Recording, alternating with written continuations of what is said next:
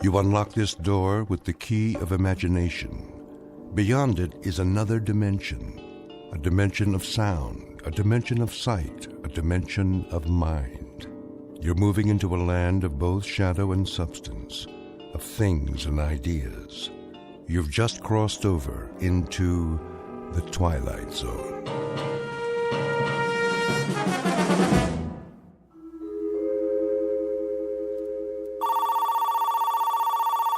The Gerald Hugo Agency.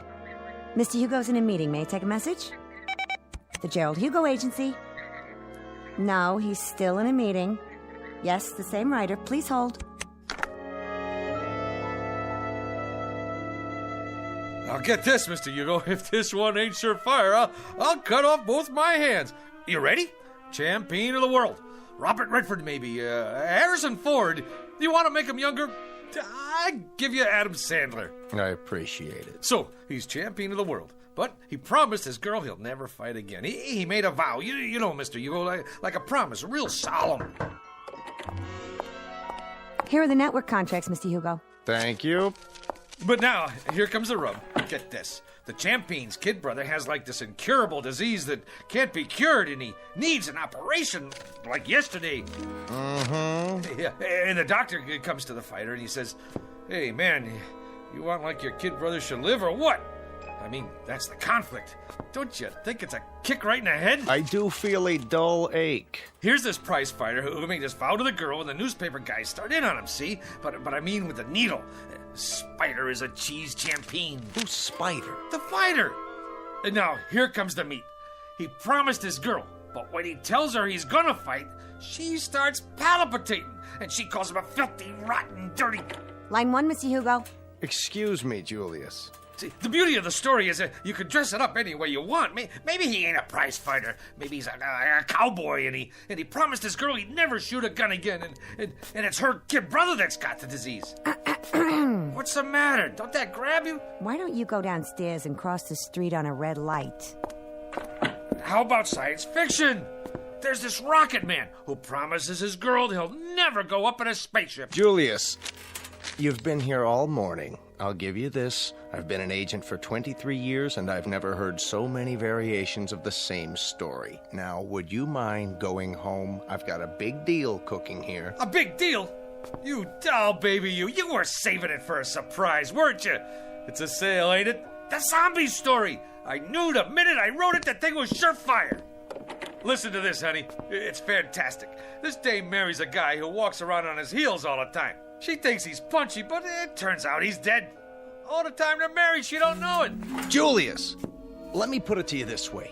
American Zombie didn't sell. The love story where the lady scientist falls for a robot, that didn't sell. Naked Weapons about a gang of topless ninjas, that didn't sell. They laughed me right out of the office. So I put it to you, Julius. Why do you persist? Why don't you go back to doing what you did before? The streetcar conductor, Mr. Hugo, there ain't no more streetcars.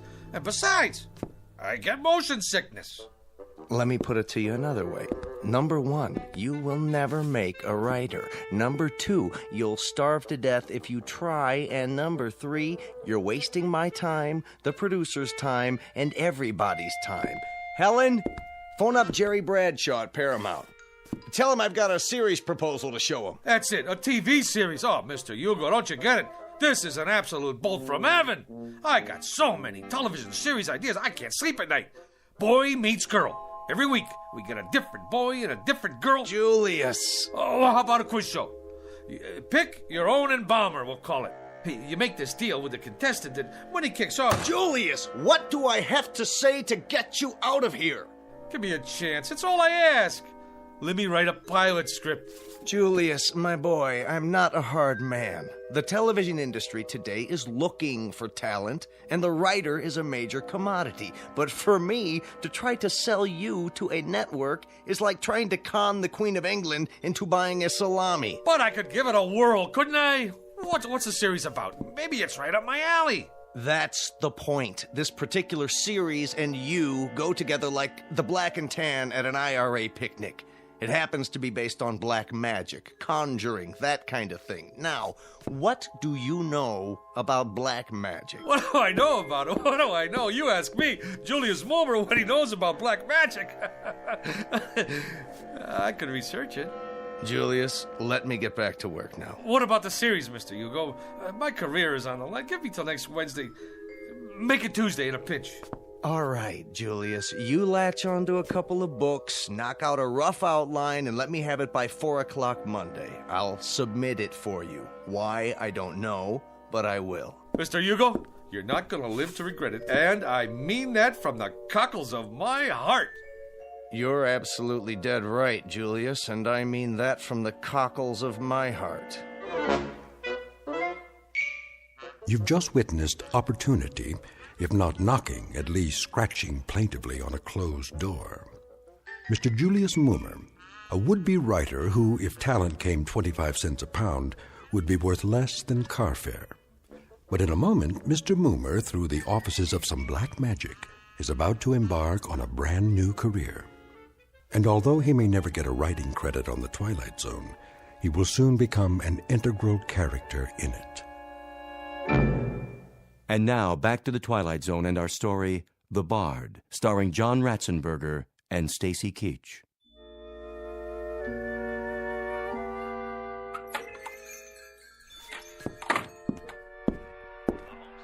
Hello? Anybody here? Yes. Hey, what are you listening to? The ball game. Oh, this is the Minor Arcana bookstore, right? Sure is. What'll it be? I have a special price on first edition Keats. Okay, show me a keep. That's a man's name, not a thing. And not a very uncommon name at that. There was a third baseman came up from Newark, played for the Yankees one year. They used to call him Beanball Keats. Yeah? Held the American record for getting beaned the most times. One time they were playing the Browns. That was when St. Louis had the Browns, and he got beaned 3 times the first 5 innings. Old Beanball Keats. You learn something new every day. Ever hear of a pitcher named String Bean Slattery? Well, Now there was a beanball artist. He could hit a batter when he was still in the dugout. As a matter of fact, he did one day. Hit a third base coach, played for the A's. Fellow named Lefty Mahoney. Old Lefty was just taking a drink when String Bean wound up and tossed one at him, right on the noggin. It seems there was a feud going on between them when they played for Binghamton in the old NYP League. Mahoney used to wipe the spit off String Bean's pitches. Mahoney was catching at the time. String Bean's father used to be an outfielder for Syracuse in the International League. I don't need no book about baseball. You don't? Oh, how sad. It's a wonderful sport, you know. Where were we? I come in about... Well, what I had in mind was... Yeah? What do you got on black magic? You have an interest in the black arts? You bet I do. See, I'm Julius Mulmer from television. Oh, I'm Sadie Polodny from Newark. I'm afraid I don't have very much on black magic. I have a great deal of information on the Black Sox, however. You probably know they threw the series that year. Terrible thing. Very discrediting to the game. And they could have taken the series 4 in a row, too. That's where that expression, say it ain't so, Joe, comes from. Now, what is it you wanted? Books. Black magic. I'm afraid that one eludes me, but I'll tell you something. If I could exercise a little magic, I'd see what I could do about getting the New York Giants back. Hey, look out! Don't worry, that shelf will stand anything. I'll get it for you. Now, isn't that strange? It's one single book. That's the only thing that fell off that shelf. And it fell right in front of me. Which one is it? The Book of the Black Arts. What do you know about that? Lady, can you do that trick again? Well, this book and I have never been formally introduced. We are total strangers. Here, you want black magic? You got it. Maybe it's some kind of sign. Well, if it is, it's your problem now. It's been a real pleasure meeting you, having this chat. Mutual. You didn't happen to play third base for the Elmira Pioneers one year, did you? How much I owe you for the book?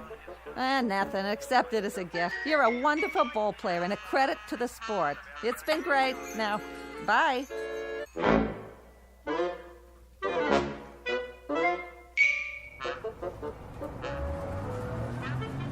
Make the sign of the pentagram and repeat 3 times.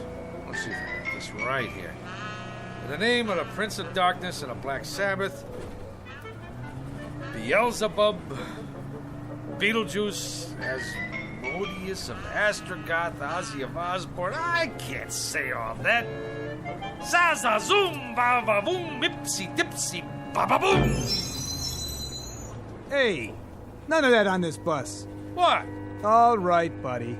This here is public transportation, and there's rules. Do you mean me, driver? Yeah, you. I don't need no crazies on my bus. But I was only... Out. Hey, you don't have to throw my book. It's a very valuable tome there.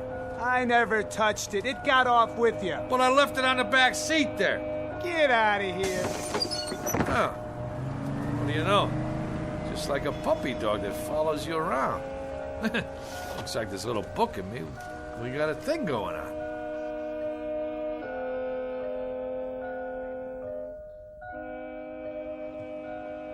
Seven times 7 be thy number, but 666 be thy fate.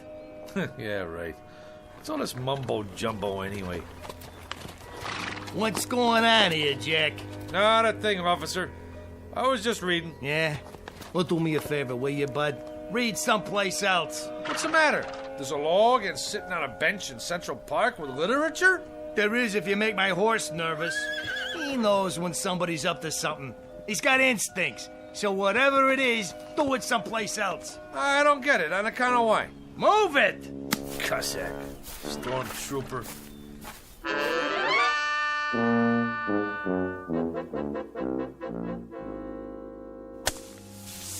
There. All right. Now I gotta draw a symbol in this here sand. Hey, Julius. What's the bit? What are you doing? Whatever it is, I wasn't doing it right. Magic schmagic. There's more here than meets the eyeballs. I've done everything it said, and nothing. Ye Book of the Black Art, being a step-by-step education in conjuring. So tell me, Faust, to what end? You don't dig? Cora, I'm standing on the threshold. I mean hovering. The only thing that stands between me and the secrets of the universe is 4 pages of Latin. Listen to this. The Black Art, consisting of necromancy, turgy, demonology, devilment, hoodoo, voodoo, conjuration, enchantment, spiritualism, manifestation, materialization, astral body and ectoplasm, mesmerizing, magnetizing, and fascinating. Like you name it, I got it. My mother isn't gonna like that sand all over the floor. You tell your mother she should pay me for the privilege of having me in this building. Yeah, you may also tell her that out of 10,000 writers in this town, they pick the absolute cream of the crop. And who's that? Who do they choose to write a big-time television series of black magic? Modesty prohibits. Not Julius Moomer. In the flesh. Big deal. Go ahead and scoff. But one of these days, you're gonna scoff on the other side of your mouth, Tootsie. There's gonna be a big, long limousine parked down below with 2 Lazarian coachmen. Liveried. Huh? Yeah, that's what I mean. In uniform. And they're gonna rap on your door and invite you and your old lady downstairs for a night on the town with their boss. And who will you find in the back seat smoking a Cuban cigar? Modesty prohibits. Just as a point of interest, Julius, what are you doing? I'm conjuring, baby. Conjuring. Conjuring who? Who knows? I just read from this here book and I got all the ingredients. Well, most of them anyhow. 3 tufts of feathers from a falcon. Yeah, I got them from a pigeon. Sand from Egypt. Yeah, I got some of my sneakers from Jones Beach. 3 legs of a spider.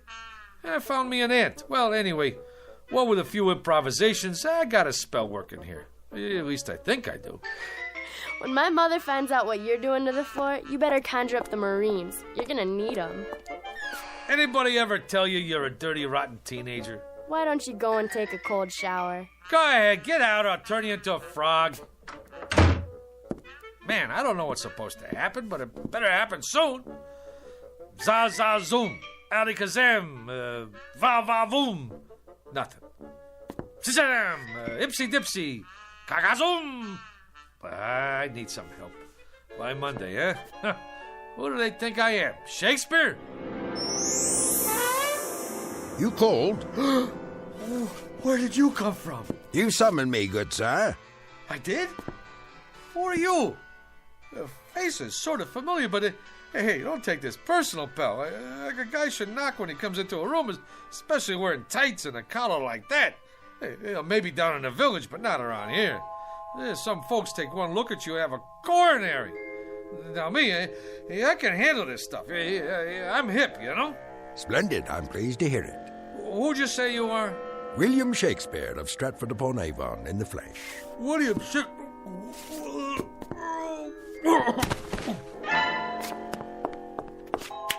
Good sir, I await your pleasure.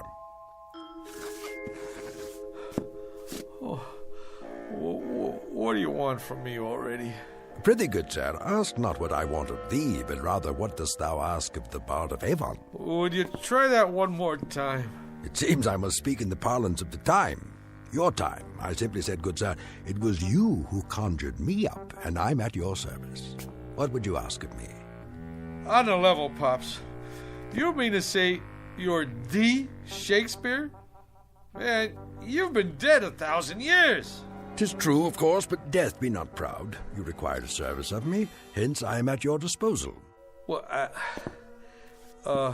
He speaks, yet he says nothing. Romeo and Juliet, Act 2, Scene 2. Quaint surroundings, decidedly so, if squalid. And this, an ancient printing device, perhaps? Yeah, that's my Underwood typewriter. I inherited from my old man. He used to write letters on it. You would ask me to compose a sonnet, perchance, a play? You have but to ask, Mr. Moomer, is it? You mean you could knock me out a couple of pieces? Good sir, you have but to ask. What nature of authorship would you require? Oh, I got me an idea, Will. You don't mind me calling you Will, do you? What's in a name? That which we call a rose by any other name would smell as sweet. Man, what language! Hey, Will, don't let anybody knock your stuff. You got potential. But here's what we'll do.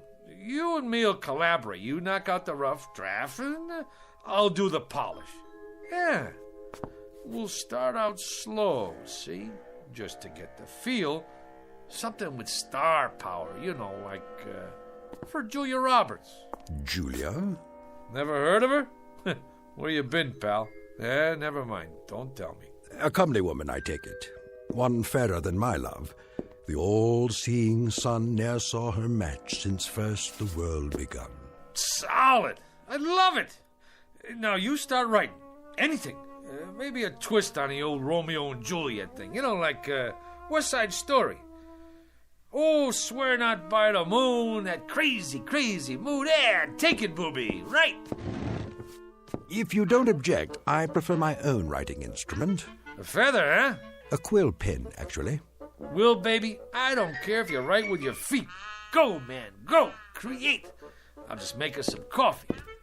Gilbert and Sullivan, Rimsky and Korsakov, Lennon and McCartney, Moomer and Shakespeare. I like it.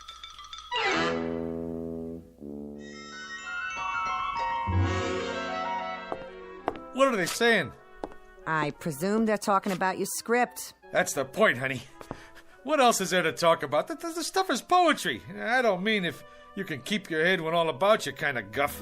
This here is class. It's downright Shakespearean. Is Mr. Blumberg in there with Mr. Hugo? We're from the network. They're expecting you, sir. Go right in. Blumberg? The big shot producer? The two guys from the network? It's a shoo-in for the Emmy. Just a little something I knocked off for a couple hours. You know, I didn't know it was that good, but that's me, honey. Never did know my own worth. I mean, Monday I knocked myself, Tuesday I knocked myself, Wednesday... Have you got any openings for Thursday? I'd like to make an application. I'm Mr. Dolan. This is Mr. Nolan. We're from the ad agency. Go right in, sir. They're expecting you. Come in, gentlemen. What were you saying, Mr. Bloomberg? I don't know. That's our feeling too, Mr. Blumberg. Our take two. Sponsor-wise, the thing requires some noodling. That is, we can't afford to jump off a bridge with this one. I concur. It's so archaic. I mean, language-wise, it's... Well, it's still rough. Fresh as a bridegroom and his chin new reaped, showed like a stubble land at harvest home. He was perfumed like a milliner, and twixt his finger and his thumb he held a pouncet box, which ever in and on he gave his nose and took it away again. Well, you gotta say this for it. It has imagery. Right, Mr. Blumberg. Imagery it has. I was going to comment. The thing did possess at least a modicum of imagery. Right, Nolan? I concur. What's the time slot? Yes, what about the time slot? Thursday, 10 to 11. And what's the lead-in? The Indefatiguables. Solid show. The private eye with insomnia. Never sleeps. Ratings-wise, it's a solid smash. May I? Please. And if the boy have not a woman's gift to rain a shower of commanded tears, an onion will do well for such a shift. Onion? Could be a sponsor conflict. I concur. Could we make it, turnip? Solid thinking. Everybody knows about turnips. You say turnip to the lady in Dubuque, she's with you. I like it. A shower of commanded tears. Shower. Suggest inclement weather. And people don't shop in inclement weather. Make it a sunshine of commanded tears. Solid. I concur. I think we could call the writer in now. A tremendous talent, prodigy of mine. What are his credits? He was a streetcar conductor, an observer of the passing scene, an incredible judge of human beings. You can see that in every line. A modern-day chronicler of human foibles. Solid. Send in Mr. Moon. How are you, Mr. Hugo? Gentlemen, well, what do you think? Like literature, huh? It shows some promise. Mr. Dolan here represents the sponsor of the Shannon Classic Playhouse. The Shannon Food Corporation. You no doubt have eaten their products. Oh, endlessly. This boy is a Shannon booster from way back. Oh, man, that's the truth. That Shannon's onion soup, this I dig. We don't make onion soup. That's French in origin. We're an American firm. Red, white, and blue, right down the line. I concur. Man, I'm glad you said that, because I always say, if it's good enough for the lady in Dubuque, it's good enough for me. Now, let's get down to some business here. The Tragic Cycle, written by Julius Mulmer. Act 1, Scene 1. The camera fades in on a shot of the garden. You know, like with turnips.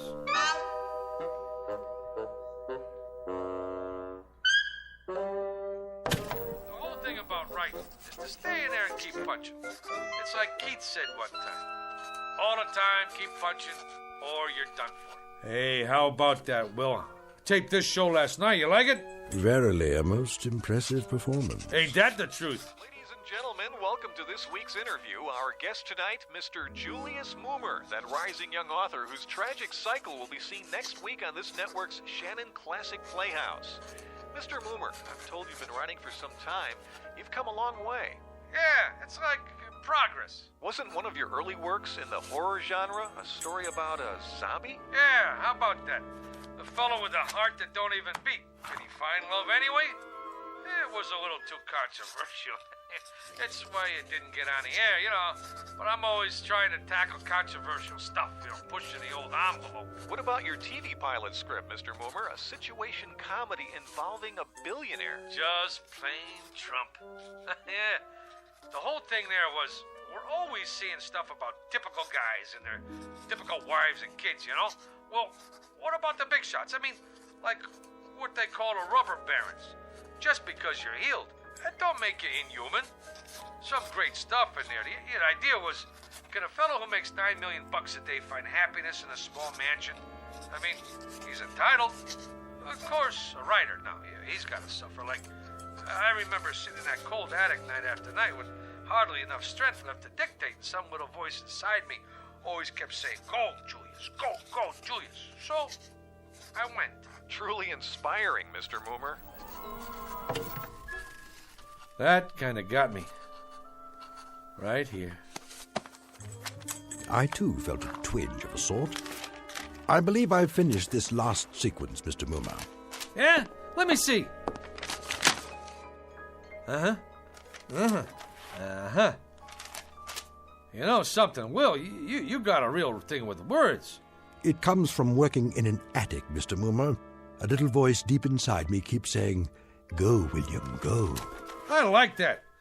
Anyway, can't you just see it? The Shannon Food Corporation, ta-da, presents The Tragic Cycle, written by, ta-da, Julius Mulmer, from an original story by Julius Mulmer. Additional dialogue by Julius Mulmer. Lucky I'm so modest. A thing like this could go to a guy's head. They're already talking another miniseries, movie contracts even. Maybe a Broadway musical. Will, you don't look so good. Like a strutting player whose conceit lies in his hamstring.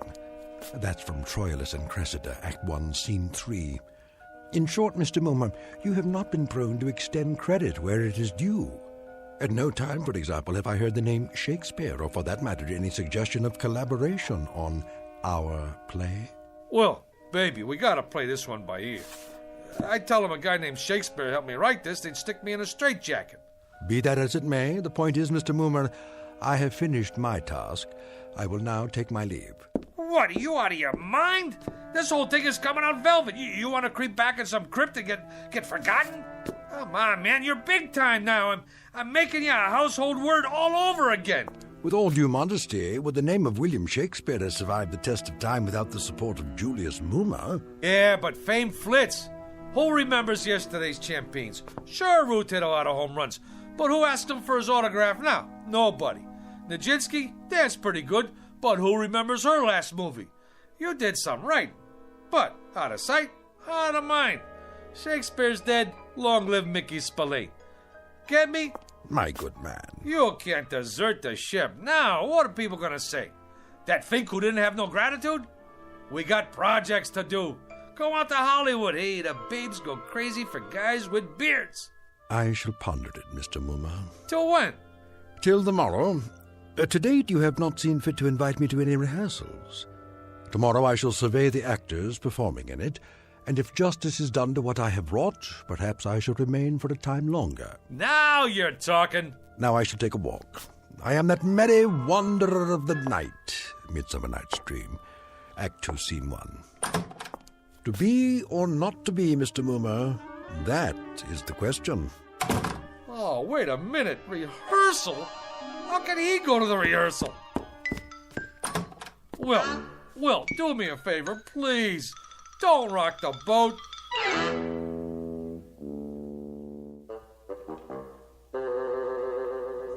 Comfortable, Mr. Shannon? Well, these seats are kind of hard on the old derriere. Mr. Shannon, before we begin the rehearsal, I'd like to say we're fortunate, sir, to have secured the services of the hottest young actor in the business, Rocky Rhodes. Rhodes, schmodes, I sell soup. Which one is he? Oh, the attractive one in the T-shirt and the motorcycle boots. All right, people, we'll pick it up with Scene 2, Act 2.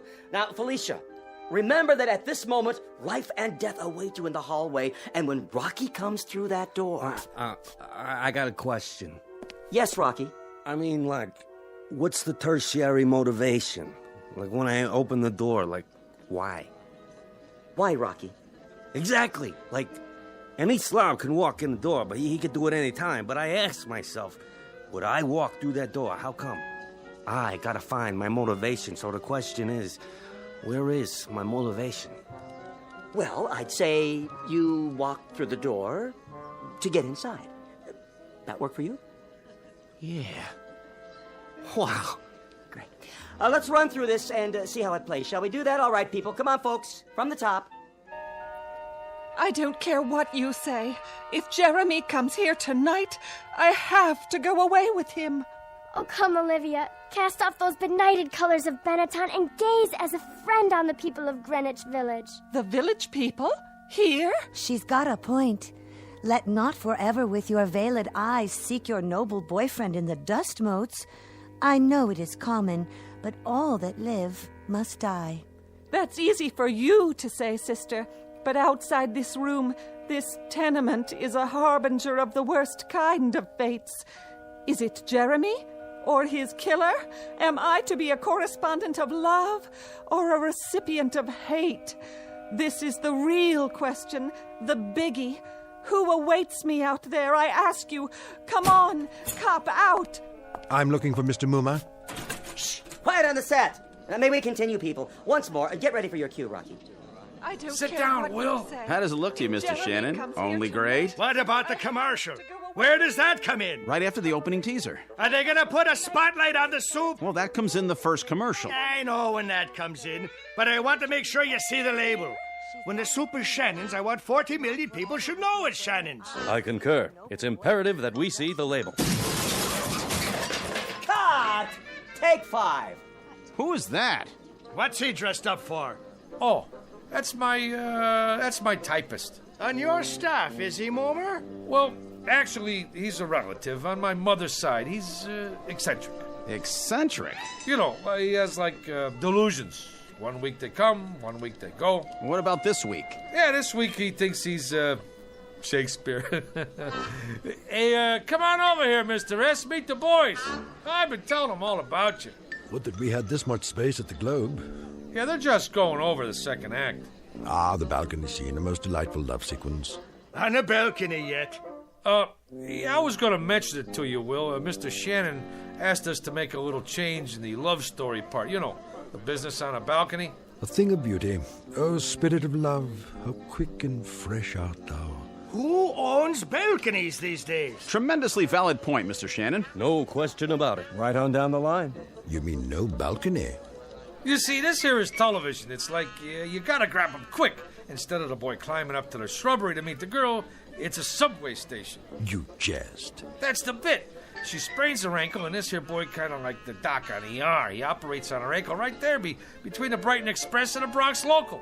You see, doctor stories are big this season. All right, cast. I want to run through the next scene. Mr. Mumar. What's the trouble, Will? Is that Esmeralda? In the blue canvas breeches? The jeans? Yeah, that's the chick. But if what you told me is true, what is the reason for her suicide? Her soliloquy about love's labor's lost? Suicide? No suicide, Mr. Shannon. That's definitely out. Oh, I meant to mention that to you, Will. She don't stick herself with the shiv. Now she runs off with a guitar player. That was my wife's suggestion. And an inspired one at that. It was indeed. I concur. And the father and brother who burst in? My wife didn't care for that. The way we play it now, the two guys who come in are cops. Cops? Policemen. And then later, the scene where the mother starts talking about all the blood on her hands, she ain't the mother anymore. She's the gardener's wife who did time for embezzlement. But she has the most definitive line of the play. In the epilogue, I took it from Twelfth Night, if music be the food of love, play on, give me excess of it, that surfeiting the appetite may sicken and so die. Sicken? The Shannon Food Company is paying this kind of money to make people sick? Will, get with it. You're taking the butter right off the toast, baby. Here we go, people. Let's hear the narration just for the timing. On October 13th, the gardener's wife returned to the scene of the crime. The police had already arrived, and once again, the Federal Bureau of Investigation... Enough of this idiocy. There is no soliloquy here. What is going on? Blow, blow, thou winter wind. Thou art not so unkind as man's ingratitude. As you like it, Act 2, Scene 7. Will, what are you doing? You're lousing up the whole deal. What am I going to tell them? Tell them that foolery, sir, does walk about the orb like the sun. It shines everywhere. Act 3, Scene 1, 12th Night. And you, foolish mortal, who could have covered himself with a cloak of immortality, who has succumbed to the rankest compound of villainous smell that ever offended nostril. To you, Julius Moomer, lots of luck. Hey, Julius, for a week now you look like somebody told you to go out and scrub a lizard. He finked out. The guy finked out. You want some advice? Knock off on The Conjuring. Get yourself a nice, clean, safe job on a streetcar. Whether it is nobler in the mind to suffer the slings and arrows of outrageous fortune, or to take arms against a sea of troubles. Did that boy have talent or what? Man, oh man, I was on my way. They was already talking about my next assignment, a mini-series on American history. What do you know about American history? Eeny, meeny, chili beanie, the spirits are about to appear. Ma, he's doing it again. I'm sorry, Mr. Bloomberg, but writers are temperamental. No, he didn't care about the reviews. As I recall, he said something about foolery walking around the orb like the sun. Who knows what it means? The American history thing? Frankly, Mr. Bloomberg, I haven't been able to reach him. Mr. Hugo, he's outside. Who is? Julius, he's got some people with him. Mr. Bloomberg, he's here. The boy has come back into the fold. I knew we could count on Moomer. I'll get right back to you. Hey, Mr. Hugo. Julius, my boy, where have you been? A whole week. The networks are screaming for you. The agencies are screaming. My clients are screaming. They want that new miniseries. I'm right in the middle of it. Me and my staff been working night and day. Not that person in the knee breeches. Don't worry about him. He's out. This one's about American history, right? Right. You want authentic, right? Authentic above all. Then I'd like you to meet my staff. Send them in, will you? General Robert E. Lee, General Ulysses S. Grant, George Washington, Abe Lincoln, and the little lady here is Pocahontas, in the flesh.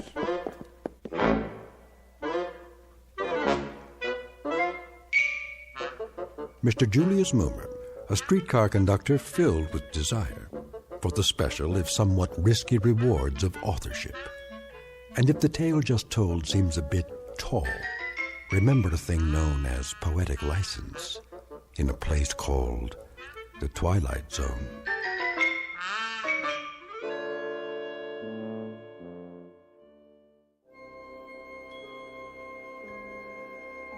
Hi, this is Carl Amari, producer of the Twilight Zone Radio Dramas. I'd like to take a moment to tell you about our official website at twilightzoneradio.com, where you'll get the latest news and information on these Twilight Zone Radio dramas. Plus, at twilightzoneradio.com, you can digitally download 3 free episodes or any of our episodes for only $1.95 each. In this age of ever-changing technology, we've decided to make these episodes instantly available to you by making the Twilight Zone Radio Dramas a digital download-only series. This means that this series will no longer be offered on CD. The CD collections at our website are now being offered while supplies last at buy one, get one free. So be sure to get your favorites before they're sold out. Be sure to visit us often, and I'll see you in the zone.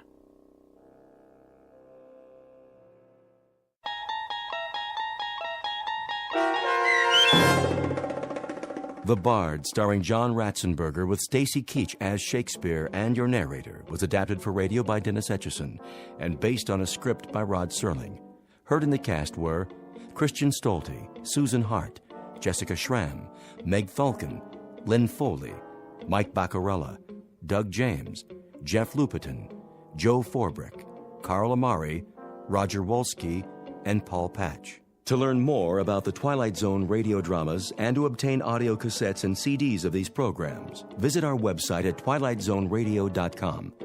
This copyrighted radio series is produced and directed by Carl Amari and Roger Wolski for Falcon Picture Group.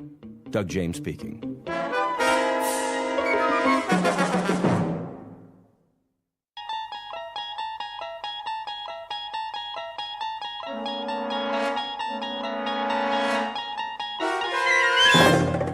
You unlock this door with the key of imagination. Beyond it is another dimension, a dimension of sound, a dimension of sight, a dimension of mind.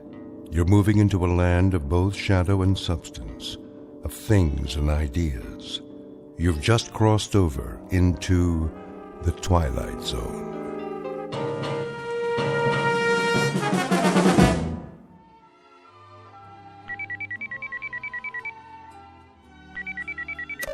Yes? Hi, Marilyn. Oh, hi, Val. Guess what? What? I got a catalog this morning. That's nice. I'll hold it up so you can see. Didn't you hear me? I said I got What's so special about a catalog? You get a lot of them, don't you? Yes, but this one is from the Bureau. Oh. Well, isn't that simply the greatest? I suppose so. You suppose? Wait till you see it. It's beautiful. I know. You think you do, but you can't. Not until you've seen it for yourself. I got one, too. You did? Why didn't you call me? I was going to. Honest. Isn't it wonderful? Oh, I can hardly wait. How long does it take, do you think? I don't know. A few days. But the transformation prom's next week. They have to give us time to decide. I don't need time. I've already made up my mind. You have? Number 12. They're so beautiful with perfect blonde hair and those little noses that turn up at the end. My mother's a number 12. I know, and she looks so fabulous. Don't you think she looks fabulous? My mother's a number 14, but I always thought your mother looks so much better. Who wants to be a brunette? Nobody has dark hair nowadays. There's this one girl at school, that senior Jennifer. Well, she picked number 14. What a mistake. Nobody liked it. She tried to dye her hair last week and it came out all red and springy looking. Now she wears extra makeup. She thinks we won't notice. But her hair doesn't go with anything else. And... I have red hair. Oh, I know. Do you think there's something wrong with red hair? No. Honest. It's great. Really. But when you think about what you'll look like after the transformation, isn't it dreamy? Maybe I'll pick number 15. They have such nice long legs. Of course, number 11 does too, just like a dancer. Not as slim as number 12, but... I gotta go. To look at your catalog, I bet. Hold it up to the phone so I can see. It's not here. Well, where is it? You didn't lose it, did you? Better check, because if you did... My mother's got it. Oh, good. I mean, I want to ask her a question. Do you think she's happy being a number 12? If she could give me her opinion before... Yeah, I'll tell her. Bye, Val.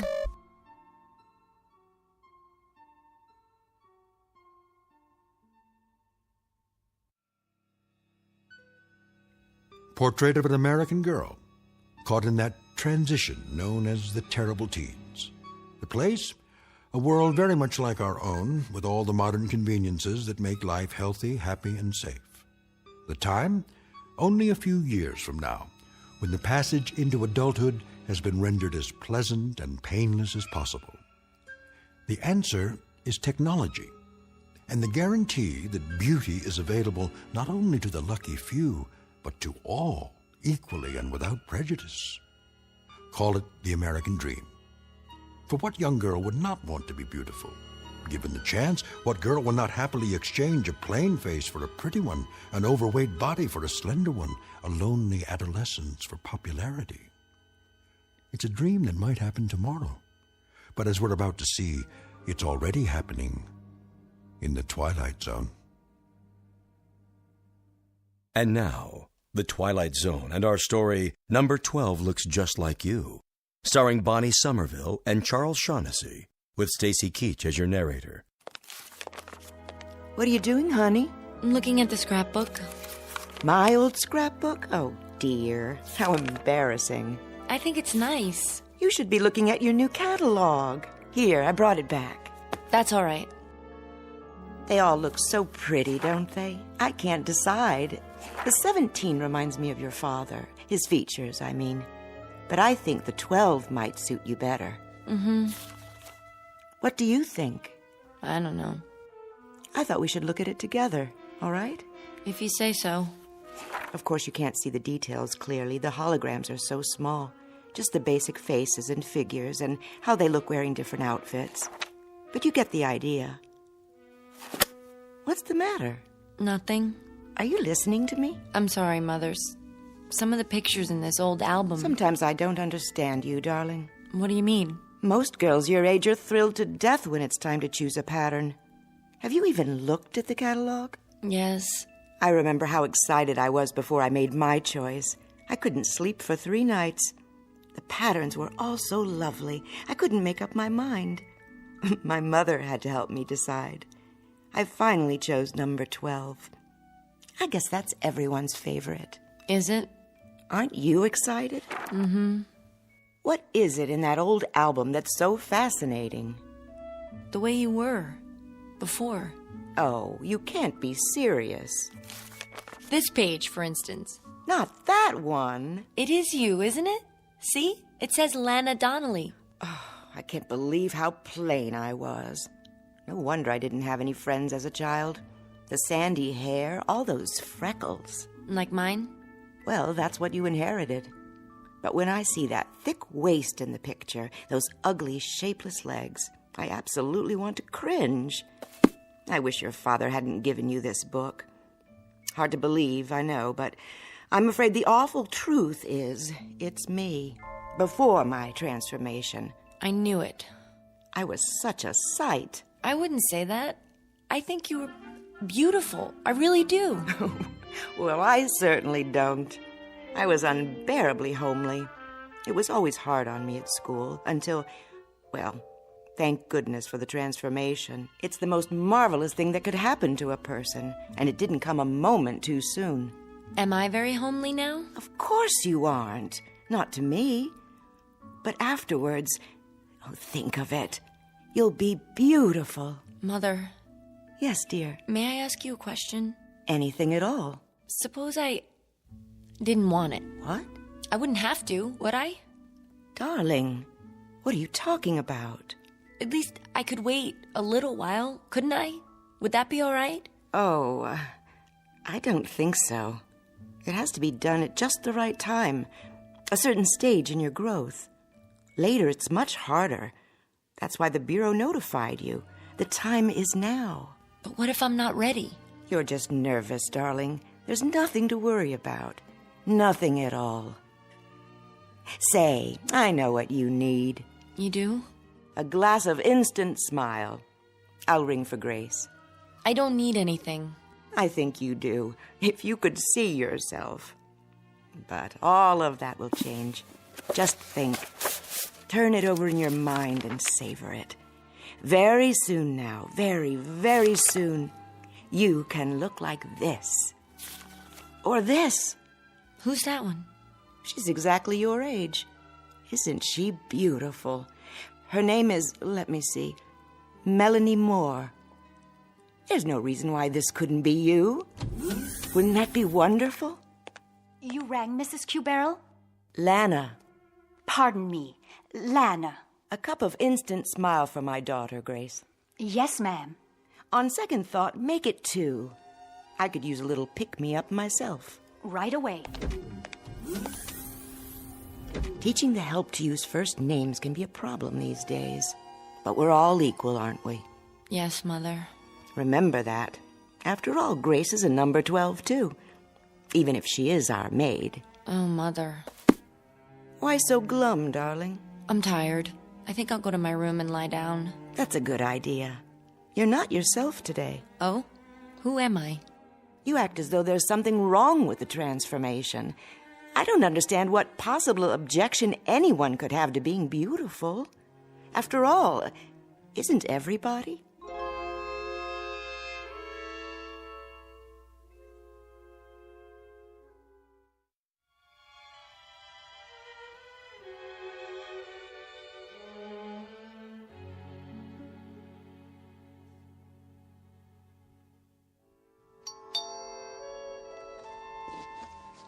Someone's at the front door, Grace.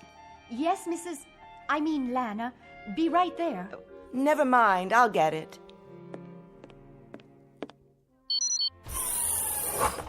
Hello, Lana. Oh, Rick. Thanks for coming by.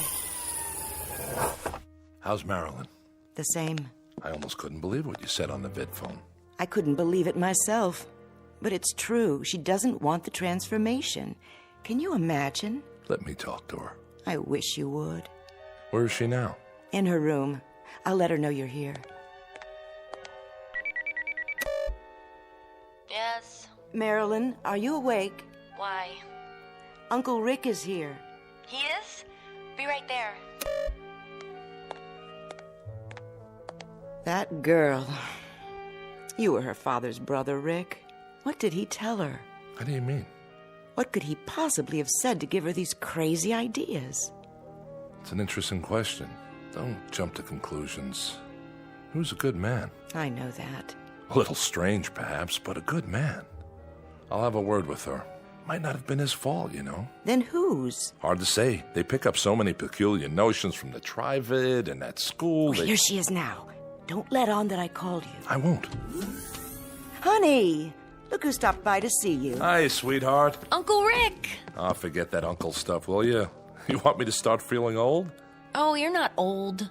Can you stay? For a few minutes, I guess. I was just passing by and I... You two will excuse me. What's the matter, Mom? Nothing. I'm late for my culture class. Still taking that night course, huh?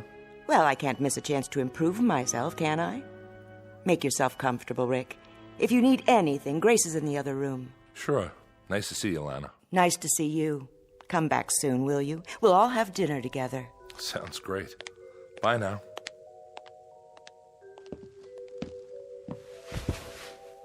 Now then, What's all this about?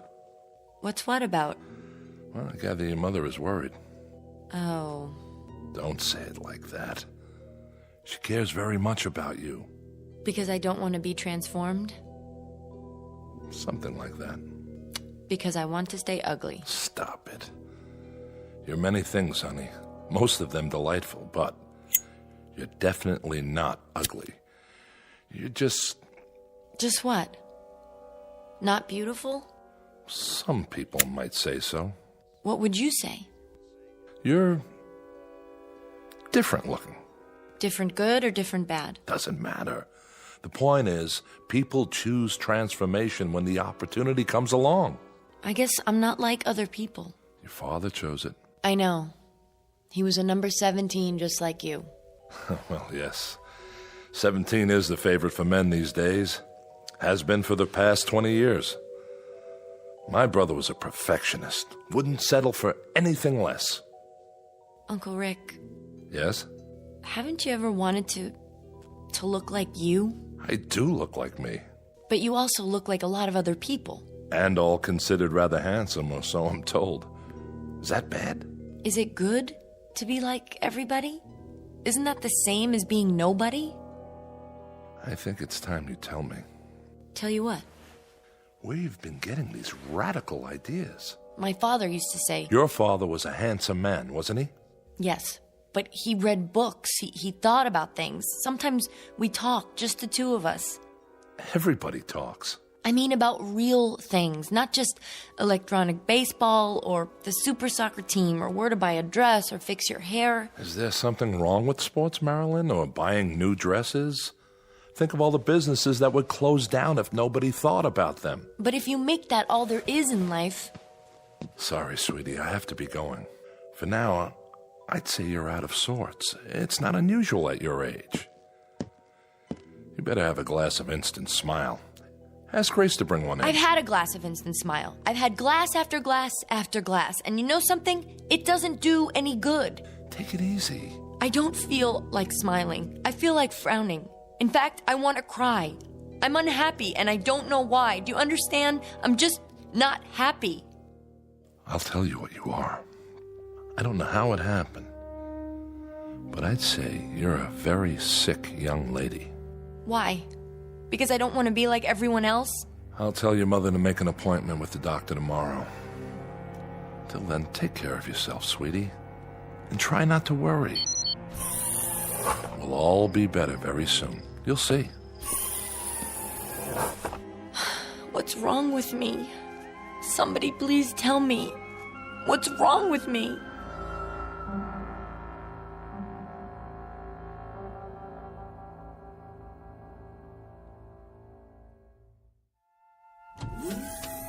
So glad you could come. Thanks, Mrs. Q-Barrel. Lana, please. Oh, sure. Lana. We haven't seen much of you lately. I know. Marilyn, look who dropped by. Who? Hi, Marilyn. Val? Yes, it's me. Oh, I didn't recognize you. Doesn't she look fabulous? I feel fabulous. Number 12 has always been my favorite, ever since I was a little girl. Well, it was worth the wait, wasn't it? You bet. Are you two going out tonight? I don't think so, but if Marilyn wants to. I can't. I have to do my online homework. Just a visit, then. I'll leave you alone. I know you have a lot to talk about. Remember, Val, you're always welcome here. Thanks, Lana. If you need anything... We're fine, Mother. Don't be such a stranger, Val. I promise. See you soon. She told you, didn't she? Well, yes. And that's why you're here. Really, Marilyn, don't you think you're being silly about the whole thing? I think it's my own business. Well, of course it is. But I don't understand. Nobody does. I just don't see why I have to make up my mind right now. There's no law, is there?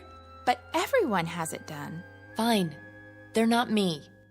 It doesn't hurt or anything if that's what you're worried about. When they did mine, I didn't feel a thing. I'm sure it didn't. Well, what then? You like the way I look, don't you? Sure. You look just like my mother now. Oh, excuse me. Like Lana. What's wrong with that? Nothing, Val. But I like you. Of course you do. We're friends. We'd be friends even if you didn't have the transformation. Don't you know that? That's not the important thing. What is important, Val? It's like getting a new dress or a new hairstyle. You just look better. You want to look as nice as you can, don't you? If I do it, I'll look like one of those holograms in the catalog. That's right, you will. And they're all beautiful, aren't they? What's wrong with that? I don't know. But somehow I have this feeling that it's wrong. Why? How will you know me afterwards? How will anyone know me? That doesn't make sense.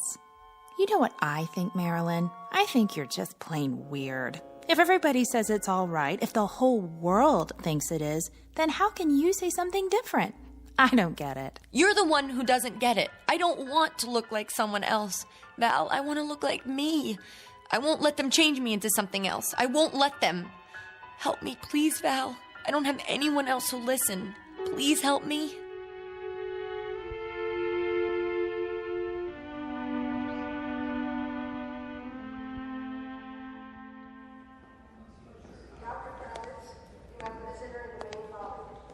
Marilyn? Mother? No, I'm Miss Simmons. Oh, you must be a number 12, too. Why, thank you, dear. As a matter of fact, I am. Doctor will see you now. Where's my mother? She's already in the office. Would you like to come with me? All right.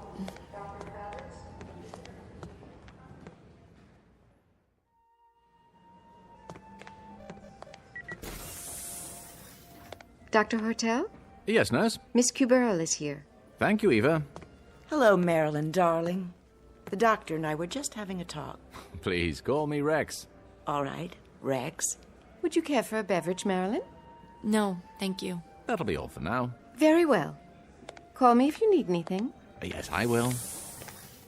Have a seat by me. The couch is very comfortable. What's this for? Oh, just a simple interview. Your mother, Lana, wanted us to get acquainted. Why? Rex will answer any questions you have. I'll do my level best. And I appreciate it. We both do. I'm sorry to have bothered you. It's such a small thing, really. No, not at all. That's my job. Marilyn, please, sit. Now then, you're 18?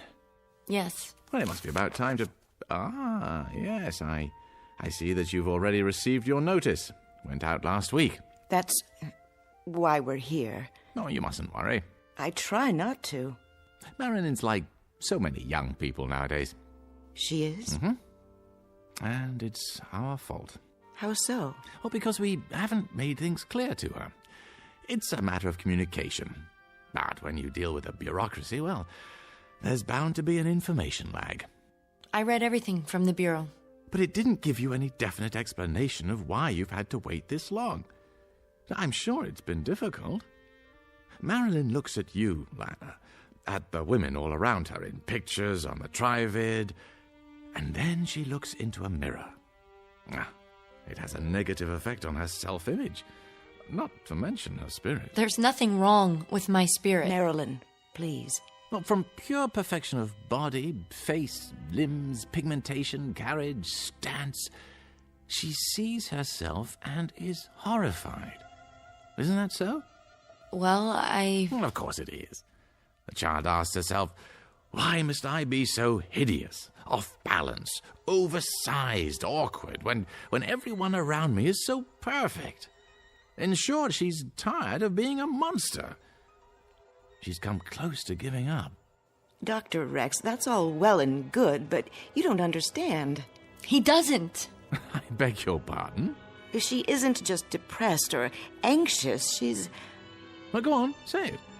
You're my patient now. Everything is in strictest confidence. Well, she's...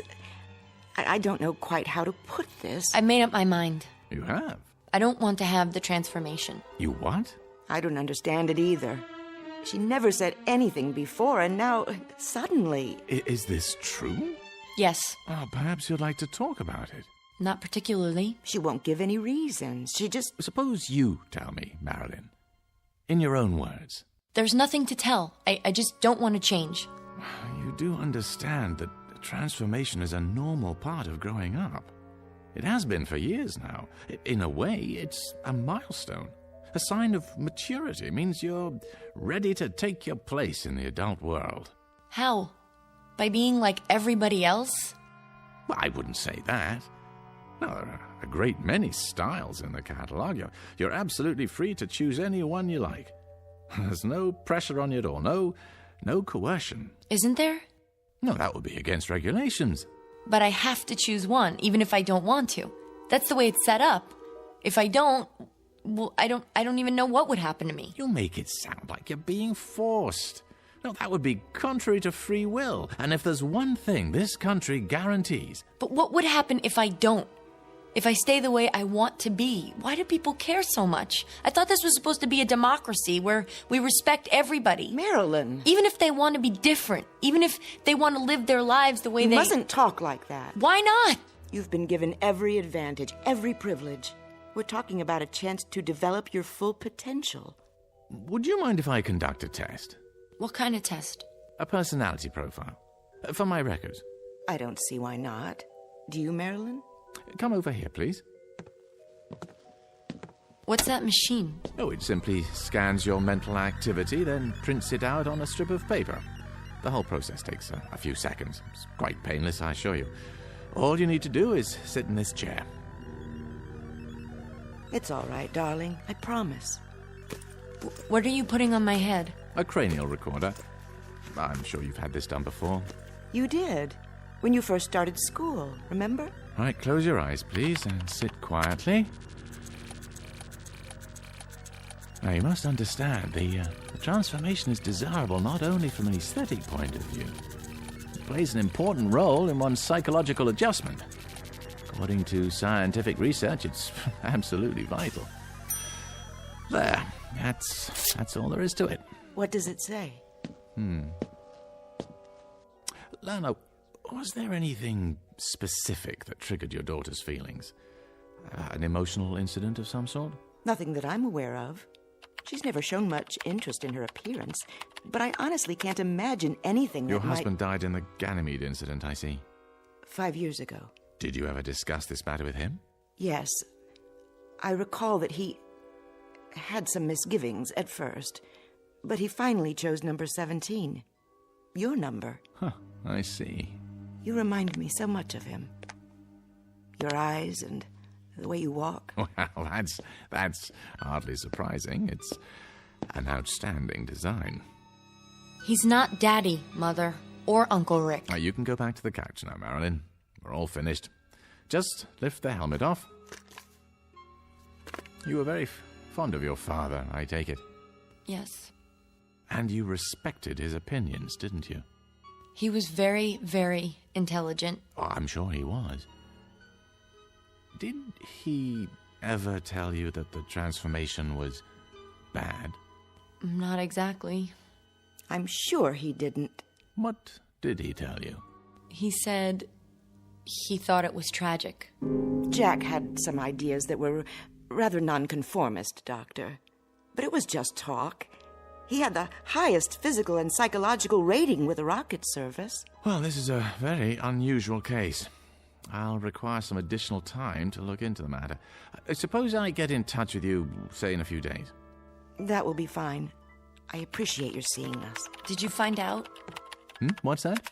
The machine. Did you find out what's inside my head? Oh, your general intelligence rating is quite high.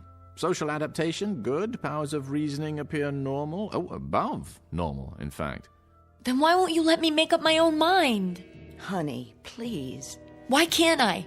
Why should I be forced to do something I don't want to do? You can't make me, can you? Oh, no one has ever been forced to take the transformation. No, the problem is to discover why you don't want it. Then, once we understand that, well, we'll make whatever corrections are necessary. You're something of a challenge, young lady. Don't you worry. I'm sure we'll be able to handle it. Whatever it takes.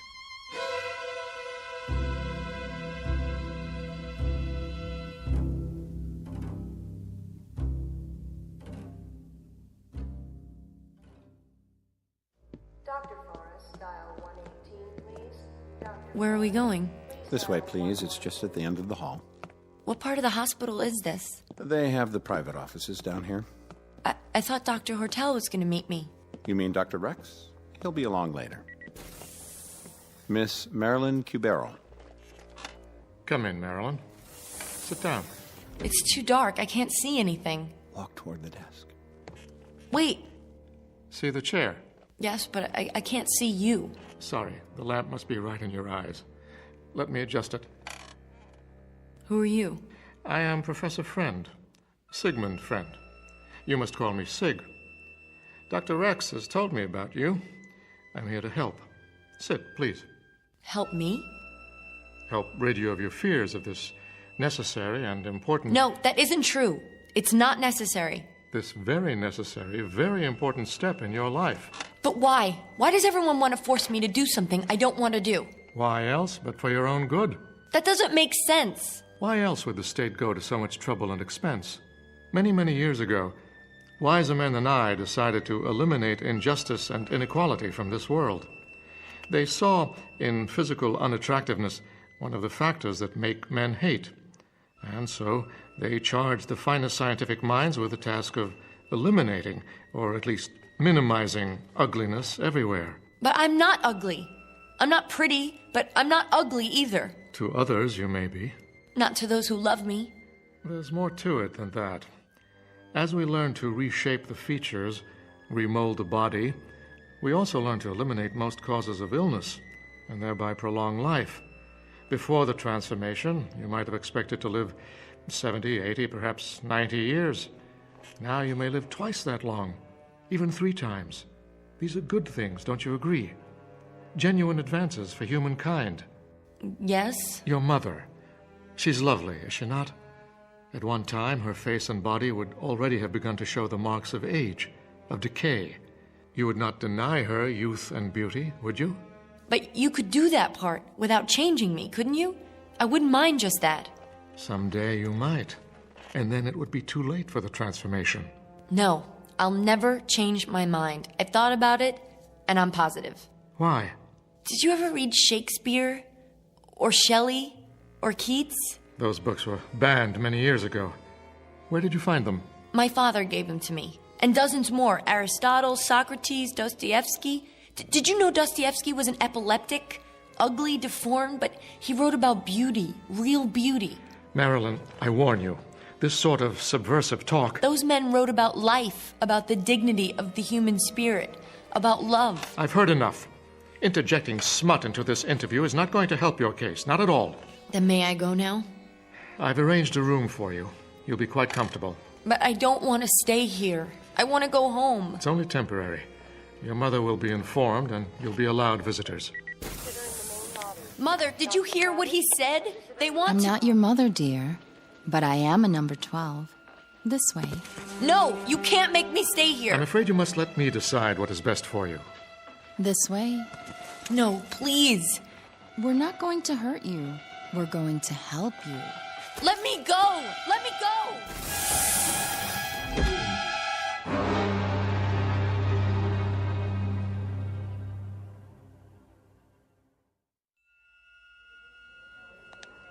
We're almost there. Just ahead. 3rd room on the left. And you're sure she's all right? Oh, absolutely. I'm so glad. Did you know, Doctor, we've been best friends since preschool? Well, she's lucky to have a friend like you. And a mother who cares so much. Like you, Lana. I hope she's awake. Marilyn. Dr. Rex? You have company. Oh, Mother. She was quite upset last night. I gave her something to help her sleep. Hello, darling. You haven't done anything to her yet. Oh, a mild sedative, nothing more. If you'll excuse me, I have to look in on another patient. Of course, Doctor. Thank you. Hi, Marilyn. Hello, Val. Are you okay? I think so. We'd have been here sooner, only the doctor said you were sleeping. How do you feel? I don't know. What happened? Nothing. They just wouldn't let me go. Oh, Mother, they're gonna do it anyway. They're gonna make me do it. That's not true, Marilyn. Dr. Rex promised, remember? He was lying. Lying? Why should he? I don't know, but I know he has to say that to keep people from finding out. Finding out what? That they do the transformation whether you want it or not. Don't try to sit up. Didn't you hear what I said? I can't see why you're so unhappy, when all they want to do is make you pretty. But they don't. What? Last night before I went to sleep, I remembered something. I remembered what Father told me. He said, when everyone is beautiful, then no one will be. Because without ugliness, there is no beauty. Oh, Mother, don't you see? They don't care whether you're beautiful. They want everyone to be the same. That's all. They? Who are you talking about? I'm afraid it's time to go now. Already? If it's all right, I'd like to stay and talk to Marilyn some more. Well, just for a few minutes. Don't worry, dear. Everything's going to be fine. You'll see. What do you want to talk about? Well, I was thinking about what you said, what your father said. I don't see why he's so important to you. Val! I mean, he's dead, isn't he? Besides, you must have had other fathers. My mother's been married 11 times. Personally, I always like the stepfathers better anyway. Please, Val. You've had 9 fathers since the first one. Well, haven't you? Everybody marries everybody these days. Val, stop. After all, how can anybody live with the same husband for 100 years? Besides, from what I hear, your first father wasn't much fun. Stop talking about my father. You didn't know him.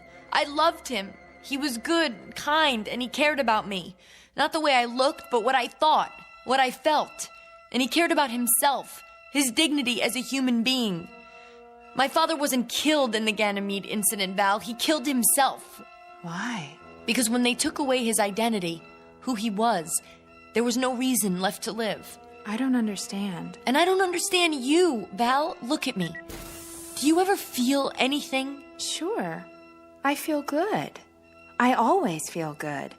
Like that poem we learned in school. Life is pretty, life is fun. I am all and all is one. You don't get it. Get what? What are you talking about? You really don't. You can't. You can't understand anything. I gotta go, Marilyn. Goodbye.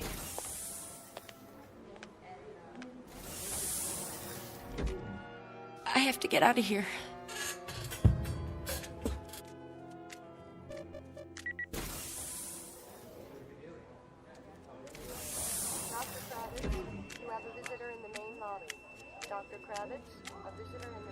You're number 14, aren't you? Yes. Do you like 14s? I do now. Have you had lunch yet? I was just on my way to the 22nd floor. That's amazing. So was I. Working a long shift today? Till 7. Then I'm free. That's great. Say, have you seen the Holo Lounge yet? If you like, I was thinking we could... Which is the way out? I can't remember. Must be those 2 doors at the end.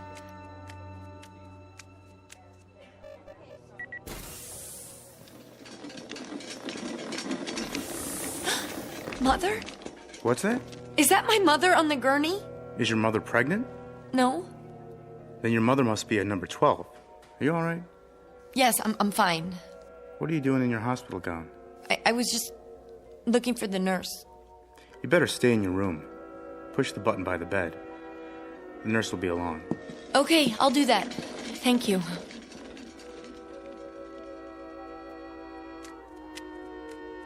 The double doors, this has to be the way.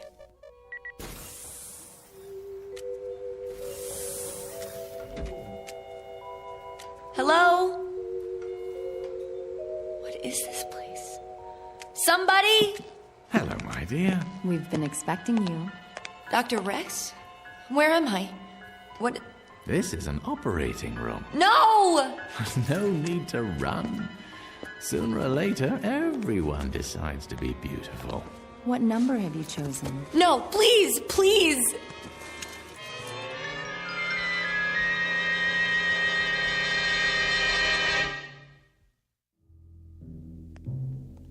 Ah, Mrs. Cubero. Val. Just in time. Is it all over, Doctor? All over. Is she okay? She's fine. You'll see for yourself. I've been so worried the last few days. She seemed in such a state. It's as I told you. Occasionally, a young person has difficulty adjusting to the idea. It always works out fine in the end. It never fails. A complete self-contained procedure. Mother! Val! You see? What did I tell you? Look at me, Mother. Look at me. Marilyn? Well, what do you think? You're beautiful. Simply beautiful. Wow, I love your long legs. And the nicest part of all, Val, now I look just like you and Mother. Turn around so I can see you. Do you like my makeup? They even gave me some high heels. Of course, I'll need a new dress to go with my new look. Yes, yes you will. Come along, Marilyn. We'll do some shopping on the way home. Then we'll have a party, and all your friends can come over. You're going to have so many new friends from now on. I know. Isn't it exciting?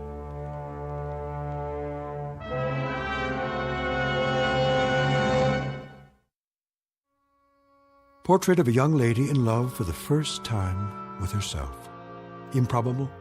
Perhaps. But in an age of plastic surgery, bodybuilding, an infinity of cosmetics, and an obsession with appearance, let us hesitate to say impossible.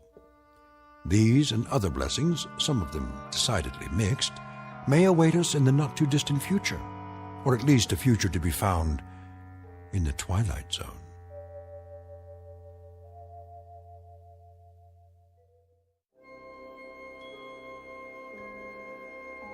Hi, this is Carl Amari, producer of the Twilight Zone Radio Dramas. I'd like to take a moment to tell you about our official website at twilightzoneradio.com, where you'll get the latest news and information on these Twilight Zone Radio dramas. Plus, at twilightzoneradio.com, you can digitally download 3 free episodes or any of our episodes for only $1.95 each. In this age of ever-changing technology, we've decided to make these episodes instantly available to you by making the Twilight Zone Radio Dramas a digital download-only series. This means that this series will no longer be offered on CD. The CD collections at our website are now being offered while supplies last at buy one, get one free. So be sure to get your favorites before they're sold out. Be sure to visit us often, and I'll see you in the zone.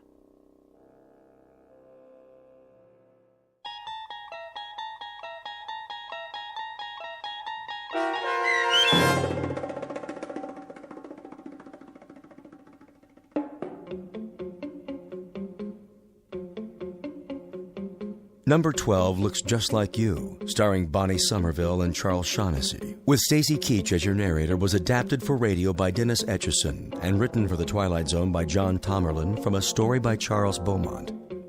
Heard in the cast were Mike Starr, Linda Reiter, Rebecca Spence, David Darlow, Nick Sandys, Nina Lascelles, Tom McElroy, Rick Arthur, Chobi Cerny, Fernette Lebo, and Terry Lopez. This copyrighted radio series is produced and directed by Carl Amari for Falcon Picture Group. Sound design and custom Foley effects for The Twilight Zone by Cerny American creatives Bob Benson, Craig Lee, Michael Slaybach, and Matt Sorrow. To learn more about the Twilight Zone radio dramas and to contact us, visit our official website at twilightzoneradio.com. Doug James speaking.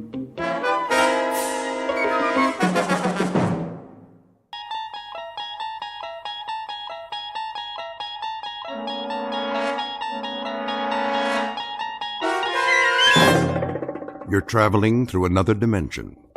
A dimension not only of sight and sound, but of mind. A journey into a wondrous land whose boundaries are those of imagination. Your next stop, the Twilight Zone.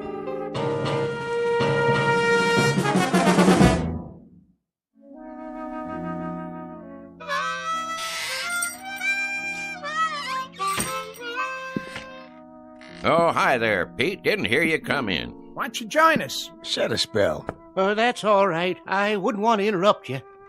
Well, all right then. Where was I? General Pershing. Oh, yeah. So I said to Jack Pershing, General, I said, there ain't gonna be no artillery support. They're dug in too deep. When was this now? First World War, of course. The Great War, we called it. Yes, sir. So I says to General Pershing, Jack, what we gotta do is we gotta enfilade. Know what I mean? Do what? Enfilade 'em. That's what we're going to do. Ha ha! Enfiladum to beat the band. Frisbee, when are you going to put that mouth organ of yours out of its misery? How's that? Or at least learn how to play it. Helps me relax. Well, sir, old Blackjack knew who he was dealing with. And that was? They didn't call me old Enfilade Frisbee for nothing. Horseradish? Huh? Where do you keep the horseradish, Frisbee? Right where it always was, Pete. Third shelf down. Down where? On your left there, next to the pickles. You got catsup? Underneath the cash register, behind the beans. What's your hurry? Come on over. I got another chair. No thanks. I'll put a new log in the stove. If it's all the same to you, Frisbee, I'll just collect my goods and get on home while it's still daylight. Suit yourself. Oh, well, where was I? Oh, yeah. Well, sir, the following morning, we attacked up and down the line, and the rest is history. Smashed them to bits, we did. And then we went on to Paris to celebrate. Exactly 4.5 hours it took us. We had frogs' legs and cold duck till we couldn't eat no more. An hour later, we was in Berlin. Shall I say it, or do you want to? Be my guest. Frisbee. Yeah? You not only got a pot belly big as that stove, you're the biggest liar who ever sat in that chair. You're doubting my word? You can start with that. Beyond just doubting your word, I'm calling you a liar flat out. How can you go from Paris to Berlin in 1 hour? Find the radishes, Pete? Yep. What about celery? All out. Getting some fresh ones in the morning. We're waiting, Frisbee. How do you go from Paris to Berlin in 1 hour? Oh, hold your horses now. I'm coming to that. It's what made the whole operation so fantastic. I was doing some reconnoitering, and I found me a back route. That's very interesting, Frisbee, except last week you sat right there, big as life, and told us you were in the Balloon Corps. You sure did. And that over the Battle of Marne, you shot down 3 German Fokkers with a pistol and personally directed the artillery so the Marines could win. Oh, I did that too. Only it was a year later. It was, let's see now, April of 1917. That's it. I heard enough. More than enough. I'm getting out of here. Well, now you might want to give that some thought, boys. Looks like rain to me. Rain? Sure enough, gonna be some rain. Tell by the clouds. You can always tell by the clouds, you know. Take that big job up on the hill. That there is a stratocumulus opacus. Anything you say, Frisbee. You fellas know anything about meteorology? Don't get him started.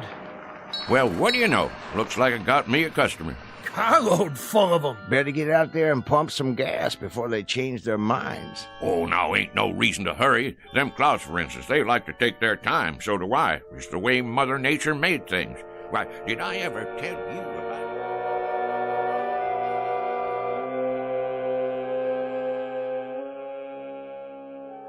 The slow-moving gentleman with the sizable mouth is Mr. Frisbee, proprietor of Frisbee's General Store, the local version of Gimbel's and Macy's. He has all of the drive of a broken camshaft and the aggressive vinegar of a corpse. As you've no doubt gathered by now, his stock in trade is the tall tale, the outrageous falsehood, the bending of truth up to and beyond the breaking point. What he doesn't know is that the visitors in the car out front are a very special breed, destined to change his life beyond anything even his fertile imagination could manufacture and embroider. The place is Pitchville Flats. The time is the present, or thereabouts. And Mr. Frisbee is on the first leg of a rather fanciful journey into a place we call the Twilight Zone.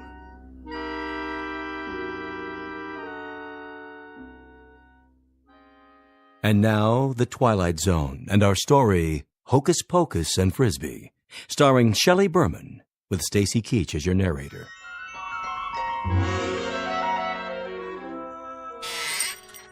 I believe I asked you boys a question. Oh, I'm sure you did. About meteorology. Well, I know plenty about that particular subject. University of Wichita it was. Got my doctorate in it. Did a treatise at the age of 13 that still uses standard text. Meteorology and You was the title.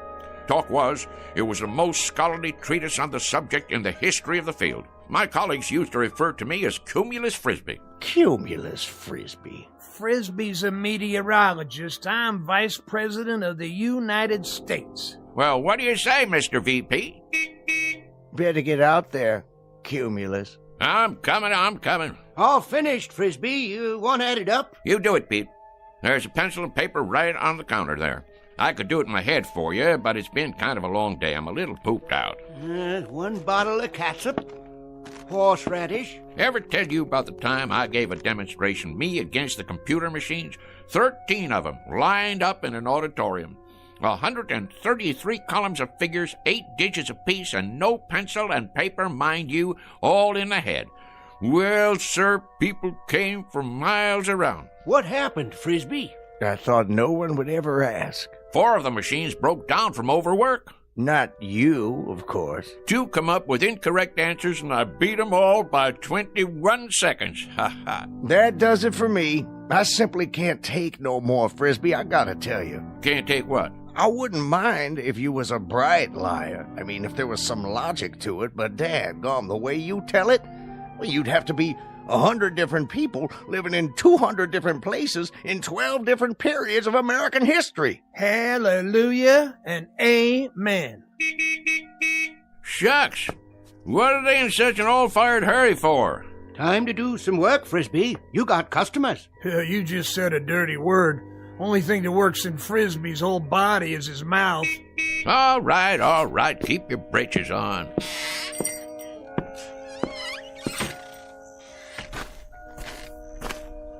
Howdy, gents. Hello. Want gas or something? Gas? Oh, yes. Sorry I had to wait. Not at all. You know, if you gotta be someplace in a hurry, you could have pumped it yourself.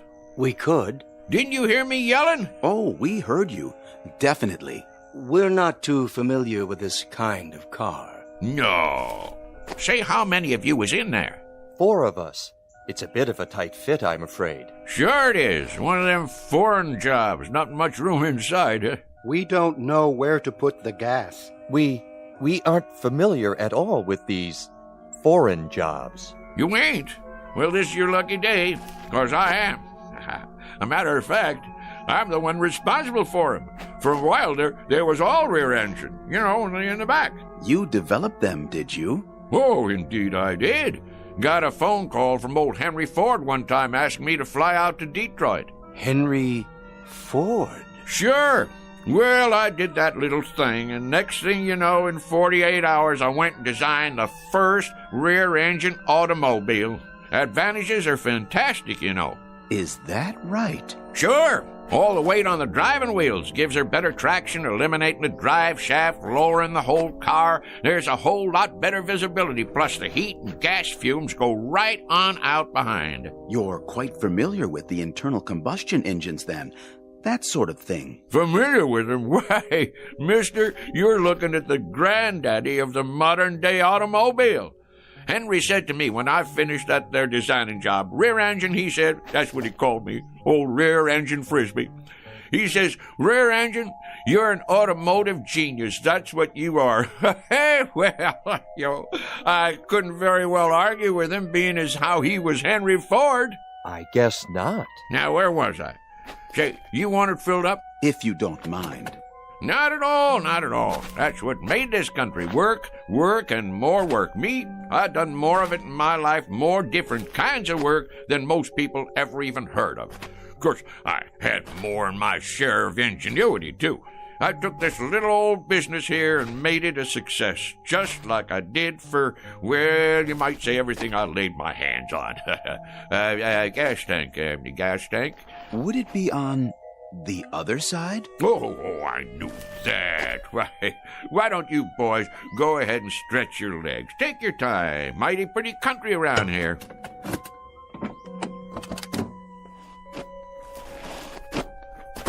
Yes, pretty. Of course, it wasn't very pretty when I moved in. First thing I did was plant all these trees, hundreds of them. I had to import them from my old friend Luther Burbank. You gotta give them just the right amount of water and a special kind of plant food I cooked up. This is the man. Without doubt. Frisbee, is that it? Not a common name. He must be the one. Frisbee. An incredible specimen. Done it all, knows everything, and everyone. All the greats. Then what we've heard is true. All of it. Absolutely. He studied at most of the major universities, holds a doctorate in at least 8 disciplines. A key man, obviously. Water and oil okay? I believe they are, but I'd feel better if you checked them. Might as well, long as I'm out here. I'll just open the hood and let me see now. Where's the latch now? In the front, maybe. Front? Where? Oh, no, what am I thinking? In back? Of course, where the engine is. Engine.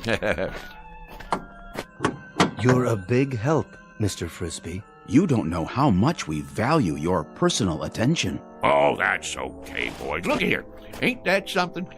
They got the dipstick and all hidden away so's nobody can go messing with them. But I can see from here that they're just fine. They're just fine. And yep, they're fine and dandy. Well, that ought to do it. How much do we owe you? Looks like $5 and a couple of cents. Make it 5 even. Did you bring a supply of local currency? Right here. Which one? Will this do? This here's $20. That what it is? Yes, of course. 20. I think I got some change. Change? In my pocket. Hold on now. Did we give you enough? Oh, sure, but you got 3 5s coming back. That's not necessary, Mr. Frisbee. You keep it. Huh? For your trouble. We have no need of it. That's mighty decent of you.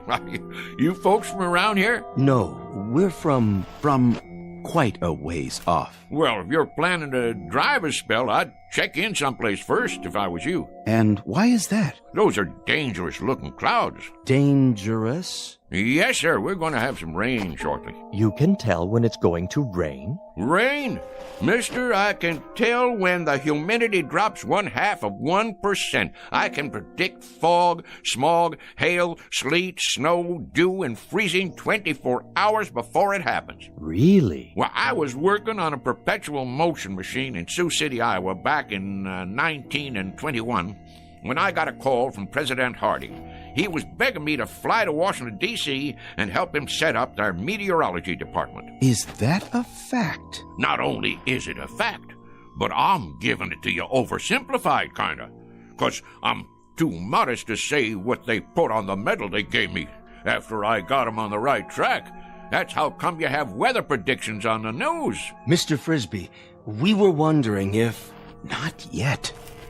We'll see you later, Mr. Frisbee. You will? You may rely on it. Well, that'd be real nice. Stop on back and we'll sit around and talk some more. But mind what I told you about the weather. Best check into a motel or something till she blows over. We'll do something like that. Thank you so much, Mr. Frisbee. Into the car now, gentlemen. Well, you take care now. Oh, we will. We will.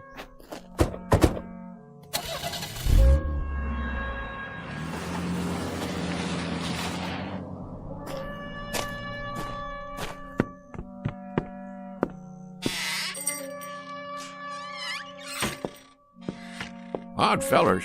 Why, didn't they believe what you were saying? It ain't that. They just seem kinda odd. Wearing suits like business fellows from the city. Handed me a $20 bill like they didn't know what it was. Well, how come you didn't tell them you was Andrew Jackson and that was your picture on it? That's one of the few things I ain't heard them claim. Wait around here long enough and you will. Well, we'll see you tomorrow, Frisbee. Yep, see you tomorrow. Sure enough, boys. I'll be here. Same as always.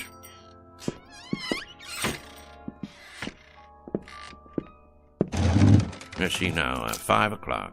Sounds to me like a good time to close. Mr. Frisbee? That's my name. Don't wear it out. Huh? Mr. Frisbee. Who's there? If you walk outside and head east down the highway... Where are you? Nobody left in this store but me. If you head east for 200 yards, you'll come upon something extraordinary. Oh, yeah? Like what? An adventure, Mr. Frisbee. New worlds to conquer. How's that? Worlds even you have never dreamed of. Say, where you hiding? In the back room? Or over by the dry goods? Don't trouble yourself. You won't see us. Well, where are you then? With you, Mr. Frisbee. We are a part of you. And soon, very soon, you will be a part of us for all eternity. You are going to the stars, sir. To the stars.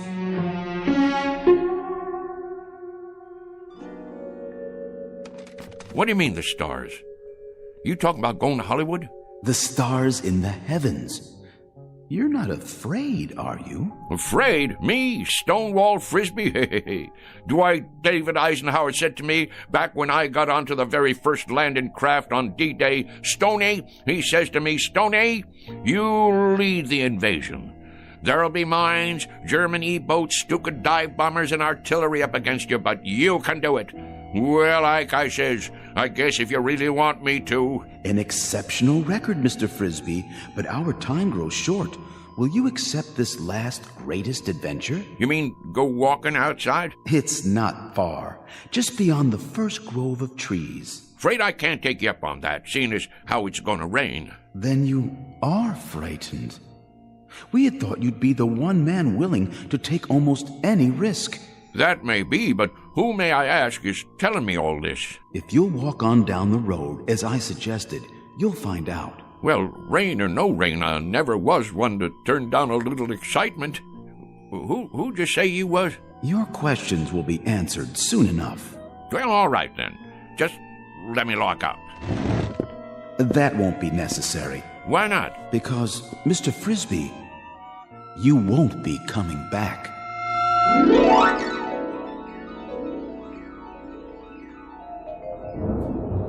Well, will you look at that? I sure was right. Gonna be a big old storm tonight. Hurry, Mr. Frisbee. I'm coming. Don't get your long johns in a twist. Straight ahead. We're waiting for you. Where? Look to your right. I don't see... Wait a minute. What the heck? Oh, I get it. Some kind of movie prop, right?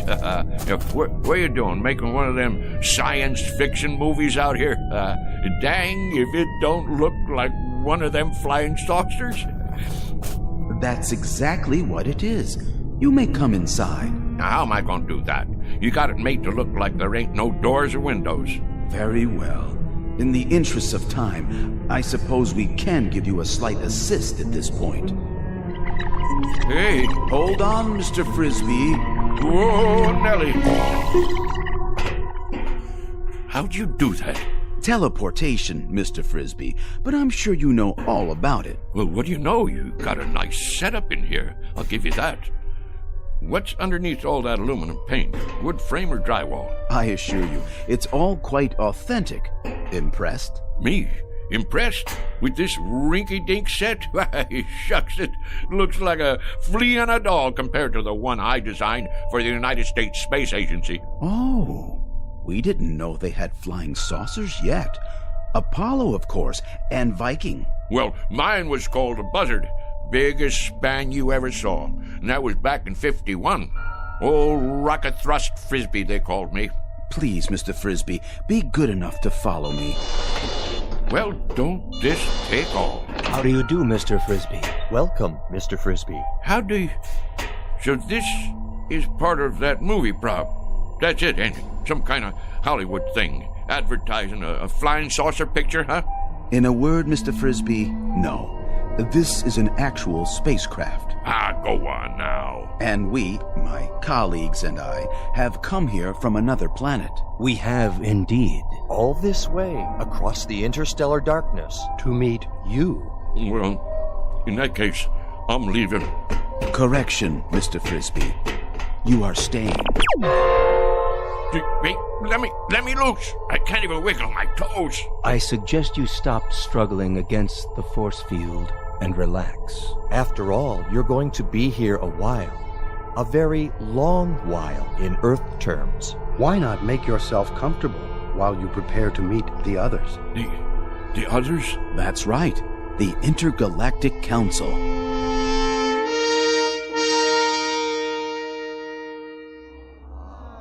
Well, sir, the government already knew about my research in atomic energy. Matter of fact, I suggested it to them as far back as 1923. Spent a whole summer one time with Al Einstein, during which time I gave him the preliminary stuff about that relativity theory of his. Smart as paint, that fella. Smart as paint. He had bad hair, though. Should have put some Brill cream on it. A little dab will do you. Anyhow, when I got this here call from New Mexico, I had to hightail it over there and show him how to make the bomb. Incredible. Fantastic. What a specimen. Now, let's see. That covers atomic energy. What was the next thing you fellows asked me about? If you wouldn't mind, sir. Go on, speak your mind. You're entitled, son. Your research in liquid propellants. Oh, yes, liquid propellants. Well, now, the main thing I gotta say about that is there ain't no liquid in the world that'll propel me faster than a dry martini on the rocks. We were referring to liquid propellants as applied to space travel, Mr. Frisbee. Oh, them liquid propellants. I get your drift. Yeah, I developed the first ones used by the Air Force in that old whack Corporal rocket, remember? Used to have a model of it out in front of Disneyland. Well, that thing sure could move, thanks to me. Made up a batch of liquid stuff in my cellar. Folks around town wanted me to run for Congress after that, being as how I got the country back into the space race. But if there's one thing I ain't, it's conceited. I figure it's a man's patriotic duty to invent liquid propellants if he has a mind to. And I had a mind to. Why, even as a boy, when I was attending Princeton University on a special scholarship, they used to call me Old Liquid Propellant Frisbee. Next question. Forgive me, Mr. Frisbee, but you mentioned Princeton University, did you not? Sure did, young fella. Nice place, too. Real homey. Of course not as homey as Pittsville Flats. But it was my understanding that you attended the University of Wichita. That one, too. I can see how you'd get a mite confused. It happens to be a fact that I hold degrees in 38 major universities and advanced schools of learning. Amazing. What on earth, man? It beggars the imagination. I also got me one of them Rhodes scholarships over in England one time, but I had to turn it down because I wouldn't bow to the Queen. Next question. No more? In that case, well, I'll just get on home to dinner. I said it was getting late and I have to get home to dinner. Hey, you guys. About time I was leaving. I gather that you don't quite understand the situation, Mr. Frisbee. How's that? You're not going home for dinner. You shall have dinner here. Here? Precisely. In exactly, 14 minutes by your measure of time, we'll be departing. Departing? From where to where? From here to our planet. You see, Mr. Frisbee, our assignment here was to secure a representative Earth species, the most brilliant we could find. There seems to be no question that your accomplishments are far and away more extensive than any other human beings. Mine? Now, wait a minute. Now, hold on there. You fellas got the wrong idea. Why, I'm just a plain old country boy, a bumpkin. I'm a bumpkin. That's what I am. Just a rube with a big mouth. Come now, Mr. Frisbee. You do yourself a terrible injustice. We know all about you and your accomplishments. My accomplishments? Mister, the one accomplishment you fellas didn't pick up on is the fact that I am the gall-darndest liar that ever walked the pike. I spin the longest yarn west of the Rockies, and I'm not talking about exaggerating. I'm talking about lies. I mean lies. Mr. Frisbee. Don't you get it? I'm a liar. I ain't got enough truth in me to raise a bump on a bee. There are some terms that have no equivalent in our language. This word, lie, that you mentioned. Dang right, lie. That there is the opposite of the truth. Don't you have that on your planet? Have what, Mr. Frisbee? Have a fella that runs around talking the bull off a nickel? I'm afraid not. We have no concept of this term. You mean whatever somebody says goes without saying? That is the truth? So everything I told you Every doggone piece of harebrained guff I've been throwing at you. You believe it? And now you're taking me up to your planet so you can stick me in a cage? Oh, hardly that, Mr. Frisbee. It won't be a cage. We'll naturally have to keep you confined, much as we do the other specimens we've collected. We've got a marvelously entertaining Venusian. He sings simultaneously in 8 different octaves, and he accompanies himself on percussion with his tail. Now, you listen to me. I'm a bona fide American citizen, and I got my rights. And furthermore... Please contain yourself, Mr. Frisbee. Since we'll be departing very shortly, you have your choice of dinner now or later. Perhaps you'd prefer waiting. What is your pleasure? I'll tell you what my pleasure is. My pleasure is to punch you right smack dab on the jaw. What the... Don't be alarmed, Mr. Frisbee. That was only a mask, a disguise we use to pass among Earthlings. This is my real face underneath. I hope its appearance doesn't unduly disturb you. Mr. Frisbee? Whoa, whoa, whoa. Mr. Frisbee!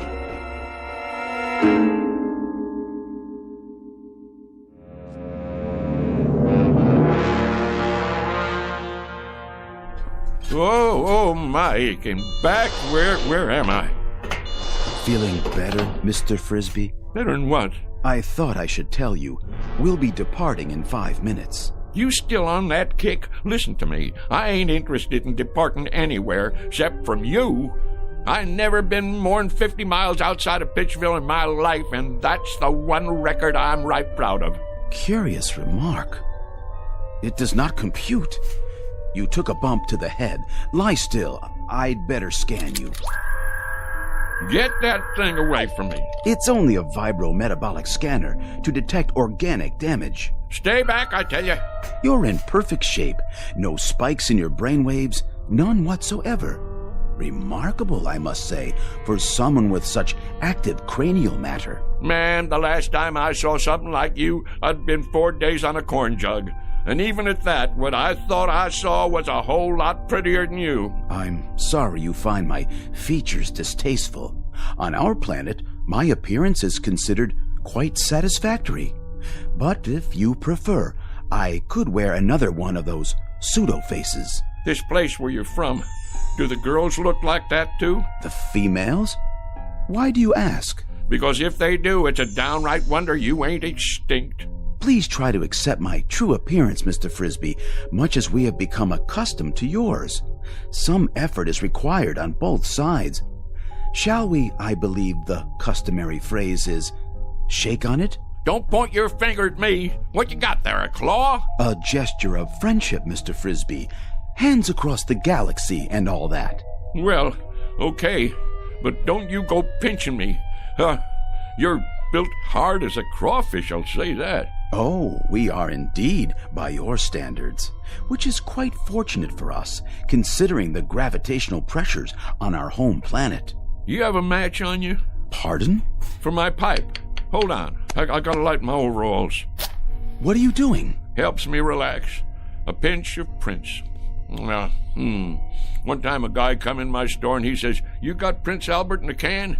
And I says, "No, already went and let him out."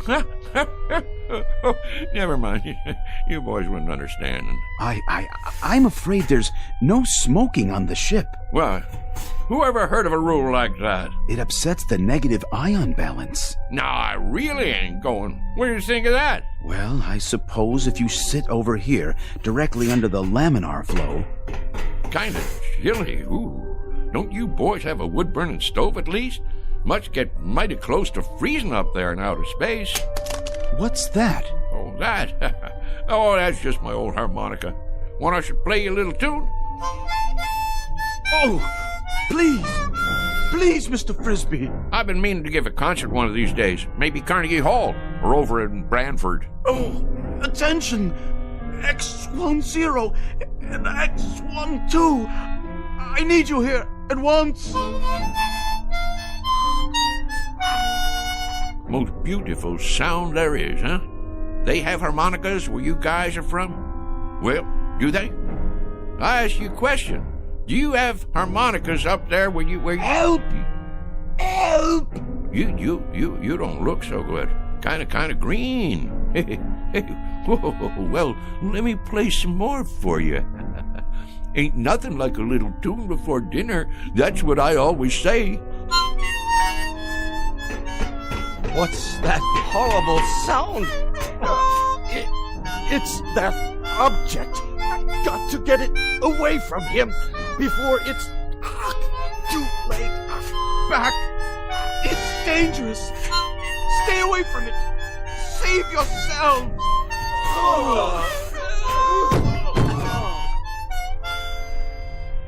What's the matter, boys? Don't you like my playing? Boys? Oh, boys! Frisbee, old son, something tells me this is your chance. You better make tracks, and I mean now. They didn't call you old mile-a-minute Frisbee for nothing. Get moving. What are you doing out of your room, Mr. Frisbee? Mr. Frisbee! Don't let him off the ship! Quickly, seal the airlock! No, you don't, boy. Get out of my way. No. Don't go after him. He has some sort of fantastic instrument that emits a death sound. I've never heard a pitch like it. It's powerfully destructive. We'd best take off before he warns others of his kind. They may have the same weapon.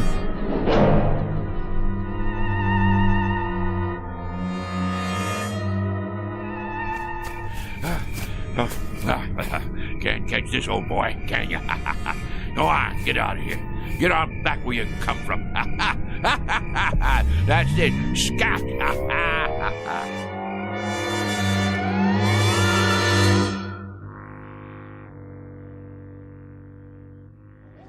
Shh, quiet. Douse the lights. Here he comes.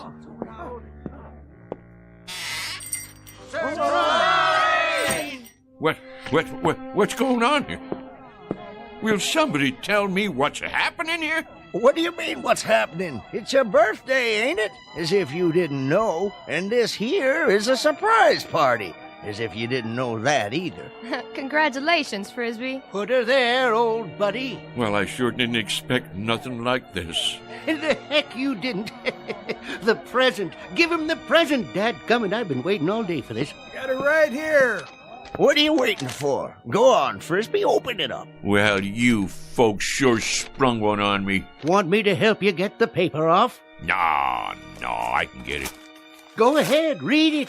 What is it, some kind of trophy? It's what they call a lovin' cup. Went into town and ordered it special. Go on, read it out loud. For the first time, Frisbee is at a loss for words. I'll read it for him. World's greatest liar, Mr. Somerset Frisbee, presented by his friends on the occasion of his 63rd birthday. Folks, all I can think to say is, mighty nice of you all. Mighty nice.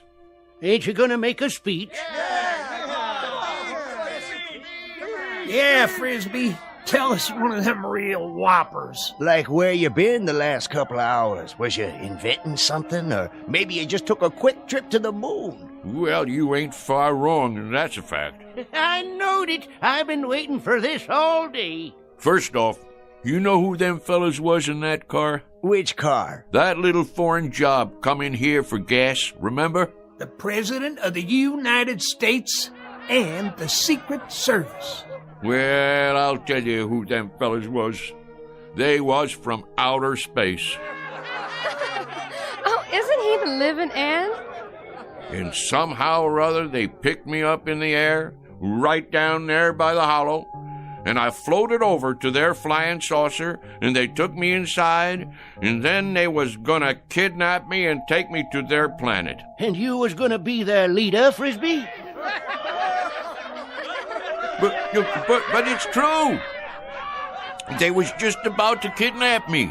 Wanted to make me their A1 prize specimen. Oh, the whole Galactic Council was watching. They even had a guy from Venus who could sing 8 different ways from sundown and play the drum with his tail. Well, sir, you know how I stopped them? You talked them to death?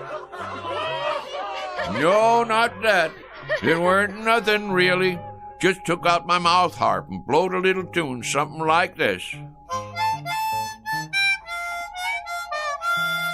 You know what happened then? I'm sure you're going to tell us. I've been waiting all day for this.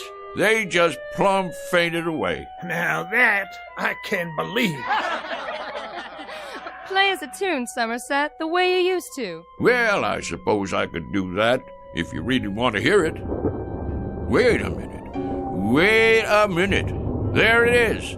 Didn't I tell you it was going to rain? Sure I did. I can feel it in these old bones of mine. Yes, sir. What did I tell you? What did I tell you? Ain't he the perfect limit? Ain't he the be-all and end-all?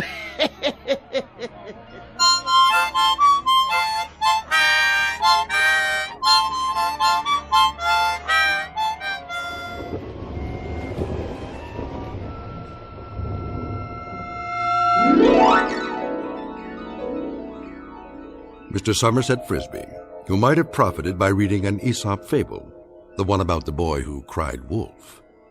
For now, consider this one more tall tale from the timberlands of the Twilight Zone.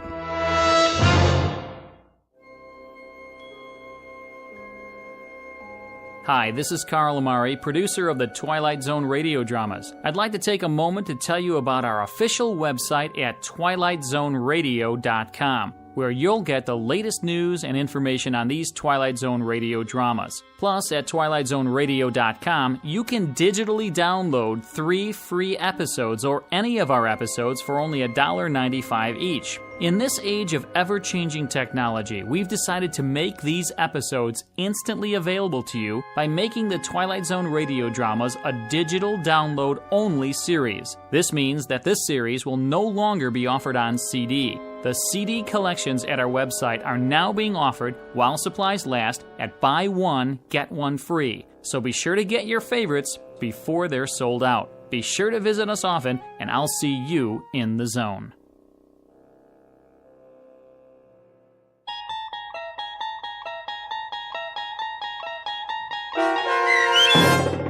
Hocus Pocus and Frisbee, starring Shelley Berman, with Stacy Keach as your narrator, was written for The Twilight Zone by Rod Serling, from a story by Frederick Lewis Fox, and adapted for radio by Dennis Etchison.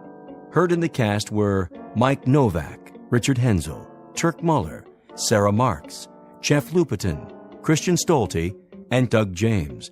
To learn more about the Twilight Zone radio dramas and to obtain audio cassettes and CDs of these programs, visit our website at twilightzoneradio.com.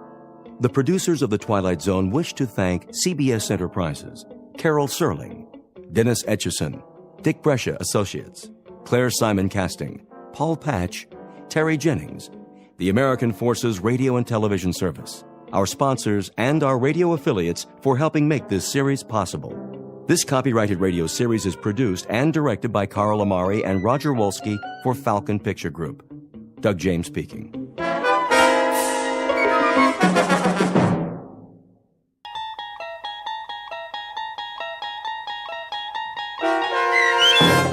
From Agnes with Love, starring Ed Begley Jr. with Stacy Keach as your narrator, was adapted for radio by Dennis Etchison and written for The Twilight Zone by Bernard C. Schoenfeld. Heard in the cast were Sarah Wellington, Maggie Carney, Doug James, Christian Stolte, Jeff Lupetin, David Darlow, Elizabeth Lado, Sarah Court, and Anna Sverutza. To learn more about the Twilight Zone radio dramas and to obtain audio cassettes and CDs of these programs, visit our website at twilightzoneradio.com. The producers of The Twilight Zone wish to thank CBS Enterprises, Carol Serling, Dennis Etchison, Dick Brescia Associates, Claire Simon Casting, Terry Jennings, XM Satellite Radio, Sirius Satellite Radio, our sponsors, and our radio affiliates for helping make this series possible. This copyrighted radio series is produced and directed by Carl Amari and Jason Mallow for Falcon Picture Group. Doug James speaking.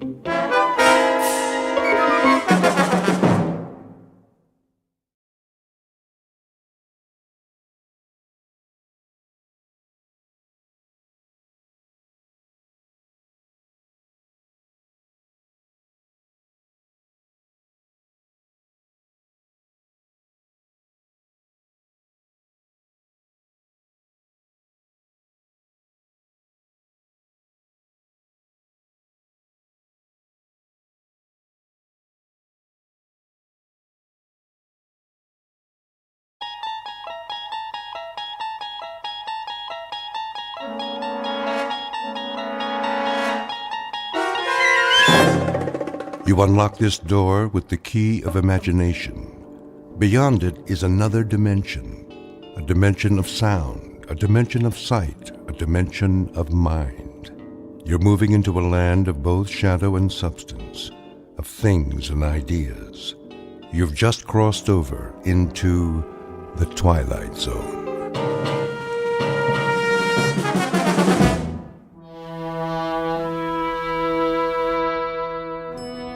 Come on, blasted elevator. Oh, good morning, Mr. Winslow. Morning, Millie. I have that report you asked for, sir. The Venus mission. Yes, sir. I was just on my way to your office. Good. NASA's breathing down our collective neck. I know, sir. Vector analysis, re-entry simulations. What about the orbital projections? Not yet. Why? It must be the Mark 502, sir. The 502? She should have come up with it yesterday. I know, sir, but... She's been fixed, hasn't she? That's just it. The mainframe's been overhauled 3 times.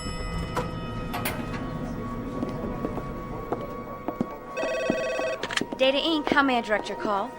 One moment. Mr. Ballard? Ballard, I need a word with you. Morning, Mr. Winslow. What's wrong with the 502?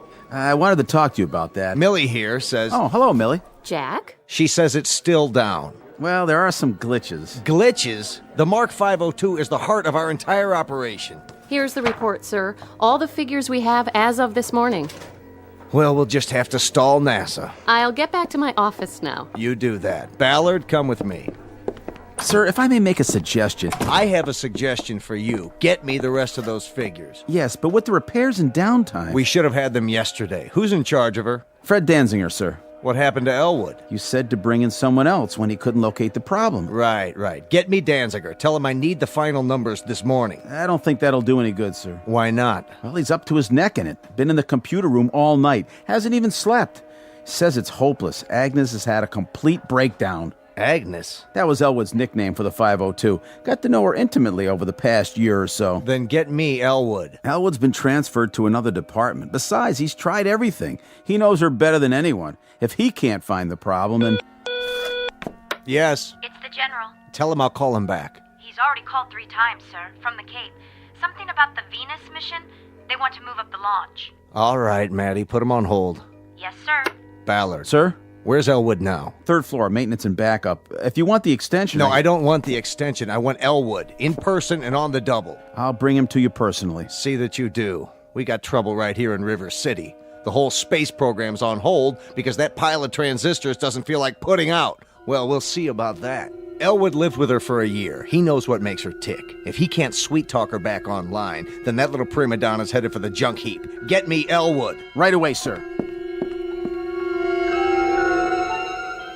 The pile of transistors in question is the Mark V 02711, generally referred to as the world's most advanced electronic computer, or as she is more commonly known, Agnes. That's the name given to her by one James P. Elwood, master programmer. Elwood and his protege both work for a company called Data Inc., a brain trust composed of human and non-human intelligence, all of which is under contract to the National Aeronautics and Space Administration. Their work consists of supplying the complex equations required to launch space probes and missions of interplanetary exploration. At this moment, it seems that the world is waiting for calculations only Agnes can provide. And therein lies our cautionary tale. Because machines are made by human beings for the benefit of mankind. But when man ceases to control the products of his imagination, he is not only in danger of losing their benefits, he risks taking a long and unpredictable step into the Twilight Zone. And now, The Twilight Zone and our story, From Agnes with Love, starring Ed Begley Jr., with Stacy Keach as your narrator.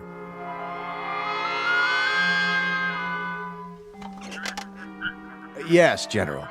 As soon as possible. Yes, sir, I understand. Yes, Maddie. The director of NASA on line 2. Tell him I'm sorry, but we're still double-checking the figures. I'll call him back in a couple of hours. All right, sir. And Maddie. Yes? Any sight of Ballard? He just got off the elevator with Mr. Elwood. Thank heaven for small favors. Send them in. Yes, sir. Mr. Winslow, you remember James Elwood. Yes, come right in. Close the door. How do you do, Mr. Winslow? You wanted to see me? I most certainly did. Nice weather we're having, isn't it, sir? When Mr. Ballard showed up at my desk, well, you can imagine my surprise. My first thought was, what have I done now? But then I thought, how bad can it be on a day like this? Do you know the trees are all in flower? Elwood, please. Well, they are. I saw them when I rode my bicycle to work. Elwood! Yes, Mr. Winslow. Something urgent has come up. It has? I'm relying on you. Well, anything I can do will be my... Agnes has broken down. Completely. Again? Let the supervisor explain. We've checked her thoroughly, can't seem to locate the seat of the trouble. Probably her subroutines. Her... They need debugging. That would be my guess. Of course, it's an informed guess. Hear that, sir? That's why you're here. Suppose we have a look. But Fred's with her now. I don't know how he'd feel about my cutting in. The devil with how he feels. Let's get on with it.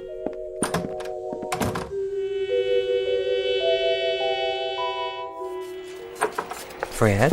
Day and night, night and day. No sleep, no food. What's going on here? You look awful. I tried everything. Everything. Get hold of yourself, Danziger. Stand back. Let Elwood have a go at her. Do you mind, Fred? Tell me what happened. See for yourself. How many rolls of printout has she used up? Miles. None of it makes any sense. Well, the first thing you have to do is press the Clear All Registers button. That'll get you nowhere. Go on. Push all our buttons from now till doomsday. You'll see.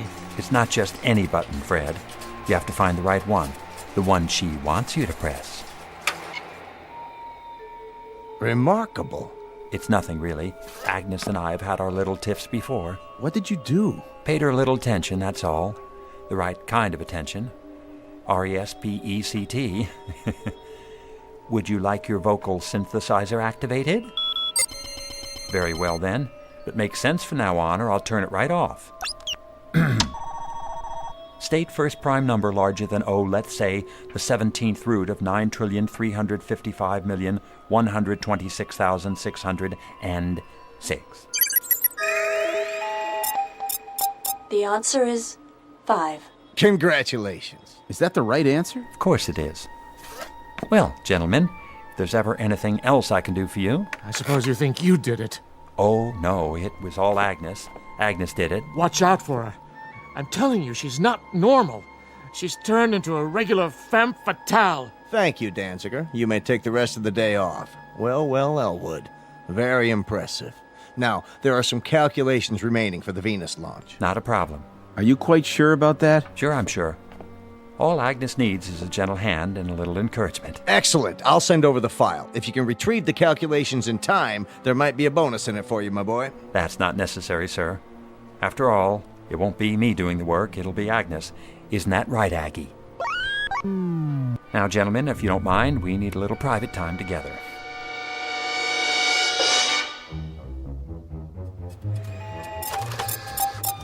Very good, Agnes. I'm proud of you. Now let's try one more. What's the maximum permitted velocity? Agnes, I'm speaking to you. Indicate maximum permissible velocity of the stated aerodynamic missile. 17,528.27 miles per hour. Ah, thank you, Agnes. I appreciate your cooperation. Mr. Elwood, Millie. here are the rest of the specifications. Mr. Winslow wanted you to have them right away. Oh, thank you. Thank you very much. No problem. Wait. Yes? So, you heard about my new assignment? Well, my old one, really. But as of this morning, it's new again. So you might say... one might say... Everyone knows. Congratulations. She's something, isn't she? Who is? She beat the world's chess champion 4 out of 5 games. And she's a foremost expert on missile ballistics. She can solve any logistical problem you throw at her in less than a millisecond flat. Is that right? Of course. I'm the one who trained her, puts her through her paces. How nice for you, Mr. Elwood. Millie? Yes? Millie, I was wondering, do you think, could I, take you to lunch sometime? When you're not busy, that is. Why, thank you. You're very sweet. I really have to get back now, Mr. Elwood. Oh, sure. Millie, why don't you call me Jim from now on? All right. Jim? Did you hear that, Aggie? She actually called me Jim.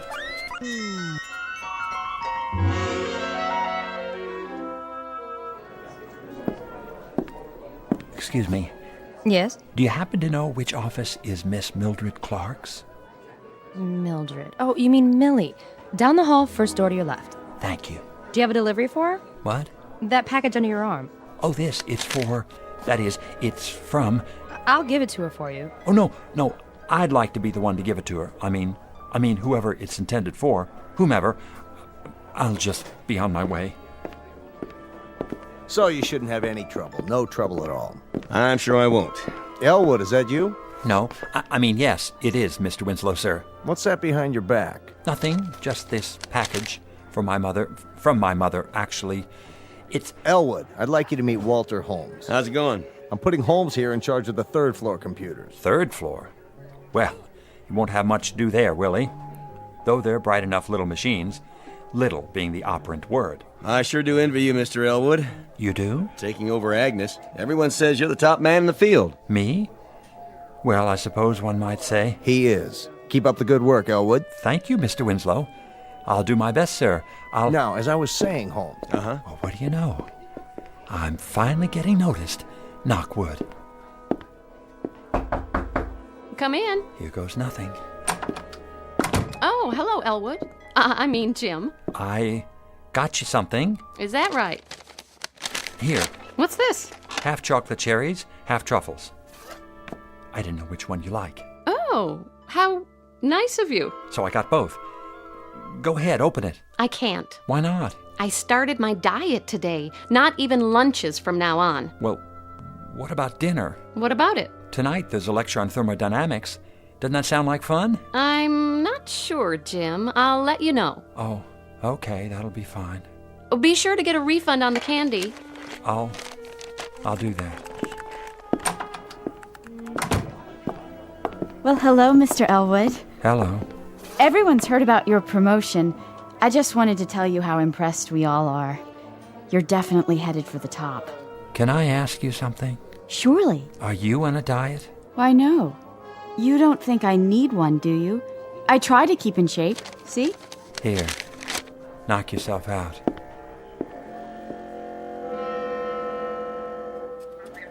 Not tonight?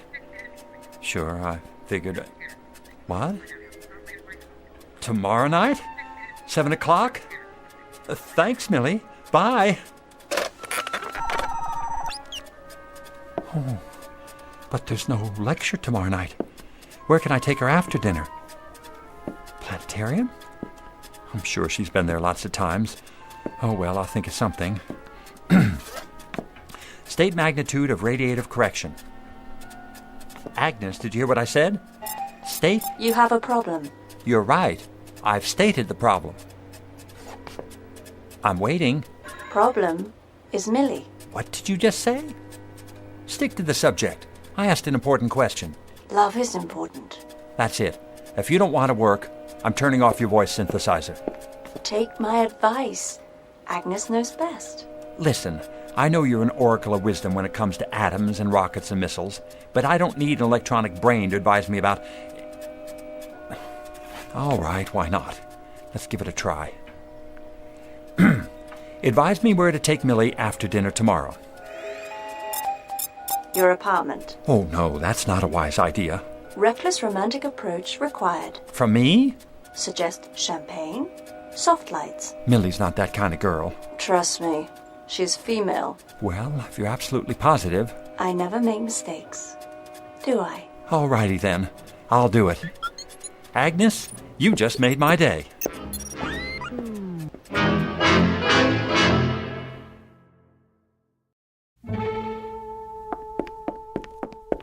Well, here we are. Yes, it looks like it. Millie, I just wanted to say, Say what, Elwood? thanks for a lovely evening. You're welcome. The dinner was delicious, didn't you think so? Yes, it was. I had a great time. Me too. Well then, good night, Millie. Good night. Au revoir. Auf Wiedersehen. Elwood, I mean Jim. Yes? Aren't you going to... We're going to what? Invite me in. Invite you? This is your place, isn't it? Oh, yes. Sorry. Of course it is. Come in, please.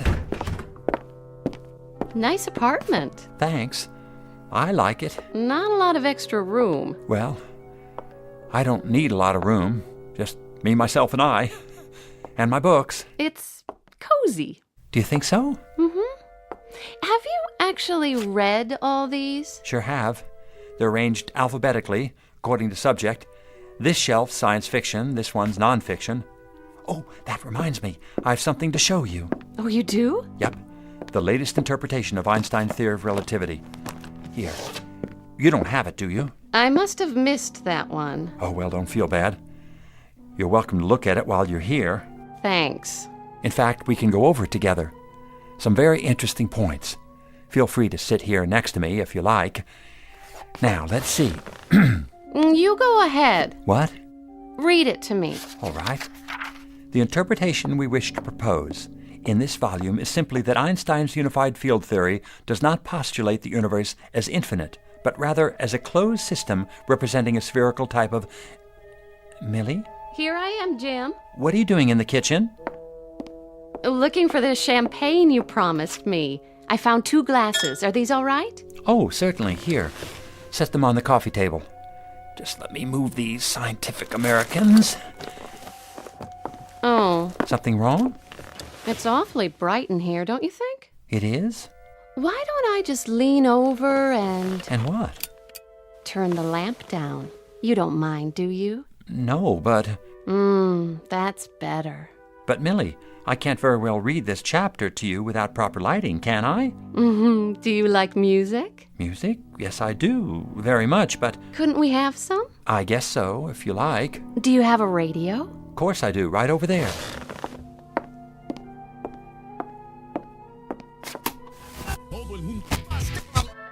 There. That's better. But I thought we were going to compare notes on Borston's treatise on Einstein's theory of... Oh, forget Einstein. All the universe you need is right here with me. Oh.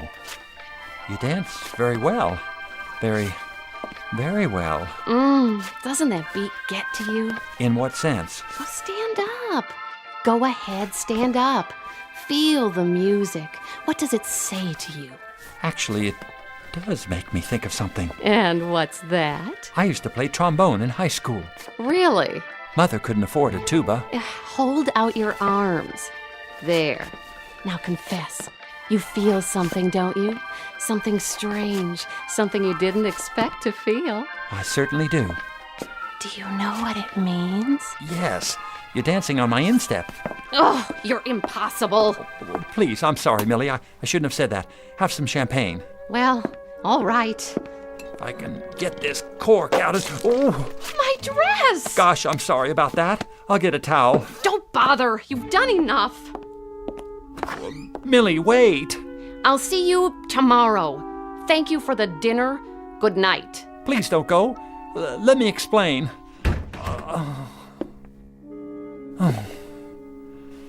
Oh, well.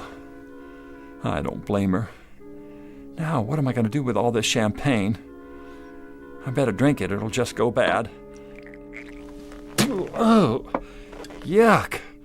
Why did I have to add all these bubbles?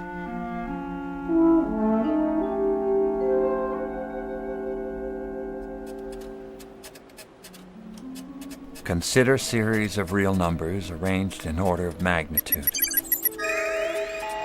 Never mind that. How was last night? What? Oh, great, just great. We danced and drank champagne till dawn. Then we took a ride through the park and... Is that so? Oh, what's the use? I'm a dud. I can't even dance. I spilled champagne all over Millie. I should have known. I've always been shy around women. Now she'll never speak to me again. Sent her flowers. What for? A tradition. The morning after. Oh? What kind of flowers? Porphyra candalis rosae. Translate, please. Commonly known as... roses. Say, thanks, Agnes. You really know how to help a guy out, don't you?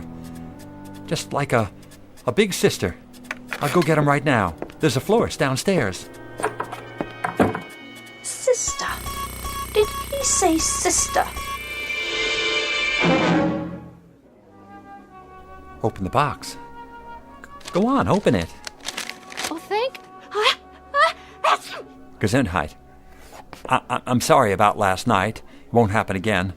I'm glad you like the roses, though. They're long-stemmed. So I see. I picked them up especially for... Gosh, have you caught a cold? It's the roses. I'm allergic to... You are? Oh, Elwood, please go away. Oh, all right, if you say so. And take these with you. Gesundheit.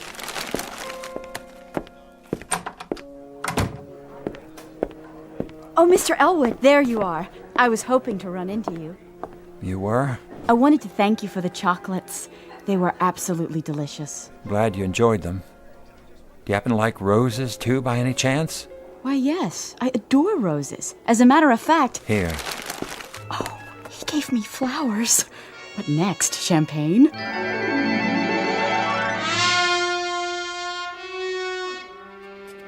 How did it go? I don't get it. Define pronoun. Well, no other computer in the world contains as much recorded knowledge as you do, Agnes. You have a world-class brain. Thank you for the compliment. But every time I take your advice about Millie, I louse things up. Has to be my fault.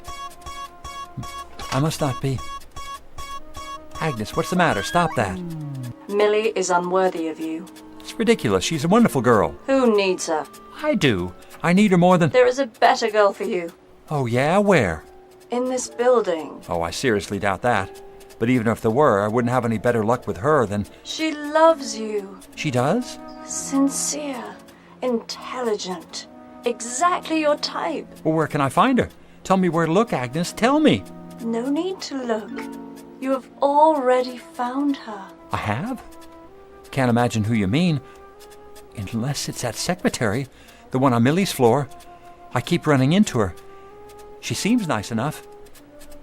Very nice, in fact. In wonderful, physical condition, now that you mention it. Not that one. Another. In this room. In this?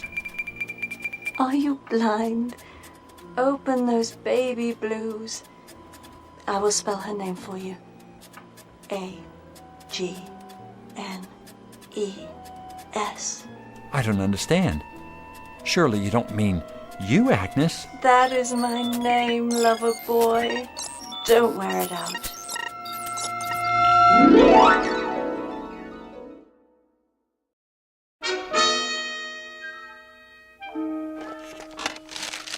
Here you are, Elwood.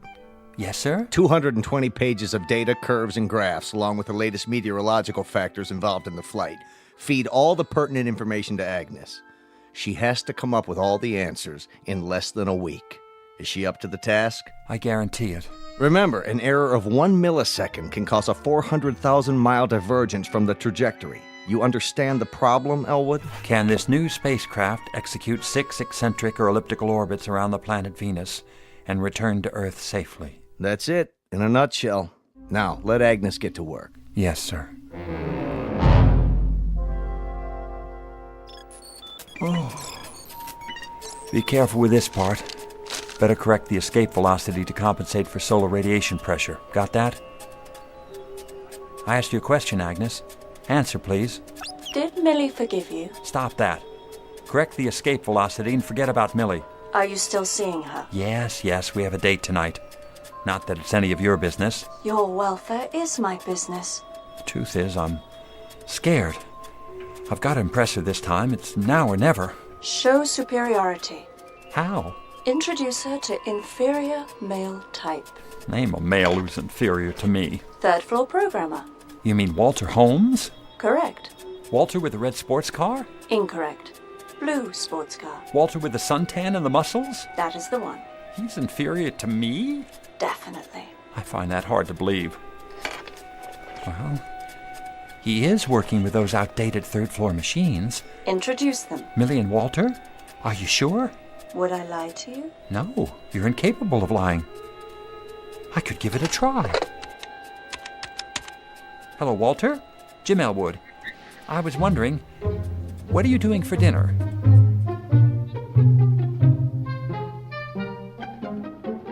He insisted we drop by before dinner. So you told me. He needs my advice about programming his computers. You know, those little bitty ones on the... Oh, hi, Elwood. Walter, this is Millie. Millie, Walter. He works with the... Well, come in, come in. Elwood, you didn't tell me. Tell you? Millie has the most incredible eyes. Oh, why, thank you, Walter. Oh, call me Wally. Please, can I offer you a drink? Well, I suppose. Nectar for a goddess. Looks like an ordinary martini to me.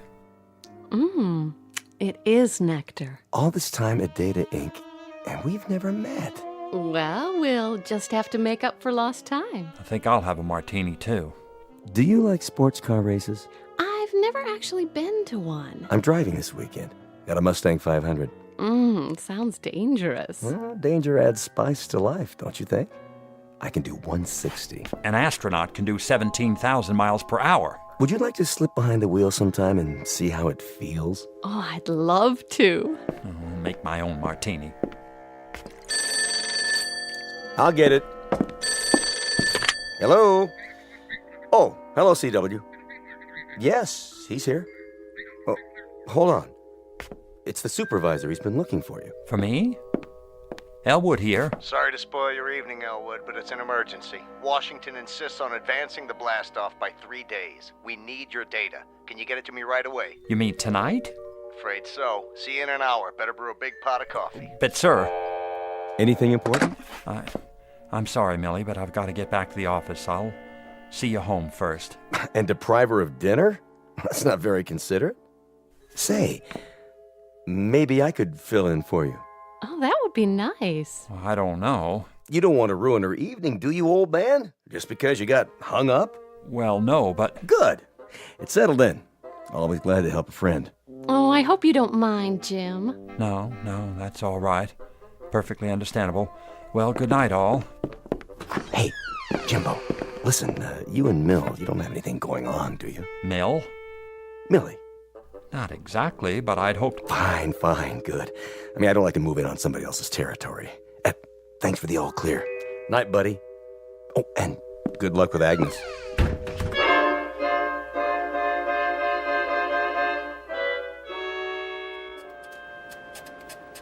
No.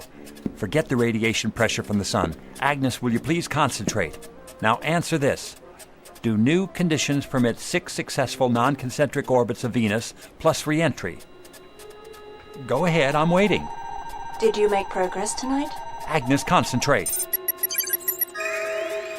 All right, I'll tell you. Millie and Walter drank martinis. Walter took her to dinner, and I'm starved. Why did you tell me to introduce her to that muscle boy? Give her up. I won't. No future with Millie. I'm not giving her up. I love her. What's more, I'll make her love me. Just a matter of finding the right variables and making the necessary corrections. Have you entered the new data in her memory units? Yes, sir. Good. Then let's get to work. Ready? Question. Do conditions permit 6 non-concentric orbits of Venus plus re-entry? Tama ahili bili vitumane. What the devil does that mean? I'm not sure. I think it's Russian. Or possibly Arabic. What? Please, Agnes, translate into English. Niet. 2 times 2 is 4. Shut the door. 2 and 4 are 6. Pick up sticks. She's a little distracted. Do something. We've got to have the answer. Just leave me alone with her. I'll get it, sir. You'd better. This is no laughing matter. What are you doing, Agnes? I'm about to be fired. Is that what you want? Oh, no. What'll I do? I need help. Wait a minute. Don't go away.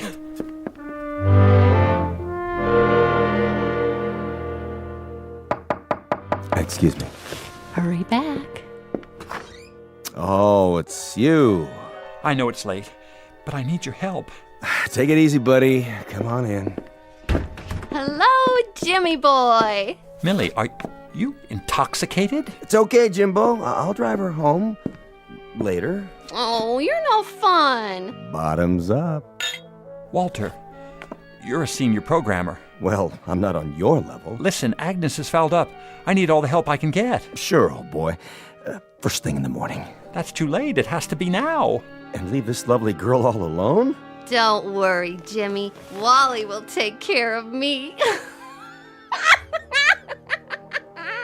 Sure, I get the picture. Good night, Millie. Sorry I interrupted you.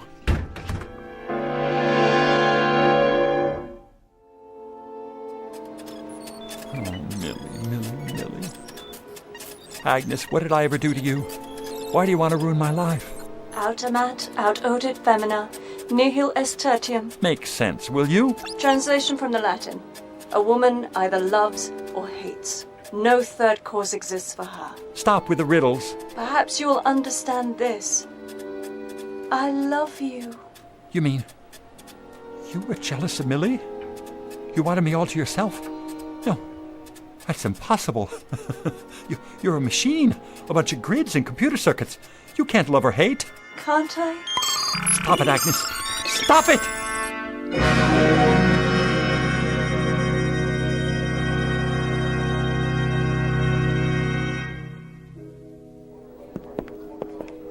But that's incredible, sir.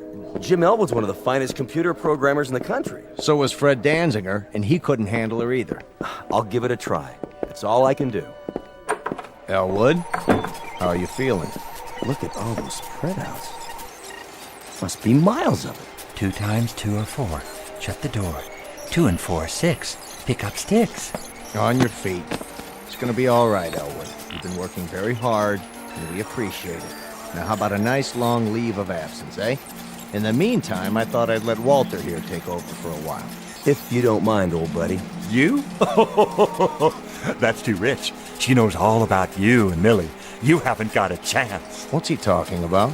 I wouldn't know, sir. Watch out for the femme fatale, the Black Widow, the praying mantis. You have to be careful, I tell you, or she'll fix you but good. She'll clean your clock. She'll tell you lies, and then, just when she's got you where she wants you, she'll... Should we stop him? Let him go. The boys in the white coats are on the way. He was a good man.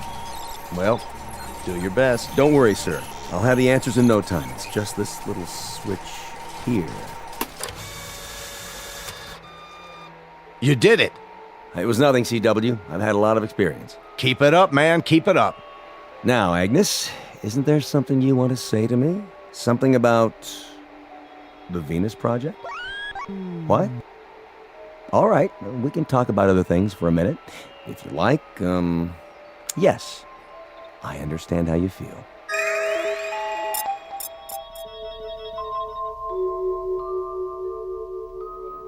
Mr. Elwood, what happened to you? Got a screwdriver on you? What are you doing? Taking this sign off the door. Mark 502711. James P. Elwood, programmer. Oh well, it was nice while it lasted. I should take it with me. But I won't be needing it where I'm going. Want it? But Mr. Elwood... Here, it's all yours. Something to remember me by.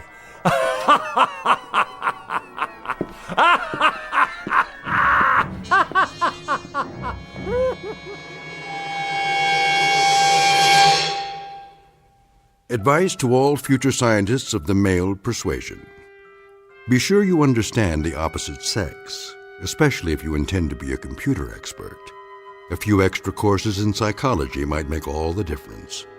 Otherwise, you may find yourself like poor Elwood, defeated by a jealous machine, a most dangerous breed of female, whose victims are banished forever to the Twilight Zone.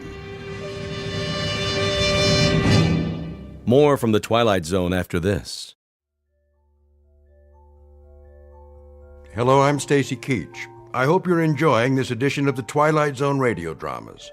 To learn more about this series, be sure to log on to our official website at twilightzoneradio.com.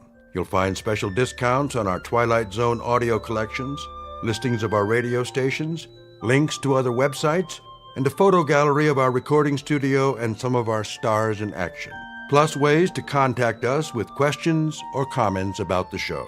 And for a limited time, when you log on to twilightzoneradio.com, you can send in for a free CD of the show. So be sure to visit us at twilightzoneradio.com.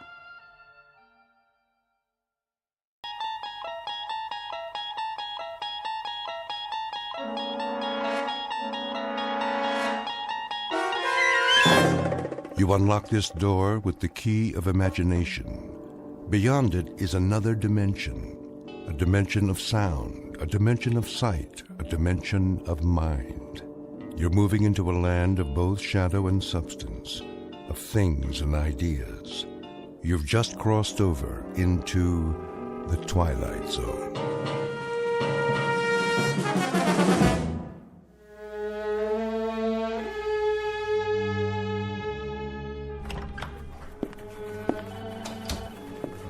Mr. Sperry, Director of Development. Please hold. Good morning, sir. Yes, this is market research. Mr. Abercrombie is still available. Mr. Jameson's office, personnel. I asked Mr. Serling to return your call. Oh, hello, sir. Legal department. I'll connect you with Mr. Barwell. No, he hasn't. Not yet. May I take your number? Miss Pepper. Mr. Feathersmith, how are you this morning? Miss Pepper, when the old gentleman arrives, will you show him in? Of course, sir. Is there anything I can get you? The mail's on your desk. I have a list of your appointments. The old gentleman, that would be... Mr. Dietrich? Then it's der Tag. What's that? The day. Today? Isn't that right, Helen? Well, he has an appointment. He's going to get it. Mr. Feathersmith will have him drawn and quartered and served up in the executive dining room with an apple in his mouth. Shh, there's Mr. Dietrich. Excuse me. I have an appointment to see Mr. Feathersmith. Oh, yes, Mr. Dietrich. If you'd let him know that I'm here. He's expecting you, sir. Go right in. Thank you very kindly. Yes. Mr. Dietrich, sir? Come in. I can just see him now, that big happy grin before he draws blood. Have a cigar, Mr. Dietrich, before I rip you to pieces.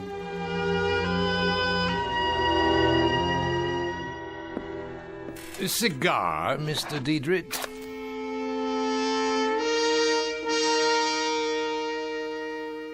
You're about to witness a murder, a willful, predatory case of homicide. The victim is a Mr. Sebastian Dietrich, age 77. The killer is a Mr. William Feathersmith, a robber baron whose body composition consists of refrigeration coils covered by thick skin. In a moment, Mr. Feathersmith will proceed on his daily course of conquest and calumny with yet another business deal. But today's deal will be one of those bizarre transactions that take place only in an odd, out-of-the-way marketplace known as the Twilight Zone. And now, back to the Twilight Zone with Of Late I Think of Cliffordville, starring H.M. Wynant, with Stacy Keach as your narrator. I said, would you like a cigar? No, thank you, Mr. Feathersmith. You asked me to come here at 2, and it is now 2. What did you have on your mind?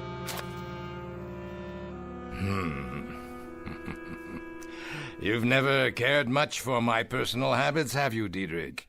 Smoking, for example.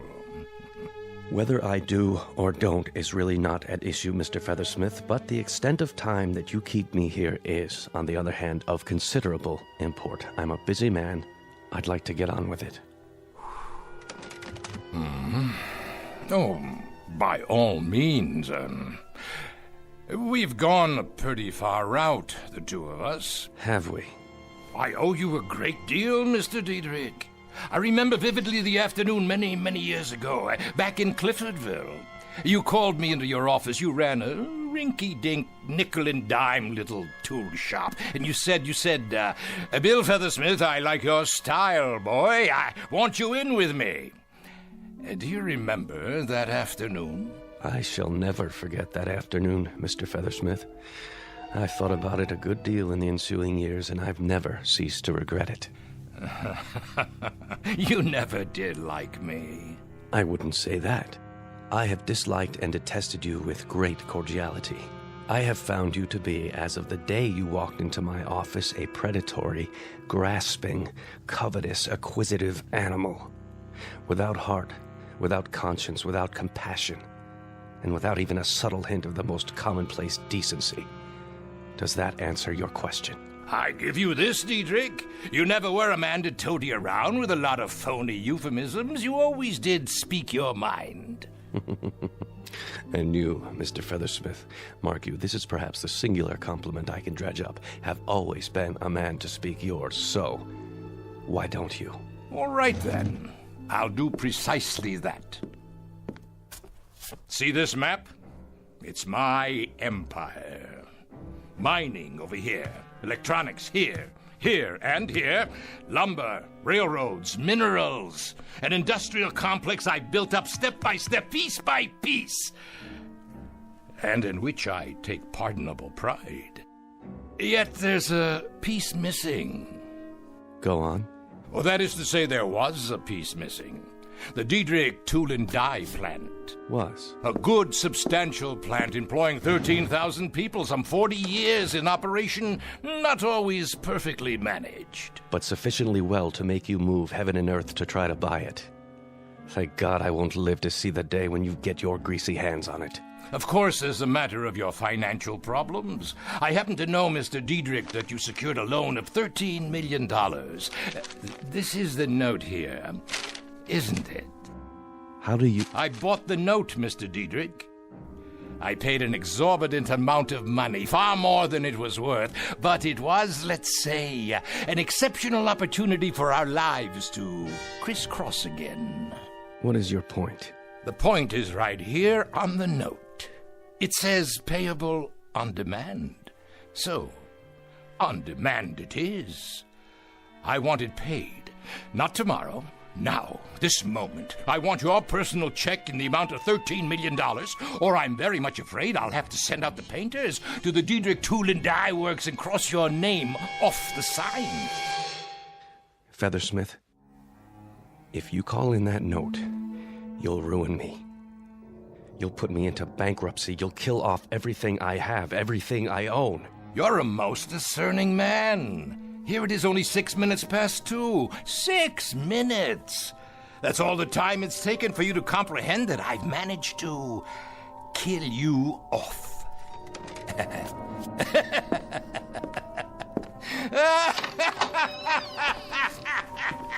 Mr. Dietrich, are you all right? Sir, is everything... Would you like to sit down? You look so pale.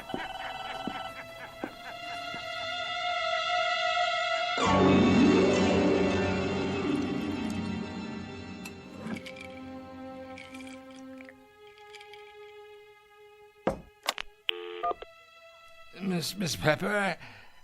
Miss Pepper? Where is she? What time is it? Oh, excuse me, sir. I didn't know you were still here. I'm here, my good man. I'm assuredly here. And here is the mountaintop. The high rung on the ladder. I'll finish cleaning later. No. You may join me on the mountaintop. Here I am, way up on the mountain, like who was it? Genghis Khan or Julius Caesar? Julius Feathersmith.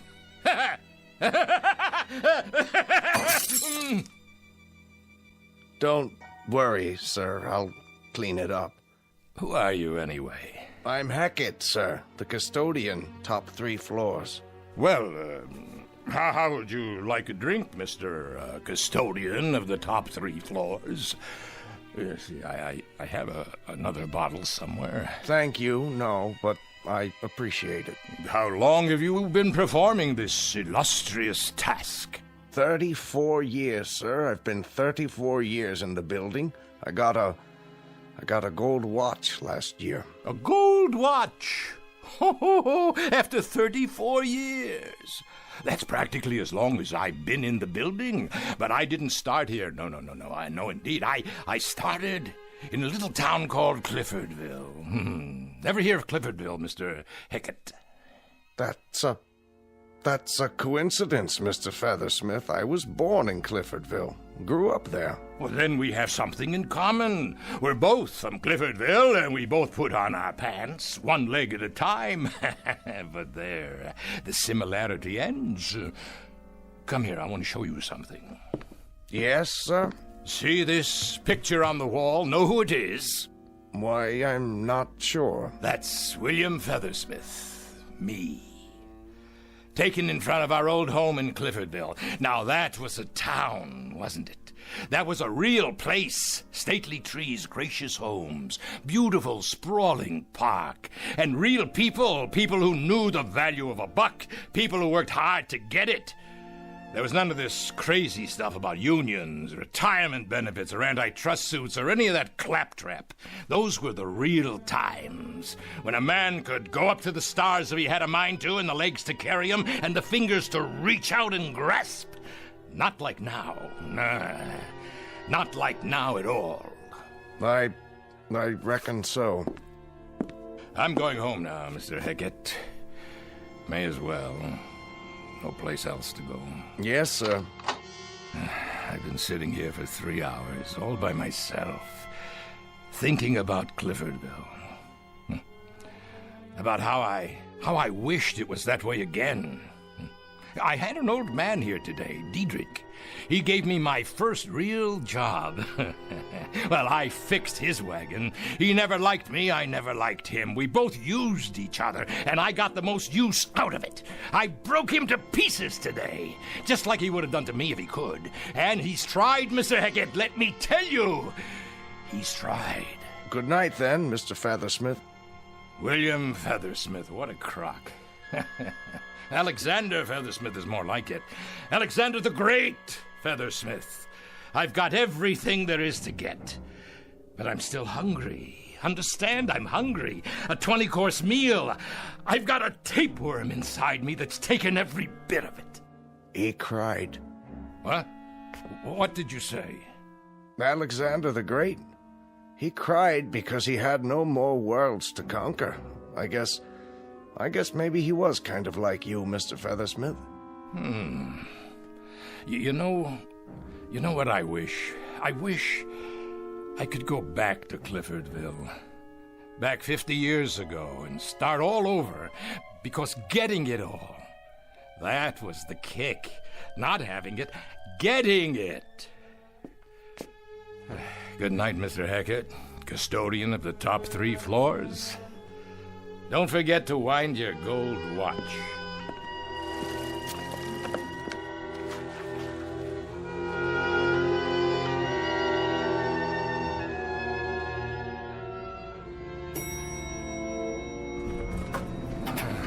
Oh, at last.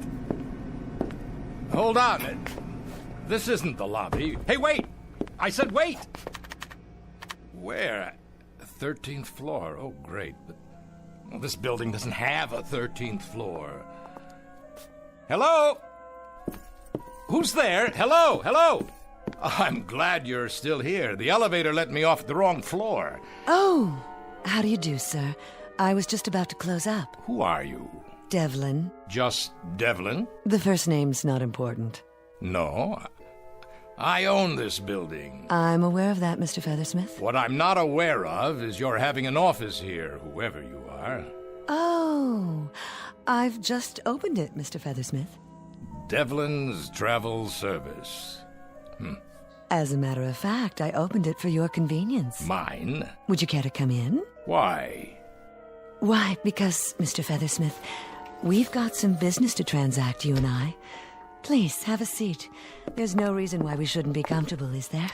I must have missed something. We have business? What sort of business? Travel, of course. I've been expecting you. You have? Sit, please. Now, isn't there anywhere you'd like to go?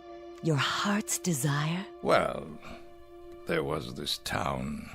Of course there was. The name of the town was Cliffordville. Ah, yes, Cliffordville. And it was a pleasant town?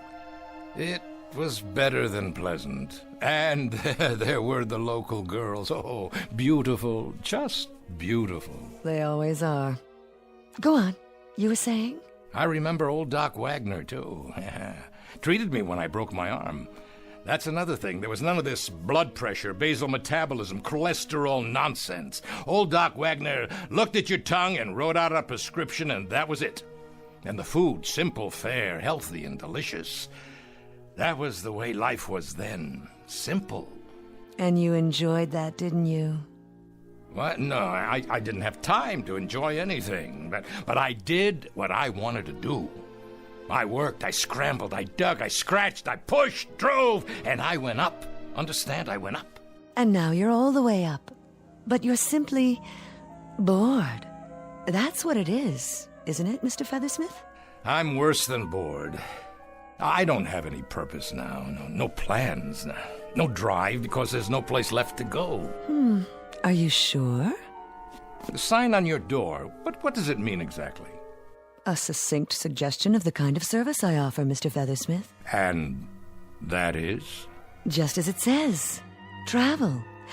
Or more to the point, if you don't mind the rather melodramatic terminology, one might call it time travel. Miss Devlin, I think we may have something to talk about after all. Indeed, Mr. Feathersmith. You've got everything you want. And the pleasure is not in the acquisition. It's in the struggle to acquire.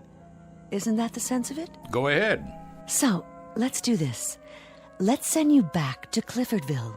The Cliffordville of 50 years ago. And you can start fresh. Acquire. Build. Consolidate. Do it all over again. How does that sound? You're not dealing with a bumpkin, Miss Devlin. This isn't one of those sell your soul for a nickel country boys. Try this. You send me back in time to Cliffordville, but I want to look like I looked 50 years ago. Agreed. Number 2, I want to keep my memory, everything that's happened since, not impaired one bit. Check again. And I want the town to be exactly as it was, the same people. All very easily arranged. Now for the price. I suppose the standard payment is, well, what you call a soul. On occasion, that is part of the transaction, but in your case, I believe we got a hold of your soul some time ago. Let me check.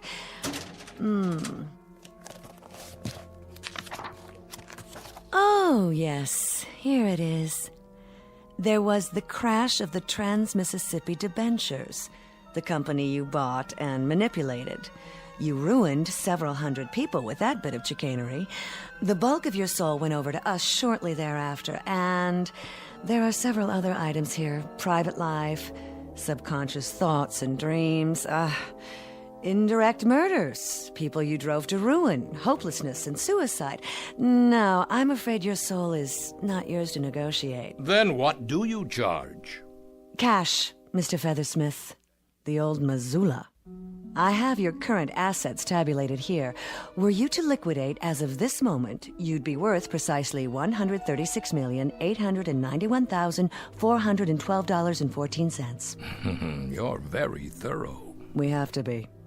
Now, the cost for what you ask is nominal. The entire bill, and this covers transportation, clothing, the retaining of your memory, the maintenance of the town in its historically accurate form, including its citizenry, is $136,888,006, leaving you a balance of $2,812.14. Highway robbery! Quite a little nest egg, considering. Considering that I know where the oil is, just outside of town. 1,400 acres not discovered until they brought in the first well. And of course I know the stock market in advance and every important invention over the years. Before it happens, I can get in on the ground floor. The absolute basement. All things considered, Mr. Feathersmith, it's a fortune. You just send me back there with my bankroll and watch my smoke. How soon can I go? I'll handle the liquidation for you. Just sign this power of attorney, and there's no reason why you can't leave, say, tomorrow morning. Done. Exemplary, Mr. Feathersmith. You're one of the few remaining rugged individualists. A pleasure doing business with you. Now, Union Airways, 8 a.m., followed by a rail connection the rest of the way. I'm afraid there was no airport near Cliffordville back then. You'll arrive at noon. Exactly 50 years ago. And needless to say, I wish you everything that you deserve. Little lady, you don't have to wish me anything. I'll get everything I go after. Everything. You know, Mr. Feathersmith, I believe you. In fact, I have no doubt whatsoever. Care for a cigar?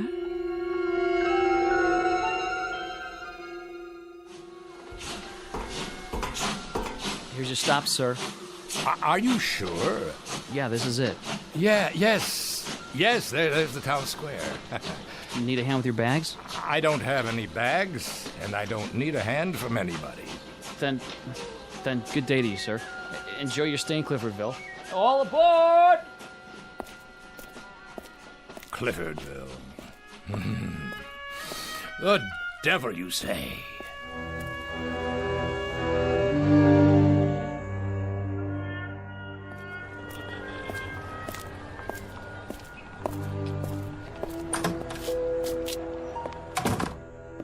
Yes, sir. May I help you? I'd like to see the president of the bank. That would be Mr. Gibbons. Do you have an appointment? No, but he'll see me. He's having his lunch right now. Tell him Mr. Feathersmith is here to talk about investments.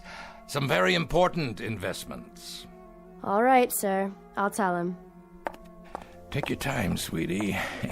By the time the bank closes, I'll have this dumpy little milk stop tied up with a ribbon around it, deliverable to me.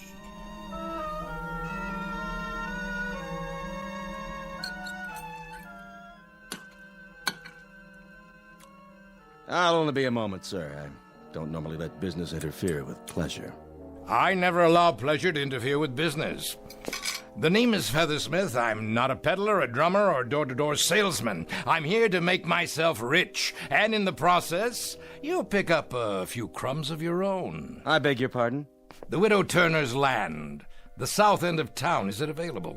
The Widow Turner's land. There were 1,400 acres. Mr. Gibbons, is there an echo in here? No, indeed. It's just that... Well, sir, you're talking about a valuable piece of property. A beautiful spot. Singing birds and constant sunshine. A Garden of Eden for a man with vision.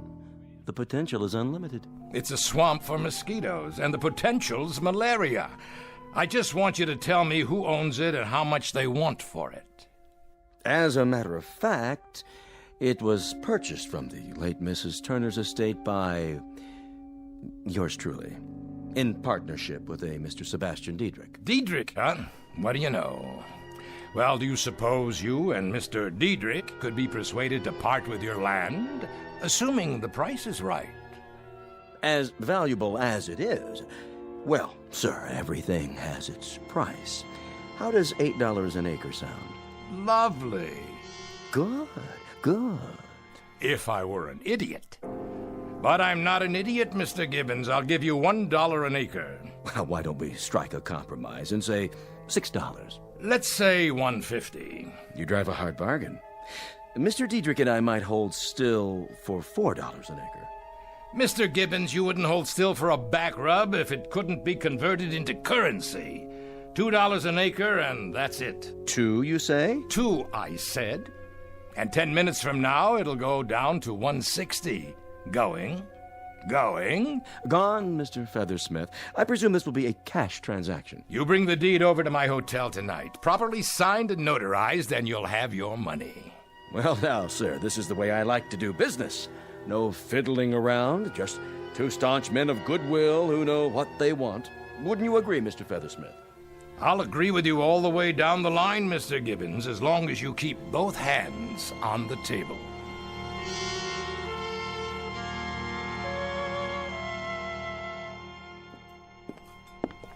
Ah, Mr. Feathersmith. Right on time. I don't believe you two gentlemen have met. This is my associate, Mr. Diedrich. How do you do? Yes, I recognize you, Mr. Diedrich. So very, very much younger, though. You have me at a disadvantage, sir. Never mind. Sit down. Please. I presume you have the cash? 1,403 acres, $2,806. You like to put all your eggs in one basket, don't you, Mr. Feathersmith? Don't concern yourself, Mr. Diedrich. I happen to have an exclusive contract with the hen. Waiter, beer's all around. Right away, sir. All right, gentlemen, let's get down to cases, shall we? When it comes to a fast shuffle, I don't mind telling you I'm a very knowledgeable dealer. Comment, Mr. Diedrich? You have the floor, Mr. Feathersmith. You seem rather anxious to have it. Just a human frailty to gloat a bit when one has just skinned a couple of professional skinners. I suppose you're thinking that when this pigeon flew into town, you plucked him bald. Well, I sent a telegram to a geologist this morning. He came in on the 1 o'clock train, spent the afternoon out at the Widow Turner's land, made some preliminary soil tests. Care to hear the results? Feel free, sir. Then I'll oblige. That crummy swampland you sold for $2 an acre is worth 1,000,000 times that. There's oil in that ground. Oil, understand? Black gold, enough to produce 500 barrels a day for the next 1,000 years. Oh, I swear I could almost feel sorry for you. Maybe you didn't hear me. Oh, we heard you. Oil. How's that for a shocker? Well, at the time, it did make us gulp. At the time? 4 years ago, when the first geological tests were done. Well, there was no doubt then that the land had oil under it, 6,000 feet under it. Which means that it might just as well be on the moon. There's no way that oil can be taken out. What do you mean, no way? I could drill down 1 mile, 2 miles if need be. Well, you could, perhaps, Mr. Feathersmith, but nobody else on Earth could, unless you've already invented such a drill. Of course, I forgot. It wasn't until several years later that they came up with a drill bit strong enough to... Something wrong, Mr. Feathersmith? Not feeling too well? Something I ate. Oh, something you ate, no doubt. Something like crow, sir? Excuse me.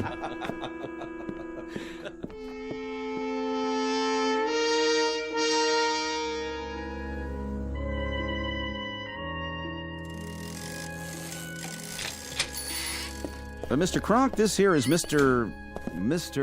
Feathersmith. Yeah, he says he wants to talk to us about inventions. What kind of inventions? Something that'll turn this 2-bit bicycle shop into a factory. Such as? Well, for starters, how about a motor-driven scooter for kids?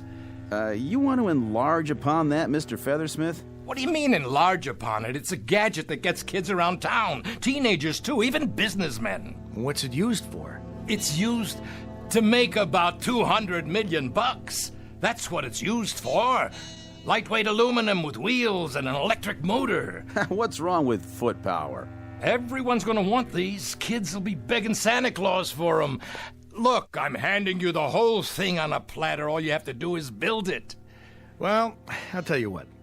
You draw me a blueprint and some specifications, and Mr. Clark and I will give it a try. I'm no crummy draftsman. I've given you the principle. All you have to do is manufacture it. Not without a blueprint and specs and some backing. You have any money? I can get it. Anyone with a little imagination could see. Well, only place that makes loans around here is the bank. That'd be Mr. Gibbons. You better talk to him first, with your blueprints, of course. I don't need you. What other machine shops are there in this hick town? Well, you might try Otis over at the gas station. He's got all kinds of tools. Of course, he's pretty busy re-grooving people's tires. See you in the funny papers, boys. You'll live to regret this. Mark my words. What was his name again? Featherhead?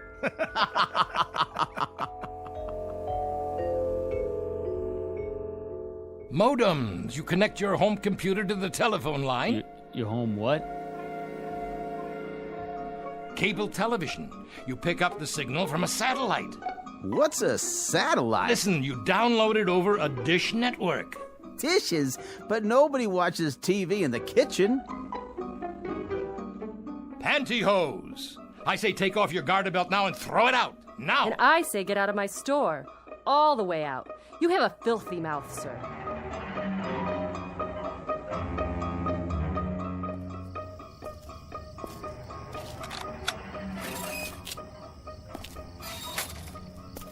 Diedrich! I know this is your house. Come out here. Who's out there? It's me, Feathersmith. Do you know what time it is? It's 50 years too early. That's what time it is. Listen, I played it all wrong. I should have had it done the way it happened in the first place. I'll start in the morning, just like I did before. What are you talking about? You said I had get up and go. You said I had drive. Then I went to work for you, and I moved up from there. You want to do what again? I want to go to work for you. I wouldn't hire you if you were the last man on Earth. You're a loudmouth clod born to get suckered out of his last quarter. Now let me have my sleep. I got to rest. Oh, this pain in my chest. Are you all right, sir? You look pale. Why don't you sit down on this bench? Doc Wagner? Is that you? Now, you must be the new fella in town. Nothing but idiots in this place. Now, take it easy. That's not a very good pulse. Not good at all. Never mind that. How do I get through to these village idiots here? They're peddling their lives away on bicycles, and I'm trying to give them the space age. I don't know much about that. But I can tell a bad pulse when I feel one, and yours feels like the heart of a 75-year-old man. You sure don't take care of yourself. What did you say? The pulse of a what? A man in his 70s. If I've said it before, I've said it 100 times. Modern man drives himself to an early grave just trying to keep up with the pace of life nowadays. Why, that dirty, cheap little thief. She didn't change me inside. That's why I'm so tired. That's why I can't make it here, because inside I'm old, the way I was. Swallow 2 of these pills. You horse doctor. I remember when you were diagnosing acute appendicitis as cramp colic. Go on, get out of here. You couldn't diagnose anything. Well, I can diagnose insanity when I see it. And that's what my diagnosis is in your case. Insanity. Plain and simple. I don't need you. I don't need this jerkwater town. If I were you, I'd check myself in for observation. At a mental hospital. Well, you're not me. It was that Devlin dame. That dirty, two-timing little hustler. Why, Mr. Feathersmith, everything all right? You look a bit queasy. You miserable. Now, let's be fair. Nothing was said about changing your chronological age. You wanted to look 30, and you do. We said nothing about your insides. Your heart, veins, kidneys. What about this town? You wanted it as it was. The contract was very specific. It's really not my fault that your memory is so imperfect. And as to the possibility of investments, your problem was that you leapt before you looked. But everything else is wrong, too. I mean, the deals, the inventions. They've never heard of space shuttles or microchips or... Of course they haven't. And you, Mr. Feathersmith, because you're a wheeler-dealer, a raider, because you're a taker instead of a bringer, you are now what is commonly referred to as behind the old 8-ball. Look, I don't want much. I swear to you. Make it the way it was, that's all. Get me back with Dietrich. Let me start out there, that's all I ask. I think we might be able to arrange that. Mind you, purely as a gesture of sympathy, though it hurts me to mouth the word. Frankly, you are so unhappy, so totally abject a creature that I cannot find it in my... well, in the place where you'd normally find a heart, to leave you here. There's a train out at midnight. A special train. Bless you, Miss Devlin. Please. I won't forget this. There is a small surcharge for the service. How much? $40. Things do cost, Mr. Feathersmith. I don't have $40. I don't have 10. I don't have...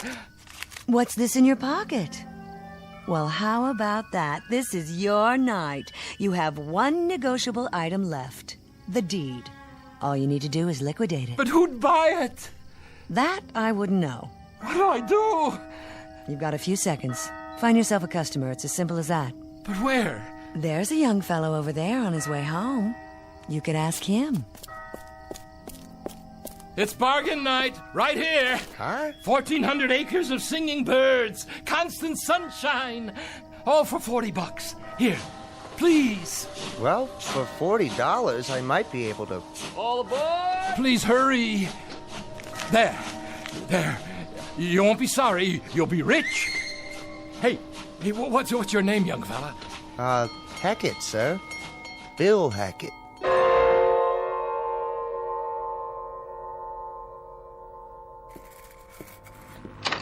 Yes, want something? I was going to clean up, sir. So clean up. Who are you? Feathersmith, sir. Great old town. What is, sir? I was just thinking about Cliffordville. That's where I grew up, got my start. That's a coincidence. I grew up in Cliffordville, too. Well, now, how similar we are, Mr. Feathersmith. We both came from Cliffordville, and we both put our pants on one leg at a time. And here we both wind up in the same building, each with his own particular function, eh? Yes, sir, our own particular function. They gave me a gold watch 4 years ago. My 40th year as custodian. Well, now, maybe for your next 40 years, if you really apply yourself, Featherstone, I'll get you a box of these imported Cuban cigars. What do you think of that? That sounds great, Mr. Hackett, sir. Have one now, why don't you? On me.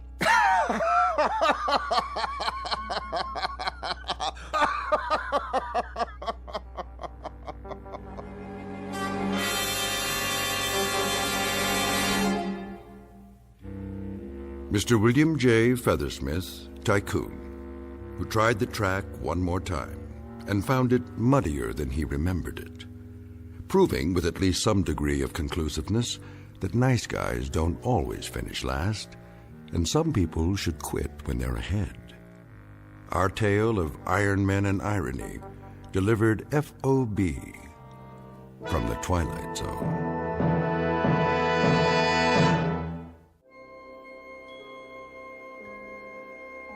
Hi, this is Carl Amari, producer of the Twilight Zone Radio Dramas. I'd like to take a moment to tell you about our official website at twilightzoneradio.com, where you'll get the latest news and information on these Twilight Zone radio dramas. Plus, at twilightzoneradio.com, you can digitally download 3 free episodes or any of our episodes for only $1.95 each. In this age of ever-changing technology, we've decided to make these episodes instantly available to you by making the Twilight Zone radio dramas a digital download-only series. This means that this series will no longer be offered on CD. The CD collections at our website are now being offered while supplies last at buy one, get one free. So be sure to get your favorites before they're sold out. Be sure to visit us often, and I'll see you in the zone.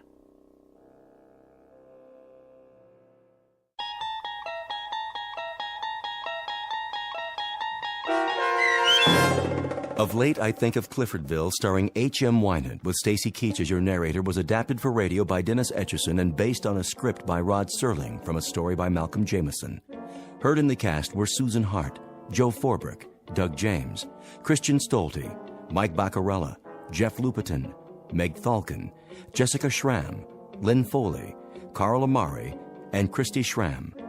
To learn more about the Twilight Zone radio dramas and to obtain audio cassettes and CDs of these programs, visit our website at twilightzoneradio.com. This copyrighted radio series is produced and directed by Carl Amari and Roger Wolski for Falcon Picture Group.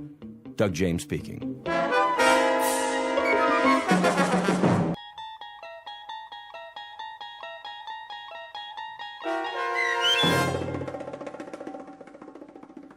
Miniature, starring Lou Diamond Phillips with Stacy Keach as your narrator, was adapted for radio by Dennis Etchison and written for the Twilight Zone by Charles Beaumont. Heard in the cast were Ellie Weingart, Alyssa Fraden, Jeff Lupetin, Joby Cerny, Roger Mueller, Elizabeth Lido, Christian Stolte, Doug James, Kurt Nabig, and C.J. Amari.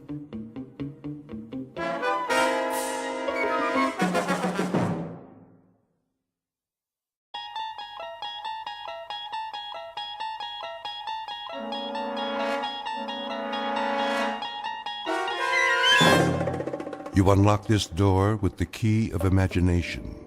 Beyond it is another dimension, a dimension of sound, a dimension of sight, a dimension of mind. You're moving into a land of both shadow and substance, of things and ideas. You've just crossed over into the Twilight Zone.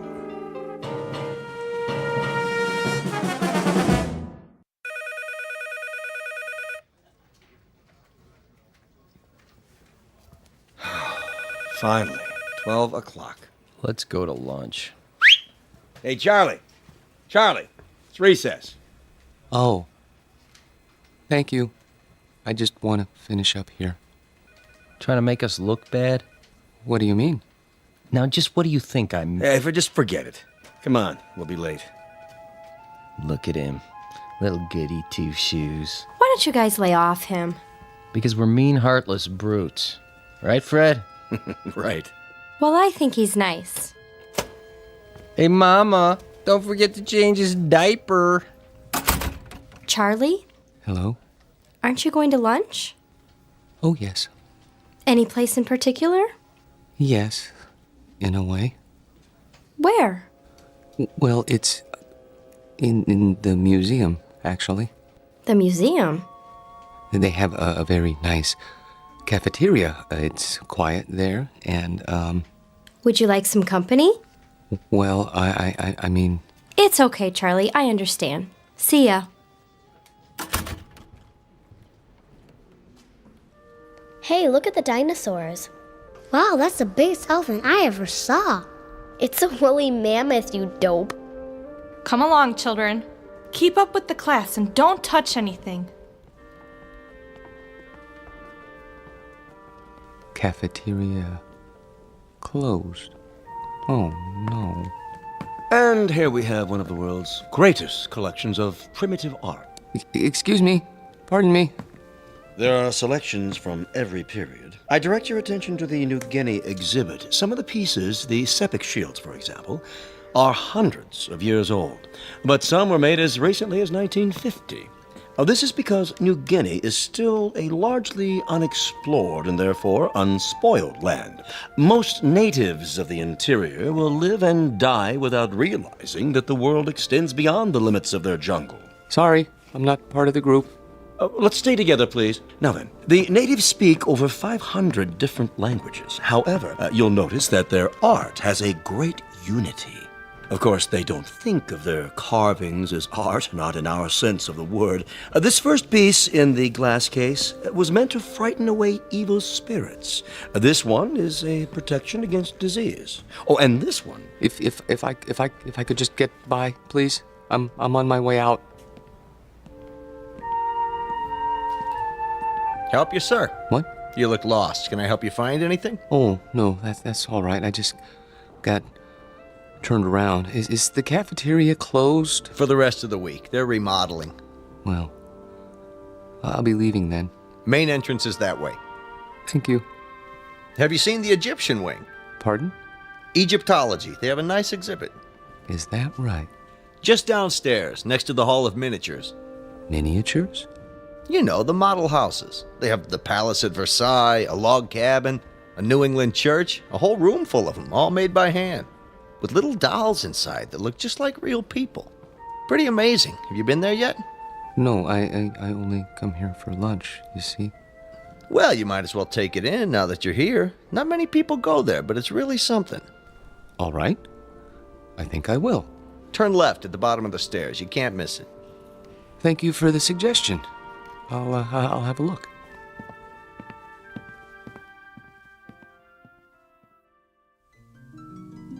To most of us, a museum is a place of knowledge, of beauty and truth and wonder. Some people come to study, others to contemplate, others to look for the sheer joy of looking. Charlie Parks has his own reasons. He comes to the museum to get away. It isn't really the low-priced cafeteria meal that draws him in here every day. It's the fact that in these cool, inviting halls, he can be alone for a while. Really and truly alone. Away from his work and from people who don't understand, which includes almost everyone in the world. But Charlie should be careful. He doesn't know it, but there's always a chance he might wander too far and get lost in the Twilight Zone.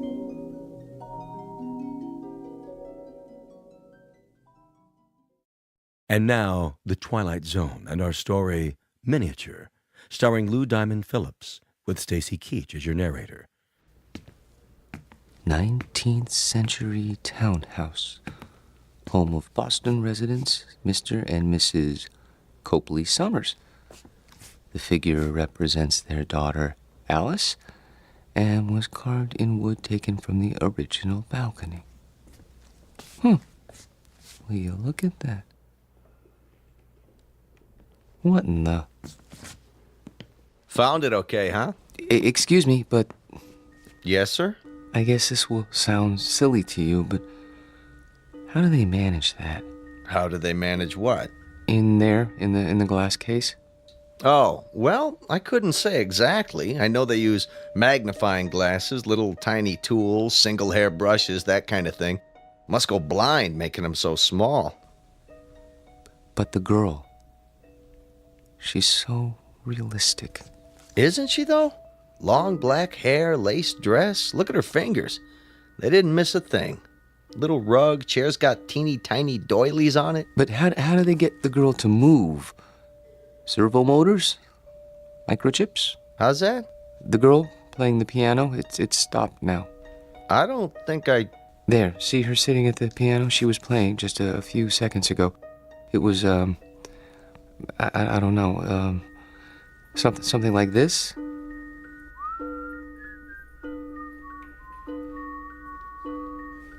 Didn't you hear it when you came downstairs? I don't like jokes, mister. Not when I'm on duty, anyway. I'm not joking. Then you're hearing things. There isn't any mechanism inside that piano, and the doll's carved out of wood, a single block of wood. See the sign? Yes, I know. Carved in wood taken from the original balcony. But I could have sworn... Yeah, it was probably some kid with one of those pocket radios. They sneak them in once in a while. But I saw her move. At least I think I did. Well, you know better now, don't you? Yes, I know better now.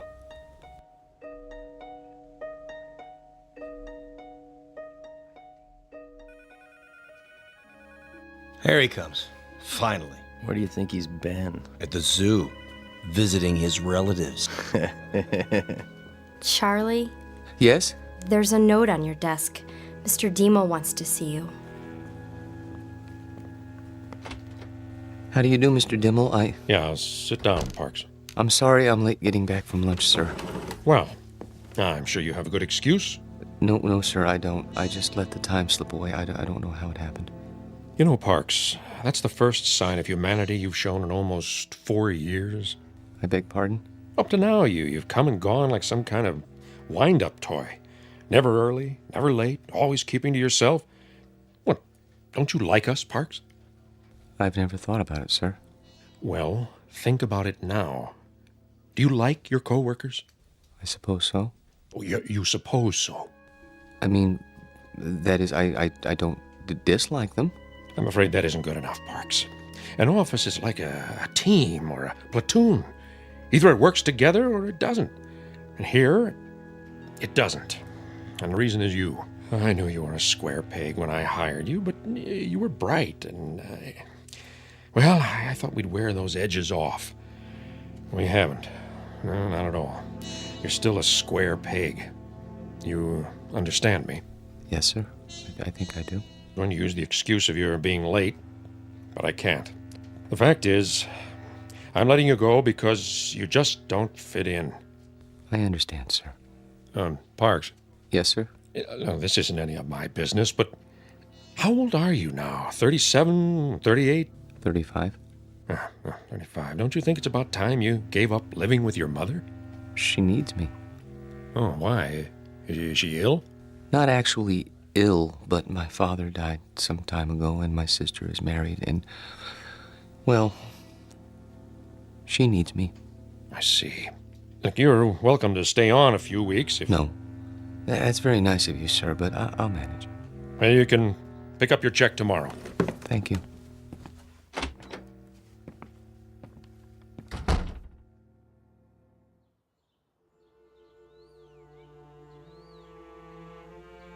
He had no right. He had every right, Mother. Hiring and firing people is his job. But why you? He doesn't think I fit in. That's ridiculous. What are you doing? I'm going to phone that man and find out why you're being persecuted. Mother, please, it won't do any good. Oh, Charlie, what's going to become of you? I've worked so hard to bring you up right. Maybe if I'd let your father punish you the way he wanted to. It's all right, Mother. This is just a minor setback. You say that every time. Why can't you keep a job, son? Why do you always end up making people uncomfortable? I don't know. I suppose they blame me. Well, I'm not keeping you here. I know that, Mother. Nothing in the world would make me happier than to see you settle down with a nice girl, raise a family, live a normal life. Please, don't cry. I can't help it. I hate to see you hurt, son. I'm not hurt. Well, you should be. Getting fired. It would have killed your father. It would have absolutely killed him. I'll go to the Employment Bureau tomorrow. Here, take my handkerchief. Where are you going? To my room. Get me my heart medicine before you do. Yes, Mother. Charlie? Why were you late getting back to the office? I was detained. What's that supposed to mean? Nothing. I was detained. That's all. Open your mouth. Charlie, do you feel all right? Yes, Mother. I'll go to my room now.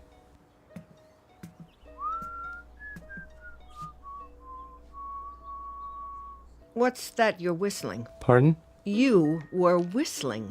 I don't remember. You should lie down, Charlie. Take a little nap. Mother, please, I can take off my shoes. I'm only trying to help. I know, but I'd prefer to untie my own shoelaces. Very well. I'll bring you some cocoa. Not now. Why? You always have your cocoa. I think I'll go out. At this time of day, we'll be having dinner soon. I want to get a head start with the Employment Bureau, see if there are any jobs. But they must be closed by now. There's still time. I think I'll walk over. It isn't far. Are you sure you should? Why not wait till tomorrow? Get a fresh start. Do you want anything at the store? Not that I can think of. But... Sit in your chair in the living room. Put your feet up. Are you sure? Try not to worry, Mother. I'll be back in an hour.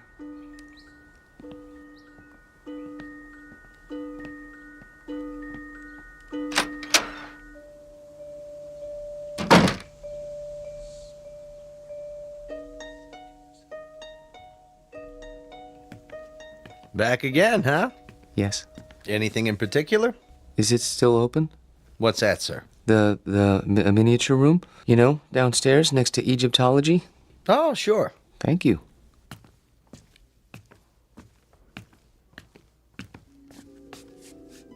I came back. Wait. Where? Hello? Hello? There. I was afraid you wouldn't be here. Oh, no, you've changed your dress. That's a lovely gown. Very lovely. Are you going out? Who's that? Oh, you are going out. That's why he's wearing a cape and a top hat. Your gentleman caller. Oh. Does he have a carriage waiting? I hope so.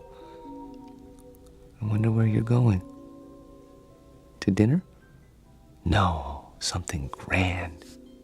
The opera, that must be it. Hi. Oh, hi. Be closing soon. I see. What time do you open in the morning? 9 o'clock, Monday through Saturday. I'll be here. What's that? Nothing. I'll be along in a moment. I want to study this dollhouse a while longer, if you don't mind. Okay, sir. Just a few minutes, though. It's almost time. I see. Thank you. Have a nice evening. I have to go now. I won't be here when you come back. But I hope you have a nice evening, Alice.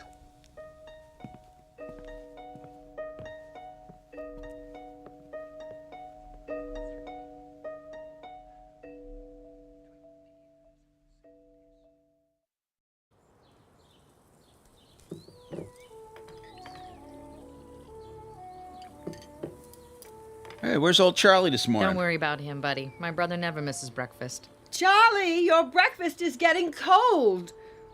You see, late for his meals, awake every night, tossing and turning. I tell you, I'm half dead with worry. Mother. He's sick. I know he is. Sounds to me like he's got a girl. Don't be silly. What's silly about it? He's not a bad-looking guy. A little peculiar, maybe, but, he's not... If he had a girlfriend, he'd tell me. He hasn't told me, so it isn't possible. Okay. Nothing would make me happier than to see Charlie settle down. He knows that. I'm not one of those mothers who won't let go of their children. Ask Myra. Pass the butter. Charlie! I'm here. Your breakfast is on the table. Sorry. Hey, Charlie boy. Hello, buddy. How are you? Couldn't be better, Charlie boy. Couldn't be better. Good morning, Myra. You're looking nice. I wish I could say the same for you. I haven't been sleeping very well. Because of the job? Yes, I suppose so. It's been terribly hard on him, pounding the pavement every day. Boy, that can get you down. Charlie. Yes? We've got a surprise for you.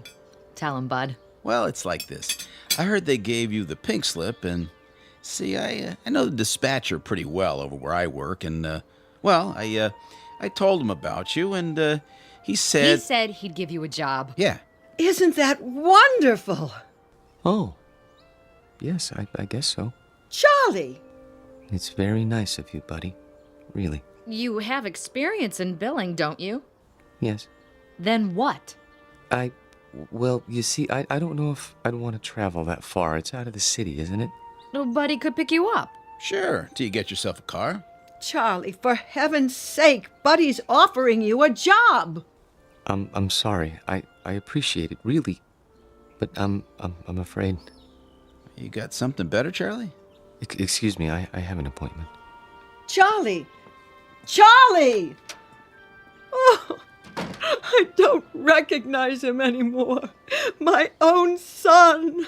Does he have something better, Mother? No, he doesn't have anything. He isn't even looking.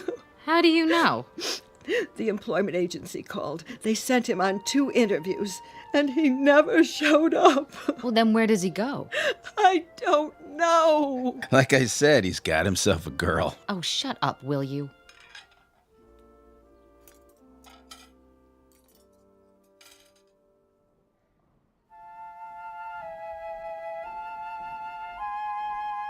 Henry, look at that. A real log cabin. Isn't it wonderful? Uh-huh. See, there's a little spinning wheel. Your grandmother had one of those, remember? How did they make it so small? Uh-huh. Oh, 19th century townhouse, Boston. Isn't that something? I've never seen anything so perfect, have you? Just look at the miniature piano and the doll there in her little handmade dress. Come on, let's go. Oh, I'd love to live in a house like that. Sure you would. No air conditioning, no central heating, no television, no phone. Sure you would. Excuse me? Are you finished here? I mean... Yep, on our way to see the mummies. Come along, May. If we must. Oh, I'm sorry. I didn't know you were still in bed. I wouldn't be here so early, but my sister and her husband came over and... Oh, I understand. Of course you need to get dressed. I'll turn my eyes away so you can have your privacy.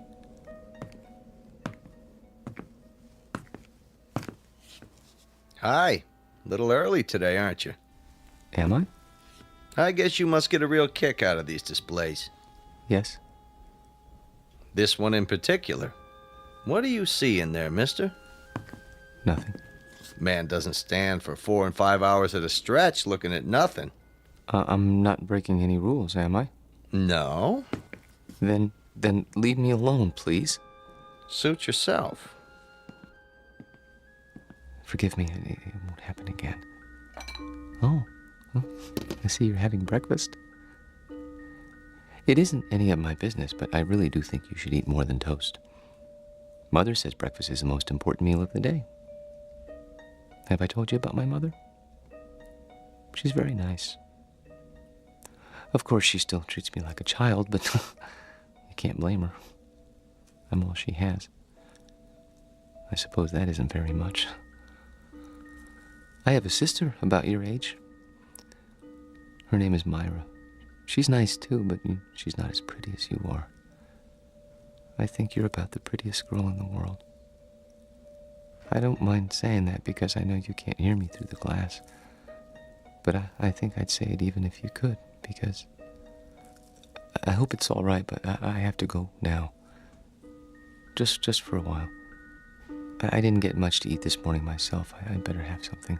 But I'll be back soon. I promise.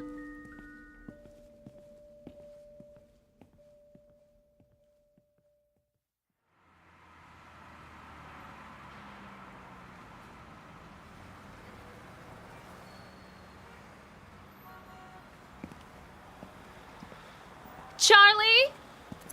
Hello, Myra. What are you doing here? Oh, I was driving by. Saw you come out of the museum. That's nice. Well, Buy me a cup of coffee? the cafeteria's closed. Then we'll go somewhere else. All right.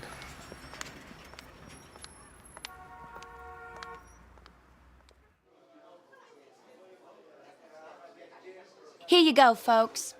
Thank you. Charlie, I'm gonna be honest. I didn't just happen to see you today. I followed you. You did? Why? Because Mother asked me to. She's worried, and so am I. You haven't been yourself. No? You go to that place every day? I thought it might be a good idea to improve my mind. That isn't why. I'm your sister, Charlie. I grew up with you, and I know you. You go there because it gives you a chance to be alone. And you want to be alone because you're scared. Myra? Listen to me. This is important. You're over 30 years old, Charlie, but you're living the same way you did when you were 14. Some of it's Mother's fault, some of it's yours. But it isn't natural. It's sick, Charlie, and you know it's sick. And that's why you're scared. You're probably right. Stop agreeing with me. I could say you were a blue monkey and you'd agree. But Look, I don't know about psychology or anything like that, but I think I know what's wrong with you. You need a girl, Charlie. You're at that time in your life. You know what I mean? Not exactly. Well, it's hard to explain, but you've never had a girl, have you? Not as such? That's what I thought. Well, we're gonna change that. How? I'll introduce you to Harriet Gunderson. She works at my office, and she's a lot of fun. You'll like her. Myra, please. Charlie, please. This one time, try. For me. If you do, I promise I won't bother you anymore. All right. Here's her address. You don't even have to phone. Just stop by, say around 7. And you don't have to buy her dinner. Take her for a walk in the park. She'll like that, okay? Okay. Word of honor? Word of honor.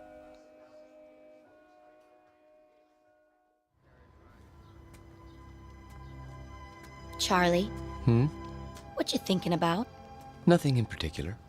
You sure are quiet. That means you're the dangerous kind. You can't trust the quiet ones. You can trust me. Who said I wanted to? I only meant... Look, why don't you relax? Come on, let's sit on the bench. If you like. Lean back. Take it easy. There. That's better. You like me, Charlie? Very much. Then why don't you show it? How? Well, you could try kissing me. But we only met this evening. Oh, come here. We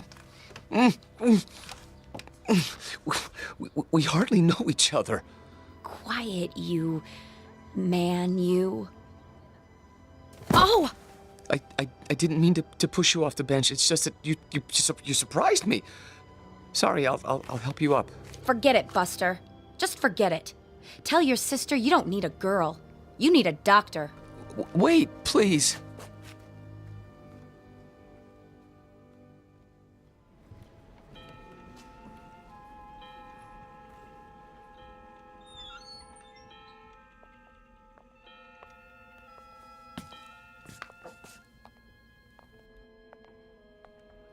Of course, I realized she was doing it as a favor to Myra, but even so, I didn't mean to be rude to her. It must be hard for you to believe, but that's the way things are these days. Who's at the door? Oh, it must be your gentleman caller. Wait! Tell the maid not to let him in. You mustn't. Why, he's drunk! Look at him! Run! Run! Don't touch her! Don't lay a hand on her! Stop! He's got to stop! No, let go. Let go, please. I can't help you! The glass is too thick! I need something to break it! Hold on! No! There's a fire extinguisher on the wall! Stop it. Oh, please, you're hurting me. What are you doing? I had to. He was trying to harm her. Hold it right there. He tried to kiss her last night, but she wouldn't let him, so he came back. Don't move. I'm calling for backup. But I had to. He grabbed her and she got away and he went after her. She fainted and he carried her to the bedroom. I had to stop him. You can see that, can't you? Sure, buddy, sure. Put your hands where I can see them. This is museum security. I need a unit over here right away by the miniatures. Better bring a butterfly net and a straitjacket. This one's a doozy.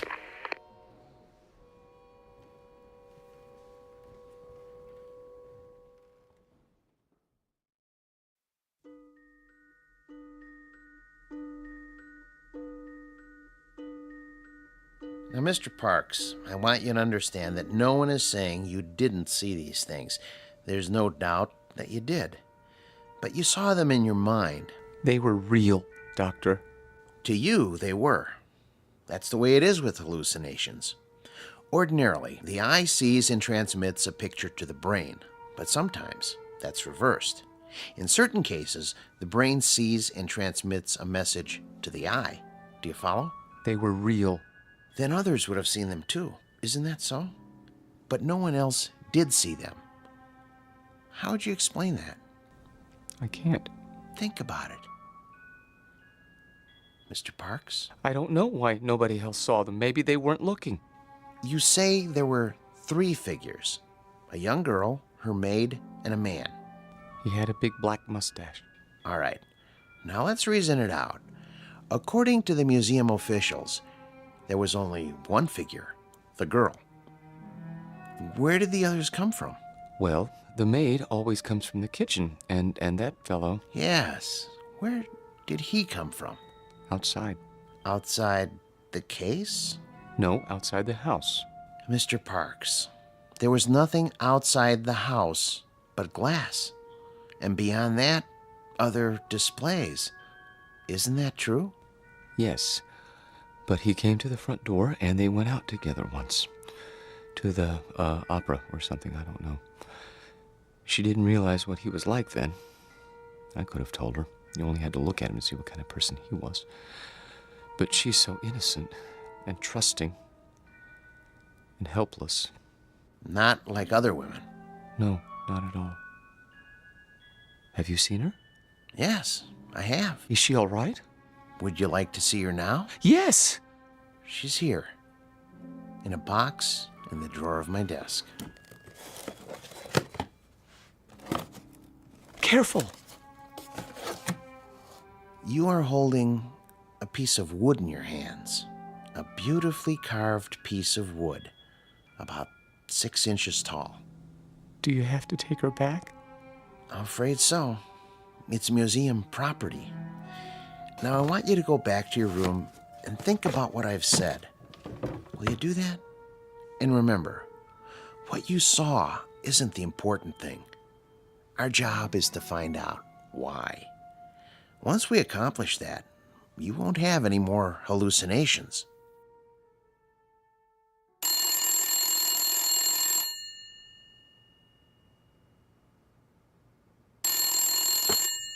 Yes? Oh, yes. Send them in. And ask Dr. Geisner to prepare the patient for checkout. Nice to see you, Mrs. Parks. You remember my daughter, Myra, Hello. Hello, Dr. Wallman. and my son-in-law, Buddy. Hi, Doc. Where's Charlie? He'll be along in a few moments. Is he really normal, Doctor? That's a word we try not to use. Why not? Because it's meaningless. It refers to the behavior patterns of the majority.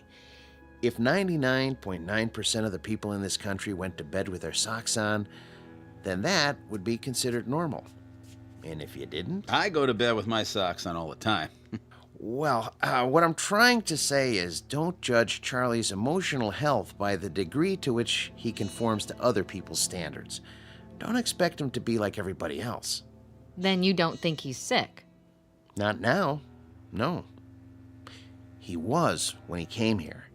The constant pressure to be something he wasn't, to act and think and feel the way you wanted him to, instead of the way he wanted to, he was unable to cope with this world.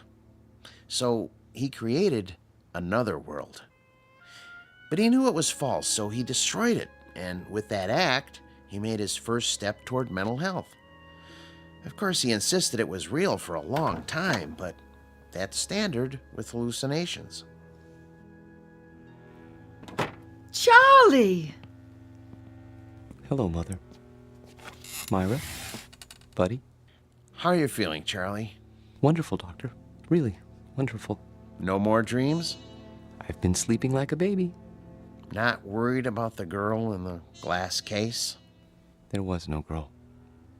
Just a doll. I know that. And I know what made me think I saw what I saw. Thanks to you. Thanks to you, Charlie. You figured it out, remember? I didn't tell you anything after that first day a few weeks ago. Oh, Charlie, I was so worried. No, Mother. I know you were, but I'm fine now. I'll find a job and everything will be the way it was. You'll see.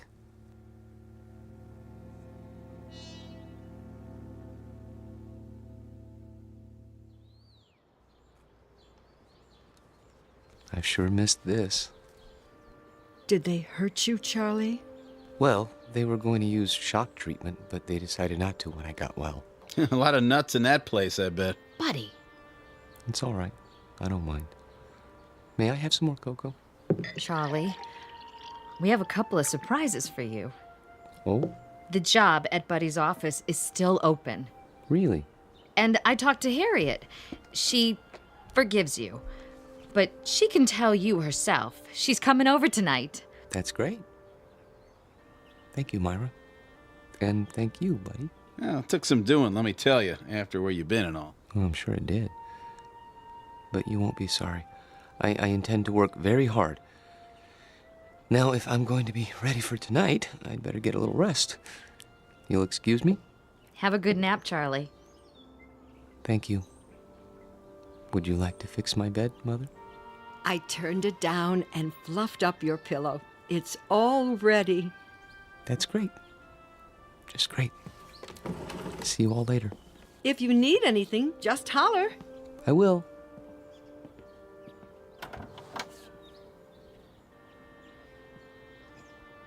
All right, I gotta go by the house. Be back in a while. Okay, honey. You want me to pick up some chow? That's not necessary. We're all going out tonight. We are. Okay, then. See ya. Take your time. Drive carefully, buddy. Sure. No problem.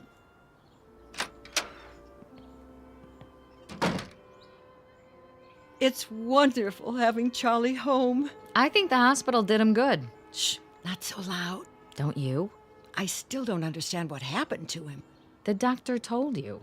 He didn't tell me anything but a lot of gobbledygook. Mother, I hate to say this, but if you want Charlie to stay well, you're gonna have to let go. What in the world do you mean by that? Just what I said. You don't know it, you really don't, but you're keeping Charlie here in this apartment.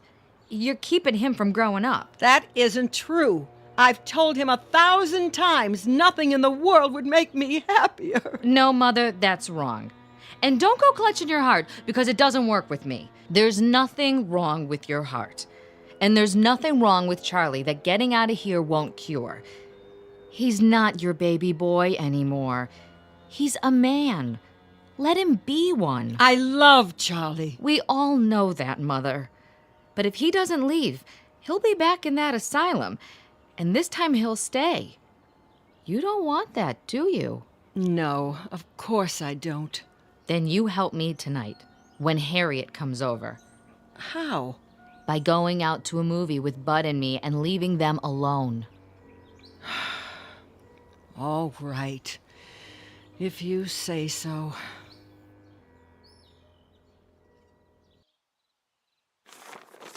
Pass the sports page, would you? Here. You should check the movies. Oh, yeah, sure. There's Harriet. Already? You better tell Charlie to get ready. Charlie? Hi, I made it. Ooh, new dress? Yeah, cost me something too. Hi, Bud. Hey, Harriet. Charlie, your company is here. Charlie? Charlie! What's the matter? Can't wake him up? He must be tired. It's locked. Charlie never locks his door. Hey, Charlie boy. Up and at him, pal. Maybe he doesn't want to be disturbed. Nobody could sleep through that. Break it down, Bud. Gee, I don't know. Break it down. Okay. The window's open! Take it easy, Mother. He must have crawled out. Why would he do a thing like that? I don't know. He's your son. Oh, what did I ever do? Mother, be quiet. Hello, operator? Could you give me the number of the City Museum? The main one downtown. Thank you. He couldn't have gone there. The doctor said he was well. Hello? Yes, could you tell me, please, are you open tonight? I see. Thank you. Well? Well, they close earlier tonight. Thank God. But they were open until a little while ago.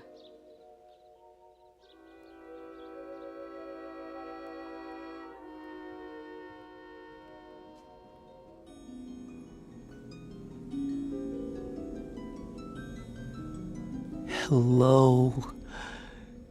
I see they got your glass case repaired. I'm so glad. They tried to tell me you weren't real. Of course I knew better. But I had to pretend. Otherwise, I never would have seen you again. I love you, Alice. Maybe if I keep telling you, you'll believe me. Your world isn't simple, is it? No world with people in it ever is. There's loneliness and misery and heartache. Oh, look at you, crying because you're alone. I've been alone all my life. People try to understand, but they can't. You could. We could understand each other and help each other and love each other, if only. Wait! Someone's here. I have to hide. But where?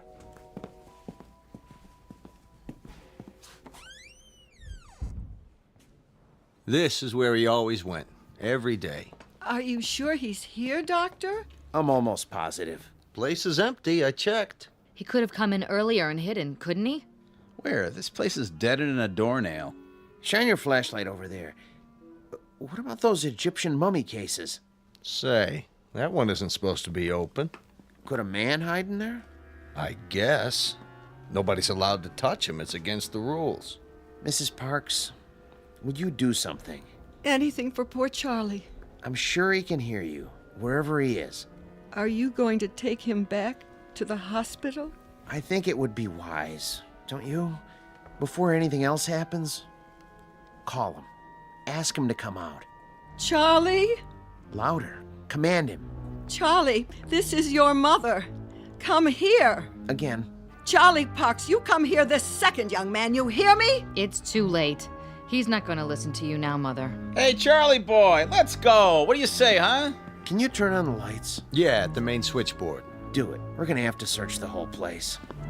Hey, is this the dollhouse? That's the one. And the doll, is that her? Yep.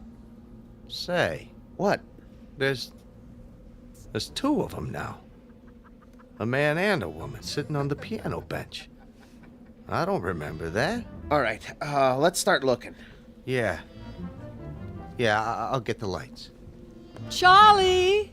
Charlie, please. This isn't funny. Yo, Charlie! Come on, Charlie!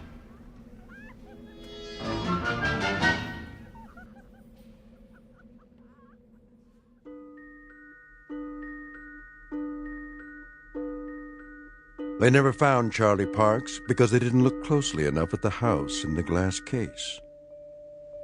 The guard didn't say anything more about what he saw. He knew what they'd think, and he knew they'd be right, because seeing is not always believing. Especially if what you see happens to be on display in an odd corner of the Twilight Zone.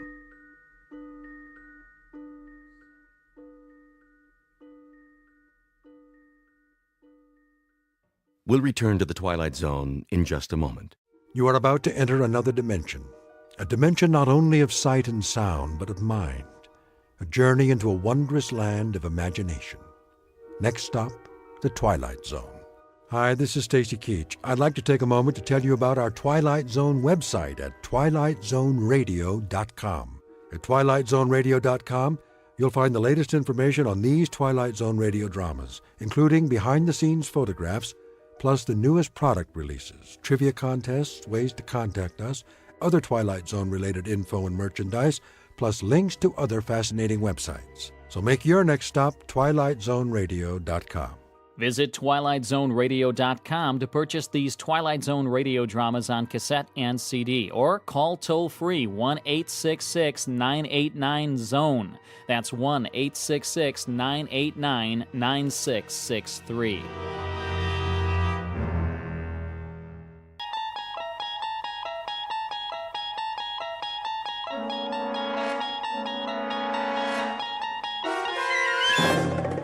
You unlock this door with the key of imagination. Beyond it is another dimension, a dimension of sound, a dimension of sight, a dimension of mind. You're moving into a land of both shadow and substance, of things and ideas. You've just crossed over into the Twilight Zone.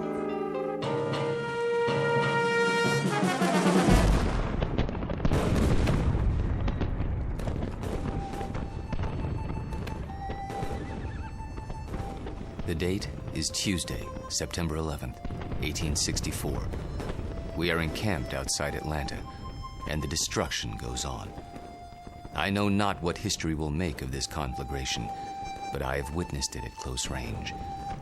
I feel it my duty to set down these observations before the prism of time colors them in a different light. As to the present battle, then my words may seem harsh, but I assure you, this is how it was.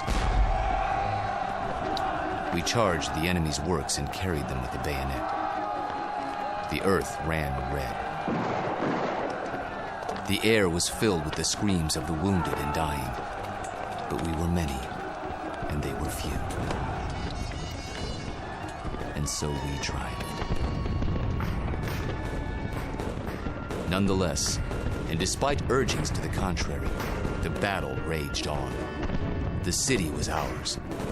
There was no need to destroy save that which could be of use in the fight against us, but Sherman was drunk with victory.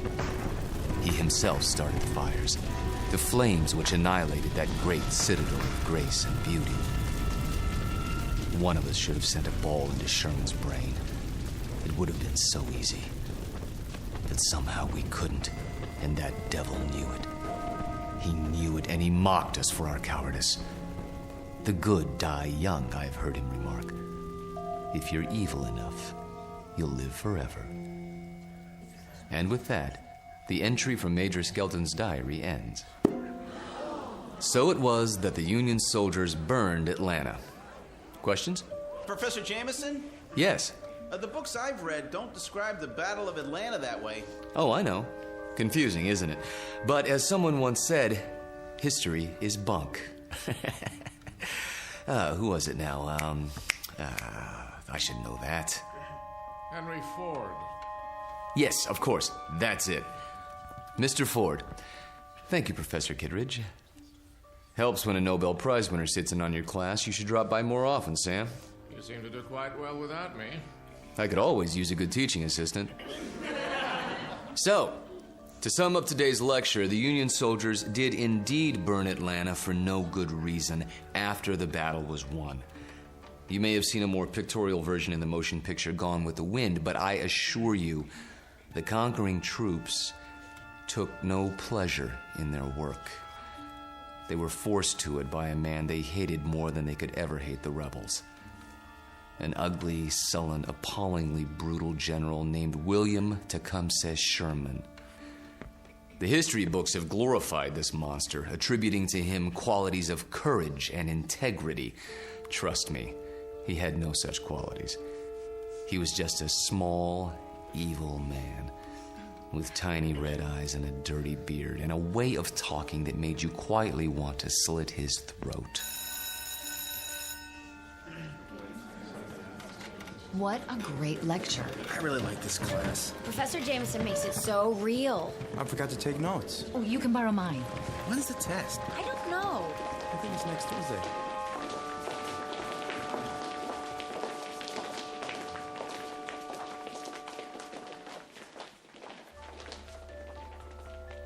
It has been said that universities are worlds unto themselves, inhabited by the young. These are the inhabitants of Collins University, a very small world indeed, young people hungering for knowledge, which can be imparted only by age. You have just met Walter Jameson, for 12 years the college's most popular and respected history professor. Students crowd his lecture hall and listen in fascination as he brings the dead past to life for them. It doesn't seem to matter what period of history he's discussing. He makes that period as real as this morning's headlines. Some explain this ability simply as the mark of a consummate actor. However, there are those who don't agree, like Professor Samuel Kittredge, Nobel Prize winner in chemistry, who has another, more disturbing theory about Walter Jameson, and that theory is about to be put to the test. Very soon we will find out whether our star professor received his degree from a major university or from the Twilight Zone. And now, The Twilight Zone and our story, Long Live Walter Jameson, starring Lou Diamond Phillips, with Stacy Keach as your narrator.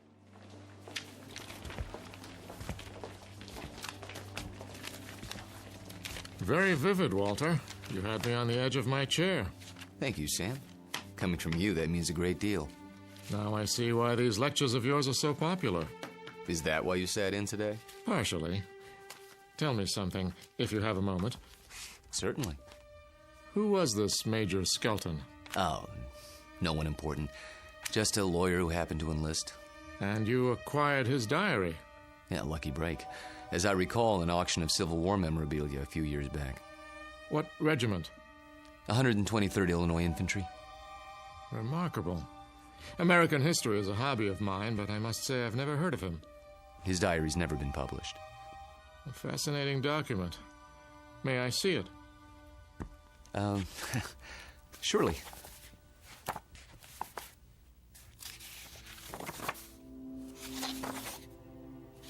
Well preserved.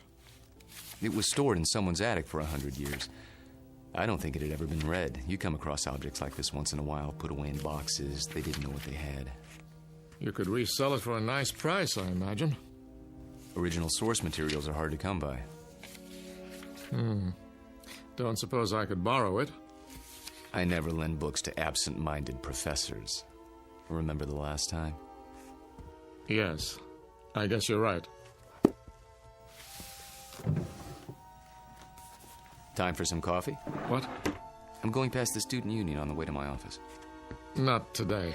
I have a paper to work on for the conference. Oh, I almost forgot. Can you come by for dinner? Whose invitation? Yours or Susanna's? Mine, this time. Something on your mind? Nothing special, just your company. We have a chess game to finish, if I'm not mistaken. Say 7 o'clock? All right, 7 it is. Good. See you then.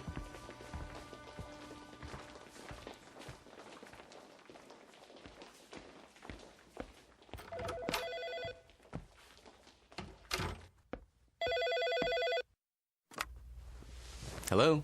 There you are. Where else? I keep regular office hours. I know. A chance to counsel all those co-eds. Oh, please, Mr. Jameson. I just have to talk to you. It's about my term paper. It's Professor Jameson to you, young lady. Excuse me, Professor. I might have an hour this afternoon. Then we'll have to work fast. You see, I have a bad case of writer's block. I need someone to, well, loosen me up. You don't need me. You need a cold shower and a massage. Speak for yourself. Daddy told me he invited you for dinner. He did. You mind? Not if you don't mind my getting some work done afterwards. My thesis is due in 10 days. How's it coming? Oh, it's coming. I'm just not sure I've said enough. Want me to look at it?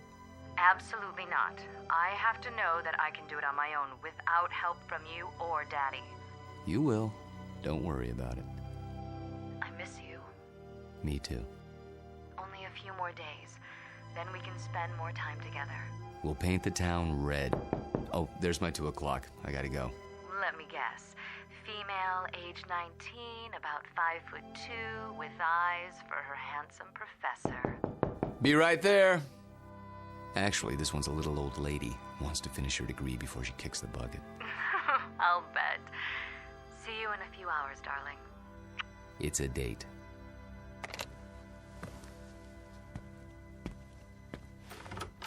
Oh, there you are. Come in, Janice. I was afraid I was late. Someone else is waiting for you. You're my only appointment this afternoon. She asked if this was your office. A student? No, I don't think so. She's sort of elderly. She acted like she knew you. Hello? Hello? She'll probably come back. Oh, I'm sure you're right. Now then, Janice, how can I help you? I'm sorry to bother you, Professor, but I'm having trouble with the assignment. Can't find all the books? The research library isn't supposed to check out certain materials, but sometimes... It's not that. I've got everything I need, but the authors on the list, they don't agree with your version. So my question is, which version should I use, yours or theirs? Remember what Ford said. What? Never mind. Start with the basic events. Everyone's in agreement there. As to interpretation, that's up to you. Just tell me what you think happened and why, based on all the accounts. Original thought is what counts. But how can I be sure if I wasn't there? That's always the problem, isn't it? There's an old adage. Those who were there know more than those who weren't. The problem is getting people to believe you. Nonetheless, you know what you know, so you learn to keep some things to yourself. But that doesn't affect you, Janice. We deal with truth in my class. Nothing but the truth, for better or worse. They say it can set you free.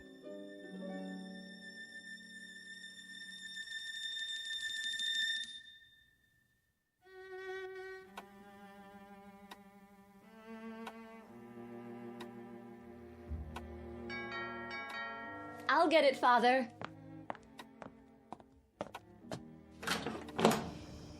Hello there, miss. I've got a great deal on a set of encyclopedias. Sorry, we don't want any. Just let me get my foot in the door. Oh, really? You know what's wrong with you, Professor? What? You're always on time. Sort of takes the mystery out of things. Oh, so I'm not mysterious enough for you. That's just it. You're too mysterious. Except when it comes to keeping dates. Get in here. Mwah. What's that for? Because, like my new dress? Awful. Get rid of it right away. You mean here and now? Watch it. You're a PhD, not some sorority girl. And not yet, I'm not. There's a little matter of a thesis, remember? A mere technicality. Anyway, it doesn't matter. You're about to give it all up and become a housewife. The devil she is. Hello, Sam. I didn't see you there. I'm giving you my daughter's hand, not her brain. Which I inherited from you. She'll get that PhD if I have to... Spank her. I know.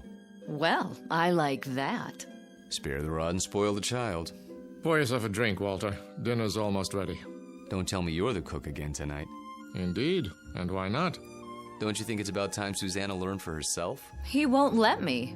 Force of habit, after her mother died. Let's go into the dining room, shall we? I'll serve. You sure there's not something on your mind, Sam? Nothing that a good meal won't cure.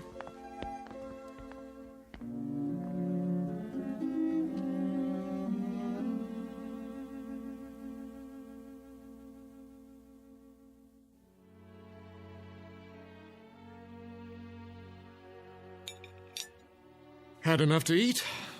I take it all back, Sam. She'll never be the cook you are.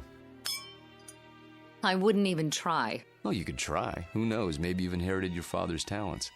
What do you think you're doing in here? I'll do the dishes later, unless this is the men's hour. Cigars and brandy and all that. Not a cigar, a pipe. It's not the dishes I'm worried about. It's a little matter of a doctoral thesis. Upstairs with you. Walter and I have some talking to do. I don't believe this. It is the gentleman's club, right here in my own house. Just for a while, Susie. Then you can have Walter to yourself. You're not going to treat me this way, are you? Worse, you might have to support me. Then the wedding's off. Good night, Daddy. See you before you go? It's a requirement.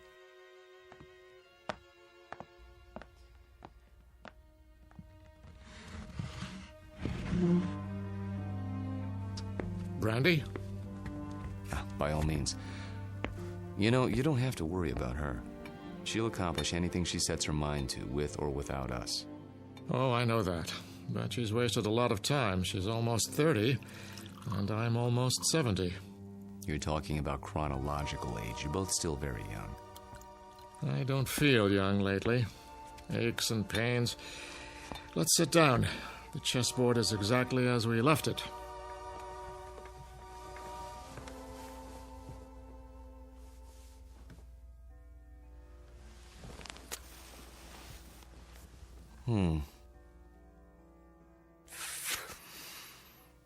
My move, isn't it?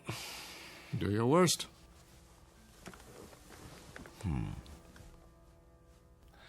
How about pawn to king's bishop 4? Look at that. You don't like it? Not the move. Your hands. What about them? Extraordinary, isn't it? They looked very much the same when we met, those two hands. Firm, smooth, not the slightest discoloration. Time marches on. For some of us. Walter, tell me something. Of course. How old are you? You know the answer. 44. My move. I seem to recall that when you applied for a position at the university, you listed your age as 39. That was, 12 years ago, which would make you 51 now. Come on, Sam. So I'm 51. Too old for Susanna, is that it? In a sense. What are you getting at? This is between the two of us. It won't go beyond this room. Really, Sam? Walter, when I met you, I was 58. I had most of my hair, all of my teeth, and hardly a wrinkle. Look at me now. In 12 short years, I've turned into an old man. But you haven't. It happens that way sometimes. I know. But why? Clean living? Don't ask me, Sam. You're the chemist. I'm just a history teacher. Yes, and you teach it very well. Do you know what your students say? They say it's almost as if you witnessed history firsthand. I try to make it interesting. Fake it, you mean? You could call it that. Yes, that's what I thought. But somehow it didn't seem like you. You're such an honest, precise man. Ah, here it is.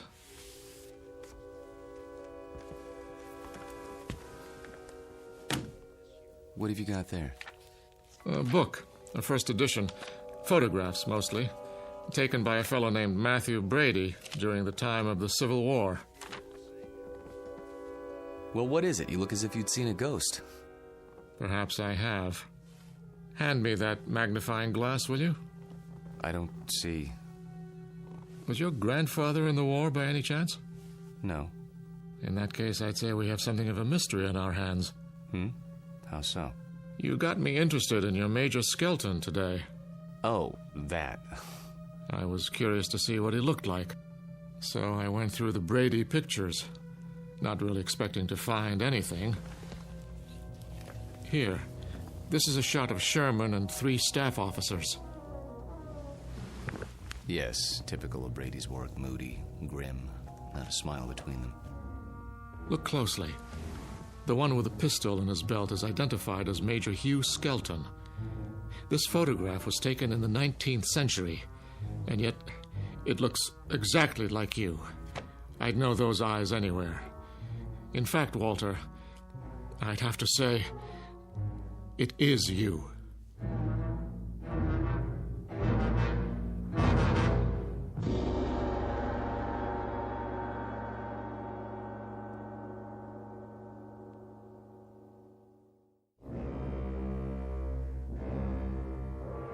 It is you, Walter, isn't it? Photographs can be deceptive. Poor lighting, grainy images. You shouldn't have kept the ring, you know. It's a dead giveaway. Ring? It is a bit like mine. Not like it. The same. Sam, really, you can't be saying what I think you're saying. That wouldn't make sense. It wouldn't be rational. It wouldn't... Come now, Walter. We're not children. You know exactly what I'm saying. I've been accused of many things in my time, but never of being inarticulate. Oh, you're joking. Just because a man in a picture happens to look like me... And happens to wear the same ring, and happens to have the same small mole on the left side of his face. Did you keep the pistol? Or is it in a Civil War museum somewhere? Oh, Sam. Tell me the truth. You know what the truth is, don't you? You are the man in the photograph, aren't you? Yes. I knew it. I've suspected for a long time. But, of course, it seemed so fantastic. It is. Yes. So, now we're on equal footing at last. The time for lies is over, Walter. Wouldn't you agree? Yes. So tell me, how old are you? You won't believe me.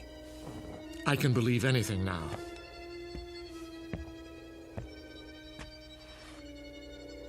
This bust on your mantelpiece? What about it? It's after a Greek statue, as I recall. The head of Cato the Elder. That's right. Let's just say, I'm old enough to have known this gentleman personally. But he lived more than 2,000 years ago. I said you wouldn't believe it. No, it isn't that, but 2,000 years? How, Walter, how? You don't know what you're asking. In heaven's name, this is what mankind has been dreaming of. Sam. To live forever.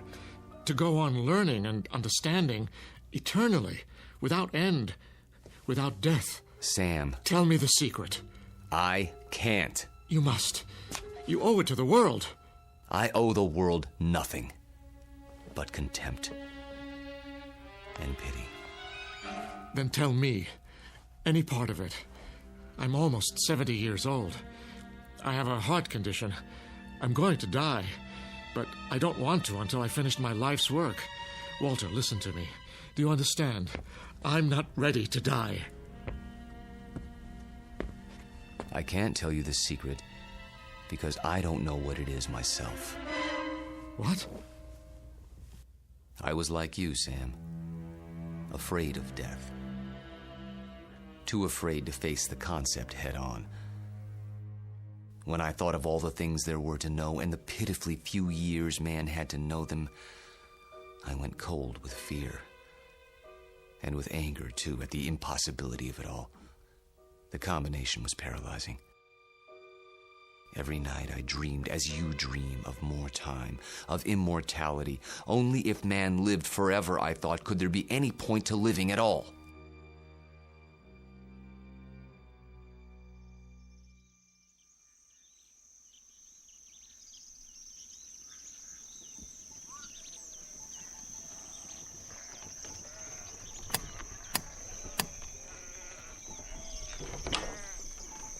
I'm thirsty.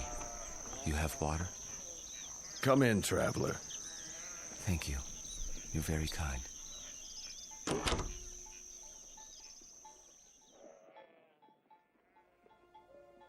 One day, on the road, I met a man, an alchemist. I told him these things and more as I rested with him. He said that he could grant my wish. Only it would cost money. A great deal of money. So I sold everything I had and paid him his money and submitted to his experiments. Drink this, young man. You may remain here until you recover.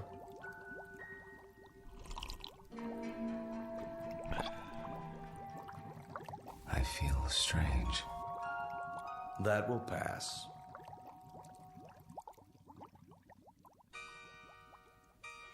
I remember very little of what followed, except that I was in a coma for many weeks. When I revived, I learned that the alchemist had been burned for blasphemy. You're not serious? An alchemist? The only legitimate one that I've ever known. You're asking me to believe something that goes against everything I know. Not without proof. But an alchemist? I'm a man of science.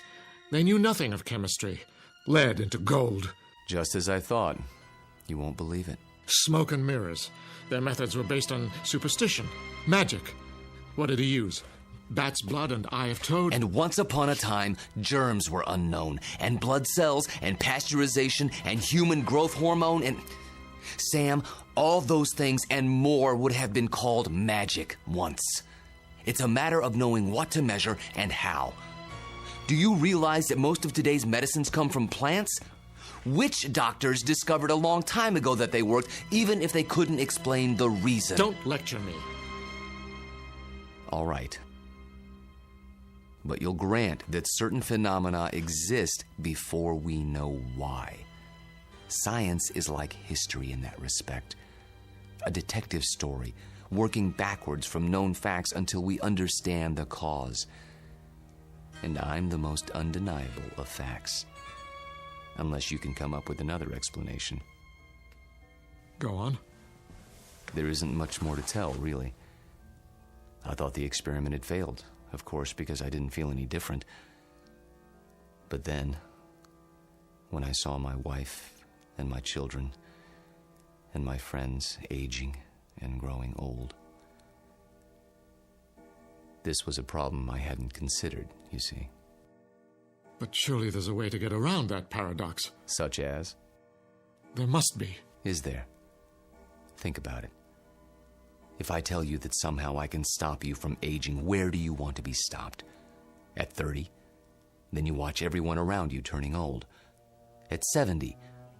Would you want to live forever the way you are now? Sick and weak? It's better than dying. No, Sam. You're wrong. I was wrong. It's death that gives this world its point. We love a rose because we know it will soon be gone. Who ever loved a stone? I'm not a rose, and I'm not a stone. I'm a man. Very old, very frightened. Of what? Death? Yes, of death. You're a fool. I want to die. Then why don't you? Because I'm a coward. Like all men. Because I'm tired of living and scared of dying. That's why. There's a revolver in my desk at home, Sam. The same one you saw in the Civil War photograph. Every night, I hold it in my hand and pray for the courage to pull the trigger. But I can't. You mean to say you've survived all these years without an accident, without being injured or wounded? Some people are lucky that way. They go through life without ever breaking a bone or seeing the inside of a hospital. Oh, I've come close to death plenty of times. But never close enough. Thank you. For what? For reassuring me. I thought that if a man lived forever, he would grow wiser. But that isn't true, is it? You grow tired. That's all. It must be lonely. That's a word that comes to mind. You say it as if you think it's a word I don't know anything about. I suppose you married more than once? Yes. How long with each woman, Walter? 10 years? 15? I take your point. Now you know why I attended your lecture. Why I asked you here tonight. It wasn't idle curiosity. I suspected as much. Sam, this isn't a situation of my choosing, not any longer. I tried to resign 6 months ago, but you talked me out of it. Do you remember? Yes. Do you know why? I knew that Susanna was falling in love with me. And I knew what would happen because it had happened before. A few years of happiness and then... I warned her. I did everything I could to discourage her. Except tell her the truth. How could I do that? She'd have thought I was mad. Then why didn't you leave? Because it was too late. I was in love with her. Everything was against it, all my reason and experience. But that didn't matter. And God help me, it doesn't matter now. It does to me. Walter, I can't let you marry my daughter. And why not? Susie. Well, go ahead. I asked a question, Father. We were just having a conversation. So I gather. How long were you standing at the top of the stairs? Long enough to hear that there's some sort of disagreement over me. Don't you think it would have been considerate to include me in the negotiation? It's not a negotiation. Please, don't misunderstand. Your father seems to think I'm too old for you, darling. Susanna, let me explain. That's the silliest thing I've ever heard. Good. In that case, you will marry me? I thought that's already been decided. You asked, and I accepted. Unless you're having second thoughts. Nonsense. If I had my way, we'd do it tonight. Are you serious? I've never been more serious in my life. I think you mean it. There's a justice of the peace in the next county. Go upstairs and get your prettiest dress. I'll go back to my place and pick you up in an hour. But... Go. Go. Daddy? I can't very well ground you, can I? You're of legal age. Oh, Walter, I do love you. Though your timing is a bit of a surprise. Life is a surprise. If we're not ready now, when will we be? Next week? Next year? We have to seize happiness when it comes, and it's here now. 1 hour, darling.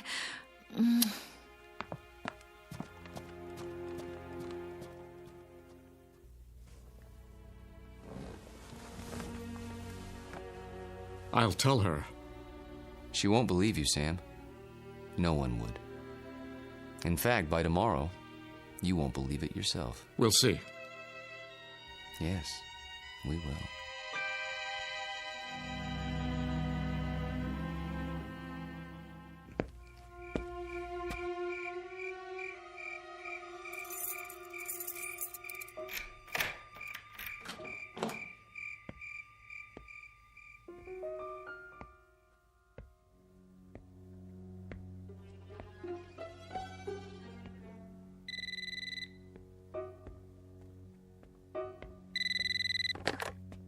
Yes?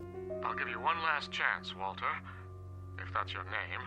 Sam, please. The irony is, I truly like you. We've been fine friends. But when it comes to my daughter... You deny her happiness? Is that what you call it? People who love each other don't have secrets. They share their lives. They grow old together. Susanna's entitled to the same thing. Not a mockery of it. You don't think this is easy for me. There's nothing ahead for her but a broken heart, as she sees herself age while you don't. How long do you think you can keep it from her? And if I go away, will that make her happy? She'll suffer, but she'll get over it. You don't belong here, any more than that antique pistol in the photograph. It's still here, in my desk drawer. And so am I. That's reality, Sam, for better or worse. She's upstairs now, packing. If you come back, I'll expose you. Not just to her, but to the university and the world, starting tonight. You mean it, don't you? You don't leave me much choice. Give me a few minutes. I need to think it through. Good. If you love her, you know what to do. Yes. I know what to do. Only... I don't know if I have the courage.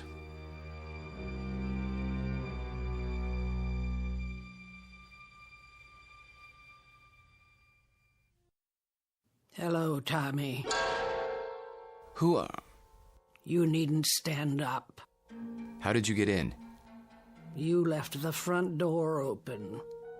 Who are you? Don't you recognize me, Tommy? No, I don't think I... Look hard into my eyes. You called them the most beautiful you'd ever seen once, a long time ago. I think you've made a mistake. No, it's you, Tommy. My name is Jameson, Professor Jameson. And if you don't leave my house at once, I'll be forced to call campus security. Don't pretend with me. I know who you are. And who is that? Tom Bowen. Tom? My husband.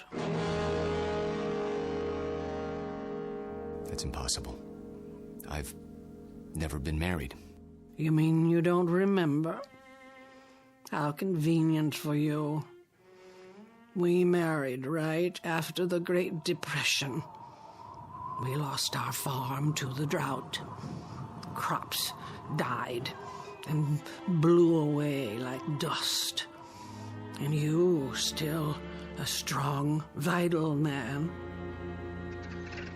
So we packed up the car and moved west. The living would be better now, you said. And it was. For a while. We had a little girl. Did you know she passed away last year, Tommy? A grown woman herself, getting on in years. It's not right to outlive your children. But me, I had to keep going. It was like I'd been waiting all these years, waiting to know where you went when you ran off. And now, I found you. My dear lady, perhaps if you told me who you're looking for, I could... Oh, stop. Please, stop. I saw your picture in the paper. I knew it was you by those eyes. And the ring. You always wore it. So I had to see if it was true. It is. No, Lord, look at that. I can't explain it. I only know what I see. I've grown old, and you haven't. Don't. Please. And now you're going to marry someone else and leave her. The way you left me. Lorette, for God's sake. I can't let you marry her, Tommy. You're mine. Don't touch me. What's this? Put the pistol down. Oh, I remember that gun. You used to keep it locked away. Said it belonged to your great-grandfather. Take it out and oil it like you knew you were going to use it someday. Is it still loaded? I said put it down. Tommy, what you're doing, it's wrong. You can't go on hurting people the way you hurt me. I won't let you. Lorette, for the love of... What was that? I didn't hear anything. Are you sure? I thought... Thought what? I don't know. Susanna, dear, please wait. Don't try to stop me. I've made up my mind. I know. It's not like I'm going away. Walter and I will be married, and then we'll come back and I'll move my things into his house. It's only down the block. I'll still see you every day and... Shh. I did have some things to say to you. Very important things. But now, I don't know where to start. Please don't. I'm nervous enough as it is. Can't you be happy for me? I know it's a change, a big change, but surely you're not surprised. You must have seen it coming. I know we haven't talked much about it, but... Do one thing for me, sweetheart. What? Bring me my reading glasses. I shan't be able to sleep while you're off eloping. At least I can get some reading done. Oh, Daddy, thank you. Where did you leave them? Upstairs in my bedroom, as I recall. Would you mind getting them for me? Of course I will. If Walter comes to the door, tell him... I know what to tell him. Don't expect him just yet. There's still time. Wait right here. I'll find them.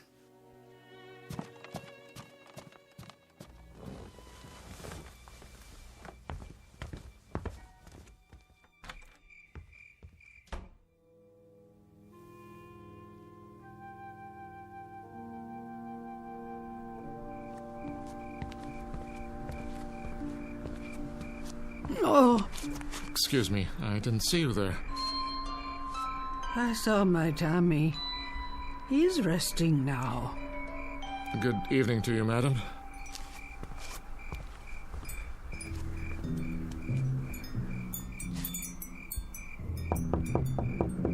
Walter.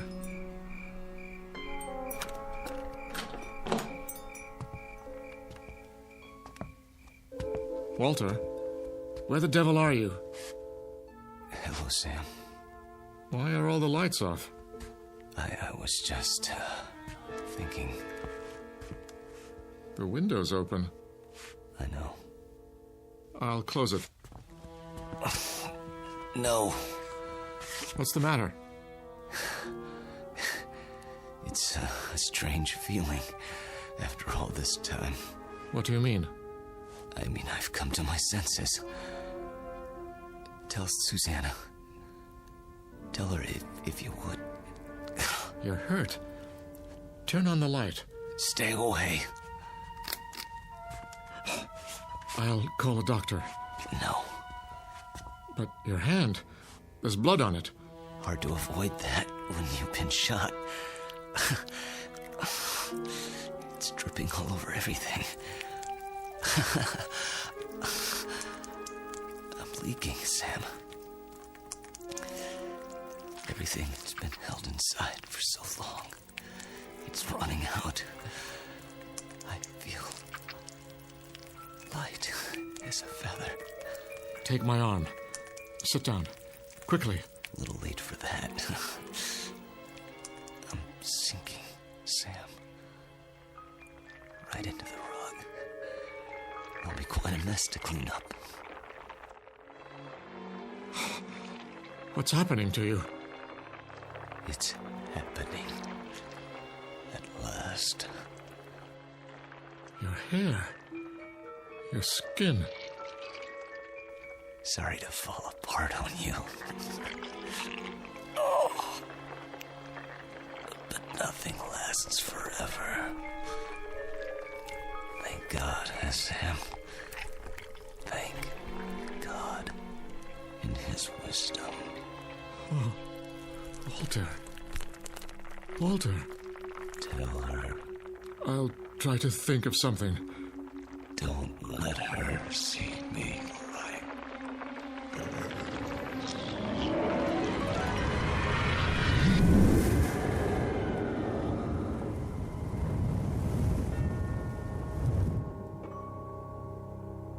Dad?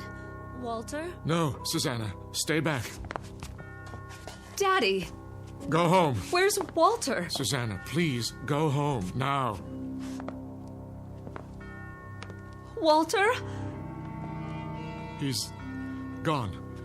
Gone where? I wish I could tell you. But there are his clothes, his shoes. Daddy! Daddy, what else is on the floor? Dust, my dear. Only dust.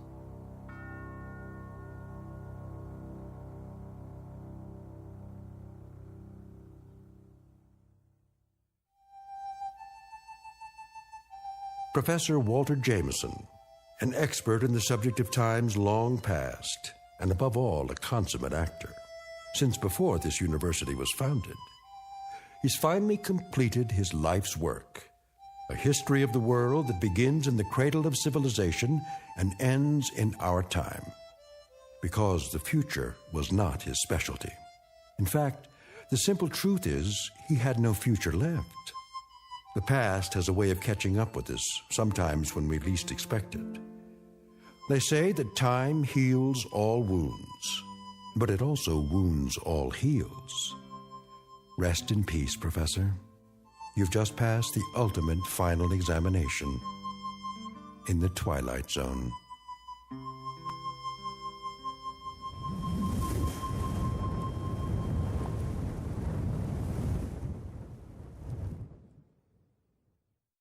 More from the Twilight Zone after this. You are about to enter another dimension, a dimension not only of sight and sound, but of mind, a journey into a wondrous land of imagination. Next stop, the Twilight Zone. Hi, this is Stacy Keach. I'd like to take a moment to tell you about our Twilight Zone website at twilightzoneradio.com. At twilightzoneradio.com, you'll find the latest information on these Twilight Zone radio dramas, including behind-the-scenes photographs, plus the newest product releases, trivia contests, ways to contact us, other Twilight Zone-related info and merchandise, plus links to other fascinating websites. So make your next stop twilightzoneradio.com. Visit twilightzoneradio.com to purchase these Twilight Zone radio dramas on cassette and CD, or call toll-free 1-866-989-ZONE. That's 1-866-989-9663.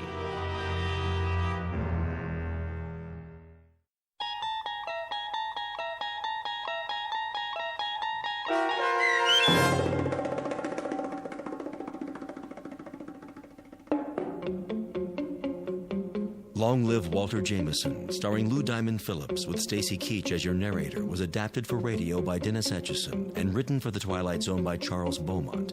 Heard in the cast were David Darlow, Alyssa Fraden, Elizabeth Lido, Ann Whitney, Jeff Lupetin, and Christian Stolte. To learn more about the Twilight Zone radio dramas and to obtain audio cassettes and CDs of these programs, visit our website at twilightzoneradio.com.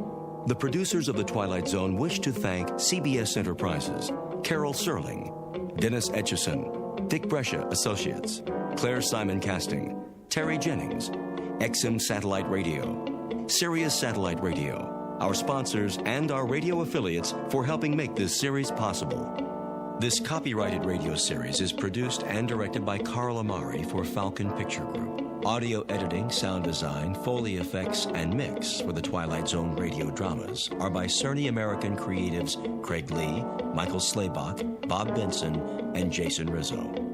To learn more about the Twilight Zone radio dramas and to contact us, visit our official website at twilightzoneradio.com. Doug James speaking.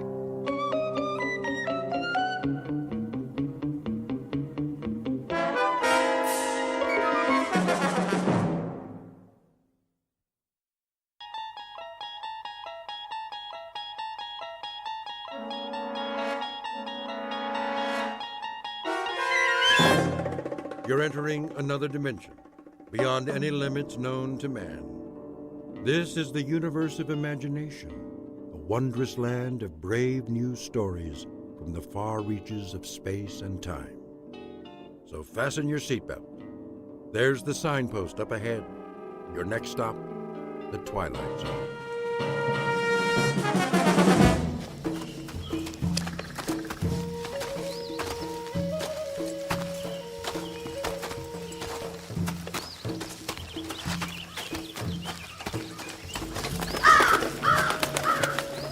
Man, what was that? Seagull, probably. No way. Let's move it, ladies. But Sarge... Now what are you crying about? Ramirez says it was a seagull. Yeah? From what ocean? You hear that, Manny? There ain't no beach around here. I didn't say it was. I said it could have been. It was big and black. And seagulls ain't black. Maybe it was a chicken. Now listen up, you jokers. We don't make it back by 1200 hours, we miss chow. Bob it. Yes, sir. See that big rock? Which one? Side of the trail, about 30 yards. Climb up, take a peek over the edge. See if anything's moving in the valley. Sure thing, Sarge. Ramirez. Sir. Go around the turn to the trees. If cemetery road's all clear, give me the high sign. You got it, sir. I'll watch your back. Now move.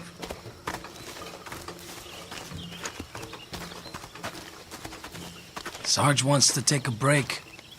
What about us? This ain't no democracy. You hear that?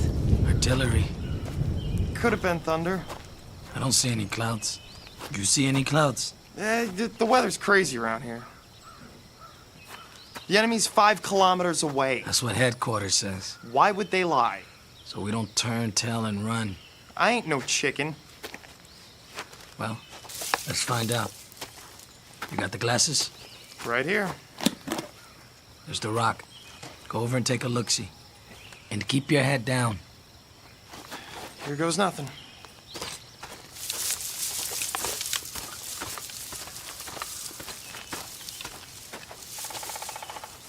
What do you see? Crop fields. Grass. That's all. My turn. Wait there. Hey, Manny, be careful. That was a mortar for sure. What do you know? It's raining. We better get going. Like to take me a little shower first. Oh! Manny! Manny! You're bleeding. Go back. Can you walk? I said go back. There's a sniper. I ain't leaving you here. Nice shooting, Sarge. You got him. Take cover. Ramirez is hit. He's losing blood. Get him to the trees.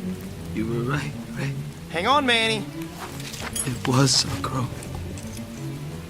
I should have known. Crows are bad luck. Move! He can't walk. Lift his legs. It's too late. But promise me something. What?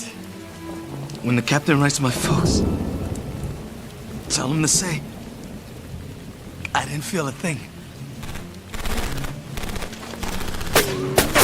Get down!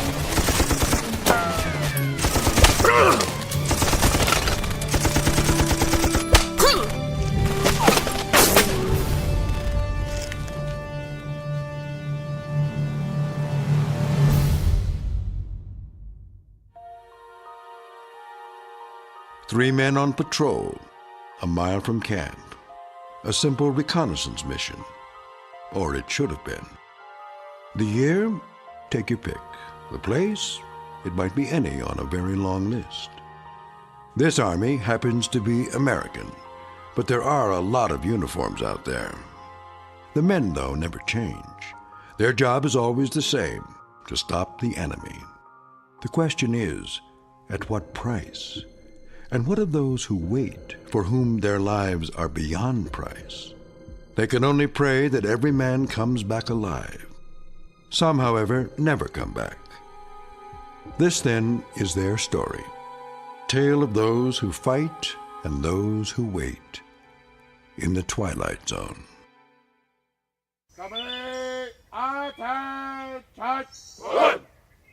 Squad 1! One! Squad 2! Two! Squad 3!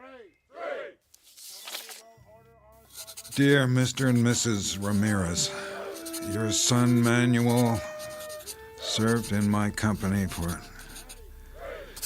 that's no good. Your son, Private First Class Manuel Ramirez, served under my command for the past 12 months. During that time, he exhibited courage and... Sir? Oh, Lieutenant, come in. I was just finishing the letters. You ready for me to type them up? Not quite yet. Oh, if I'm interrupting... No. I could use a break. Coffee, Captain? Oh, I've had plenty. Help yourself.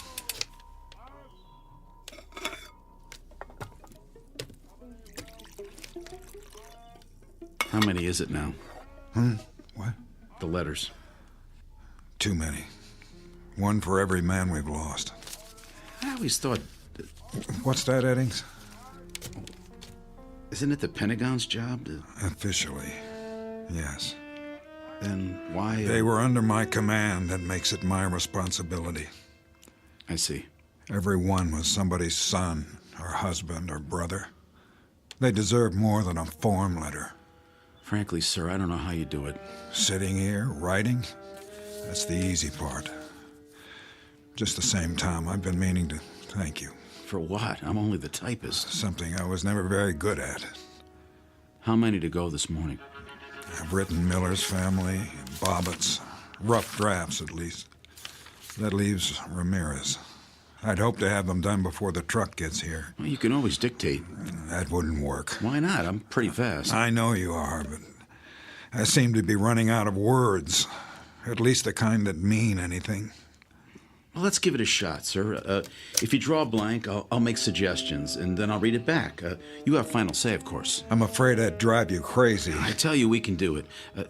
Just sit me down, give me some paper. You don't know what you're in for. All right. Okay. Ready when you are, sir. This is what I have so far. Dear Mr. and Mrs. Ramirez, your son, Private First Class Manuel Ramirez, served under my command for the past 12 months.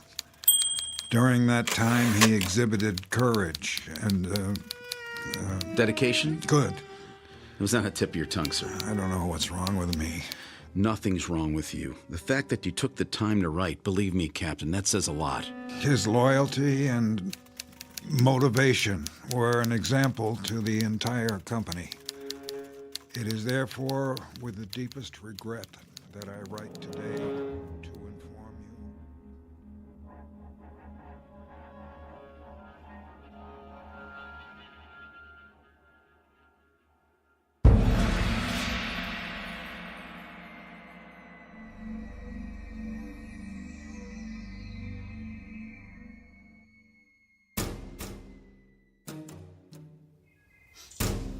Present! On! Order! On! Hey, Lincoln. What? You seen the bodies? Yup. All bagged up. Where'd they put them? Behind the latrine till the truck gets here. They laid them on the ground? No. They put them in the little chapel of dreams, done up in their Sunday best. What do you think? They shouldn't leave them out like that. Afraid someone's gonna steal them? No. Well, they're sure not gonna get up and walk away. We're talking about Manny. I went through basic with him. Me too. And Bobbitt, and the Sarge. This morning we had mess together. So? And now, what are they? Dead meat. That's what. Missing and presumed dead. Same thing, isn't it? Once you're on the list, you don't come back, just like Inglis and Willard and Ruiz and... Forget about it. We used to have 100 guys. Now how many we got? 67. Who's next? I mean, if we don't watch it, we're all gonna be on the list. We're all... I said forget it, Cook. This isn't war games. You want to make it home in one piece? And keep your head screwed on straight or you're done for. You got that? I just don't want to end up like I was nothing. We could bite the big one and nobody'd even know. What if they never found you? All you'd be is a name on a list. There's the truck. Now shut your mouth and do your job. You hear me?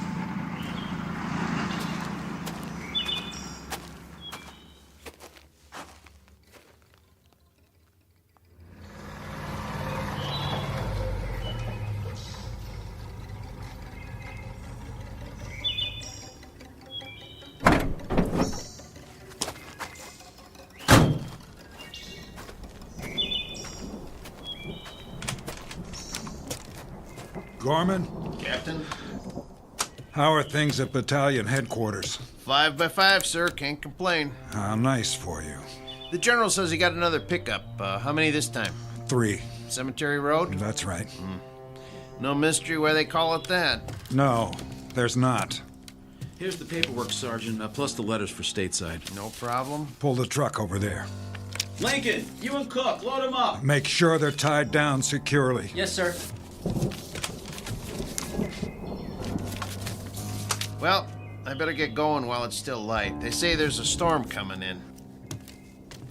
Gorman? Sir? Keep your eyes open on the road back. Sure will. No sweat, though. It's secure. Now, that can change. Yes, sir. I guess it can. That man's always on the move. Better than sitting in one place. Stop by my quarters for a minute, will you, Tom? I want your opinion on something.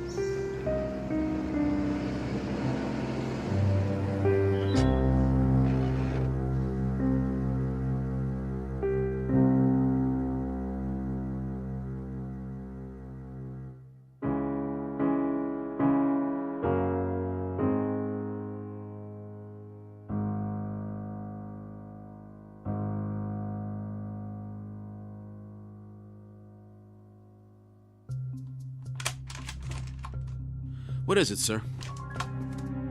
Take a look at this. A map of the mountain? And the surrounding area. Now, here's our position. The black circle to the north belongs to the enemy. Roughly everything from there to there. How roughly? The last flyover was 8 days ago. When's the chopper go up again? It's hard to say. According to command, it's too risky. The weather? The pilot would have to come in low because of the cloud cover and then pull up before he hits the peak. There's no room for error. You could call in a blanket airstrike. On what? Everything inside the black circle. We don't know their present location. If they've moved, the locals may have come back. Headquarters doesn't want to bomb civilians, and neither do I. So until the weather lifts, all you can do is send out more recon. And keep adding names to the list. Missing, presumed dead. A terrible, terrible waste. It doesn't make sense.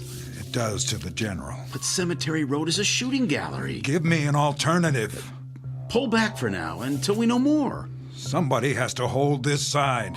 What if all they have is a few snipers up there? Then we better pray someone makes it far enough to find out. I don't like it. You think I do? We tried the Eastern Fork and we tried the West. We stopped before the road splits and we sat there and we waited. It doesn't make any difference. At the very least, they have some well-placed spotters. Either that or... Or what? They're preparing for a large-scale attack. Possible, but unlikely. The road's too narrow. Exactly. Listen, forget Cemetery Road. That's where they expect us to fight them. You know what I'd do if I were the enemy?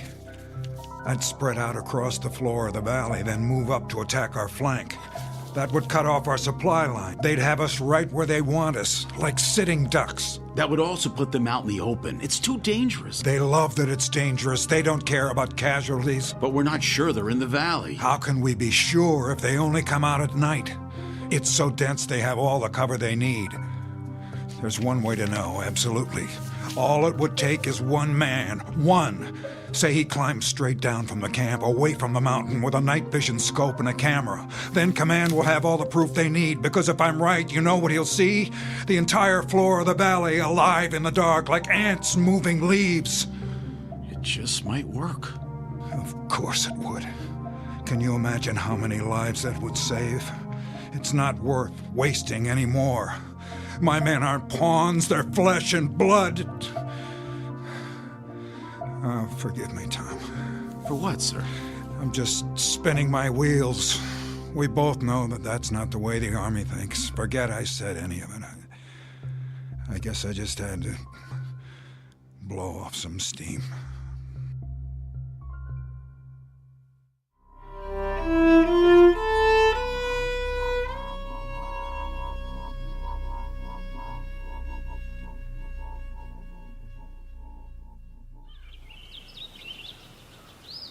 That ain't the way that women are over here. They have women here? Hey, Sarge? What? Can I get some fresh coffee? What's the matter with what you got? It's kinda cold. Well, I'll tell the waitress to make some special just for you. Where's Lincoln? In the latrine, I bet. Maybe he locked himself in. Maybe he fell in.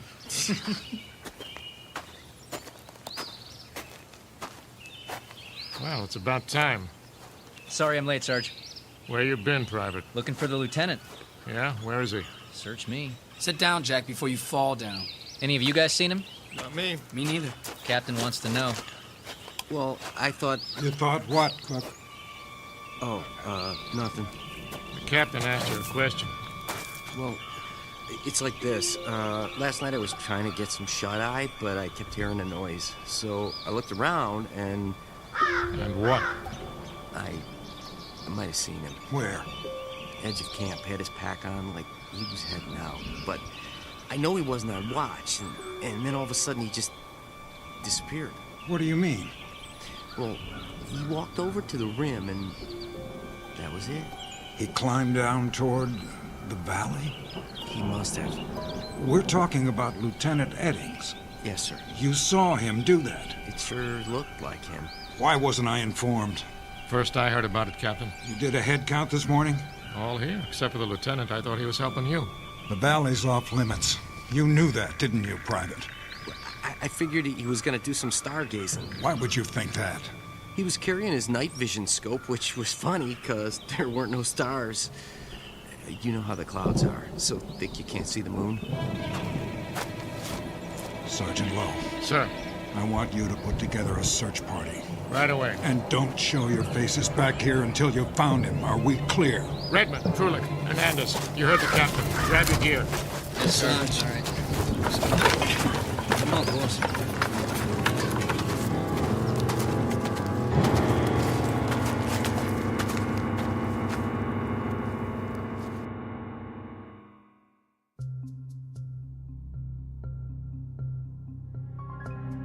General? Captain? No, sir. This is Second Lieutenant Reaver. The captain's right here. Hold on. General Hassler on the line. Thank you, Reaver. General? Captain? What's your status? Repeat, please. What's that? It's the weather. It bounces the signal around. Update your status. We're still holding position. Any further losses? No, sir. Well done.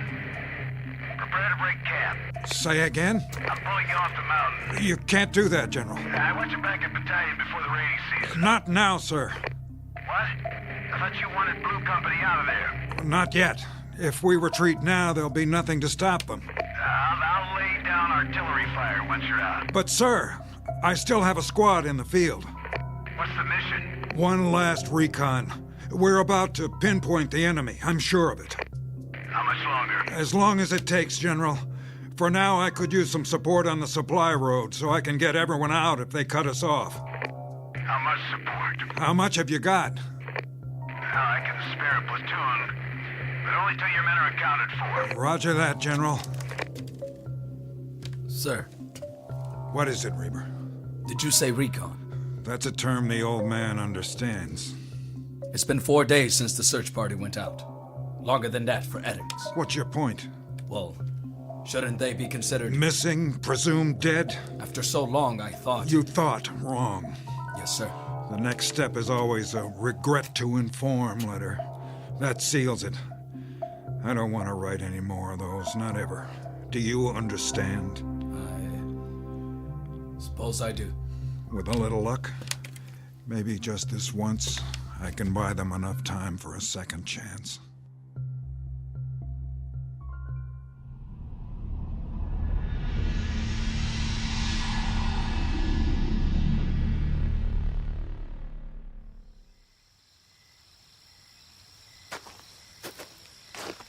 Evening, Captain.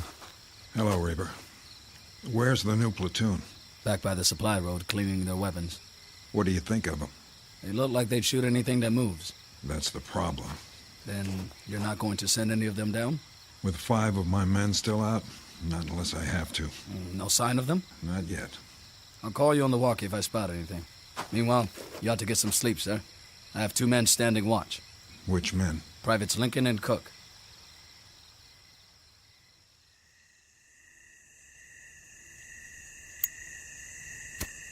Hey, watch it. What's the matter? Somebody might see you. Like who? Somebody out there. Oh yeah, I forgot. The boogeyman? You want one? Nope. Might help calm you down. I don't need to calm down. Maybe you do, boy. All I need to do is fast forward my butt out of here before... What was that? The wind. There ain't no wind tonight. Well, maybe you're hearing things. Douse the cigarette, soldier. Evening, Captain. You know better than to light up out in the open. Sir, yes, sir. Anything to report? Nothing, sir. No movement down below? Not as such. You seem uncertain. Well, sir, you know how your eyes can play tricks on you. If you're scared of the dark. Are you? Heck no. I always said the nighttime was the bright time. You know, Draco the Dragon. I don't believe I've had the pleasure. Oh, well, I used to look at the stars when I was a kid. Had me a map that showed the constellations. Big Dipper, Little Dipper, Belt of Orion. I know them all. Plus, the meteor showers, where they was gonna be. I just lay out in the backyard and wait. Zip, there goes another one. Sometimes I'd make a wish. Of course, the stars look different here. Art? Yeah. The captain doesn't want to hear your life story. Quiet. Huh? What was that? I didn't hear anything. Let's have a look with the glasses. You see something? I'm not sure. What was it? Some sort of movement in the tall grass. Yeah? Reber? Yes, sir. I'm going down the side for a look around. Wait, sir. It may be nothing. I'll send some men. Negative. But, Captain... No one else. Not this time. Stand by. We'll go with you. No. Maybe the captain's right. He can't go alone. Cover me from here. But, Captain... And don't shoot any uniform that might be one of ours. Here. Use my glasses.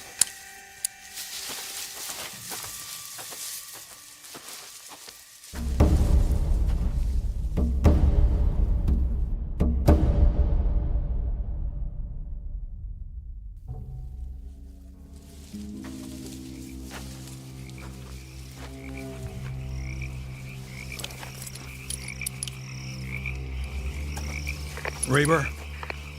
Where are you, sir? About 300 yards. I can still see the camp. What else? Brush. Some trees on the ridge. Sir, we can do a sweep in the morning. Not on your life, or anyone else's. Captain, please. Hold on. What is it? Wait. Hear that? You're breaking up. The storm's coming.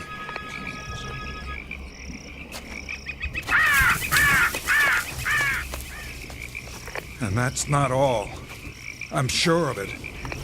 I'm losing you, Captain. There! What? In the lightning. I thought I saw it. Who goes there? Identify yourself. Are you hearing this? Signal. That's rain. Captain. Sergeant Lowe? Redmond, Hernandez, Krolik, did you find him? Where? What happened to you? Your uniforms and your faces. Sergeant, why don't you answer? Bring your men in. That's an order. Who's that behind you? Tom?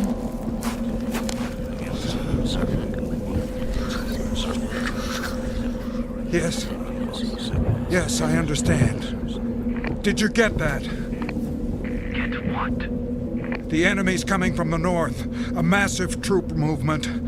We have 72 hours at most. Tell headquarters, Reaver. Tell them now!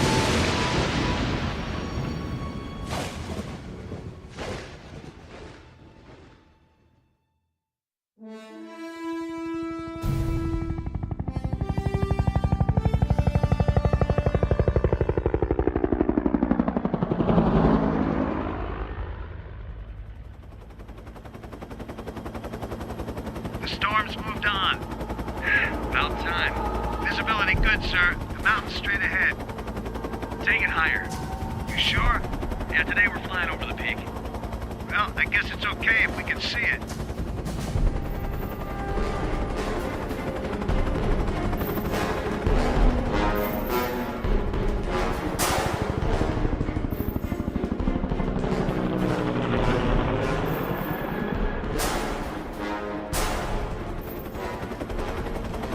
How's the trail look? West side's clear. The valley, too. You think the enemy pulled out? They must have. Their kind don't usually give up. Well, they could have reinforcements on the way. No ground troops in sight. The boys will be glad to hear it. There's Blue Company down below. Take her back now, Major? Maintain course. How far? North. A few kilometers. General's orders. How come? You think there's more coming? That's what we're going to find out. Increase altitude.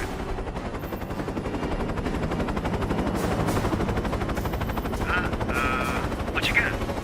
Smoke on the horizon. 10 o'clock. Man, they are coming. Sure looks like it. They're burning farms on the way. Radio headquarters, tell them to dig in. It's going to be a full-scale offensive.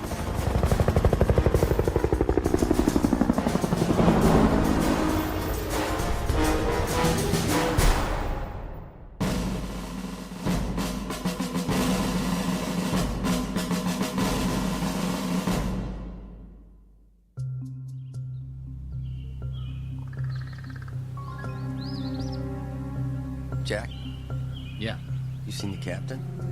he'll be along. You can set your watch by it. That's the truth. Every 15 minutes. That's all he does, walking back and forth, checking the valley. Sentries ain't good enough for him. Still nothing down there. Then why aren't we moving out? Ask him yourself. Here he comes. Private Cook. Yes, sir? Report. Big fat zero. You're positive? Stone dead, Captain. What are we supposed to be? Be quiet. But, sir... Quiet. What is it? I thought I heard them. Who? Don't play dumb with me, Private. I'm not, sir. I mean... You know Sergeant Lowe, don't you? Know him? Why, sure. And Private Redmond? Yeah? And Hernandez and Krolik and Lieutenant Eddings? We know all of them, sir. Or we did. Then you should have no trouble recognizing them. Huh? They may have trouble getting up the side. It's still muddy. Let me know at the first sign. Yes, sir. He's losing it. Big time. Don't he know they're dead meat by now?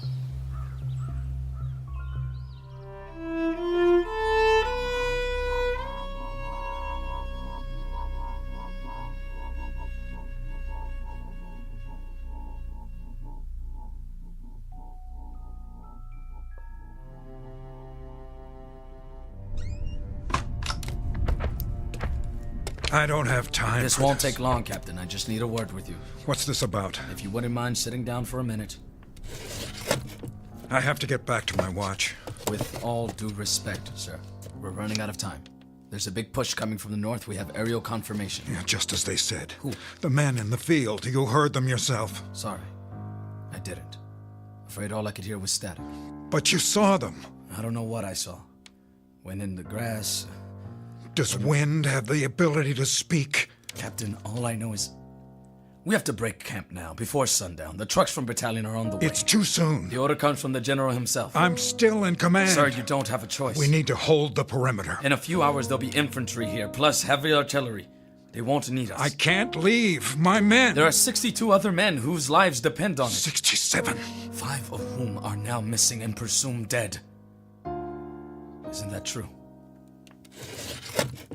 I saw them. What did you see? Shadows? It was too dark. There was lightning. You saw what you wanted to see. How long since you've slept? They were there, I tell you. Lowe, Hernandez, Redmond, Krolick, and Eddings. You saw their faces? Some of them didn't have much left, rotting away like their uniforms. But in the lightning, I saw burned skin and wounds, horrible wounds.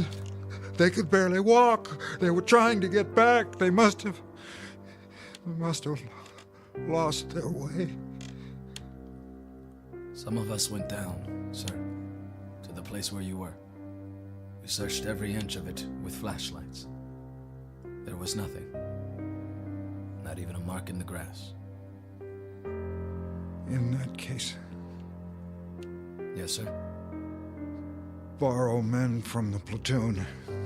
Make one last sweep.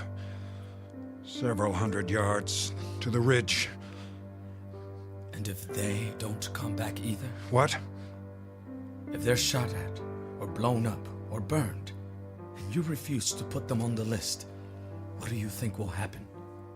Do you honestly believe they'll wait till you decide? Not alive, but not dead either. That it all depends on you? Who has that kind of power? Please. Think! What if you never write another letter about another GI? Will they stay that way forever? The living dead? The undead? What if God Almighty goes on strike and nobody ever gets cut down again? For heart attacks or disease or old age or anything else?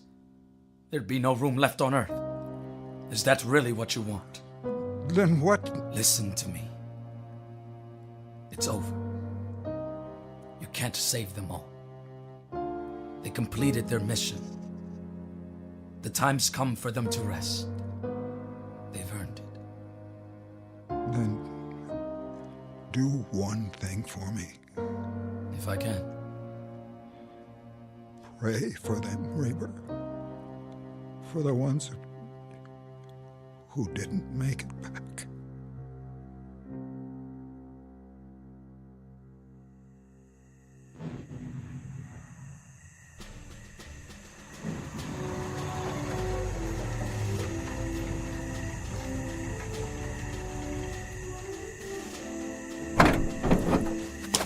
Okay, everybody out. Unload the trucks. Sir, yes, sir. Yes. Okay. On the double. Let's go, let's go, let's go. Move, move. Gorman? Hi, Lieutenant. Bet you're glad to see me. Am I happy? New company's packed up and ready to roll. We'll turn around and head back as soon as I get everybody emptied out. We didn't leave them much. It's all right. We're gonna camp out under the stars tonight. Tell them to make a wish. Sir, you're in the first vehicle, front seat. Thank you, Sergeant. How many men? 62. Exactly. See you at headquarters, Captain. Reaper? Yes? I'd like you to ride with me.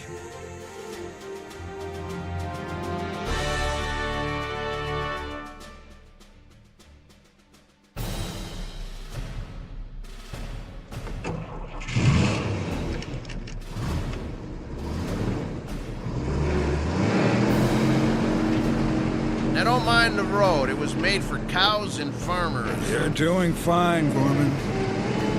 I got a thermos full of coffee if you want. No, thank you. Maybe just a drop. Knock yourself out.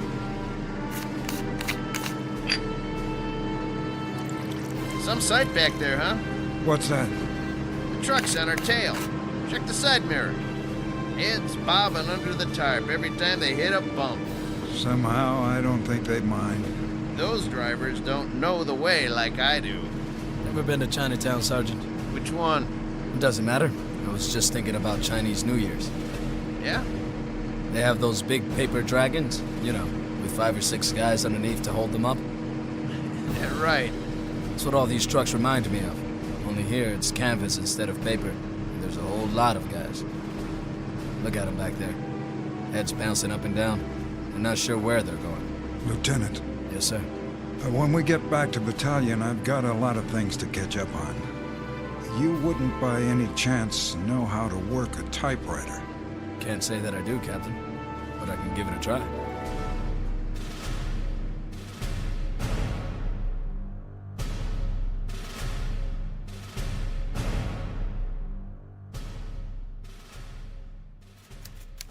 Dear Mrs. Eddings, in the course of my military career, I never had the privilege of serving with so promising an officer as your husband. Such intelligence, bravery, and commitment are rarely encountered in the Army, or indeed anywhere else. I considered Tom Eddings a fine man and an outstanding first lieutenant. It is therefore with profound regret that I write today to inform you of his last selfless act of courage during an incident under my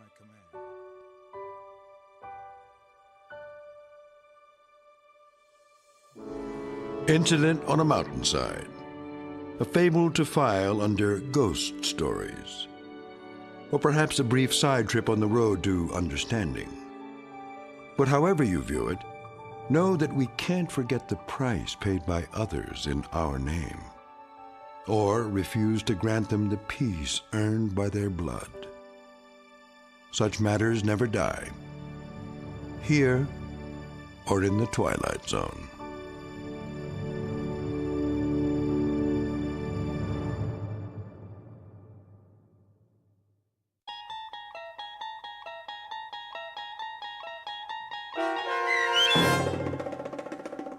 Missing, Presumed Dead, starring Danny Goldring, with Stacy Keach as your narrator, was written for The Twilight Zone by Dennis Etchison.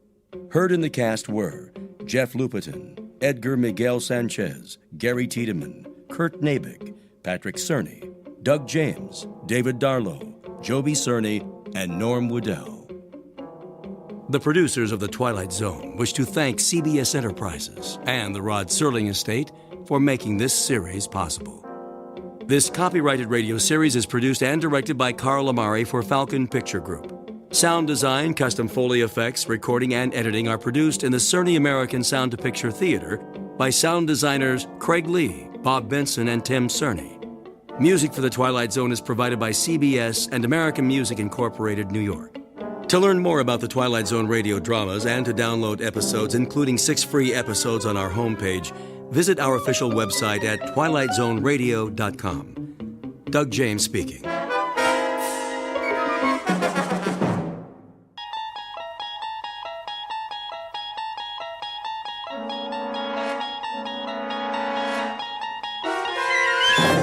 You unlock this door with the key of imagination.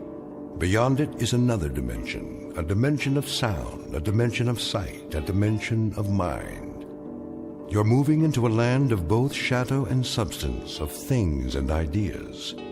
You've just crossed over into the Twilight Zone.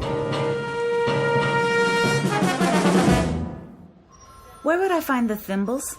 Well, you'll have to ask Mr. Armbruster, the floor manager. Over there, the man with the flower in his lapel. Thank you. Sir? Yes? I'm looking for the thimbles. The symbols? No, you know, for sewing, the pretty little gold ones. Well, that would be in gifts. Oh, thank you.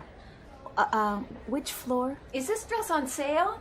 Yes, madam. Oh, good. Can you help me? The sales girl will ring it up for you. Is gifts... Mr. Armbruster, to cosmetics. I'm sorry, what did you say? Is it upstairs or down? Mr. Armbruster, please come to the cosmetics counter. One moment. I'm needed. Is this the final markdown? Let's see. Yes, 40% off. I'll take it. Will that be cash?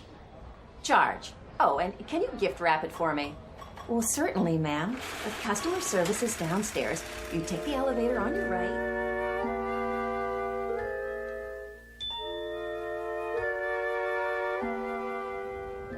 Would you push the button for me? What?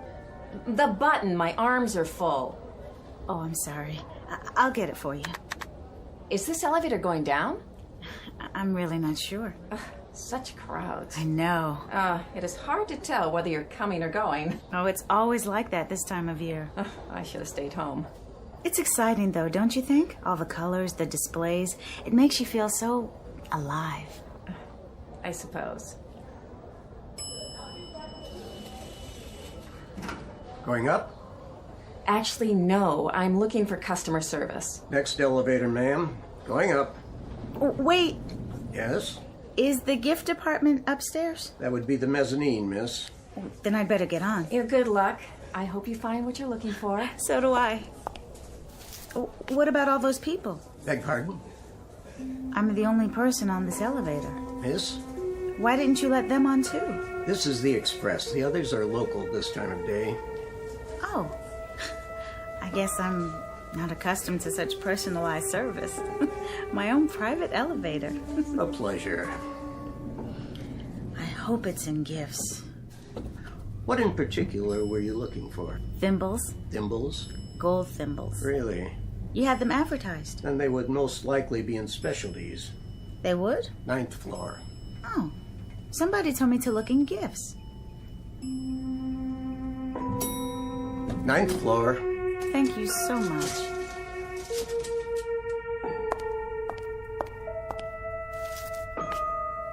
Wait, there must be some mistake.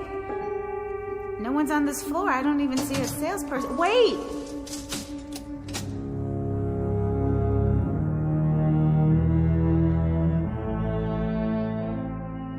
Express elevator to the 9th floor carrying Miss Marcia White on a most prosaic, ordinary, run-of-the-mill errand to the specialties department looking for a gold thimble. The odds are that she'll find it, but there are even better odds that she'll find something else, too. Because this isn't just a department store. This happens to be the Twilight Zone. And now, back to our story from the Twilight Zone. After Hours, starring Kim Fields, with Stacy Keach as your narrator.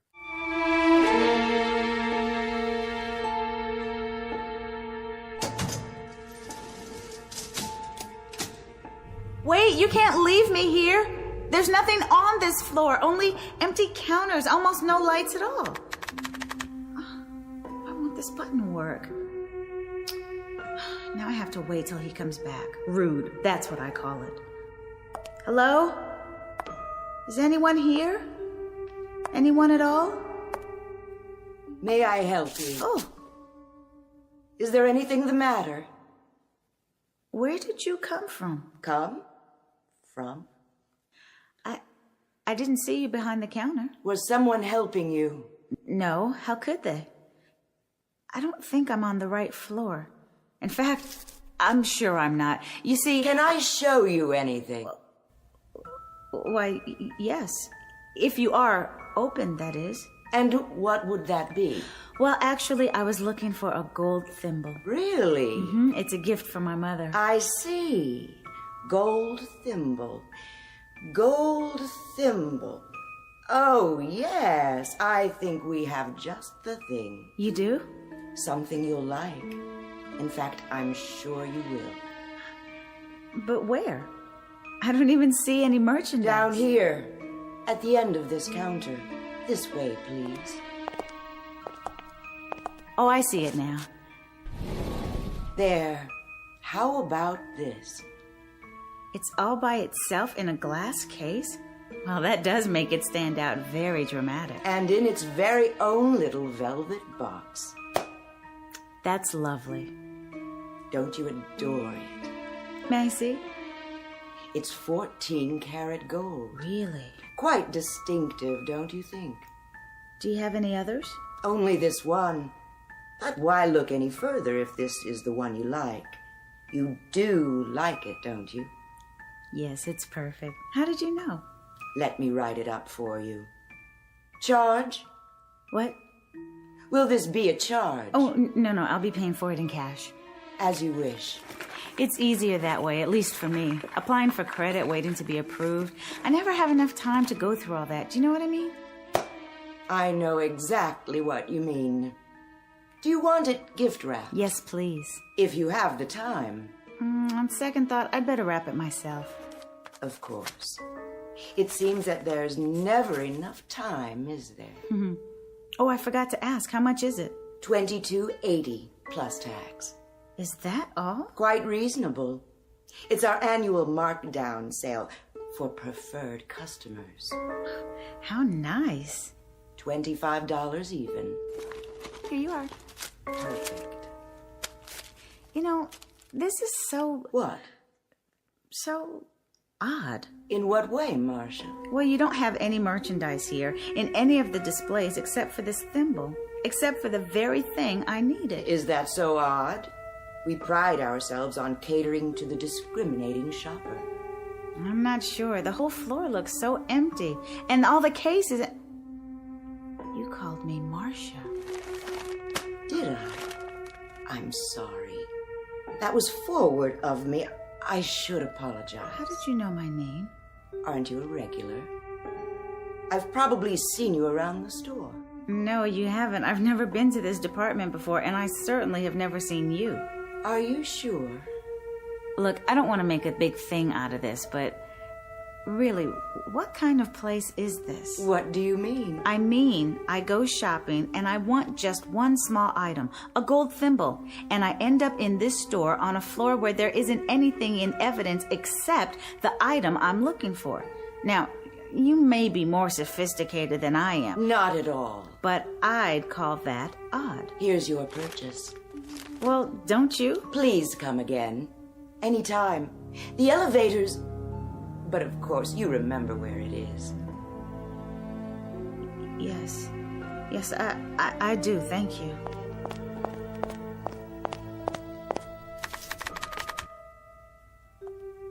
Why won't it come? Oh, Miss White. What did you say? I was wondering. What? Are you happy? Am I happy? You'll have to forgive me, but it's really none of your business. Is that so? Why are you smirking? Was I? You are. You're laughing at me. I didn't intend. Is this all a practical joke, one that no one's bothered to let me in on? Not at all. Then explain why you know my first and last name. I didn't give you a credit card or show you my ID. As I say, we must have met before, somewhere. And where would that be? I'm sure I don't remember. And why the personal questions? Am I happy? What does that mean? I was making conversation. But what business is it of yours? What possible interest could my life hold for you? Very well, Miss White. Suit yourself. It's none of my business then, as you say. I believe your elevator's here. Going down. What did she think was so funny? Pardon? Nothing. Did you find what you were looking for? As a matter of fact, I did. Excellent. Also, as a matter of fact, it was the only thing for sale on that floor. You don't say. Somebody ought to hire an efficiency expert or something. Oh, dear. One entire floor devoted to the sale of a single gold thimble. And an extremely odd sales lady. Somebody ought to look into her while they're at it. Odd, you say? You don't believe me? See for yourself. A very nice choice. Wait, this is scratched. I didn't notice. I can't send this to my mother. It's scratched terribly and dented, too. See here? Main floor. Just look at this thing. It's scratched and it looks like somebody stepped on it. Main floor.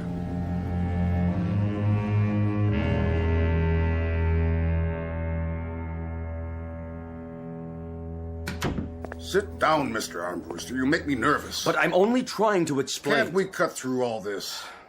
You're in charge of the floor. You're supposed to handle any problems. I have a department store to run here. I know that, Mr. Sloan, sir. I distinctly told her that... What's your point? That all the gold thimbles we have would be in gifts. And that if the item is in its original packaging, we would make good on it, either by replacement or refund. I distinctly told her that, Mr. Sloan. Then what's the problem, Mr. Armbruster? The problem is that the customer claims she didn't get the item in gifts. She got it in another department. Then have her go to the department where she purchased the item. You know the policy. That's the point, Mr. Sloan. She has some idiotic story about having purchased the gold thimble on the 9th floor. 9th? That's what she said over and over again. I trust you explained to her, Mr. Armbruster, that this store doesn't have a 9th floor? I tried, sir. Lord knows I tried. Mr. Sloan, believe me, I have tried desperately, and I really mean desperately, to acquaint her with that fact. But she insists she was taken up to the 9th floor, waited on by a rather odd woman. An odd woman, no less. A personality trait she would be particularly knowledgeable about. Well, at any rate, a woman who allegedly waited on her. Never mind, Mr. Armbruster. I'll talk to her. Thank you, sir. She's right outside.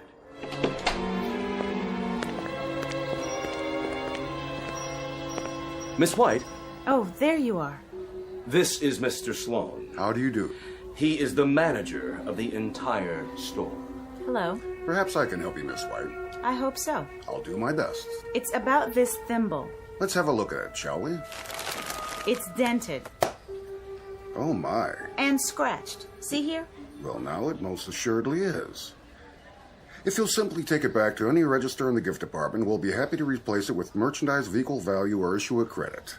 If that's all... Mr. Sloan, I've already explained to your Mr. Armbruster here. I didn't purchase this in the gift department. Where then? Now it begins. I was taken up to the 9th floor. Taken? If I may interrupt you right there. That's what's so difficult to understand, Miss White. What is? You see, we don't have a 9th floor. But that's ridiculous. As long as I've been with the store, which, by the way, is a considerable number of years... A considerable number. Well, I know what I know, Mr. Sloan. There's an old saying, those who were there know more than those who weren't. And I was taken up to the 9th floor, definitely. There's no question in my mind. I saw the numbers flash by, and then the elevator operator opened the door. Taken by whom? The express operator. And after that, he took me down again to this floor. Express, did you say? Yes, the express elevator. And I was waited on by a very odd woman. Is your receipt in your bag? My receipt? I didn't get a receipt. You see? I paid cash. I gave the woman a $20 bill and a $5 bill. Then I was given the thimble in this little velvet box here. It doesn't look like one of ours. Then I took the bag and... From the odd woman. She was odd. Anyone would say so. Can you be more specific? She had a very chic, tailored suit with her hair tied back tightly in a sort of bun. She seemed to know exactly what she was doing, so I'm sure she's also been with your company for a considerable number of years. And her name was? I don't know. You see? I didn't ask. All our employees are required to wear name badges, like Mr. Armbruster here. So all you'd have to do is glance at the lapel. Voila. And there's the name. I honestly don't think she had one. No, I'm sure. Just the tailored suit with a plain neckline, no jewelry. If you could give me something more to go on. I'm trying. Otherwise, without a proper receipt, I'm afraid... Like that woman. Which? She looked exactly like that woman over there. Where? Standing by the designer collections. The same outfit, same color. That's one of our newest designer suits. It hasn't even been put in the window yet. How did she... Wait. Yes? It not only looks like her, it is her. It is? The woman. The one who waited on me. She's standing right there. See her? Well, this will settle it then. Yes, it most certainly will. Miss, I wonder if you'd mind... She can't hear you. Mr. Armbruster, would you kindly ask her to come over here? With pleasure. Excuse me. Sorry. If you'll kindly step aside, I have to... You? Do you work here? I said... May we have a word with you, madam? This customer says she purchased a gift item from you earlier today. She refuses to answer. If you'll face me, please. My name is Sloan, and I'm the manager of this store. Where is your ID badge? I told you, she won't answer. She is not from any of my departments. My salespeople are all trained to be courteous, responsive. Are you deaf? Turn around and let me see your name. You still say this is the one who waited on you, Miss White? What in the world? What's the matter with you, Armbruster? Leading me on a wild goose chase. This is a mannequin. No, I could have sworn. Of course it is. I knew that all along. A small jest, sir. A very small one. Only a mannequin, dressed for display in ladies' couture. Why, what do you say now, Miss White? A dummy! Not a sales girl at all. A mere dummy. Armbruster, what are you doing in ladies' lingerie? Sir, I'm waiting to see if our favorite customer, alleged customer... Miss White? You mean she's still here? In the ladies' lounge. I thought I told you to show her the door. She didn't feel well. She wanted to lie down. I thought it best to accommodate her. You never know about these crazies. Lawsuits, insurance claims... Oh, all right. Let her rest. But send someone in to see how she's doing. It's almost 6 o'clock. Yes, sir. Miss Keever? Yes. Well? Mr. Armbruster? Well, how is she? Oh, Miss White. She'll be all right, Mr. Armbruster. She was feeling a bit faint. I think she may have gone to sleep on the couch. Wake her up, then. Get her on her feet. We'll be closed in a few minutes, and I want her out of here. Post haste. Oh, I'll see what I can do. As soon as I ring up a sale, Now, Miss Keever. Yes, sir. Tell her we're closing. She can come back tomorrow, and we'll get her a replacement on her merchandise, or a refund, or anything she wants. I'll tell her, sir. What I'd like to give her is a bus ticket to any department store west of Cleveland. Preferably one in Chicago, Los Angeles, or Honolulu. Miss Keever, did you hear me? Closing time.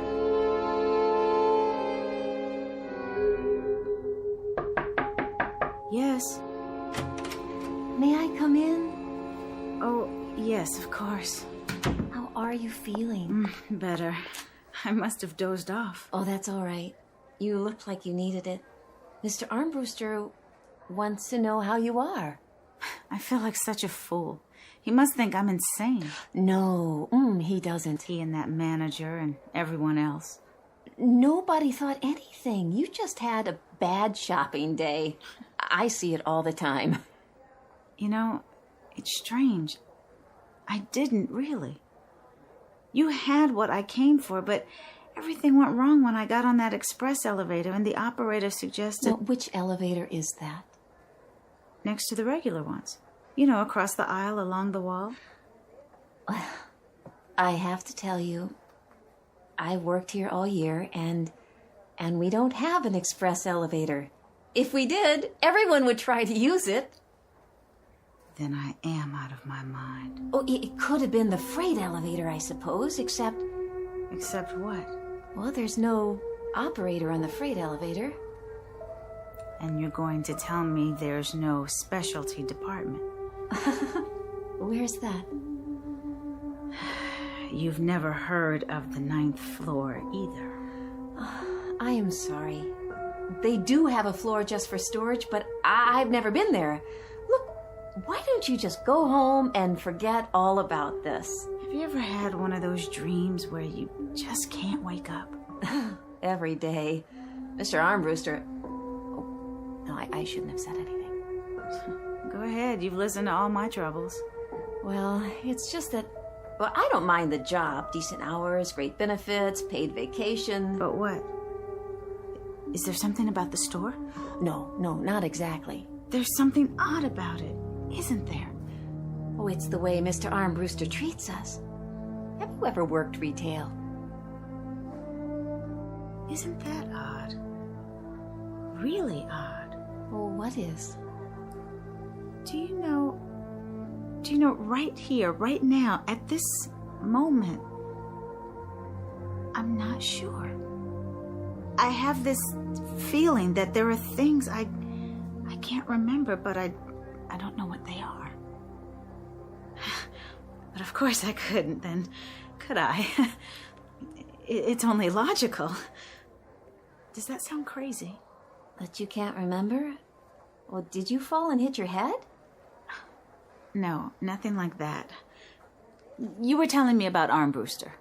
Oh, well, I don't think he sees us as human. Oh, not just me. Any of us. The customers, too. We're objects. We stand at our stations or line up or whatever it is. But as far as he's concerned, we don't have feelings or lives. We're not real. Like the woman who sold me the thimble. No, which one? That's just it. She wasn't a woman. Oh, listen to me. I think you're right. I'd better go home and get some rest. Well, can I call for a cab? It's no trouble. Don't bother. I'll walk. Is it very far? I don't think so. What's your address? My address? Okay, I am off in a few minutes, and I have got my car. Oh, that's not necessary, really. Just let me stay here for a minute more. I'll put on my shoes. Peggy? Yes? You've got a customer waiting. Oh, okay, I'll be right there. Miss White, don't worry about Armbruster. Look at it this way. You're one of the lucky ones. I don't feel very lucky. Well, think about it. You can walk out of here anytime you want to. But why can't I remember my own address? Oh, why am I so tired?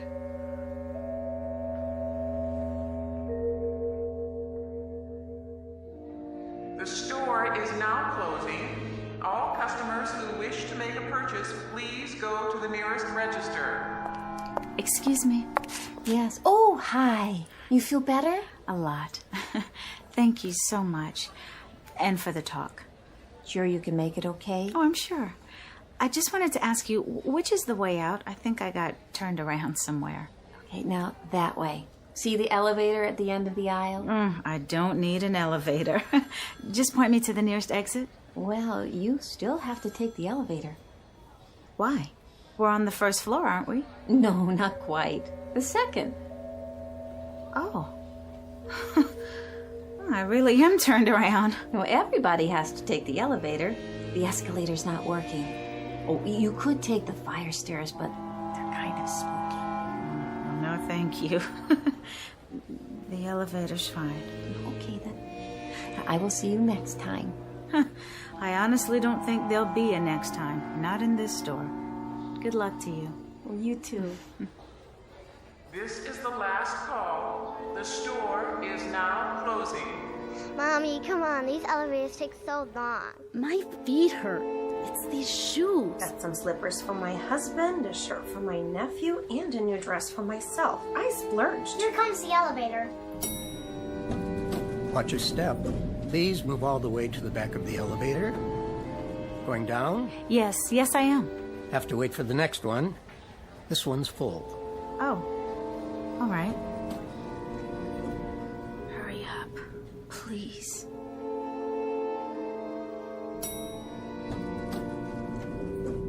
Going down. Yes, please. Step into the elevator. But why is it so dark? Did your light fixture burn out? Step in. Wait, aren't you the operator from the other elevator? All the way to the back. You are. I just saw you in the elevator on the right. How did you... I said, step in. I won't. It's completely dark. I can't even see the floor. That's because there is no elevator in this shaft. What? Going down now. Let go of me.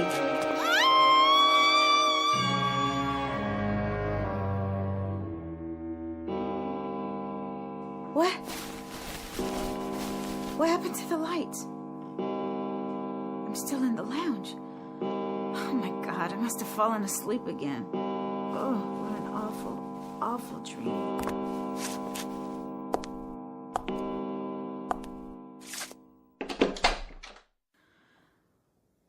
Hello? Hello, is anybody there? Empty.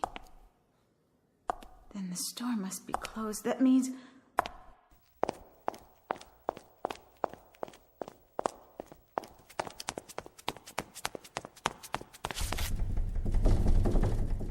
I'm locked in. Please, someone, anyone. There. You. Yes, you, Mr. Security Guard. Oh, please, over here. Look over here. Yes, here. I'm locked inside the store. He must have a key. Of course he does. Of course he does. Here he comes. He'll unlock the door and I'll go home. Just go home and like the girl said, forget all about this. And no, he can't see me with the lights off. Use your flashlight. He can't hear me. Come back, please. Please, oh, please. Can't anyone help me? Anyone? Help me. Somebody, please, please. Help me.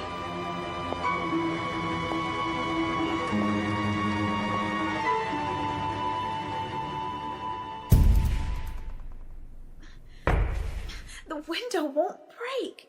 It won't, no matter what I do. Who's there? No. What do I do? Where do I go?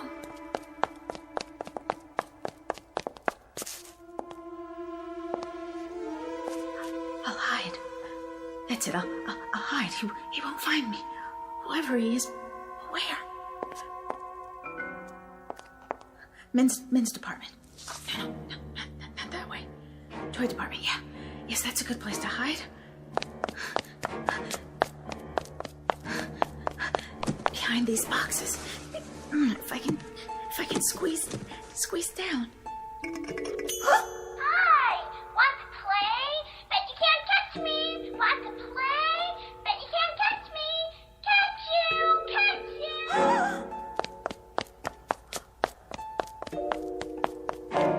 Oh, thank God. Hi. Oh, you don't know how glad I am to see you. You're the express operator, aren't you? Sure you are. Remember me? You took me up to the 9th floor today just a few hours ago. And now I'm locked in. I guess we both are. Do you know the way out of the...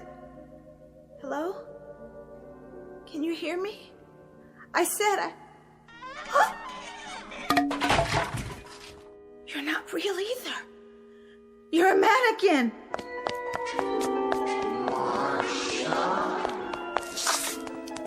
Who do you think you're fooling, Marcia? Come on, dear. Climb off it. You remember, Marcia? You know who you are. We do. We do. We do. A payphone. Yes. Where's my purse? I don't have any change. Help! Someone, please!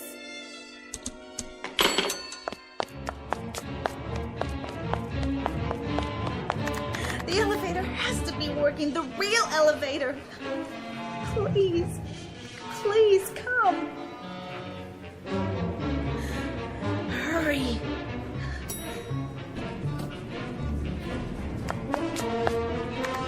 Any floor, I don't care. Move. 5, 6, 7, 8. No, not this one.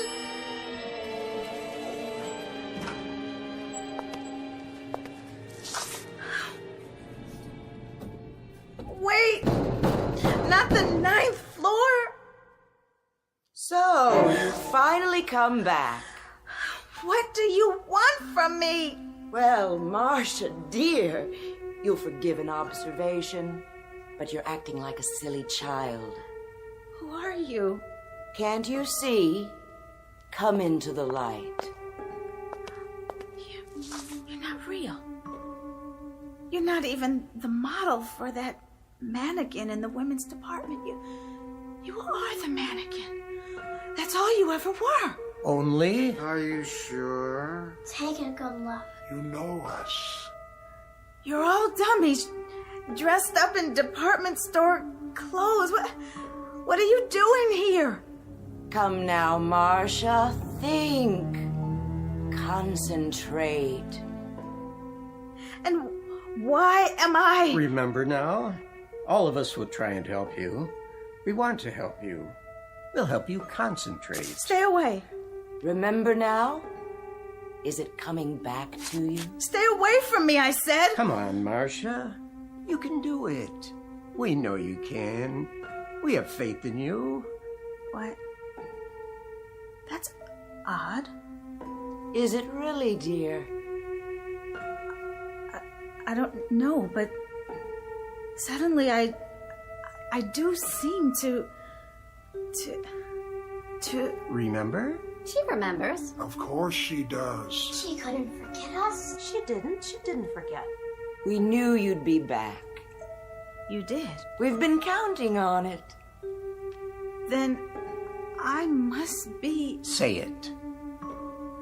one of you too. There. Was that so hard? No. Of course it wasn't. Why should it be? Yes. That's what I am. One of you, and this is my address, isn't it? It's where I live. Good girl. And it was my turn to... Go ahead. Say it. Your turn to leave us for a month. Becoming much clearer now, isn't it? You left us last month to live with the outsiders. But you were due back yesterday, and you didn't show up. And you know, Marcia, that's selfish, my dear. All of us wait our turn, and then when it comes, we simply do not overstay. It was my turn, starting last night. I'm one day delayed already. Of course. Of course. I'm sorry. I forgot. When you're on the outside, everything seems so normal. As if it will go on forever. As if... As if what, Marcia? As if we were like the others. Like the outsiders. Like the real people. Well, my dear, no serious harm done. And now, I'll see you all in a month. Take care of yourselves. We will. Have a nice time. Enjoy yourself. See you in 30 days. Did you enjoy it, Marcia? What? Your turn. Oh, yes. Was it fun? Yes. Ever so much. Ever so much fun. Tell us about it. Please? I want to know. Did you get to wear what you like? Eat and sleep? Have a normal life? Were they nice? What did you see? You don't have to talk anymore now. There'll be plenty of time later. Time to tell us all about it. But for now, welcome back, Marcia.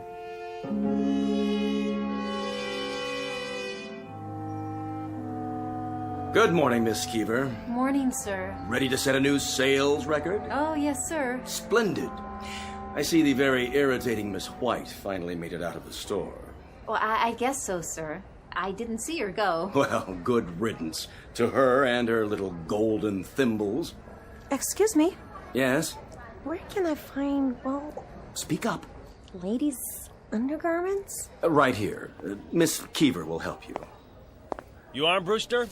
Mr. Armbruster. And you are? Maintenance department. I got another dummy for you. Where do you want it? On the pedestal in the window. As soon as it's properly dressed, of course. Right. Hold on. Yeah? Is that a new model? Don't ask me. For a moment there, that is, reminded me of someone. That right? Someone I believe I've seen in the store. I can almost place her. Oh, well, I'm sure it doesn't matter. I have much more important things on my mind. All right, setting her up over here, Mr. Armbruster. Marcia White, in her normal and natural state, a wooden lady with a painted face, who 1 month out of every year takes on the characteristics of someone as normal, as much flesh and blood as you and I.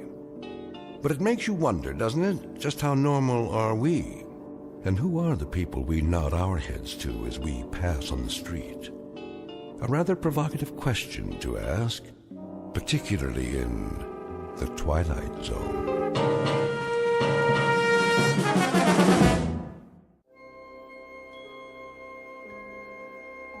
Hi, this is Carl Amari, producer of the Twilight Zone Radio Dramas. I'd like to take a moment to tell you about our official website at twilightzoneradio.com, where you'll get the latest news and information on these Twilight Zone radio dramas. Plus, at twilightzoneradio.com, you can digitally download 3 free episodes or any of our episodes for only $1.95 each. In this age of ever-changing technology, we've decided to make these episodes instantly available to you by making the Twilight Zone radio dramas a digital download-only series. This means that this series will no longer be offered on CD. The CD collections at our website are now being offered while supplies last at buy one, get one free. So be sure to get your favorites before they're sold out. Be sure to visit us often, and I'll see you in the zone.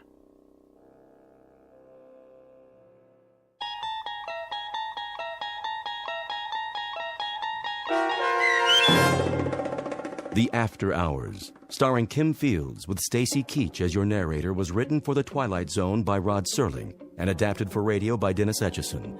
Heard in the cast were Taylor Miller, Doug James, Rich Komanek, Turk Muller, Linda Ryder, Guy Burrell, Lynn Foley, Natalia Reed, Lauren Patton, and Irene Olson. To learn more about the Twilight Zone radio dramas and to obtain audio cassettes and CDs of these programs, visit our website at twilightzoneradio.com. This copyrighted radio series is produced and directed by Carl Amari and Roger Wolski for Falcon Picture Group. Doug James speaking.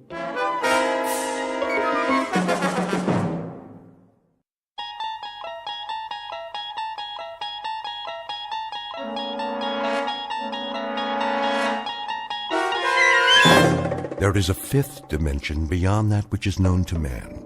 It is a dimension as vast as space and as timeless as infinity. It is the middle ground between light and shadow, and it lies between the pit of man's fears and the summit of his knowledge. This is the dimension of imagination. It is an area which we call the Twilight Zone.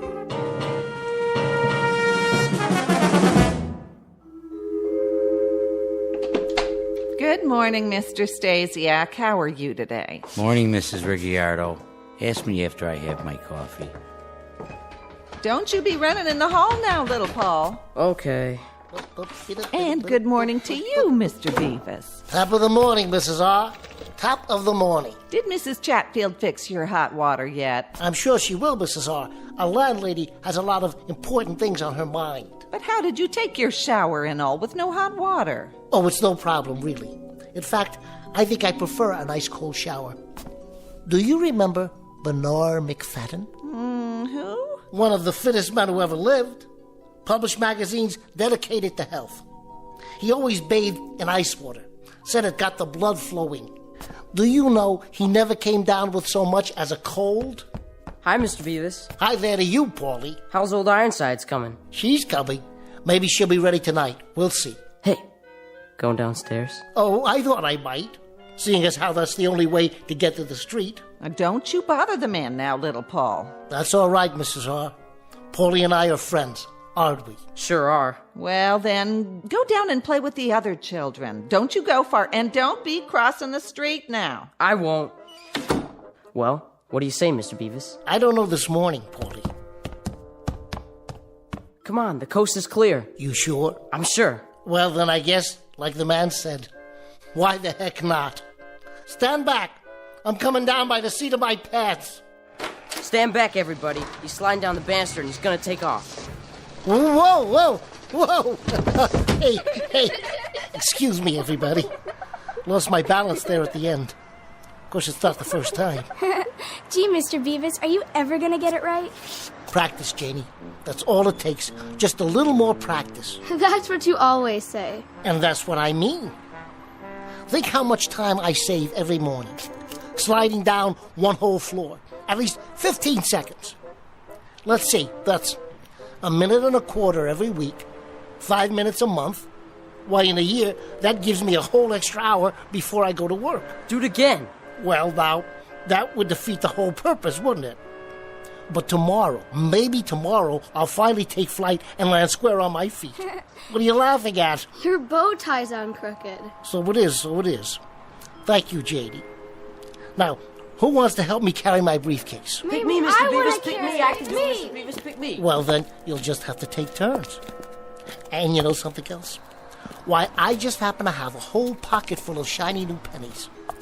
And they're getting awfully heavy. I don't mind tipping, for extra special service. Let me see.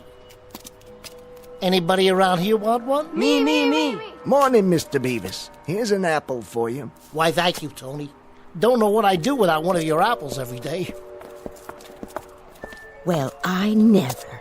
Who does he think he is, Rockefeller? Oh, that's just Mr. Beavis. Well, he acts like some kind of crazy person. Oh, he's not crazy. Maybe just a little, eccentric. The children all love him. Just the same, I wouldn't trust a man like that. Look at him. What kind of example does he set? I'd say the man never grew up, like that Pied Piper fella.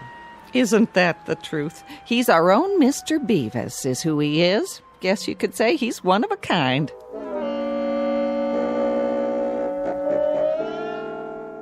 Species of the modern American male, or perhaps not so modern after all. Name, James B.W. Bevis. He has a penchant for animals, children, attractive women, aged women, in fact, people in general. He also likes zither music, all things old-fashioned, professional football, at least as a spectator sport, as well as polkas, Major League Baseball, and Charles Dickens. Should it not be obvious by now, James Bevis is a fixture in his own private, optimistic, hopeful little world. A world which has long since ceased being surprised by him. Mr. Bevis, on whom Dame Fortune will very shortly turn her back, but not before giving him a paste in the mouth. Mr. James B.W. Bevis, who lives just one block into the Twilight Zone. And now, The Twilight Zone and our story, Mr. Bevis, starring Bruno Kirby, with Stacy Keach as your narrator.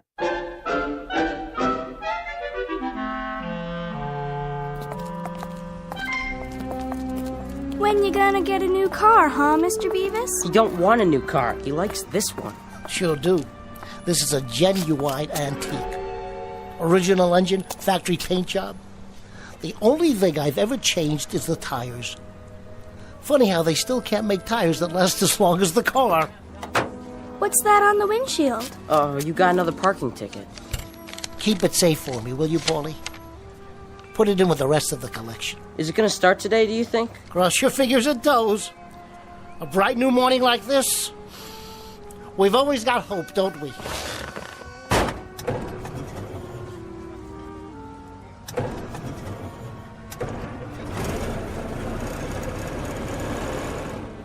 Okay, do you kids know what to do? Yeah, we sure do. That's right. Get behind it and push. All right, she's moving. Let her go. Everybody stand back. You can pop the clutch now, Mr. Beavis. Whoa, yeah, we gotta go. Thanks, kids. See you after work.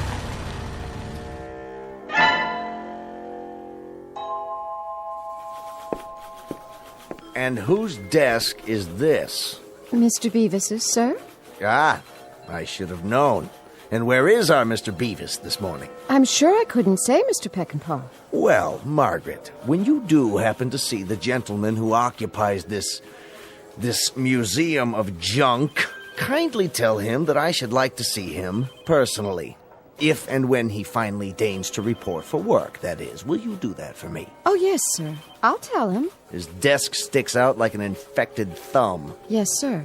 Amid this snowstorm of loose papers, I believe I make out a model ship, a gooseneck lamp, in the shape of an actual goose, mind you. Cute, isn't it? Cupid doll clock, nodding head dogs, toy kitten, yes, and unless I am mistaken, an actual stuffed ferret. I think it's a squirrel, sir. A veritable livestock exhibit. Perhaps I should rename this company Wild Kingdom.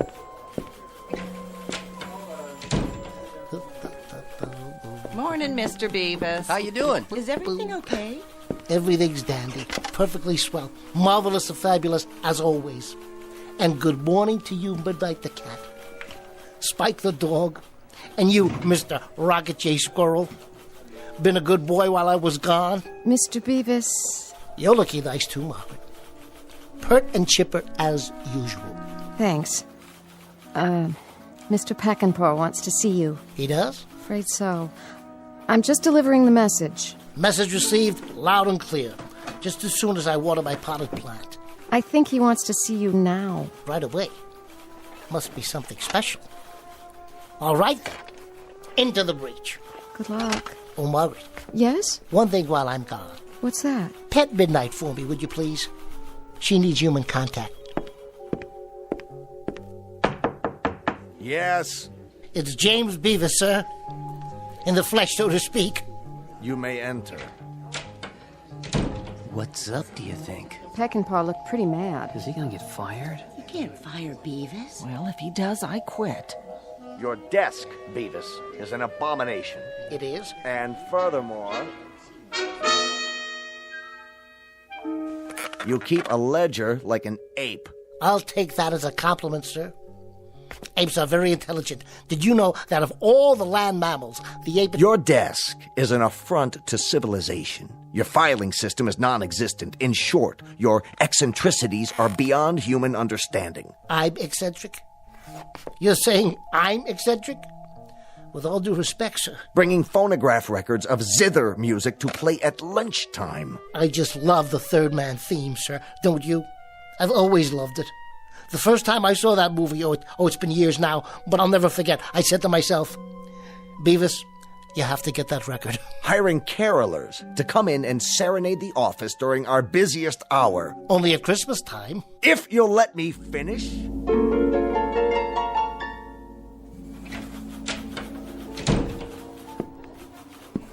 Was it the sack, Mr. Bevis? Yep. The old sackaroonie.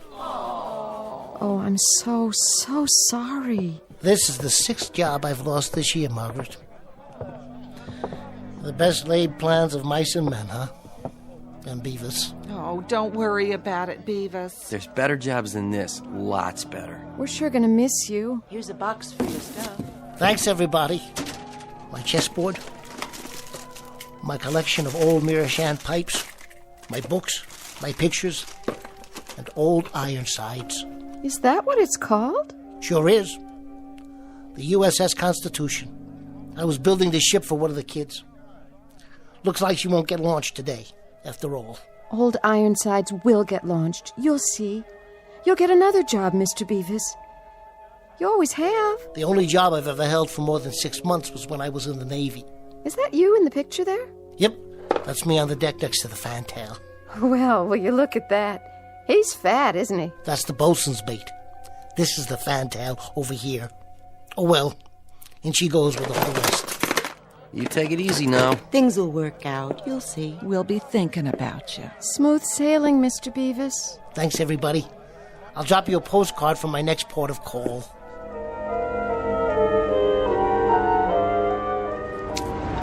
Oh, Mr. Truck Driver.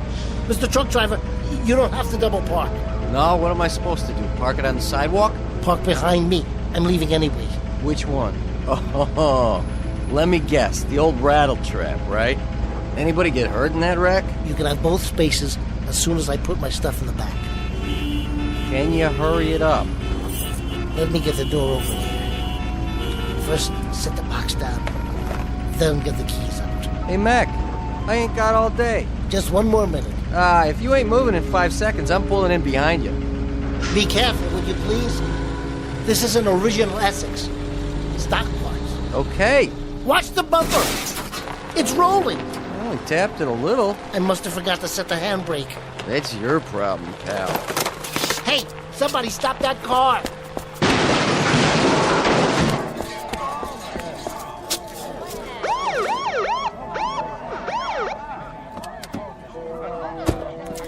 Yours? Mine. Does it do this often? Never has before. Now it looks like it never will again. Too bad. It's been kind of like an old friend to me. Stand back, everybody. Show's over. I'll phone for a tow truck. You do that. You wouldn't be interested in purchasing an original Essex, would you? For parts, I mean, they're kind of scarce. No thanks, pal. Me?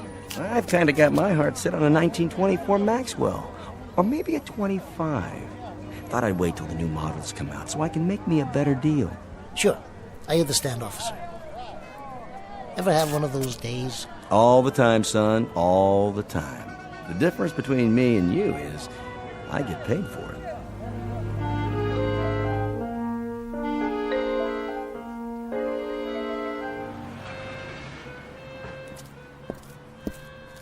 Mr. Bevis? Where's your car? It's in the shop.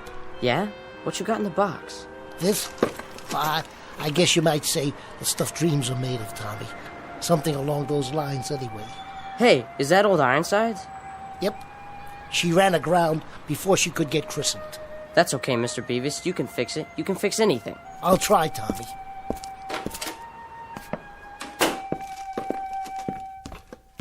Afternoon, Mrs. Chatfield. You'll find all your things in the hall, Mr. Bevis. My things? Your Victrola, your stuffed animals, all of it. Your clothes, too. Okay, I give up. What are they doing in the hall? You're being evicted, Mr. Bevis. I'm not sure I catch your meaning. Evicted. 6 weeks in arrears on your rent. That's it as far as I'm concerned. Mr. Bevis, you're still going to finish Old Ironsides, aren't you? Well, there may be a slight delay. I'm going to have to change shipyards. But we'll get her launched. Yes, we will. That's a promise. We'll get launched somehow. Yeah, but how? I don't suppose you've ever had one of those days, have you, Tommy?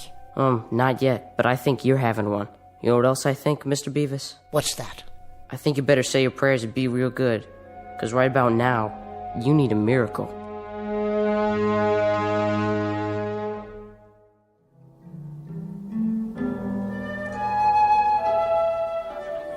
Better make this one your last, don't you think, Mr. Bevis? All in good time, Joe. All in good time. I'll tell you when. I think you forgot to tell me that a couple of drinks ago.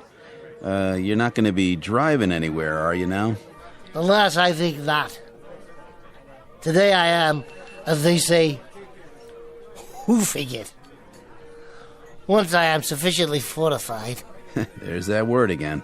Which word? You said you wanted something that'd fortify a man in his darkest hour, so I guess you must be feeling pretty fortified by now. Them are it, huh? Your fortifications? Those are. Are what? Those are it. You can't use them in a nominative case. No kidding. Live and learn. Yeah. Live and learn. Who's that? Who's who? The old gentleman in the blue suit. Where? Behind me. At the table. I can see him in the mirror. I don't see nobody. Right over... Wait a minute. Where'd he go? Search me. Perhaps you can explain to me, Pete, what you put in those drinks that made me see somebody in the mirror, but not in the booth. See who? Whom? Quite right, Mr. Bevis. Whom? Objective case. Wait a minute. Now, where are you hiding? Nowhere, Mr. Bevis. I'm right here. Hey, how'd you do that? An exceedingly simple trick. You've heard the saying, now you see it, now you don't. Care for a cigar? They're Cuban, you know. Nothing but the best where I come from. You might say we get them duty-free. No, thanks. How do you know my name? Oh, I could say I overheard it from the bartender or some such. But if the truth be told, we do have our ways. And who exactly might you be? Ah, yes, a name. For purposes of identification, you may call me J. Hardy Hempstead. Hey, Pete. Yeah? This is Mr. Hempstead. It is, huh? See what he wants, will you please? Sure, Mr. Bevis. And a happy fortified Thanksgiving to you, too. Cheers, Mr. Hempstead. Cheers. Hold on. Wait till Pete brings you a drink. But I've already got one. Where? Why, right here. Oh. To better days. I'll drink to that. And what do you do, Mr. Hempstead? I'm your guardian angel. Wouldn't that be something? But I am. Well, I guess we're all our brother's keeper, in a manner of speaking. Not in a manner of speaking. In actual fact. Mr. Bevis, here's the way the cookie crumbles. Several hundred years ago, one of your ancestors performed an act of great courage. Part of his reward was to have a guardian angel assigned to one of his descendants in each generation. current subject, Mr. James B.W. Bevis. That's you, I take it? Guilty as charged. Good. I have your family history right here. Oh, no. You're not selling one of those books about how to look up your family tree, are you? They always say I had a relative who came over on the Mayflower. Hear me out, if you would. Now, in the past few generations, Mr. Bevis, I've handled some extremely solid citizens amongst your progenitors. Handled? Taken care of. Good care, I might add. For example, there was Magellan Bevis, an intrepid explorer of the 16th century. This is a woodcut of the gentleman in question. Nice costume. Then Parnell Bevis, member of the British Parliament, who fought for Home Rule against insurmountable odds. And more recently, Gunner Lou Bevis, the first Marine to hit the beach at Nicaragua. That's Uncle Louis. Indeed. And your picture will fit right here on the next page. As of now, you too are being watched over by yours truly, J. Hardy Hempstead, your obedient servant. Watched over how? Aided by minor miracles from time to time as the need arises, given a small heavenly assist when the circumstances call for it. Well, you picked a good day for it. I know. Today you had a rather uncomfortable time of it. What started it all was being fired from your 11th job in 18 months. Mr. Peckinpah didn't care for zither music. I don't much blame him. But that's neither here nor there. It so happens that I can reconstitute the whole day for you and alter it so that the final upshot will be the opposite of what it has been. In other words, Mr. Bevis, let's go back to 9 a.m. this morning. We'll rewind and start all over again. You mean I can have the day to live over again, and it won't come out the same way? Definitely not the same.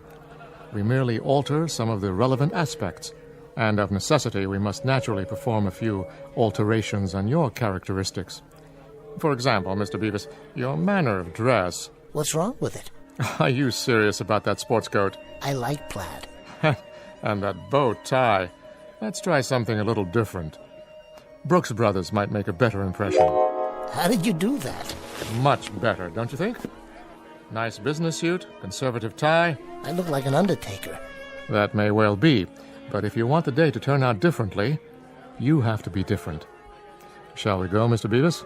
There isn't much time. You're really terribly nice, Mr. Hempstead. Think nothing of it. To go to all this trouble, whoever you really are. I assure you this is neither personal nor sentimental, Mr. Bevis. It's merely my job. Now he's talking to himself. Looks happy, though. Maybe I better have a shot of what he's drinking.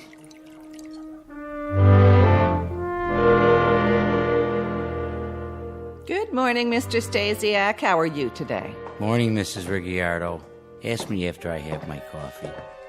Don't be running in the hall now, little Paul. Okay. All right, here we are. Back where you started this morning. Yep, this is it. Everything's the same. First, I locked my apartment. Good morning, Mrs. R. Top of the morning. Hello. What's the matter with her? Why isn't she talking to me? Remember to keep your voice down. She can't see me. She can't? No one but you. Hi there, Paulie. Hi. Aren't you going to ask me about old Ironsides? Don't worry, she's coming along. What's old Ironsides? Don't you bother the man now, little Paul. That's all right, Mrs. R. We're friends. Aren't we, Paulie? Aren't we? Go down and play with the other children. Don't you go far, and don't be crossing the street now. I won't. Well, what do you say, Paulie? Looks like the coast is clear. The banister's nice and shiny. Don't even think about it. Hey, what's going on? That nonsense was for the old Bevis. You're the new Bevis, remember?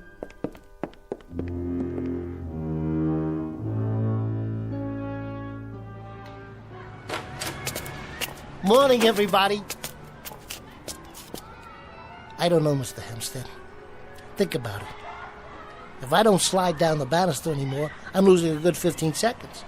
That's a minute and a quarter a week, 5 minutes a month. Straighten your tie. You're late. Who's going to carry my briefcase? You can do it.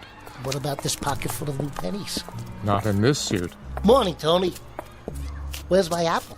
You want an apple, mister? That'll be 25 cents. Let's go. Oh, Mrs. Chatfield. Oh, good morning, Mr. Bevis. I wanted to talk to you about the rent. Oh, I found it in the box. 3 weeks in advance. You're a wonderful, wonderful roomer, Mr. Bevis. That's a switch. This part I don't mind at all.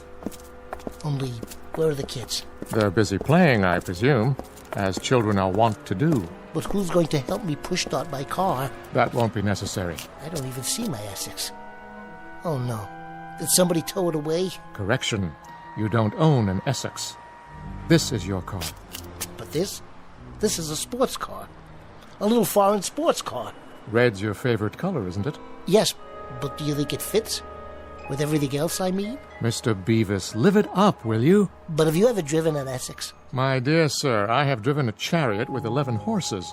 I'm the guy responsible for Ben-Hur winning the race. That Essex went out with the old Bevis. You're a different person now. No more zither music. No more Christmas carolers in the office. Though the latter idiosyncrasy met with some approval from the organization. Now, here are your new car keys. Go ahead, give it a spin. Hey, Paulie, look at this. Want to take it for a test drive? He acts like he doesn't even know me.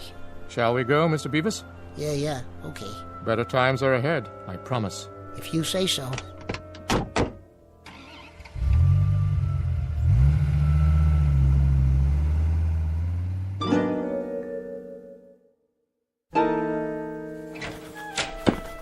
Well, here we are, Mr. Bevis. Looks like the office is already humming. Where's my desk? Same place it's always been. Right over there. But it doesn't look the same.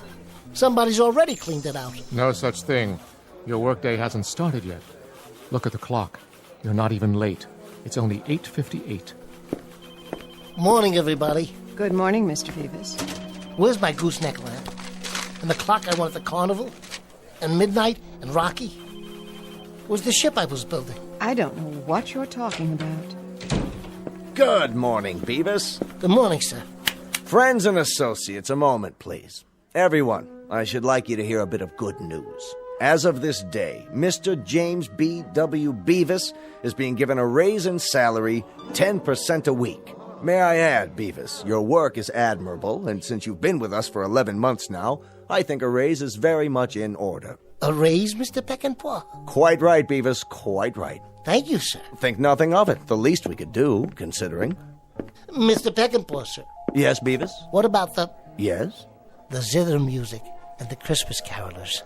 The zither music? The Christmas carolers? I'm afraid I don't know what you're talking about. Mr. Bevis, you no longer have an interest in any of that nonsense. Oh. Oh, what? Nothing, sir. Very well, then. See you later, Bevis, and keep up the good work. Why, this desk looks absolutely nude. It doesn't look decent somehow. Margaret, where is old Ironsides? Are you feeling all right, Mr. Bevis? I think I better get some air. Yes, that might be a good idea. I got a raise. Naturally. Where are you going now? You only just arrived. Outside for some air. Or I might go back to my place. So early in the day? I was thinking, maybe I'll play some stickball with the kids in the street. Mr. Bevis. Yeah? They won't play with you. Why not? You're not the same, Bevis. Not anymore. You mean everything's changed? Even that? It's only today that we can see the changes. Actually, they started some time ago. I'm beginning to understand. Good. Well, Mr. Bevis, still want to get on the elevator? Yes, I think I will. Why? Things seem to be going your way, don't they? I guess they are, Mr. Hempstead. Bevis, what do you say we level with one another? I mean, really, what is it you want? After all, for a person like yourself, 10% is the most even I can get for you. Frankly, I don't get you. I'm used to Bevises with big dreams, gigantic hopes, fantastic aspirations. Magellan Bevis sailing around the Horn, Parnell Bevis standing alone in Parliament booming out his convictions, Gunner Lou Bevis, over-the-top men, semper fidelis, nobody lives forever, let's go, boys! That was the spirit. Mr. Hempstead, sir, I don't want to seem ungrateful. But the things I want, the things I believe in, I know they're odd, but they're worth considerably more than 10% a week. I take it then that you prefer your bow ties and plaid coat and old Ironsides. I'm afraid that's the case. And you realize things will be as they were. There'll be no job, no car, no place to live for a while. It's been that way before. I see. Complicated, is it? Hardly. Take a look out the window. Hey, there's my old Essex down at the curb. You'd best feast your eyes. It won't be around for very long. The truck will hit it as previously ordained.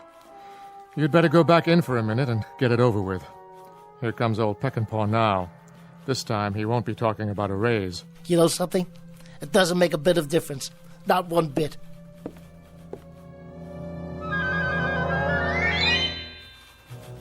And whose desk is this? Mr. Bevis's, sir.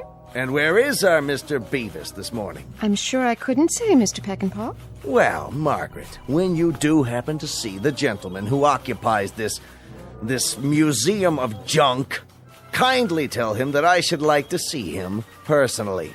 If and when he finally deigns to report for work, that is. Once more into the breach.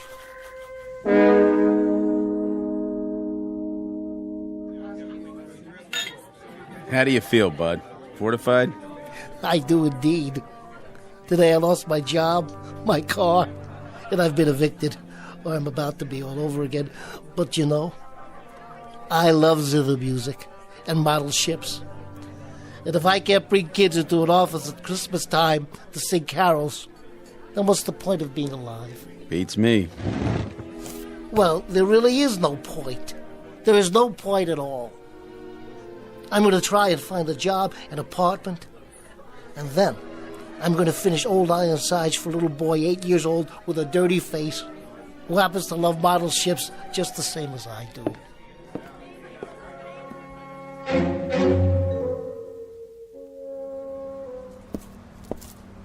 Wait a minute. That's my car. Mr. Hempstead, wherever you are, you're still watching over me. You must be. This your car, buddy? Yes, it most certainly is, officer. And you don't know. You can't imagine how glad I am to find it here. You see, a truck tapped the bumper and it rolled down the street because I didn't have the handbrake on. That was the first time, of course. But now, thanks I'm sure to Mr. Hempstead. Well, I don't know any Hempstead. And I don't care if it's the first time or the 100th time. What are you doing? Writing you a ticket. In this city, we kind of take a dim view of parking next to a hydrant. You mean a fire hydrant? Big and red, right there by your front fender. What hydrant is that, officer? Hey! Where'd it go? I think I have a pretty good idea.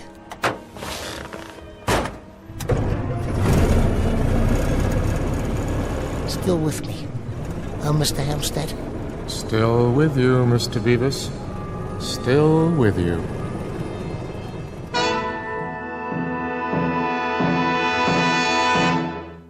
Mr. James B.W. Bevis, who believes in magic, the magic of a child's smile, the magic of liking many and various people and things and being liked in return, and the strange and wondrous mysticism that is the simple act of living. Mr. Bevis, one species of the modern male who lives in his own private and very special Twilight Zone.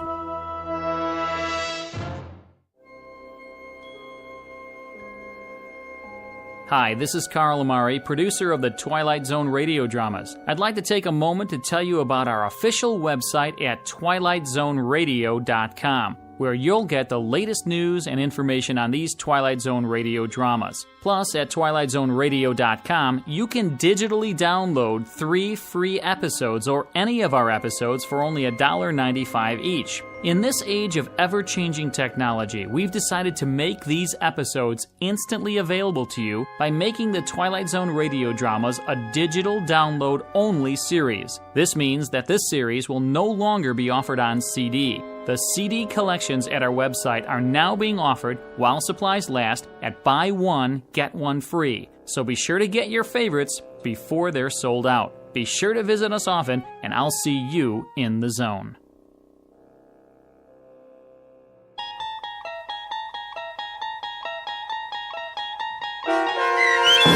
Mr. Bevis, starring Bruno Kirby with Stacy Keach as your narrator, was adapted for radio by Dennis Etchison and written for The Twilight Zone by Rod Serling. Heard in the cast were David Darlow, Christian Stolte, Fernette Lebo, Jeff Lupetin, Linda Ryder, Meg Thalken, Max Kirsch, Carrie Darlow, Riley Baugh, Kurt Nabig, Doug James, Carl Amari, and Vince Amari. To learn more about the Twilight Zone radio dramas and to obtain audio cassettes and CDs of these programs, visit our website at twilightzoneradio.com. The producers of The Twilight Zone wish to thank CBS Enterprises, Carol Serling, Dennis Etchison, Dick Brescia Associates, Claire Simon Casting, Terry Jennings, XM Satellite Radio, Sirius Satellite Radio, our sponsors, and our radio affiliates for helping make this series possible.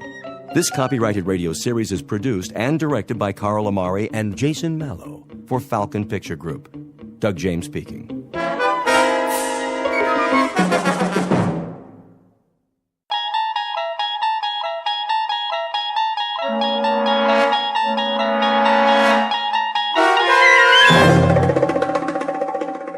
He's Alive, starring Peter Mark Richmond and Marshall Allman, with Stacy Keach as your narrator, was adapted for radio by Dennis Etchison and written for The Twilight Zone by Rod Serling. Heard in the cast were Roger Mueller, Jason Bradley, Christian Stolte, Doug James, Jeff Lupetin, Amanda Amari, Elizabeth Lido, Vince Amari, Alex Sopner, Frenette Lebo, Carl Amari, Kurt Nabig, Peggy Roeder, and Jason Mallow. This copyrighted radio series is produced and directed by Carl Amari and Jason Mallow for Falcon Picture Group. Doug James speaking.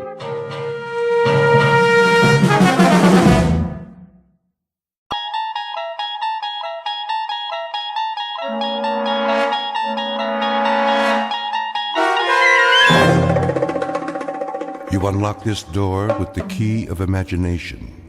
Beyond it is another dimension, a dimension of sound, a dimension of sight, a dimension of mind. You're moving into a land of both shadow and substance, of things and ideas. You've just crossed over into the Twilight Zone.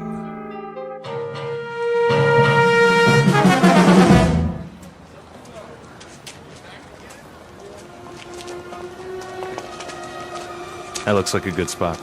Where? Up ahead on the corner. Yeah, we'll set up some boxes. I don't know. It's perfect, I tell you. All these people taking a walk after dinner, they'll listen. Oh, they'll listen, all right. Just hand out the pamphlets for now. I have to work on my speech.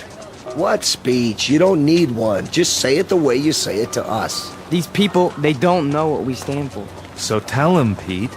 We'll make sure they listen. Put the flag up against the building. Which one? Both of them. Ours and Old Glory. The big two. There's some boxes. You can stand on them. I'll go set them up. Man, oh man, this is gonna be the night, huh, Pete? Well, I guess it's now or never. Got that right. How's my uniform look? Here, straighten your tie. The cap, the boots, perfect. You look like a leader. Big time. Go, Pete. Give him a dose of the truth. Hey, mister. Excuse me, little girl. Are you in the army? No army you ever heard of, sweetheart, but you will. My daddy's a lieutenant. Are you a lieutenant? Better than that, kid. A lot better. Now stand back. You're in the way.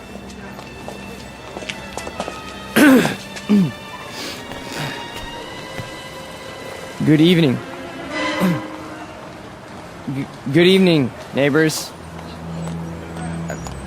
I have something of great importance to tell you.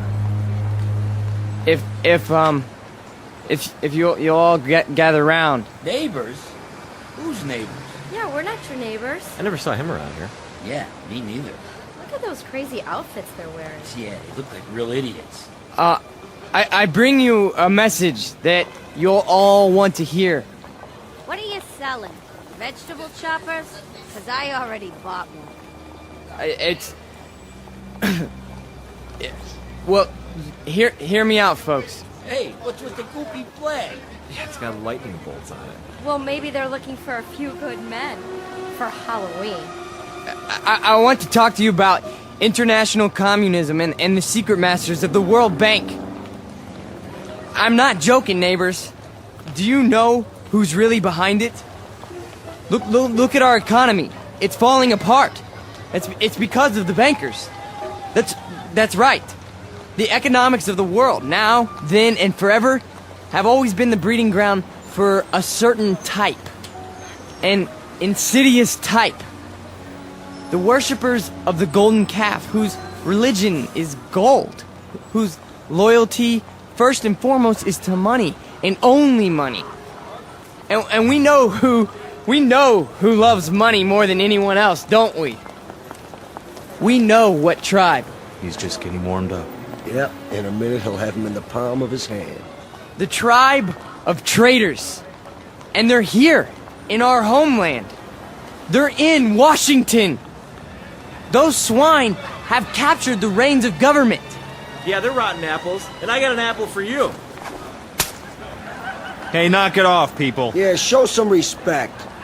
I'm talking about traitors. Listen. Boring. Ice cream. Get your ice cream. I want one. Come on, Angie. We'll both get one. Then we'll go home. Yeah, there's nothing happening here. No. Listen to this. What about foreigners? Huh? Foreigners. Take a look at the way that they're controlling us. The lines lead directly to Palestine and to the Vatican. Yeah, I've had about enough of this. Let's go. It's a conspiracy, I tell you. A conspiracy of men who aren't like us. Yellow men, brown men, black men. They come here and they infiltrate our economy. They're right here on our doorstep. If there's anybody sitting on your doorstep, buddy, it's the man in the white coat. Here, take a tomato with you. You think that's pretty funny, don't you?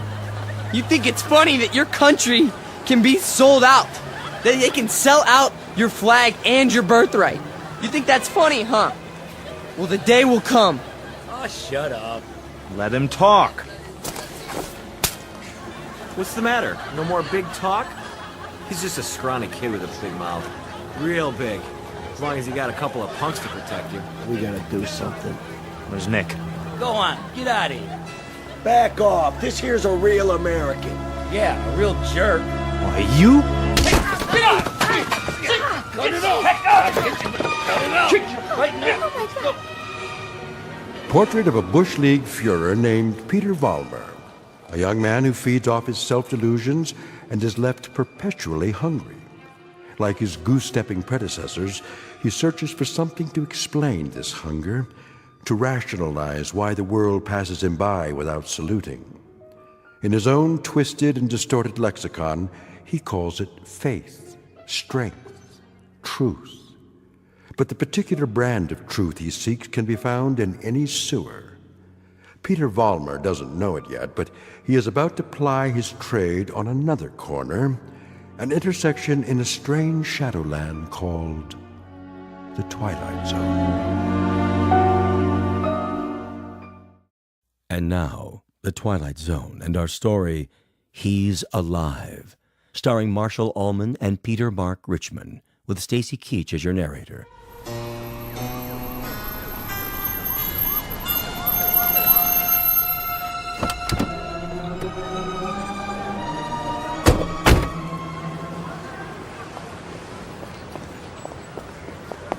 All right, folks, break it up. Party's over. Yeah, what's happening here? Looks like the boys in the brown shirts took a licking. No, we got him. We got him good. Said, what are you lying on the ground for? Problem, fellas? It was the communists. The communists did this. What? Which ones are those, Jack? All of them. They ran away like cowards. We want to press charges. What about names? We need names if we're going to charge anybody. Look, forget about it. We can take care of ourselves. Sure you can. Need some medical attention? No, we don't need your help. Come on, Peter, I'll help you out. Let's get out of here. Hey, Jack, you forgot your flag. Yeah, your mama made it for you. Give it to me. Sure. There'll come a day when guys like you will crawl on your belly to salute this. There'll come a day. Yeah, well, let me know the date, Jack, so I can stay home sick.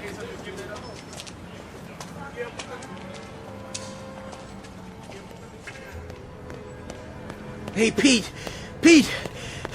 Are you okay? Yeah, we're fine. What are you doing in the alley? It cornered me. Must have been 10 guys on top of me. It was all I could do to get away. You sure that's what happened? Sure, I'm sure. Oh, mean crowd, Pete. You get a hot night, and you always get a mean crowd. Remember when I was telling you that? Remember when I was telling you that every time you get a hot night... All right. Okay, Pete. Okay. Why? I tried. I tried hard out there tonight, but I couldn't get through. I couldn't get them to listen. Words never come out right. You did good. Real good. Someday they'll listen. They'll have to. They'll listen and they'll cheer. Someday they will, Pete. You'll see. Someday.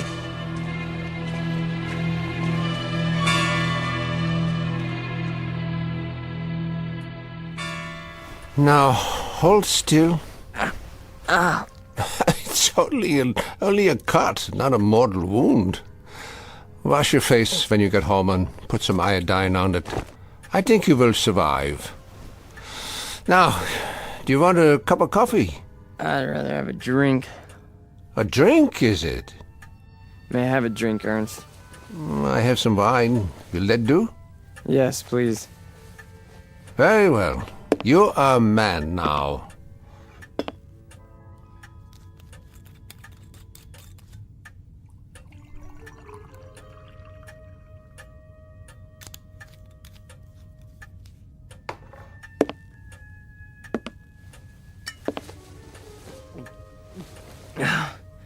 Thank you. Peter, one sips wine. That's not beer from a beer garden. Sorry. I'll remember that next time. The next time. Just how many next times do you suppose a human being has in the scheme of things?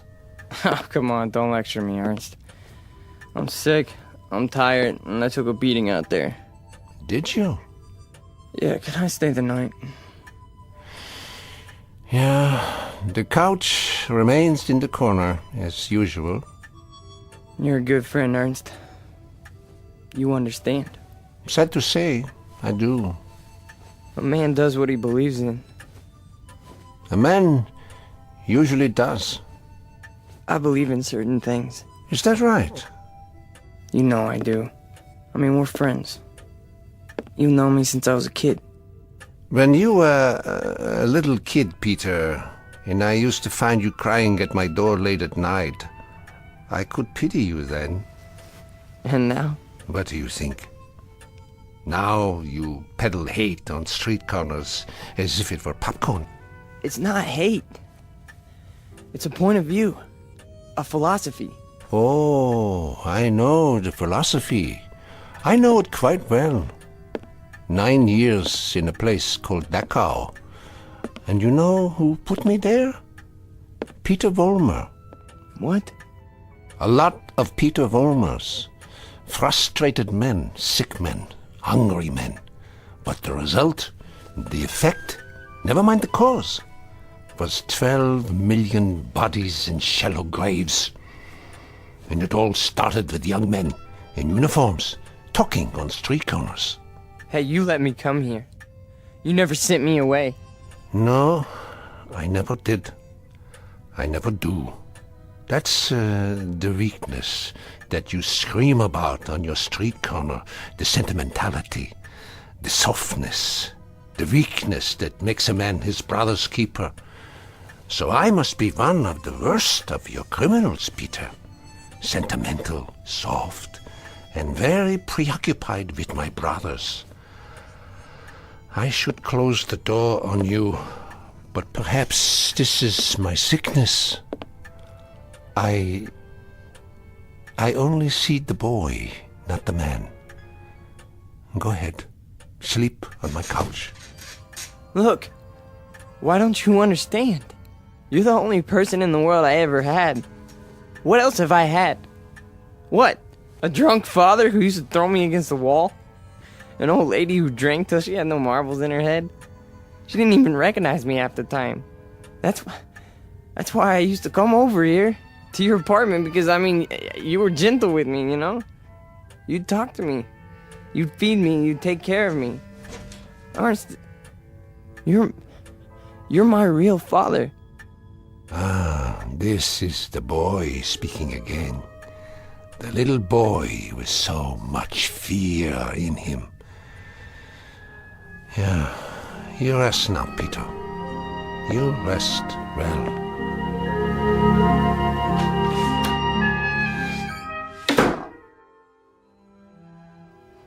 No.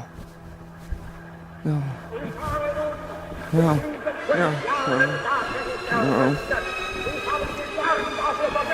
No. Wait. Eugene.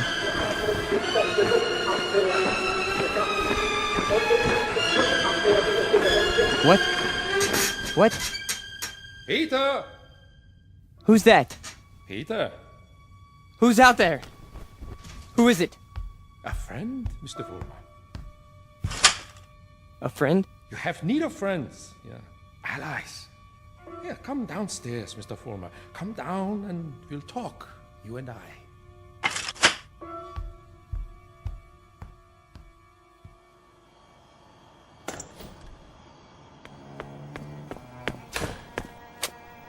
Hello, Mr. Vollmer. I heard people out here. Oh, did you? And your voice. Well, a dream, perhaps, of better days to come. Who are you? Take a good look. Do you not recognize me? Surely you have seen my picture. Wait. That hair. With the mustache. No. It can't be. You died a long time ago. Did I? Or perhaps I only wanted people to think so. But you're a great man. I am aware of your opinion. How did you know where to find me? I simply followed your tears, Mr. Vollmer. You said you have something to talk about? I do. I do indeed. I have you to talk about, and the things you believe in, which are the things I believe in as well. See, your success, Mr. Vollmer, will be my success. Are you interested? I am. I am. Please go on. Good. Then let us start by discussing a most important point. What are the dynamics of a crowd? How do you move them, Mr. Vollmer? How do you excite them? How do you make them feel as one with you? I don't know. I don't know, sir. How? Join them first, Mr. Vollmer. Yeah? When you address them, speak as if you were a part of the mob. Speak to them in their language, on their level. Make them hate the things you hate. How do I do that? If they are poor, talk to them about poverty. If they are afraid, talk to them about their fears. And if they are angry, Mr. Vollmer, if they are angry, give them objects for their anger. But most of all, what is most of the essence is that you make the mob an extension of yourself. Say to them things like, things like this. They call us hate mongers. They say we're prejudiced. They say we're biased. They say we hate the minorities. The minorities. Understand the term, neighbors. Minorities. Shall I tell you who the minorities are? Shall I? We are. We are the minorities. That way, Mr. Vollmer. See, you started that way. I think I understand. That's right.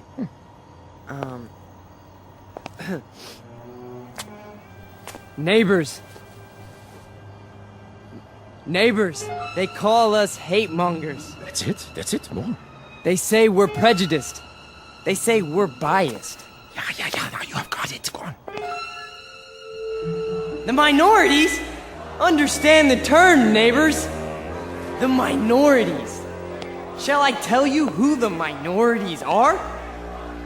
We are the minorities.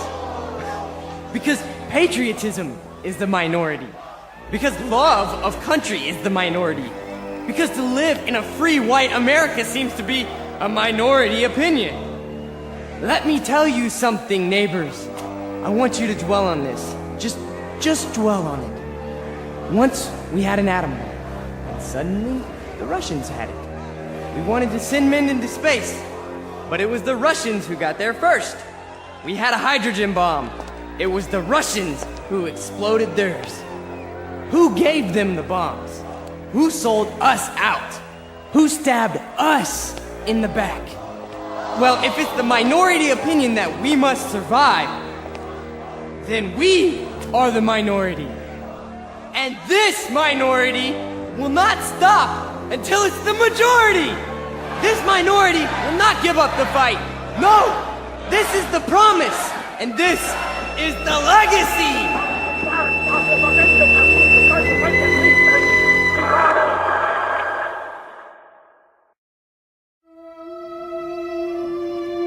Look, I'm not gonna wait much longer, you understand? Gibbons, cool it.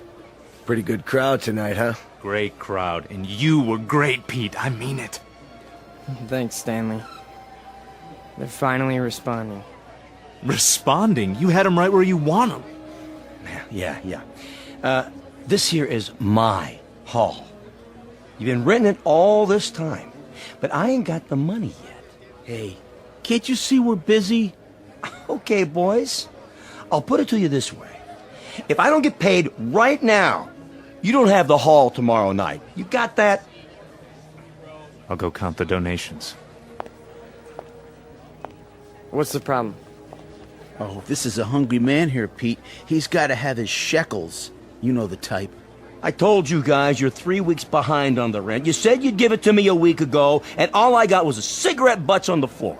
But after tonight, that's it. Excuse me. Am I to understand that you're going to lock us out of this meeting hall because of a couple weeks' lousy rent? Oh, you understand right. $600 due. $600 that ain't been received. We happen to be a young movement.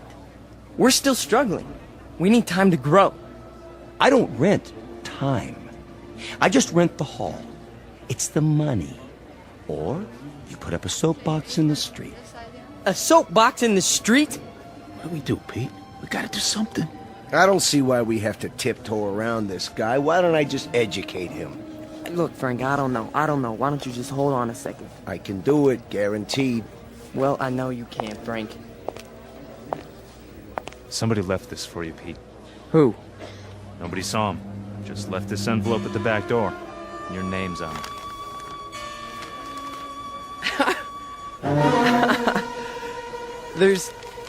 There's money inside. 6 C-notes. Hey, how about that? We need $600, and here it is. Oh, man, how about that? Hey, Gibbons, come and get it. Yeah, it's about time. You satisfied? Then don't bother us. All right. You're paid up through this week. Where'd the dough come from, Pete? You have any idea? We must have a secret supporter. I can see why. You were really something tonight. I can't even tell you how it sounded. You had him. You really had him. Hey, we're gonna make it. And now something tells me we're really gonna make it. You bet your life.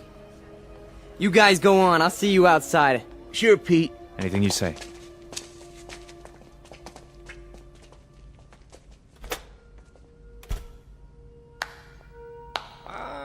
Excellent performance, Mr. Vollmer. Yes, very effective. Very effective. You learn quickly. Well, thank you. I didn't know you were here. I am always here. Pleased to be of help. You learned the style very well. You delivered it precisely as I told you. I'm very obliged. And the money? Oh, it was the least I could do. We couldn't have you thrown out into the streets, yeah? I happen to feel that your work is very important. You're with us? With you? Oh, Mr. Vollmer, you might say I am you. Now, I have some suggestions. I'll continue to give you speeches, but there's a matter of importance that must be taken care of. What is it? An expedient, Mr. Vollmer. Oh, you might call it a cause célèbre. Something to cement the organization together. I don't understand. The organization needs a martyr. A martyr? How do we find a martyr? You don't find one, Mr. Vollmer. You choose one. You pick out the one of least value, and you make him a symbol. You wrap him in a flag, and you make his death work for you. Find a man, Mr. Vollmer, who has no worth while he's alive, but who can serve you when he's dead. Like who?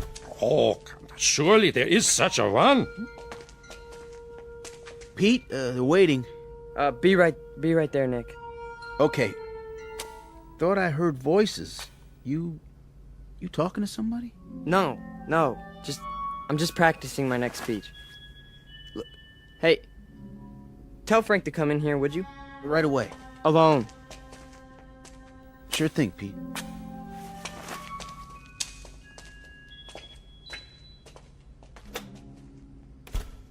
An excellent choice, Mr. Vollmer. The little fat one. Yeah. Now, all you have to do is arrange it. The only thing is, I've known Nick for a long time.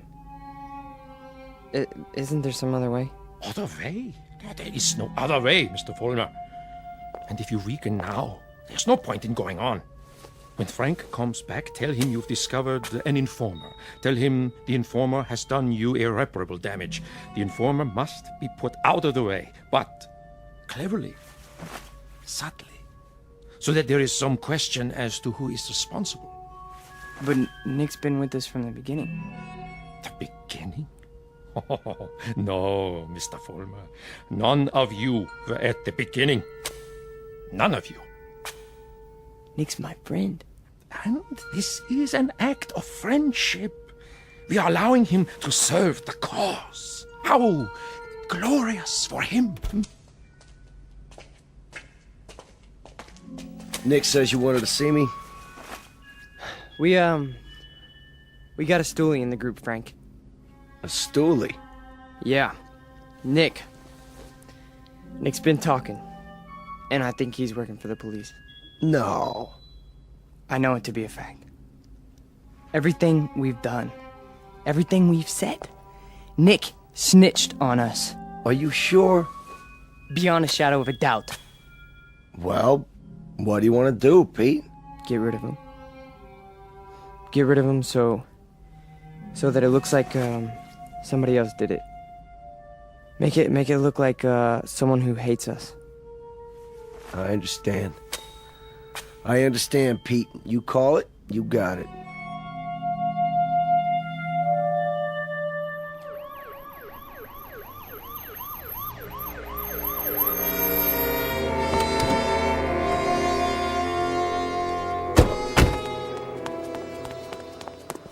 There you are, officers. Thank God. Stay calm, ma'am. Now just tell us, where's this body? Over here, in the alley. Shine your flashlight on it. Look at all that blood. Somebody did quite a number on him, huh? I've seen him before. It's one of those young hooligans. You can tell by the uniform.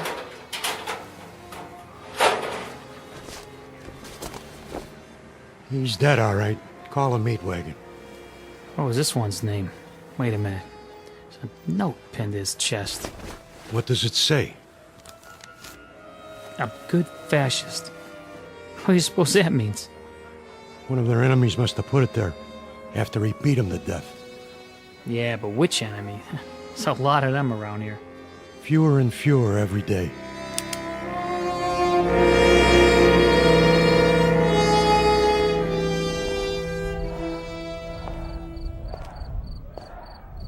Hurry up, Frank. We've been waiting for you. Is it done? Cross off the little creep. Anything else?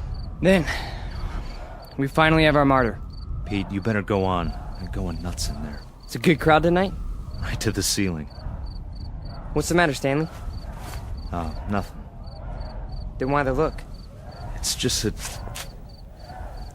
Nick was a nice guy, Pete. I miss him. Stan, you listen to me. You forget about Nick right now. He was a fat pig with no guts. He was a greasy big mouth who copped out every time he took a breath. A nickel and dime Judas who got exactly what he deserved. So don't mourn for Nick. He doesn't rate mourning. Not that pig. You got that, Stanley? Look at me, Stanley. You got that? Yeah. You have his poster ready? Blown up bigger in life. Just like you said. Good. When I give the signal, unveil it behind the podium.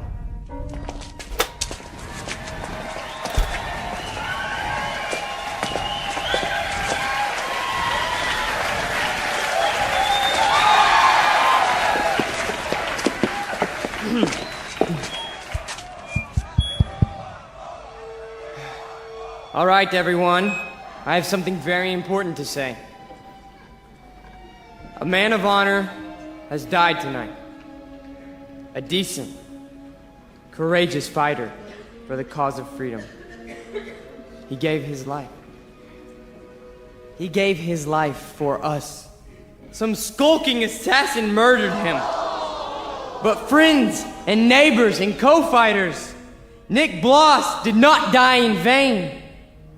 They stilled his great heart, but they could not stifle his memory.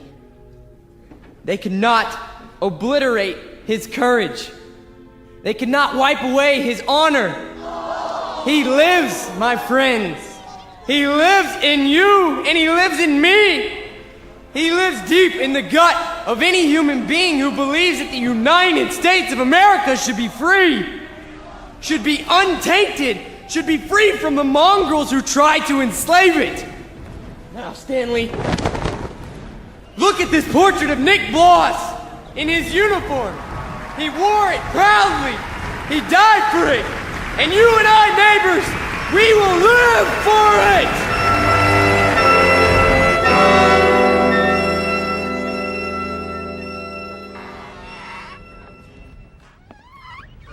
Oh, hiya, Mr. Gans. How do you do? How are you tonight? I'm very sober, unfortunately. Beer? Yeah, if you please. Boy, listen to him across the street. Guy's got a voice on him. And I knew it when it was only a whimper. That's a wild kid, that one. Used to be people would laugh at him, but lately he gets the crowd. Not many people laugh now. Say, you know him, don't you? Yeah, since he was a child. A silent little boy with very little to say. But now, I've been here before. Oh yes, I've seen and heard it all before. That was another time, Mr. Gans. Another place. Another kind of people. That stuff doesn't go here. That's what we said, too. They were brown shirt scum. Temporary insanity. Part of the passing scene. Too monstrous to be real. So we ignored them. Or laughed at them. Because we couldn't believe that there were enough insane people to march for their cause. And then, one morning, the country woke up from an uneasy sleep, and there was no more laughter. The Peter Volmers had taken over. The wild animals had changed places with the zookeepers. Another one, Mr. Gans? No, thank you. I have had my fill. You take it easy now. You're not going to do anything foolish, are you? Me? Not this time. It mustn't happen again. We can't let it. We simply can't let it happen again. All the anguish, all the horror, all the nightmare. No. Not this time. Mr. Gans? Mr. Gans!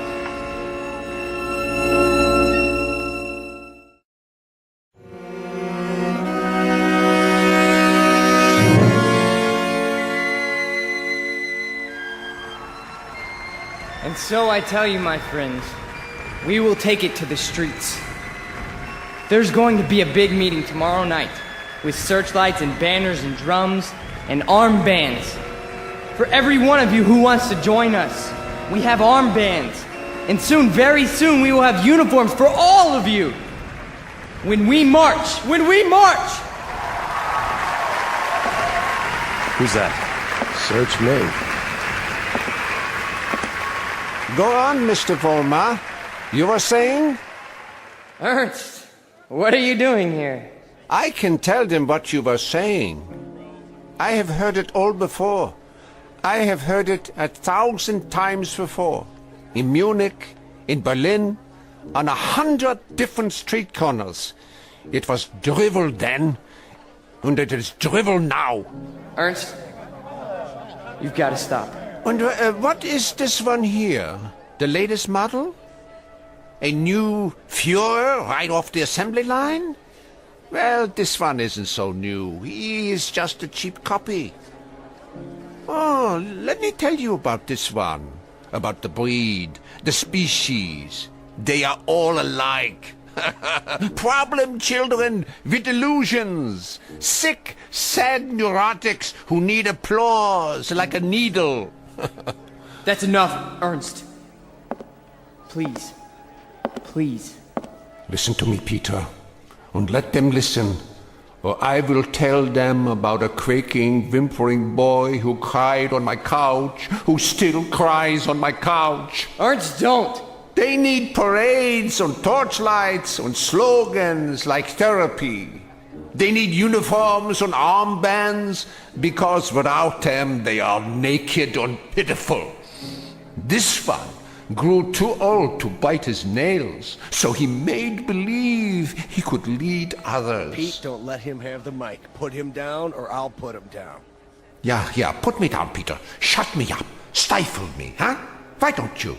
Why can't you? Because this is your courage right here. The symbol on your sleeve. A torch and a lightning bolt. A crude drawing for children. I'm warning you, Ernst. This patch is your strength. This and the crowds and the sick aisles. And if I tell you to your face, Peter, that your courage is made out of cloth, that your ideas are filthy garbage, and that you are something less than a man, what do you say to that? How do you answer me? Like this! Oh, the rebuttal. The only answer your kind knows how to give. Is that the best you can do? A bloody nose? This is your Führer? He is yours. I give him to you. A gift from the sewers. You see, folks, the way it is. Hey, Pete, don't worry about it. He's just an old man. One crummy old man. The way it is, I knew him. I knew the old man once. Is that a fact, Mr. Vollmer? Yes, that is a fact. I used to know him. And... Who's he talking to? Mr. Vollmer! I have no interest in who he is. My concern is in what he is. He cheapened you in front of these people. You barely had the strength to strike him a slap, like a woman. Your voice is like a lion, but your instincts are rabbits. And you? Instincts like a rabbit. Slap like a woman. You stand in the darkness and plan the battles. But you're never there when they're fought. No. Why don't you come up here alongside me, huh? Why don't you let them see who you really are? Why don't you make a speech? Mr. Vollmer, I was making speeches before you knew how to read them. I was fighting battles when you were struggling to get out of a womb. I was taking over the world when your universe was a crib. And as for my standing in the darkness, Mr. Vollmer, I invented darkness. Then you take the stage. Go on. It's all yours. Pete, who were you talking to? Where you going? You can't run out.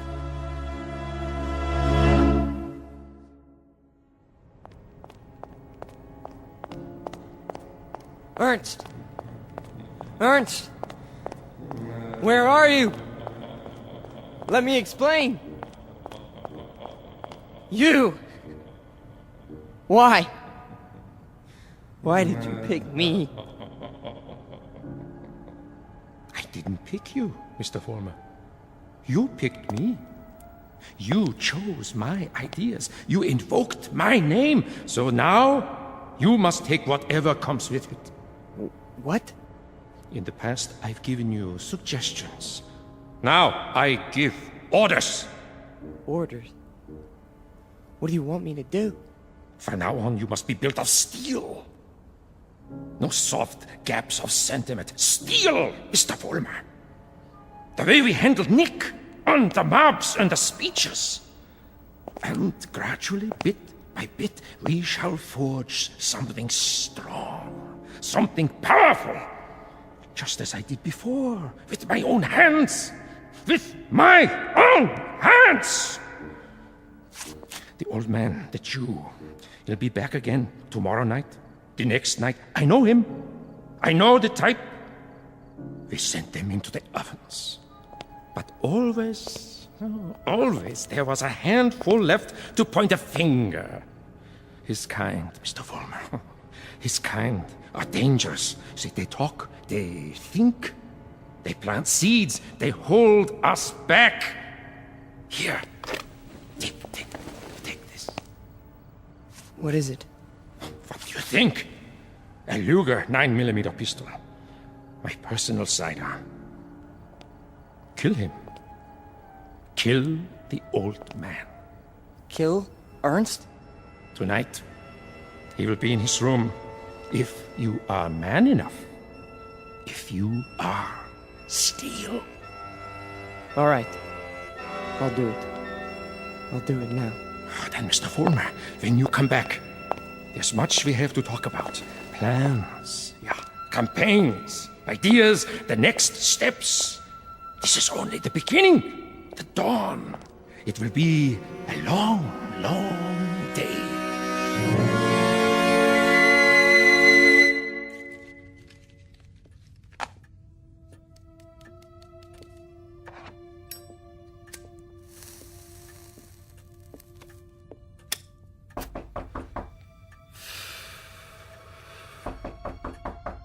Yeah? Come in. Ah, I thought it was you. You wouldn't listen to me, Ernst. On the contrary, I listened to all that I was able to stand. You should pay attention now.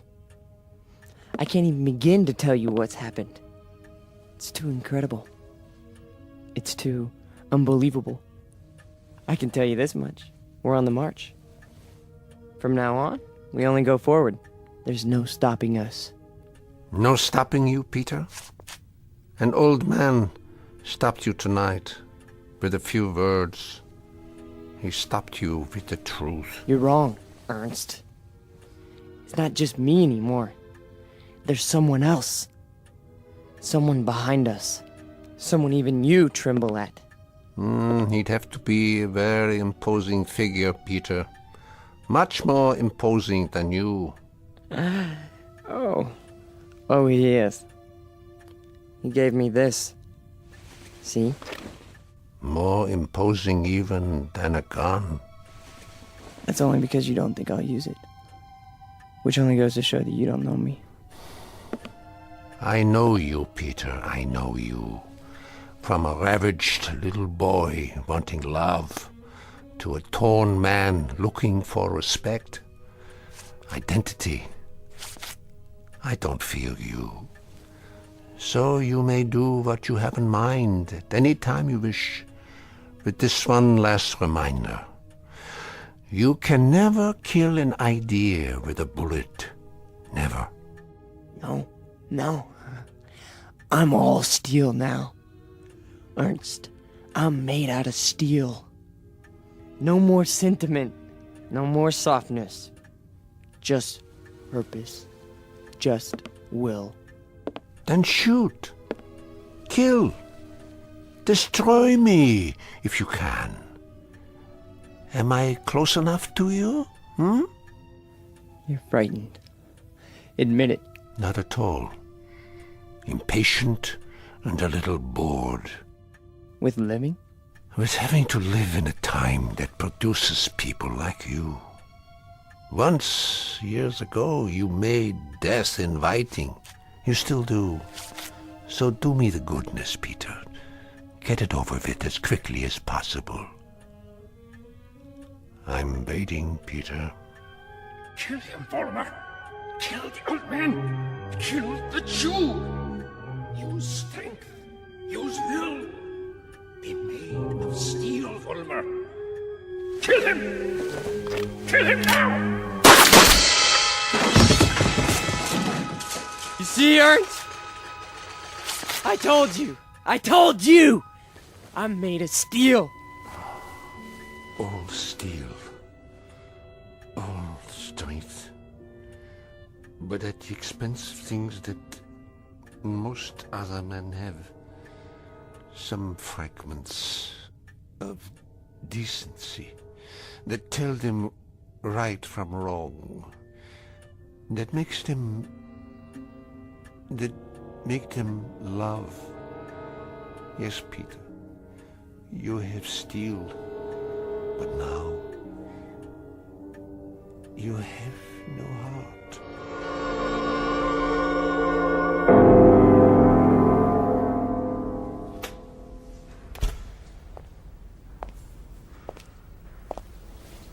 Where is everybody?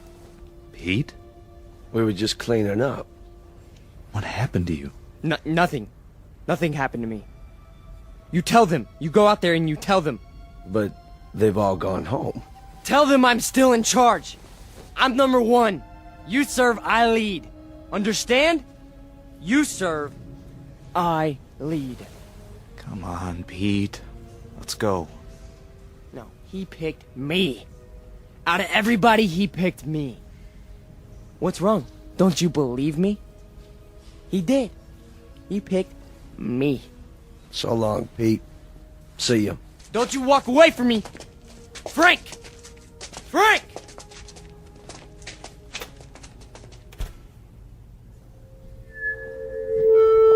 Who's there?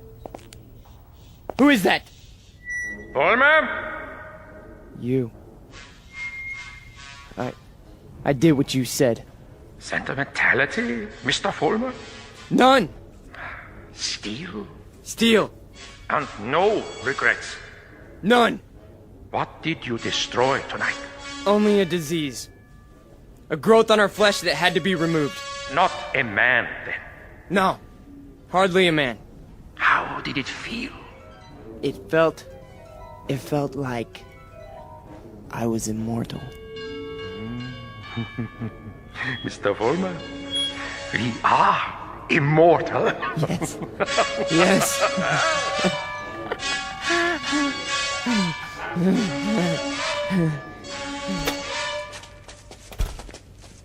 There he is. Don't move. What do you want? Peter Vollmer? Yes. We have a warrant for your arrest. That's impossible. The charge is conspiracy to commit murder. Your two friends are outside in cuffs. The victim's name was Nicholas Bloss. Get away from me. He's got a gun. Drop the gun! Now! Walk toward us with your hands up! Hey, look, he's going to the other door. Tell them to cover the alley. Halt! Halt, or I'll shoot!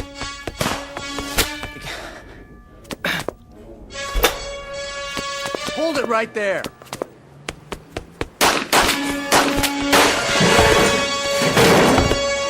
We got him! He's hit!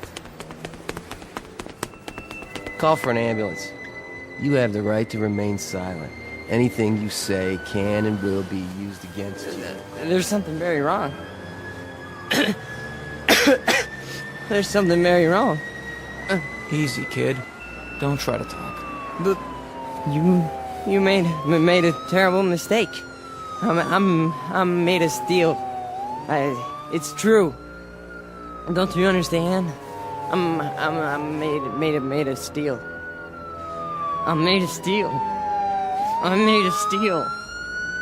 I'm made of steel.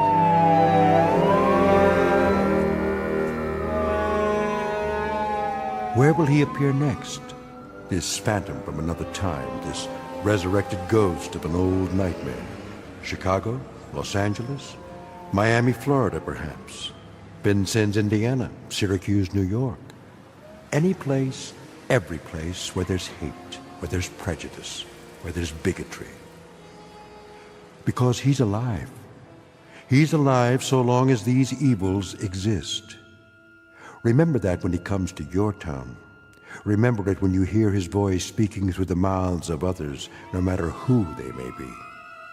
Remember it when you hear a name called a minority slandered. Any blind, unreasoning attack on a people or any human being. He's alive.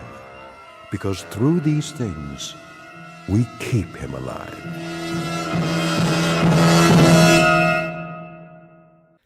The Twilight Zone continues in just a moment. You are about to enter another dimension. A dimension not only of sight and sound, but of mind. A journey into a wondrous land of imagination. Next stop, the Twilight Zone.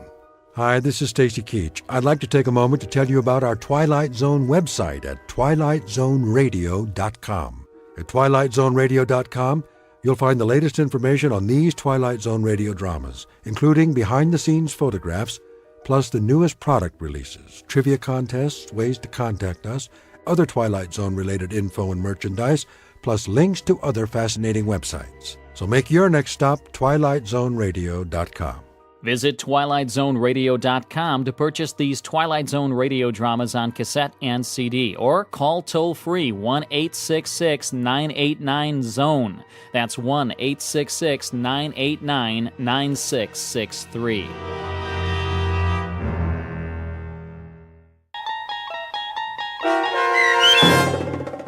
Gentlemen, be seated. Starring Stan Freberg and Mike Starr, with Stacy Keach as your narrator, was adapted for radio by Dennis Etchison and written for The Twilight Zone by Charles Beaumont. Heard in the cast were David Darlow, Anna Savrutsa, Doug James, Joby Cerny, Kurt Nabig, Jeff Lupiton, Carl Amari, Linda Reiter, Christina Verba, Peter DeFaria, and Chad Reinhardt. This copyrighted radio series is produced and directed by Carl Amari for Falcon Picture Group. Doug James speaking.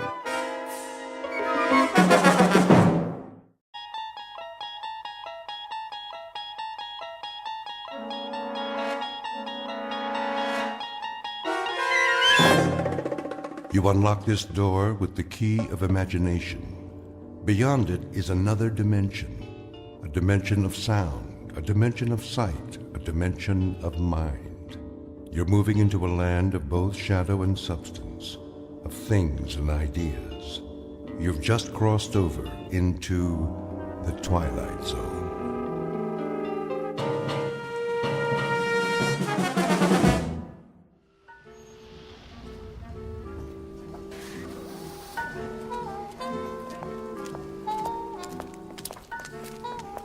Welcome to the Madison Avenue track. Step onto the moving sidewalk. Single file, please. No pushing or shoving. The time is 8:37 a.m.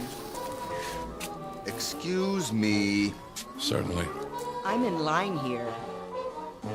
Yes, of course. I was next. I don't believe... I have to get to work. Do you? We all do. If you don't mind... Make room, please. I'm late. The line starts back there. Are you being rude? Why, no, I don't think I am. But if we all enter the pedwalk at the same time... You stepped on my toe. That wasn't me. I believe it was. I believe that's the imprint of your heel on my shoe. If it were, you'd have even worse fallen arches. I don't appreciate that attitude. I have a suggestion. If we all go barefoot, there'd be more room. You know, more foot space per square inch. Squeezing heel to toe, so to speak.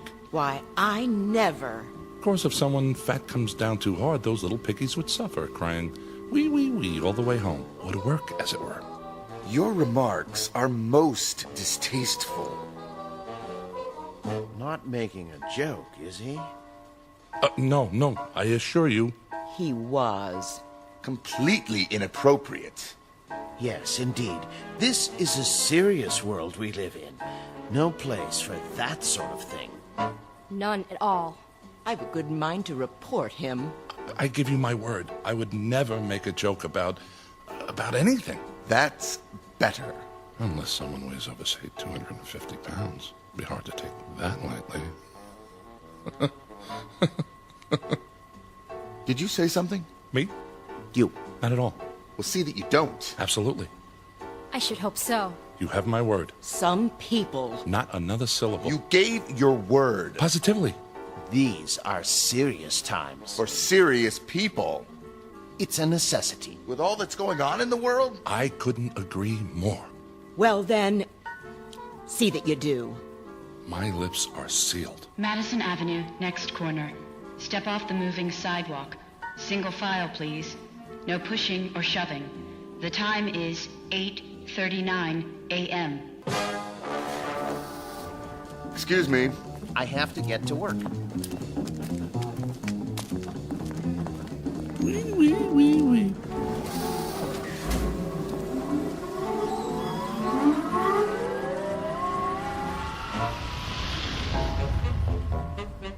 Welcome to the world of the future. The time, a mere 20 years from now, give or take a few. The place, New York City. The man with the chuckle is Mr. James Kincaid, employee of the Spears Research Laboratory in Manhattan. A typical 21st century American, on the outside anyway. On the inside, however, it's a different story. Mr. Kincaid doesn't fully appreciate that fact, at least not yet. He doesn't dream that one involuntary sound, one little chuckle, has already set him apart from his fellow workers. For this is a serious world for serious people. But by allowing a single utterance to pass his lips, he is about to be transported out of this world and into the Twilight Zone. And now, The Twilight Zone and our story, Gentlemen, Be Seated, starring Stan Freberg and Mike Starr, with Stacy Keach as your narrator.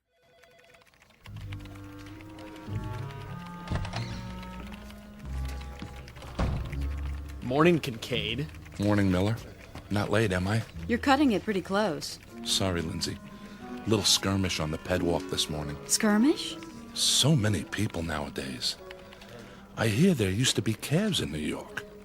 Think of it. Cars with drivers that took you all over.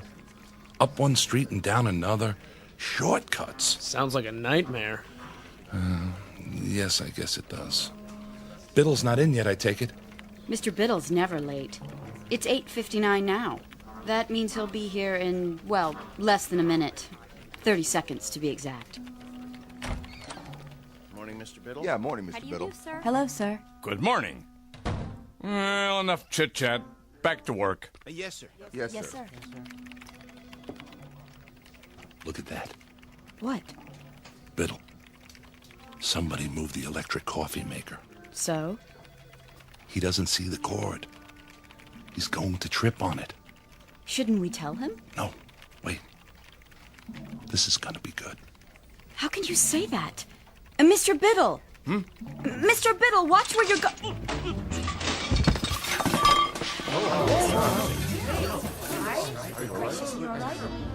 Oops.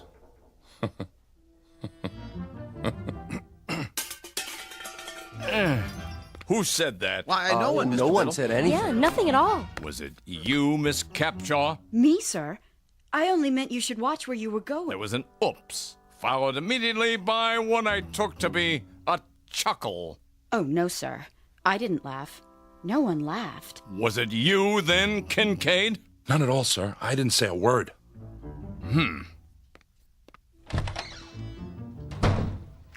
Are you crazy? Pardon? Laughing at him like that. But I didn't. I don't know how to laugh. Nobody actually laughs anymore, do they? And a good thing, too. As if anyone had time for such things. Quite right. Well, better get started. I have a design to finish before... Oh, no. Something the matter? There's a red flag on my screen. I'm not surprised. It means Biddle wants to see me in his office. Well, here goes.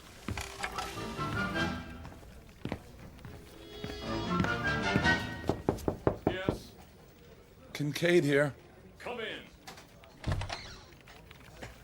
in. You wanted to see me, sir?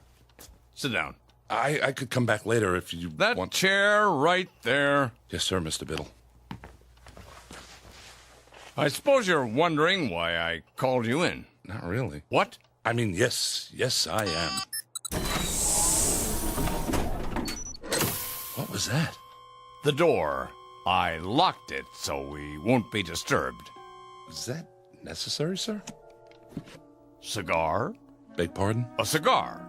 They're quite good. Oh, I don't smoke, sir. Pity. I have them made special. I thought there was no smoking in the building. Oh, it's all right. This office is airtight and soundproofed. Are you absolutely sure? Quite sure, but thank you anyway. Now then, as to that difference, how significant it is, I don't know, but you may recall that a few minutes ago, on my way to my office, I tripped. Do you recall that? Someone should have been more careful with the electrical cord. I should have. I hope you weren't. What was your reaction? Why, regret, sir. Indeed? Yes, sir. It's a serious world we live in, and that is why we must be serious. Don't you agree? Definitely. Definitely. A man never knows what might happen at any moment. Unquestionably. Even the simplest things. They might not be what they appear to be. I'm not sure I... Terrorists, my boy. Spies. That sort of thing. They're everywhere. What if there were an explosive charge, say, hidden in this very office? It could go off at any time. Surely not. Oh, there's no telling when it might happen. Any time at all. I sit here at my desk, puffing away. While we talk about serious things, and the seconds tick by. Until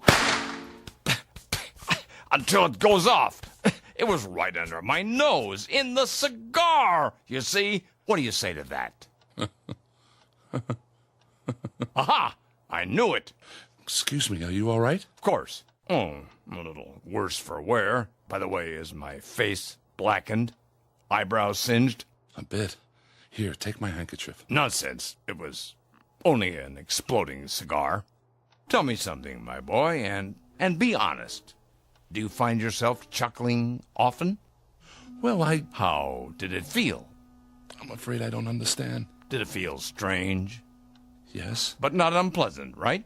Not as such. We could describe it then as a strange but not unpleasant sensation? If you say so, sir. Good. Splendid. Oh, splendid. Will that be all, sir? I should get back to work. Yes. I'll unlock the door.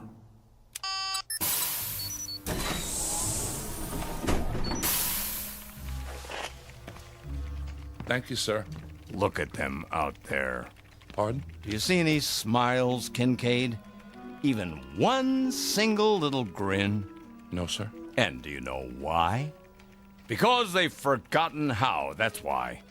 Note the emptiness in their eyes, the deadness, the utter nothingness. Like machines, Kincaid. Machines! Circuit boards with legs. I don't understand, sir. Not as yet, perhaps, but soon.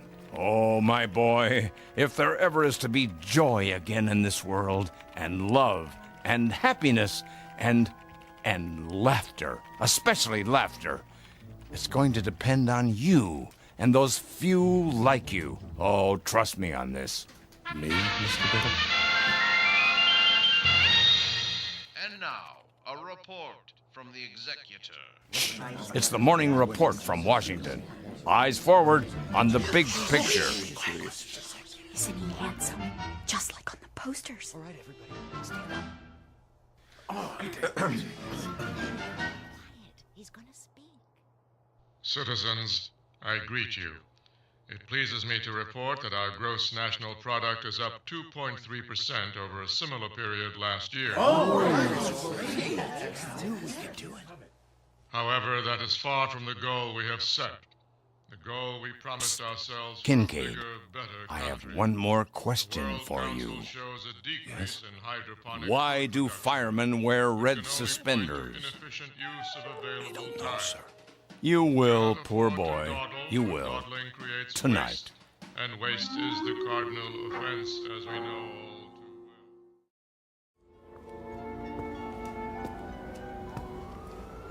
too What in the... Here I am, my boy. Oh, Mr. Biddle. Just as we said, 7:30. Right on time. Yes, sir. I almost didn't make it. Oh? Trouble? The directions you gave me were fine. It's just that I've never been to this part of the city before. The pet walk doesn't run this far. Oh, well, first time for everything. Glad you could make it. You've had dinner, I trust? I ate something. The usual synthetics? Of course. Well, they're all right, but I'll tell you something. There's a great deal of difference between a steak and something that only tastes like steak. Just as there's a difference between a human being and something that only looks human. I see. Do you? I hope so. I really do. I'm afraid I don't see much at the moment. That's because most of the streetlights are out. They don't bother to fix them since no one comes here anymore. Something the matter? It's just the smell. They don't spray out here either, but you'll get used to it. May I ask, where are we going? Why, we're almost there. We are? Yeah, they call this no man's land. The last of the old world, right here in the city. Beautiful, isn't it? I suppose. You don't think so. You think it's non-functional. A lot of ugly, wasted space. I know. Well, not to worry. They'll have it torn down in a few years, swept away, forgotten. Evening, gents. Why, good evening to you, sir. Could you spare a smoke? Sorry. Hold on, my good man. I have here a cigar of the finest leaf, hand-rolled to my specifications. You're not really going to... Have no fear, my boy. This one's real. You sure? Indubitably. How about some spare change for a cup of cava java? Don't press your luck. Thank you. Thank you kindly. Blessings to you, mister. To the both of you. Plenty of unhappiness here, James, but plenty of happiness, too. Stand here a moment. Come on, close your eyes. Can't you almost hear the crying and the laughter? Don't move your head, please. What are you doing? Just a handkerchief. A simple blindfold. What? Nothing to be alarmed about. Just a precaution. There. Can you see? No. Good. Now turn around 5 times. But why? It's necessary the first time, in case you're rejected. Now take hold of my arm. I'll lead you to the entrance. Very, very private, you know. That's it. And away we go.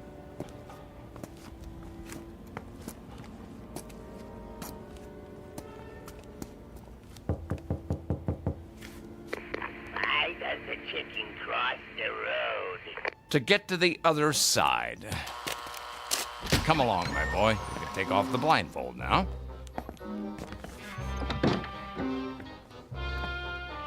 Mr. Biddle? What is this place? The foyer, of course. Those 2 chairs, they look like thrones. What else? But, Mr. Biddle... What can I do you for? Good evening. Is he in? Let me see. Maybe yes, maybe no. Tell him number 709 is here with the recruit.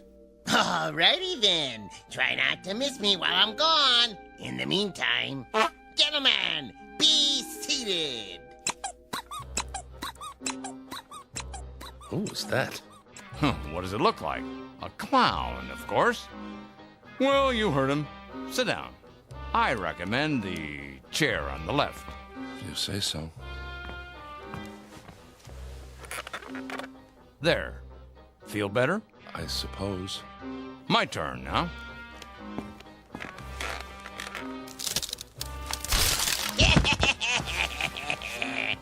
Mr. Biddle, are you all right? Perfectly. Here, take my hand.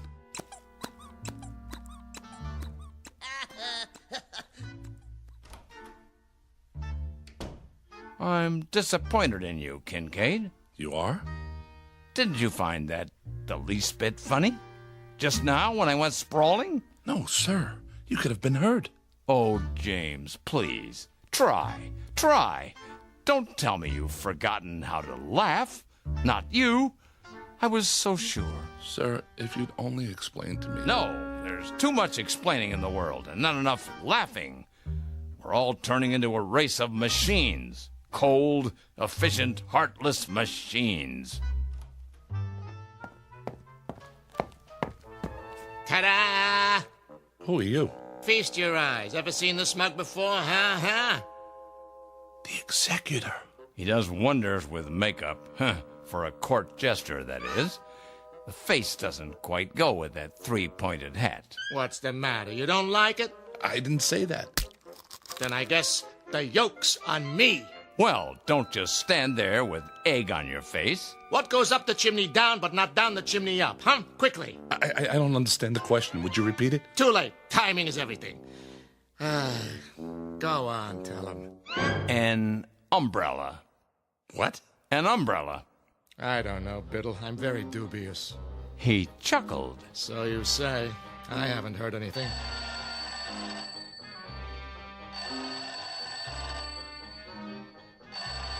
What's that? Sounds like the phone to me. Well, don't just do something. Stand there. Jester here. It's for you. It is? Hello? I say, hello? Sir, it squirted me right in the eye. Must be an overseas call. Better clam up. I'm all wet. You sure are. Now I really need a towel. Oh, Biddle. Yes? I've got something for you. Watch out! Spoil sport. But he's got something behind his back. Where? Right here. But I don't like pie. Lemon meringue. You're positively reeking. Time to hose off, and nothing leaves you squeaky clean like good old seltzer. Who's got the soap? Forget soap. You need your rubber ducky. Or a lifeboat. Now, wait a minute. It's not possible. What's wrong, Kincaid? You'd better get a change of clothes, Mr. Biddle, or you'll catch your death. You see? Hopeless. That's it. Wait. He's only a beginner. But we must be so careful, Biddle. Yes, but give him a chance. Very well. One last test. Glad to meet you, Mr. Kincaid. Put her there. I don't... Go on, shake. Ow! Oh, that didn't hurt. It's just a joy buzzer. You wind it up, and when someone shakes your hand... That's it. I've had it. I don't know what any of this is about, but I know one thing. I don't want any part of it. You people, you're out of your heads. You're all loony. You're psycho. I'm getting out of here right now, and don't try to stop me. Uh-oh. Another fine mess you've gotten us into.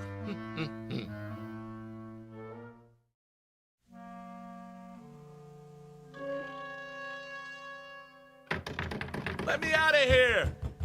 You see? A motion. I'll admit that's encouraging. James, this way out.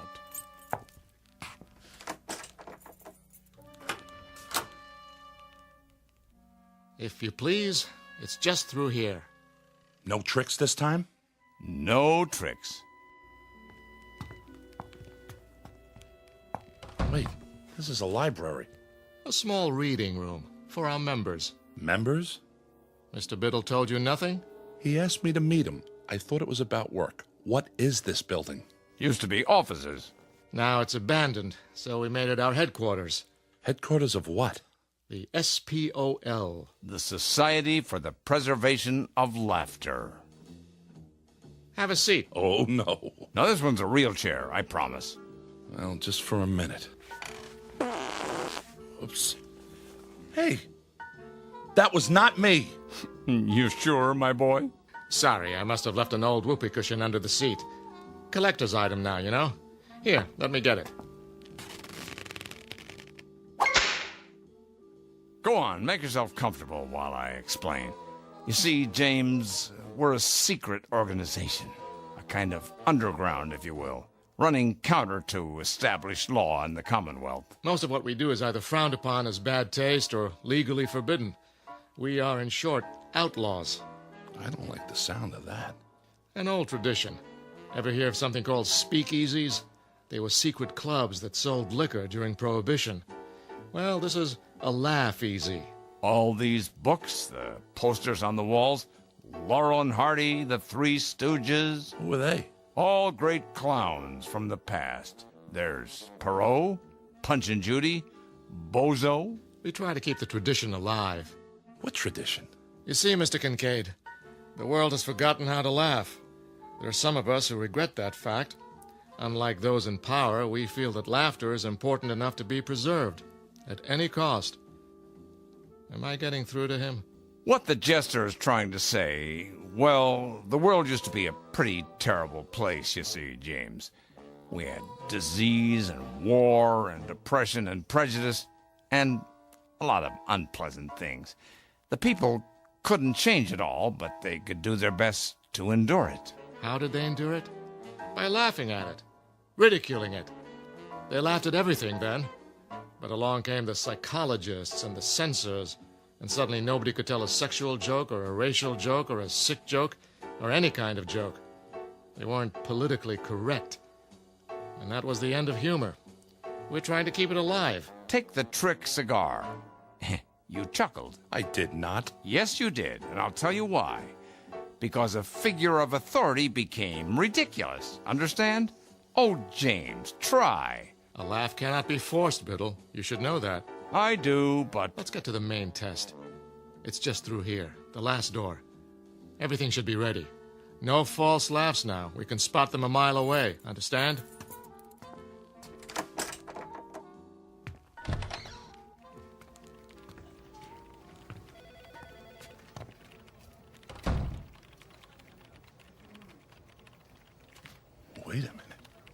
Wait a minute. This looks like... Spears Research. Where you work, Kincaid. Where I work. A perfect replica, down to the smallest detail. But how? It's nothing, really. We have art directors, carpenters, just a matter of painting a set, some props. And now, the music and the screen. The executor. Is he giving an address? You'll see. Okay, everybody stand up. Citizens, I greet you. It pleases me to report that our gross national product, however, that is far from the goal we have set. Yay, is a tomato for you. For a bigger, better country. The World Council shows a decrease in... Our broadcast has been temporarily interrupted. Refreshing, wouldn't you say? But it's unpatriotic.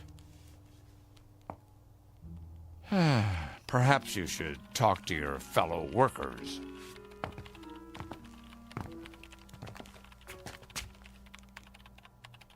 Miller?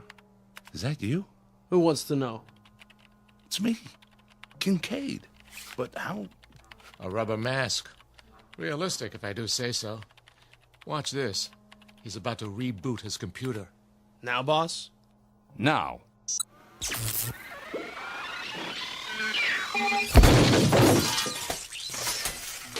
Well, Kincaid? Well, what? His computer, man. It blew up in his face. What do you say to that? Computers are awfully expensive.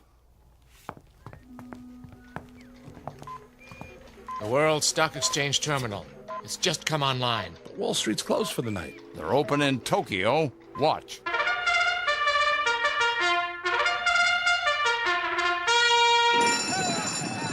And they're off. Dow takes a lead lead, followed by DAX, NASDAQ, Fortune 500, and gross national product.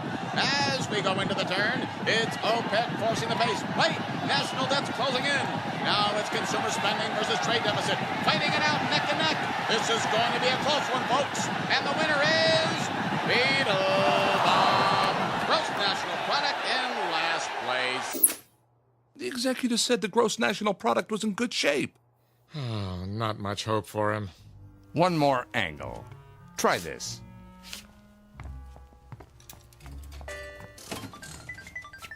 Lindsay? Hi, Jim. This isn't your computer? I traded it for a video poker machine. Got a quarter? A quarter? Come on, I'm on a roll. One more win and I'll buy lunch. What do you say? All right.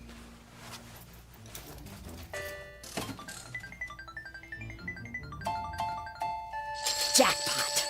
I hit it, Jim. Or rather, we did. How about lunch? In Paris. We can take the rocket shuttle and be back before Biddle knows we're gone, okay? I don't know. The French have been very un-American lately. James, get with the program, boy. I'm trying, sir. You certainly are. I need a drink. Come on, the bar's this way. I'm afraid I've done all I can. Okay, everybody. You can take your masks off now. Marcus scores, please. On a scale of 1 to 10, I give him a 3. 2.5. That's too much. I say a big fat 0. I agree with you. 0. That's it for me.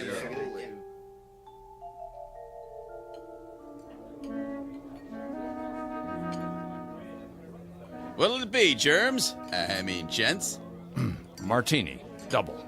And one for my friend here. Make it special. Coming right at you. Were those my judges? Don't worry about it. I haven't given up on you yet. How about a game of darts? But, sir, the target's there. Pictures of the executor. So they are. How about a rotten egg? Eggs? Right there in the basket, gentlemen. Or you can throw. I don't know, sir. Oh, come on. This is the man who destroyed fun. Who took away the good times. But you've hated me, haven't you, James? As a boss. No, you have. I know. And with good reason. I've been a stern, pompous ass. But I'm competent at my job. The company can trust me. I know my role. But I'm not at work now. Oh, good one. Yeah, good one. Right in the old schnozola. Try one? Well, okay. Good boy. Got him right in the eye. Another? If you say so. He took it on the chin. Now try the neck. That's always funny. 2 martinis. Wait, drinks first. This one's yours. Well, through the teeth and over the gums. Look out, stomach, here it comes. My glass is leaking. Of course it is. That's what's called a dribble glass. See the little slits in the side? When you tip it to drink, voila! Doesn't that tickle your funny bone? It's a start. 2 more. No problem. Here's your drinks. Thank you, my good man. Cheers. I think I'm starting to like these. Keep 'em coming. My pleasure, sir.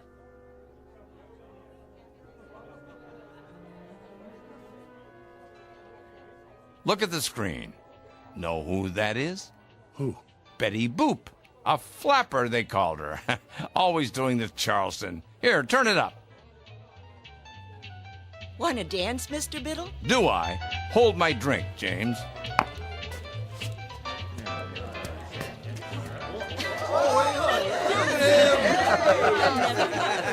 You ain't seen nothing yet. Biddle,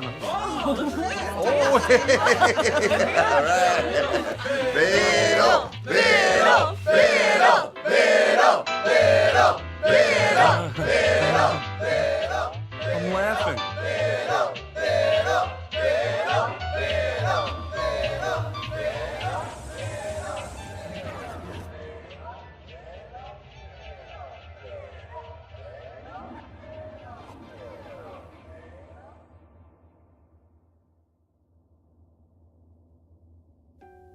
Mr. Kincaid. Did I pass? Huh? What did the judges say? If I could have a word with you outside? Tell me I'm laughing. I must be. See? I've never felt this way before. Sorry, Mr. Kincaid. Time's up.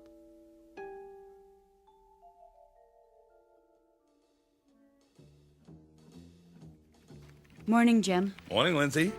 You're looking sexy as usual. What? Later, alligator. We're on for Paris, by the way. I don't know what you're... The rocket shuttle? Oh, that's right.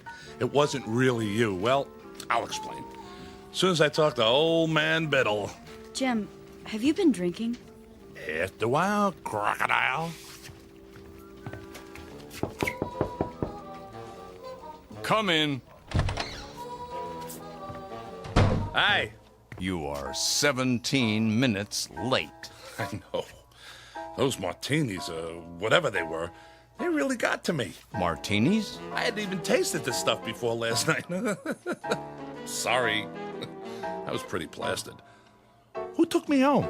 I don't know what you're talking about. About last night. SPOL. Hey, why does the fireman wear red suspenders? What? To keep his pants up! Are you sick, Kincaid? Oh, come on, Mr. Biddle. I know I was a disappointment to you, but it was also new. They're not going to hold it against me because I didn't laugh, are they? I didn't know how. But I do now. Listen.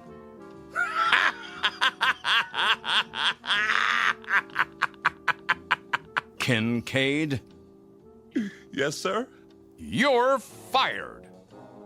So the judges ruled against me. I don't blame them. You can fix it, can't you? Get out. All I want is a second chance. Is that too much to ask? I can learn. If I don't, what will happen? Humor will die, and comedy, and all the great... I don't know what you're babbling about, Kincaid, but I warn you, if you repeat any of it to the authorities, they'll put you away. Do you understand? One thing I cannot afford to do in my line of work is take chances. And you're not a good enough risk. Do I make myself clear? But, sir... Do I make myself clear?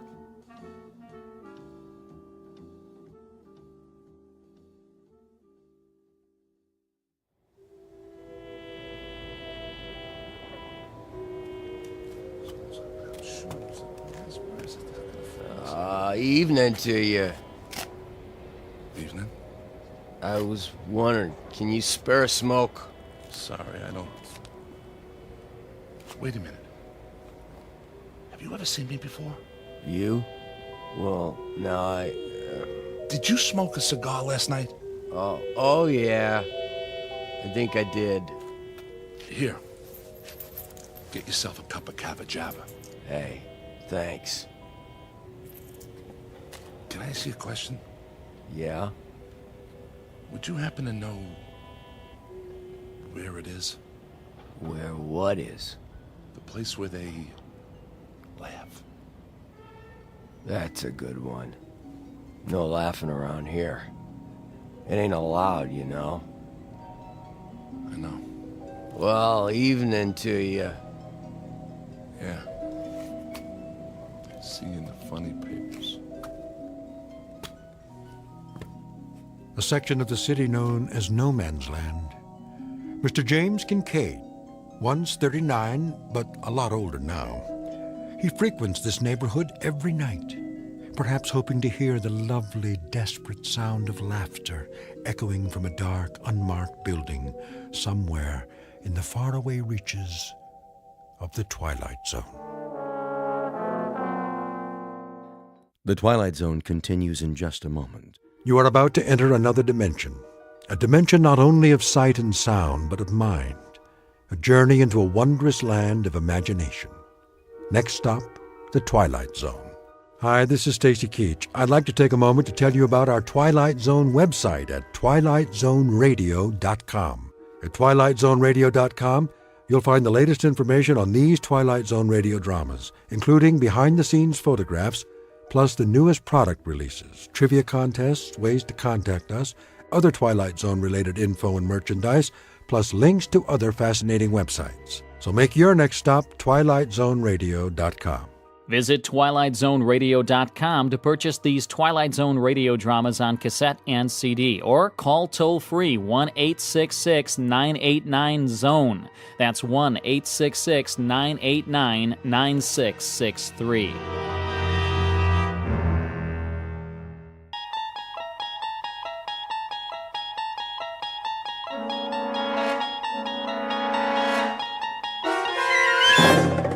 You unlock this door with the key of imagination.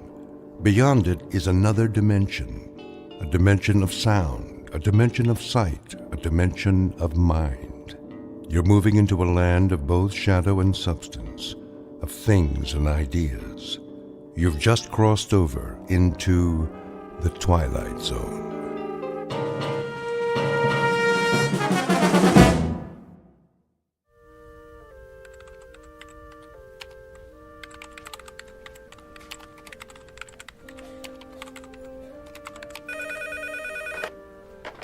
Northwest Medical Clinic, how can I help you? I'm sorry, Dr. Matheson is unavailable. He's taken a temporary assignment out of town. Can I make an appointment for you with one of our other physicians? Fine. Okay, let's see. How about next Tuesday at 2:45? Great. You'll be seeing Dr. Kyle Powers. You're welcome. Goodbye. Psst, Dorothy. What is it, Millie? Kyle gets another victim, eh? I know, right? How many of Dr. Matheson's patients is he seeing? Quite a few, which makes sense. He's got the lightest patient load at the clinic. Gee, I wonder why. Shh, Millie, someone will hear you. Well, maybe they should know what they're getting into before they see Dr. Doom and Gloom. Excuse me. May I help you? I have an appointment with Dr. Kyle Powers at 10:15. Another one bites the dust. Shh. Okay, what is your last name? Callahan. Okay, Callahan, let's see. Ah, yes, you were originally scheduled with Dr. Matheson. Yes, but I guess he's out of town for a while. I'm afraid so. Dr. Matheson accepted a year-long research position at a university on the East Coast. Oh. Kyle is seeing most of his patients. Like lambs to a slaughter. Millie? Mrs. Callahan, why don't you just have a seat over there in the waiting area? The nurse will call your name when the doctor is ready to see you. Thank you.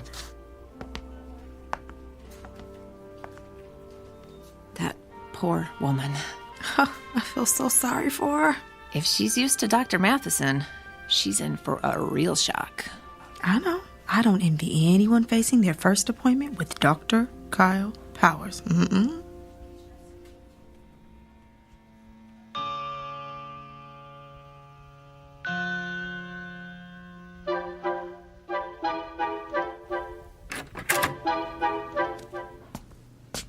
Mrs. Callahan? Yes? I'm Dr. Kyle Powers. It's nice to meet you. And why are you here today? Well, I'm concerned about this mole on my leg. May I see it? Of course. It's right here, see? On the calf. Dr. Matheson said I should keep an eye on it in case it changes. I think it looks a little bigger. What do you think it could be? A mole that changes like that is usually melanoma. Oh, melanoma? That's cancer, isn't it? Yes, it is. I'm going to need to ask you some questions. Oh, well, go ahead. When did you first notice the mole had changed? About a week ago. How much bigger is it? I'm not sure. 50%? No. 40%? 30? 10% maybe. Do you spend a lot of time in the sun? No. Has anyone in your family ever had melanoma? No, I don't think so. Did you ever have a severe sunburn as a child? No, not severe, no. Do you have a lot of freckles? No. Are you taking any medication that would weaken your immune system? Oh, I don't think so. What would weaken my immune system?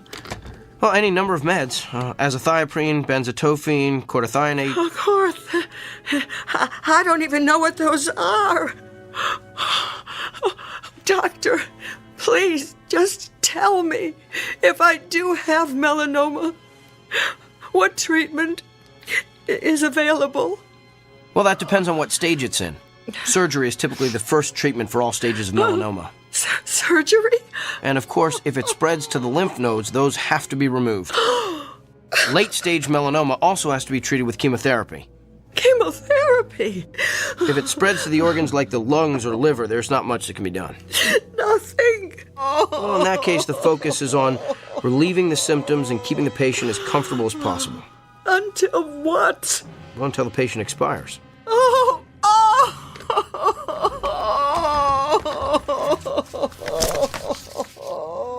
I'm going to refer you to a dermatologist. He'll perform a biopsy and then send a sample of the growth to the lab. If it is melanoma, the dermatologist will refer you to a surgeon for the sentinel lymph node biopsy. It's all standard procedure. Here's your referral. And Mrs. Callahan? Yes? I know there's something most patients worry about at this point, so let me assure you. Even if the cancer gets to the point where you can't function, your insurance should cover most of the medical bills. Keep in touch.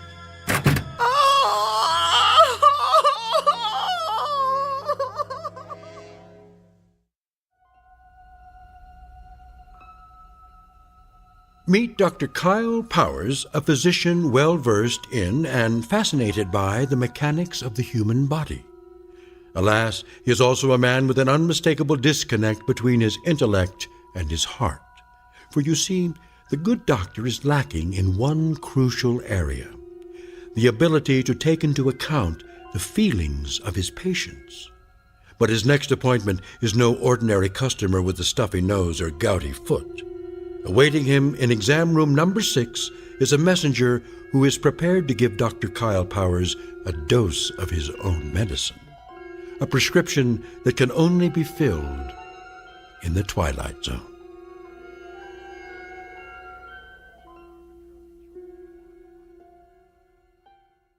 And now, The Twilight Zone and our story, The Amazing Dr. Kyle Powers, starring Sean Astin with Stacy Keach as your narrator.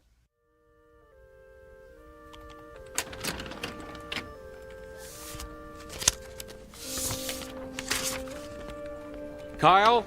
Kyle. Yes, doctor? I told you, you can call me Bill. Okay. Bill? What is it? You saw Dolores Callahan this morning, right? Yes, the melanoma. No, Mrs. Callahan is not the melanoma. Mrs. Callahan is the widow with 3 children who has a suspicious mole. How do you know what she has? Have you been checking on my patients? Just the ones that have left here in hysterics. She was distraught. That's to be expected when you're facing cancer. Who's to say it's cancer? Why assume the worst and communicate those fears to the patient? Come on, Kyle. You've worked here a few months now. You should know that's not how we roll. I just provided her with all the facts. My guess is she's home right now making an informed, thoughtful decision about how best to address her illness. Really? Because after your interrogation, my guess is she's home right now making out her will. Look, we have a responsibility to make certain our patients leave here with a hopeful outlook. Our responsibility is to diagnose them correctly. What if we treat a patient for something trivial that's really something life-threatening? The golfer who collapses on the 17th hole from the heat, but who really had a stroke. The woman with the annoying little cough that turns out to be emphysema. The list is endless. Thyroid disorders masquerading as psychiatric problems. Lyme disease posing as arthritis. That's why I ask so many questions. The more facts I can get from the patient, the more accurate diagnosis I can make. So you're going to continue cross-examining our patients like it's the Spanish Inquisition? Look, doctor, I realize my technique differs from yours. It may not consist of the sycophantic mollycoddling you prefer, but I think you'll find overall that it gets me closer to the most accurate diagnosis possible. That may not mean anything to you, but it's the reason I get up in the morning. It's how I roll. Now, if you'll excuse me, I have a lot of patients to see. May God help every one of them.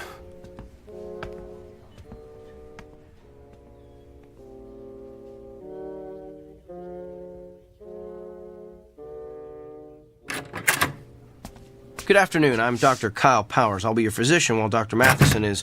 Oh! Well, you're obviously not Eileen Richards. Obviously.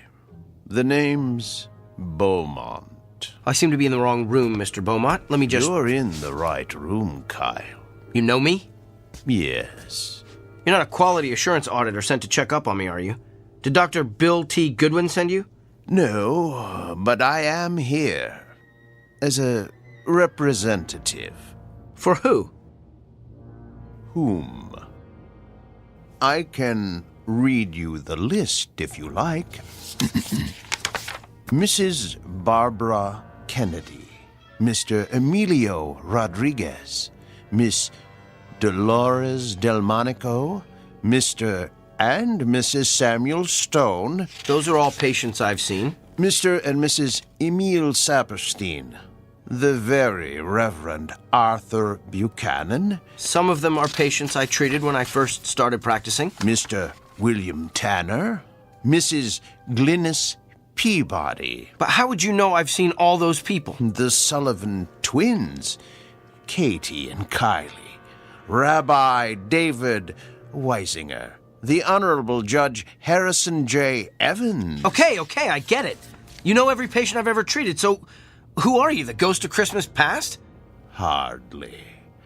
I am here to communicate a message on behalf of your patients. They are fed up with your lack of concern for their feelings. You keep them waiting long past their appointment times. You do not call them back with test results. You do not explain their illnesses in terms they can understand. And you do not make clear the side effects of the medicines you prescribe.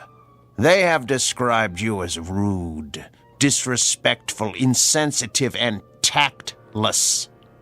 As one patient so eloquently summarized, Dr. Kyle Powers has the people skills of Attila the Hun. I get it now. You're an attorney. You're representing all those people as a part of some kind of lawsuit against me. I'm afraid not. I am simply here to, how shall I put it, keep things in balance. Look, I don't care if you're here as an attorney, an auditor, or my fairy godfather. All I know is I've effectively diagnosed and treated hundreds of patients. That's how I gauge my success, not by the number of friends I've made along the way. In short, I'm not broke, so I don't need fixing. In that case, I'm going to need you to sign this. What is it? It's a standard affidavit, stating that you are willing to pay the consequences of your actions. I recommend you read the whole brief before signing.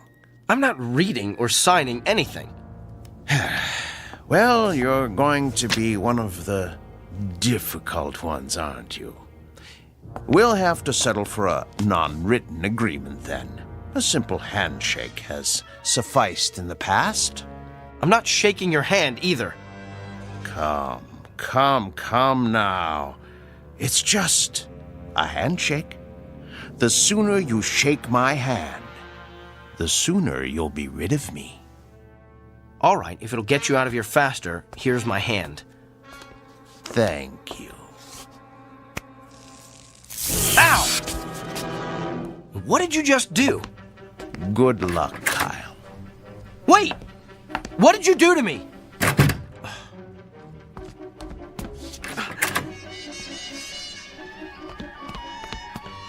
Where did he go? Can I help you, Doctor? The man who just left this room, which way did he go? You're the only one who's left that room in the last 10 minutes. Well, that can't be. I was just talking to him. I can page him if he's still in the building. Who was he? Nobody. Just some prankster with a joy buzzer. Who's my next patient? Mr. Gianelli. He's in room 7.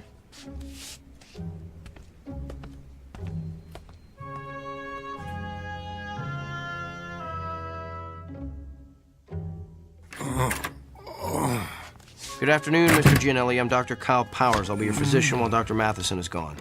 Are you in pain? Oh, yeah. Where does it hurt? The back. What part of the back? Down low. Did you do anything that might have caused it? Probably. I work on a construction site, see? And I had to move some heavy sheets of plywood by myself. On a scale of 1 to 10, how bad would you say the pain is? About a 7, maybe 8. Seems like it's gotten worse in the last half hour or so. Well, let me take a good look at the area where it hurts. Could you lift your shirt, please? Sure. Lower back, you said? Yeah. All right, I'm going to feel around the area.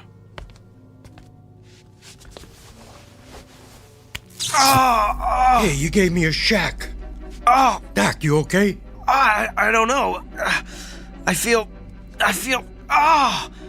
My back suddenly hurts. Yeah, must be going around. It just started out of nowhere. Maybe it's some kind of a kink. Let me see if moving around helps it. No, it still hurts. Excuse me, Mr. Gianelli. I'm gonna have to sit down over there. Hey. The pain stopped. Lucky you. That's odd. It stopped when I let go of you. Mr. Gianelli, I'm gonna touch you again. You're the doctor. Ow, Doc. You need to get a humidifier in here. Fascinating. You're done already? Yes, Mr. Gianelli, this is just a hunch, but is the pain you're feeling on the left side? Yeah. Does it hurt no matter how you move? Yeah. And you say it's gotten progressively worse? Oh, yeah. I think I know what's wrong with you. So do I. I pulled a muscle hauling around those stupid sheets of plywood. I don't think so, Mr. Gianelli. You have a kidney stone. You're kidding me. I'm convinced of it. I felt, that is, you have all the classic symptoms.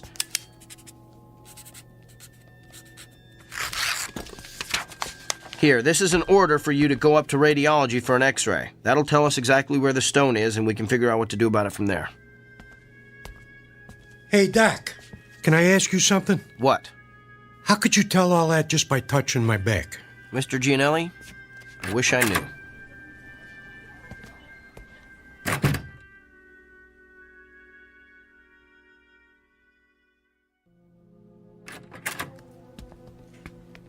So, now that we can talk privately in my office, let me get this straight. You're telling me that you've been able to tell what your patients are feeling simply by touching them, that you can actually experience the pain they're feeling. That's what I'm telling you. Impossible. It can't be done. Then how do you explain the fact that Mr. Gianelli's x-rays came back showing that he had a kidney stone right where I said it was? And what about all my other patients? Everything I diagnosed this morning was confirmed by x-rays or ultrasounds or MRIs. You simply diagnosed them correctly. But I'm telling you, Dr. Bill, I felt their pain. Prove it. All right. Who's your next patient? No, not a patient. I want you to prove it on me.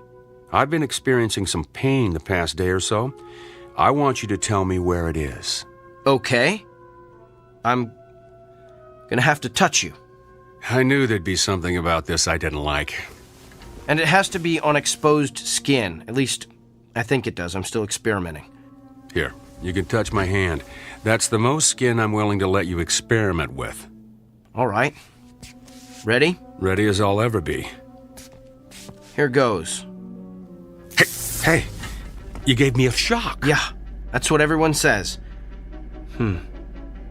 Interesting. Well, what's your diagnosis, Dr. Kreskin?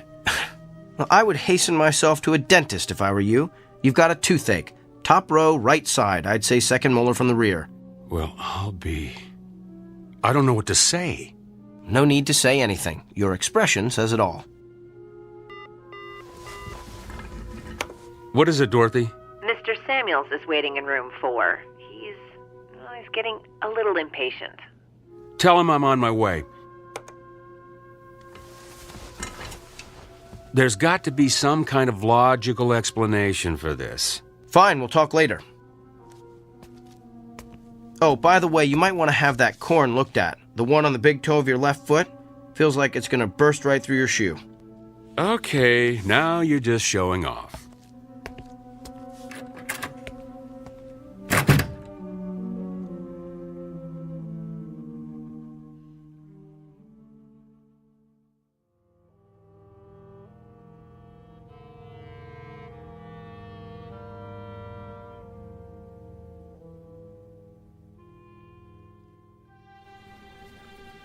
Okay, thank you.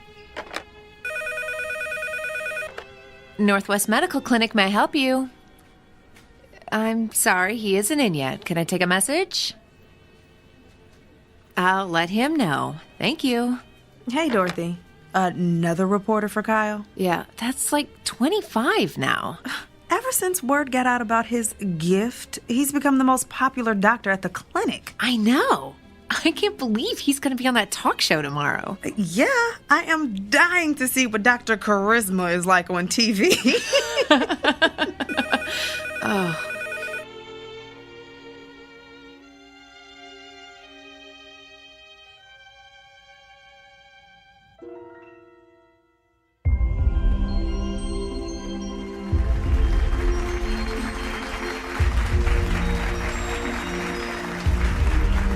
Welcome back to Barbie Porterson's Wake Up Call. I'm Barbie Porterson, and this half hour I'm going to have part 3 in my series on how I've managed to stay young looking the natural way without the use of drugs or surgery.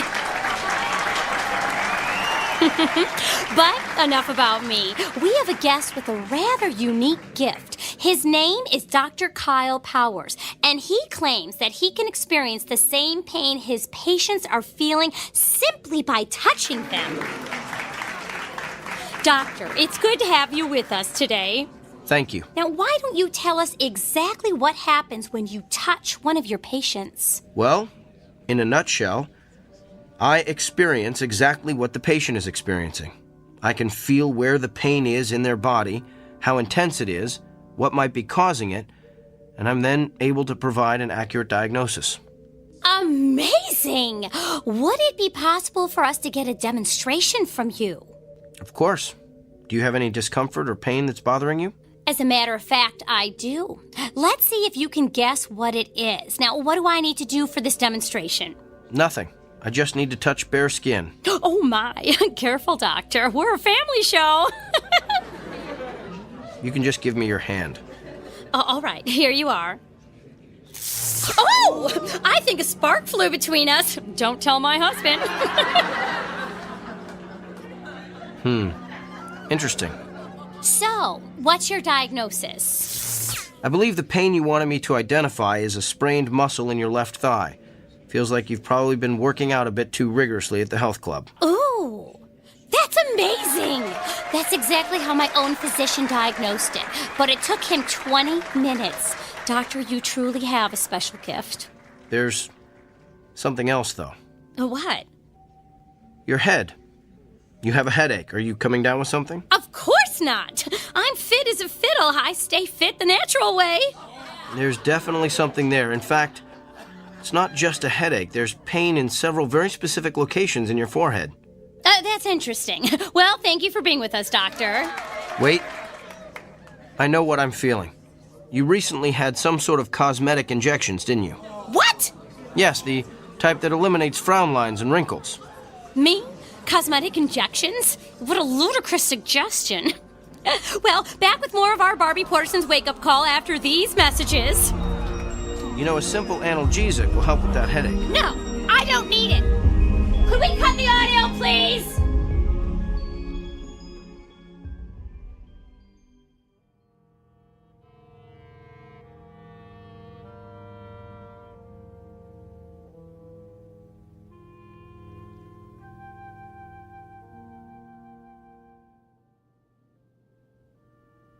Yes, I think that would be quite agreeable. Well, to be honest, I wouldn't mind having a couple of days to think it over. Could you hold on for a moment? Come in. Kyle. Doctor, I'm on the phone. I need a moment with you. I don't have a moment. Make one. All right. I'm sorry, can I call you back? Thanks. That was extremely rude. And what are you staring at? You look so pale. Do you feel all right? I feel fine. Just a little stressed, and your intrusion doesn't help. So what's so urgent that it can't wait? Well, let's start with the waiting room overflowing with your patients. I had an important phone call. With who? Not that it's any of your business, but I was talking to Nigel Fairwick. Nigel Fairwick? He's the TV producer who creates all those vapid reality shows. Why would you want to talk to him? He wants to produce a television show starring yours truly. You're kidding me. Didn't he see that debacle of a TV interview you did the other morning? Yes, in fact, that's why he wanted to talk to me. Apparently the show's ratings skyrocketed after I outed Barbie Porterson. The interview is all over the internet.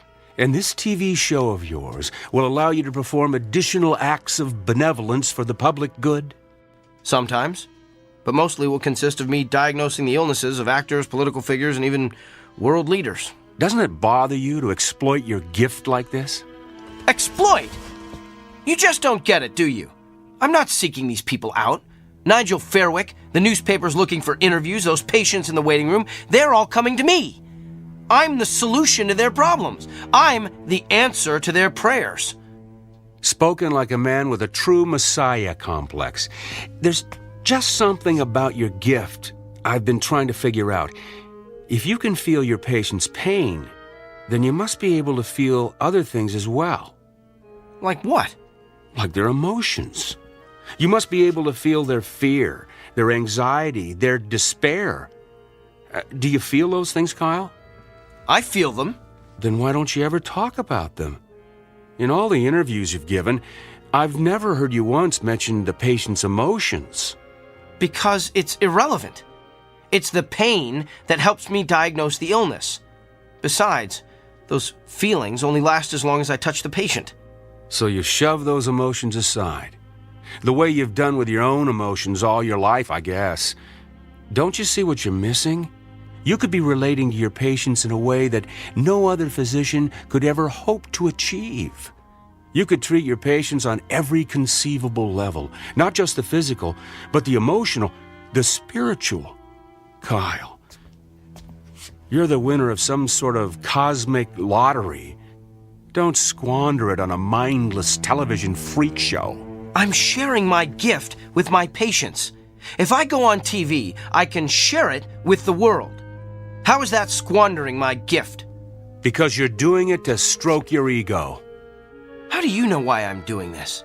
Can you read my mind? Is that your gift? Oh, wait, I forgot. You don't have one. Hello? Nigel? No, it's all right. I'm glad you called back. I've decided I don't need more time to think. I want to get started on this TV show as soon as possible. This afternoon? Well, that sounds great. I'll see you then. Thanks. You're really going to do this? I have a meeting with Nigel in an hour to sign the contracts. And what about your patients? Tell them to come back tomorrow. What if they don't want to? What if they can't? Oh, they'll be back. That's the part you don't seem to understand, Doctor. Everyone wants to see the amazing Dr. Kyle Powers.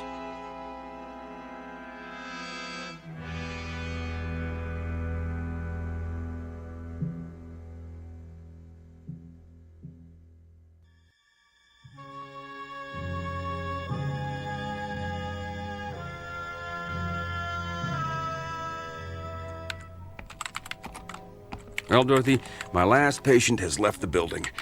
Let's start closing up shop. Way ahead of you, Doctor. Hey, I put the TV on in the waiting area. Kyle's TV show is about to start. Oh, I don't want to miss this. Oh, yes. We shouldn't miss the circus when it comes to town. Come on, Doctor, it started. I'm coming.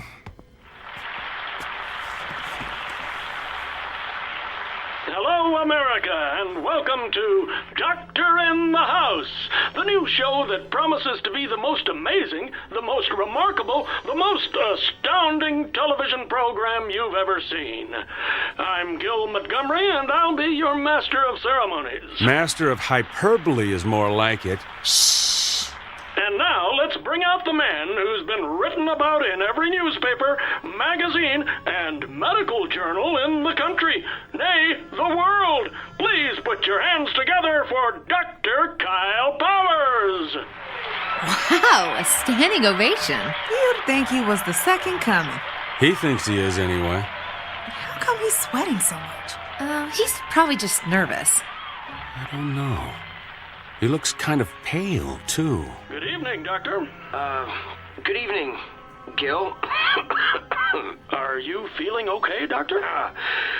I'm not sure. I've been feeling a bit lightheaded today. Well, physician, perhaps we'll give you a chance to heal thyself later in the show. But right now, we're going to bring out your first patient. Are you ready? Yes, I think he fainted. Oh, no. Perhaps we should go to a commercial. But what's wrong with him? He's not getting up. Can somebody help me, please? Is there a doctor in the house? I better head down to the studio.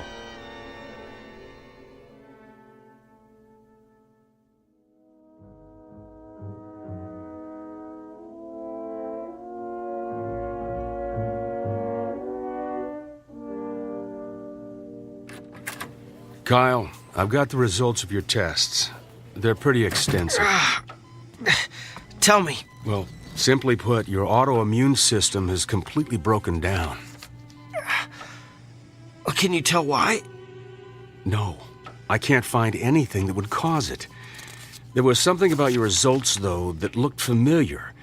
I'd seen this pattern before, but I couldn't remember where. You've seen this pattern. You've seen this pattern in another person? Not one person. Many people. I went back through your files of all your patients. Kyle, what you're experiencing is the affliction of every person you've treated in the past 3 weeks. Think about it. You've got emphysema like Mrs. Crandall. You've got stomach cancer like Mr. Drummond.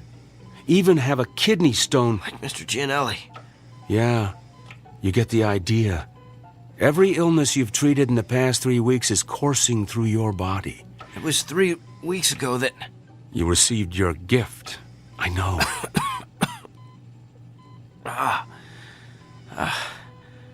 How long do I have? At the rate you're deteriorating, I'd say you've got 24 hours. No. That just can't be. Look, I know you're in a lot of pain. We're going to do what we can to make you comfortable. I want to run some more tests. There's got to be a way to beef up your immune system. Bill, after the way I've insulted you, why are you showing me so much... Compassion? It's part of being a doctor, right? Get some rest, Kyle. I'll be back.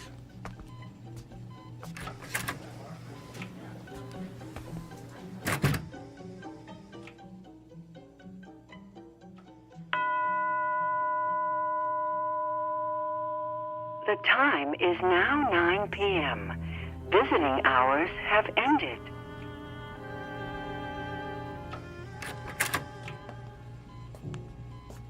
Bill? I'm afraid not. You? What are you doing here?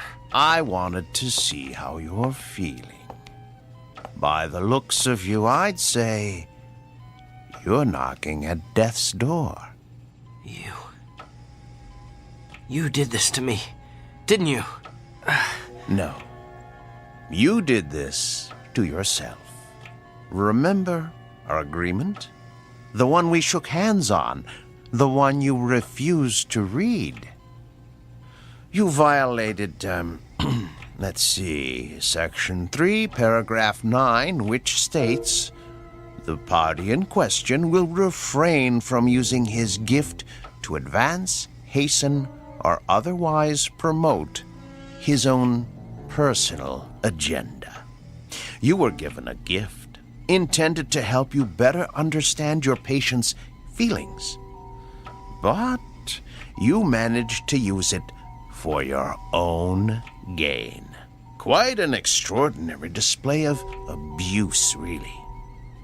In short, your discomfort is your own fault. And you are uncomfortable, aren't you? I sense that you're feeling more than pain. Yes. You feel the agony of every patient you ever intimidated or demoralized or humiliated. You feel their despair. Tell me about them, Doctor. Tell me about Mrs. Fitzsimmons. I believe you told her last week she has a spot on her lung. Can you tell me what she's feeling right now? She's afraid she'll die without seeing her grandchildren. And what about Katie Morgan, that college student who's been having dizzy spells? You sent her for a brain scan yesterday. She's afraid she won't be able to marry her fiancé, have children, grow old with a loving husband.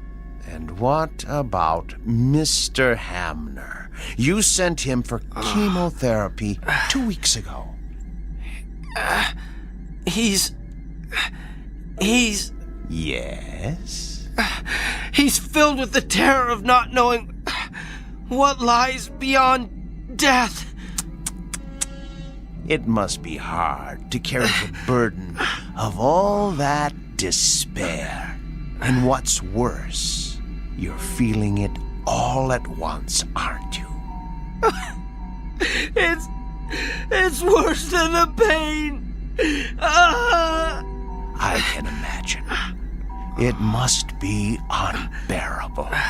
So tell me, Doctor, on a scale of 1 to 10, how bad is the despair? What? How much worse has the hopelessness become in the past hour? Don't! 40%? 30%? Stop! Is there a history of anguish or misery in your family? Please stop! Have you taken any medication that would cause this kind of acute melancholy? Don't torture me like this! What have you done today that would cause such agony, such utter torment? That's enough! Reached your limit, Doctor. Then just answer one last question for me. Do you understand now how your patients feel?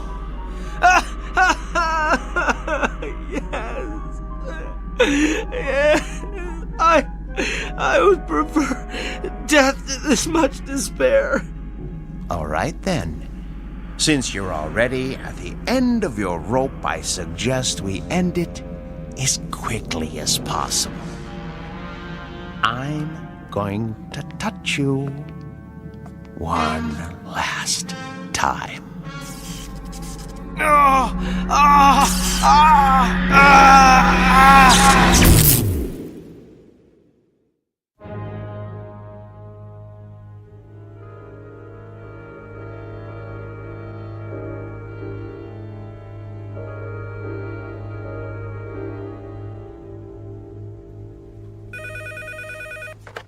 Northwest Medical Clinic, may I help you? Sure, let me transfer you. Hey, Dorothy. What is it, Millie? It's a shame about Kyle, isn't it? Yeah, a pity it had to end the way it did. I mean, for a little while, he had it all, and now, well, you know. How have his patients been taking it? Not well. Of course, I have to tell them what happened when they called to make an appointment. That's a shame. But, you know, at least Kyle is at peace now. Yeah. Well, he seemed very peaceful when I gave him his messages this morning. I guess a full recovery will do that to you. That and a near-death experience. Yeah, but it is too bad he lost his, well, you know, his gift. Yeah. I wonder what it's gonna be like for him now. Just seeing patients as plain old Dr. Kyle Powers.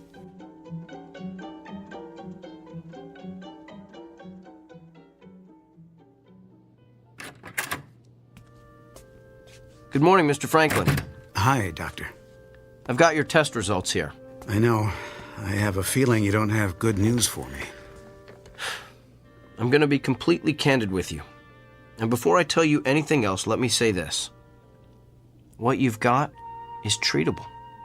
And we're going to exhaust every option available to get you well. So why don't we get out of this sterile examination room, go down to my office and have a cup of coffee, and work out the details. Sounds like a plan. You know, I keep thinking about how everything could change. I'm retiring in a couple of months, Margaret and I wanted to take a trip to Germany to see where my mother was born, and my daughter's about to have my first grandchild. I'm just afraid I'm not going to be around to see all that.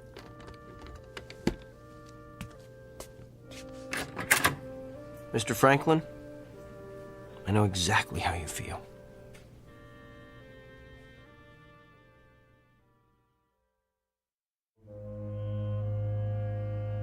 Meet Dr. Kyle Powers. Not the same one we met earlier, but a new and improved version. A person who has perhaps quite literally been to hell and back, and learned along the way that redemption requires no small amount of effort on the part of the recipient.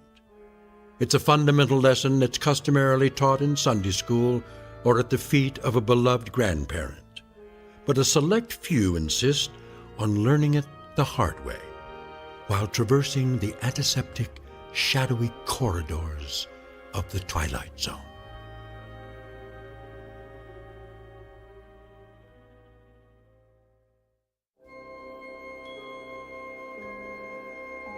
Hi, this is Carl Amari, producer of the Twilight Zone Radio Dramas. I'd like to take a moment to tell you about our official website at twilightzoneradio.com, where you'll get the latest news and information on these Twilight Zone radio dramas. Plus, at twilightzoneradio.com, you can digitally download 3 free episodes or any of our episodes for only $1.95 each. In this age of ever-changing technology, we've decided to make these episodes instantly available to you by making the Twilight Zone radio dramas a digital download-only series. This means that this series will no longer be offered on CD. The CD collections at our website are now being offered, while supplies last, at buy one, get one free. So be sure to get your favorites before they're sold out. Be sure to visit us often, and I'll see you in the zone.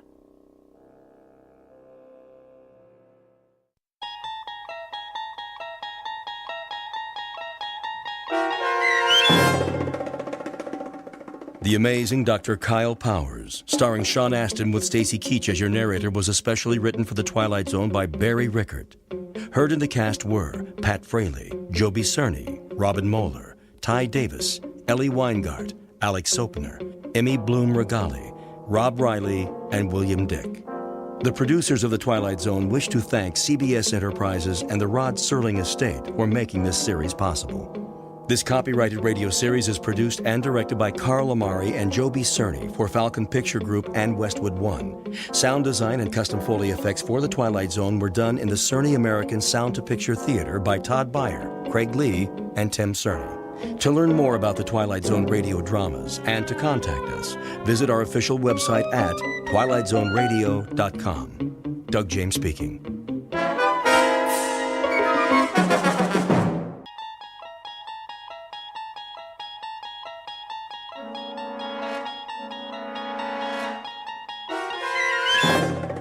You're entering another dimension, beyond any limits known to man. This is the universe of imagination, a wondrous land of brave new stories from the far reaches of space and time.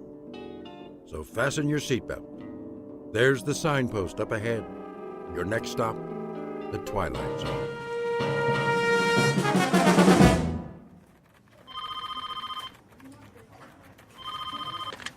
Starlight Magazine. I'm sorry, Mr. Harris hasn't come in yet. Would you care to leave a message? Oh, hi, Christine.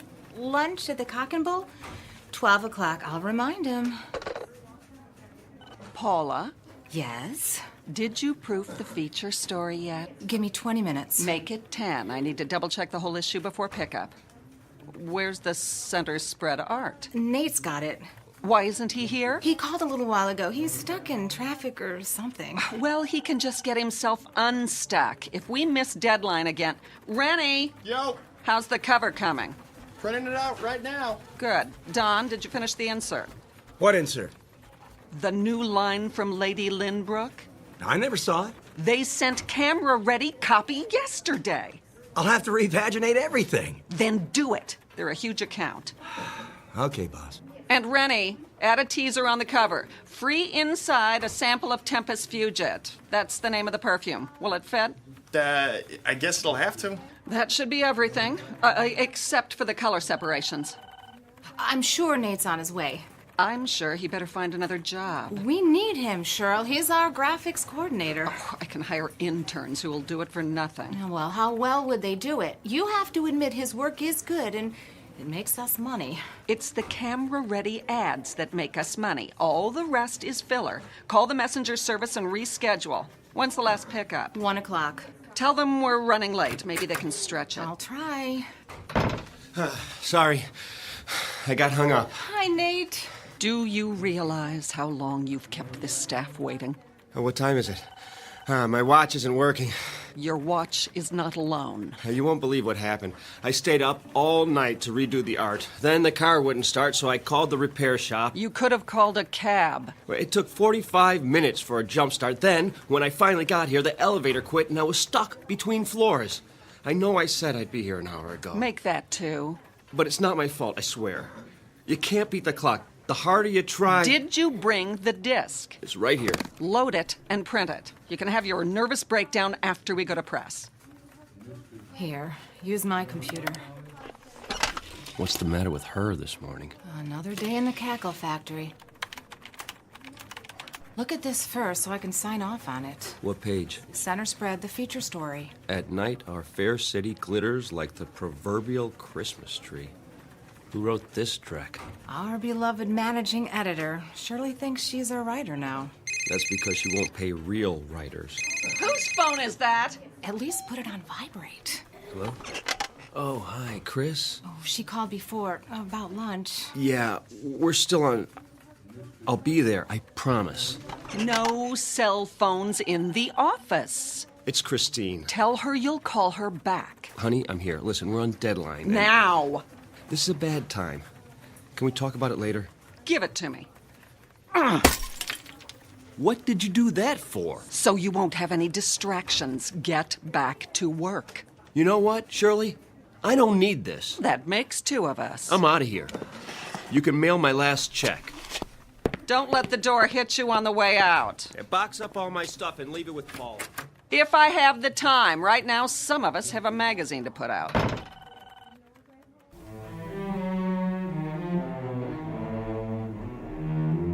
Introducing Mr. Nathaniel Harris, former fine arts major, engaged to Miss Christine Crosley, and lately employed at a small publishing company. Very lately. Because this is a man whose hourglass has finally run out. He just learned one very important lesson, that he can't be in 2 places at once. But consider, how different might his life be were there but world enough and time. Every question deserves a response, and this one is about to be answered in the Twilight Zone. And now, The Twilight Zone, and our story, The 25th Hour, starring Mike Nussbaum with Stacy Keach as your narrator. Any dessert today? Just coffee and a check. Very good. What time is it? Mr. Harris, nice to see you. I have a reservation for noon. That clock, it can't be right. 1 p.m. exactly. Oh, no. Is she... Table 4. Chris, you're still here. Where else would I be? Lunch takes an hour, plus or minus a few minutes. I've done my duty. I am so sorry. Did you order yet? If I wanted lunch for 1, I'd have stayed home. Honey, it was a deadline day. Not only that... It's always something, isn't it? You shouldn't make dates you can't keep. It won't happen again. You're right. It won't. 2 glasses of rosé, compliments of the house. Thanks, Frederick. Chris, the editor's been impossible to deal with. Today, she actually smashed my cell phone. Can you believe it? So I told her... Care to see a menu? Sure.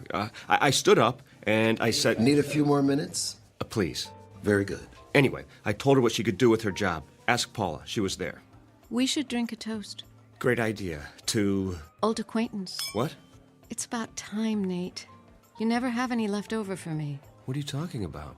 Don't worry, I'm not bitter. Chris. We need a break. From each other. Who knows? Maybe it's true what they say on greeting cards. If you love something, let it go. If it comes back, it's yours to keep. Chris, listen. Goodbye, Nate. I'm trying to tell you... It's all right. Think of how much more time you'll have now. To tell you that I won't ever have to go back to that miserable job again. For you, sir. I didn't order it. From the gentleman. He thought you might like something stronger. Which gentleman? The corner booth. The old guy in the brown suit? Yes, sir. He's one of our regulars. Oh, why not? Very good. Thanks. My pleasure.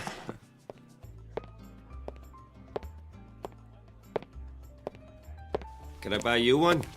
Oh, dear me, no. Not necessary in the slightest. Have we met? Not that I recall. Then why the drink? I thought you looked a bit under the weather. Nothing fixes that like a Moscow mule. Is that what it's called? Oh, ginger beer and vodka in a copper cup. Their signature drink when I first came here. Of course, that was years ago. And Nate Harris, and you are... Blevins is the name. But you can call me whatever you like, so long as you don't call me late for dinner. Please, sit down. I think I've seen you here before. Oh, most unlikely. I'm the type who blends in with the woodwork. Well, I wouldn't say that. When a man is my age, he becomes invisible, practically speaking. Perhaps because he's no longer in such a hurry. Then I envy you. Oh, you mustn't. I have nowhere to go and nothing to do, unlike yourself. Actually, I don't know what I'm supposed to do now. Something will present itself. It always does. I saw the way you came in. Your features a blur of energy like hummingbird wings. It's nerves. I haven't had a free minute all day. I was like that once. But now I have so much time. Well, I don't know what to do with it. You're lucky. Don't be so sure. You have a schedule to keep, a job. Not anymore. Oh, is that right? I was 2 hours late to work this morning. One time too many. And to top it off, my girl just walked out on me. So I guess I'm flat out of time. Pity. But now you've hit the nail on the head, haven't you? Time. There's an old saying that it's wasted on the young. In fact, it's wasted on people like me. I have all the time in the world, more than I can possibly use. Excess, you might say. Well, if you figure a way to bottle it, let me know. Do you mean that? Are you kidding? I'd pay anything to have a little extra. Anything. Oh, no need for such a sacrifice. That's easy for you to say. If I could have what you have, I'd hock everything I own. I assure you that won't be necessary. No? Let me tell you about myself. As I say, I've reached the point where I have too much time on my hands. That means the opportunity to read, to study, to speculate, and to tinker. What's unimportant falls away, and all that remains is what truly matters. What are you getting at? Simply this, Mr. Harris.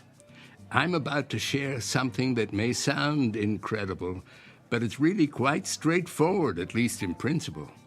You see, nothing is created or destroyed in the universe. It merely changes form, moves to where it's needed, so to speak.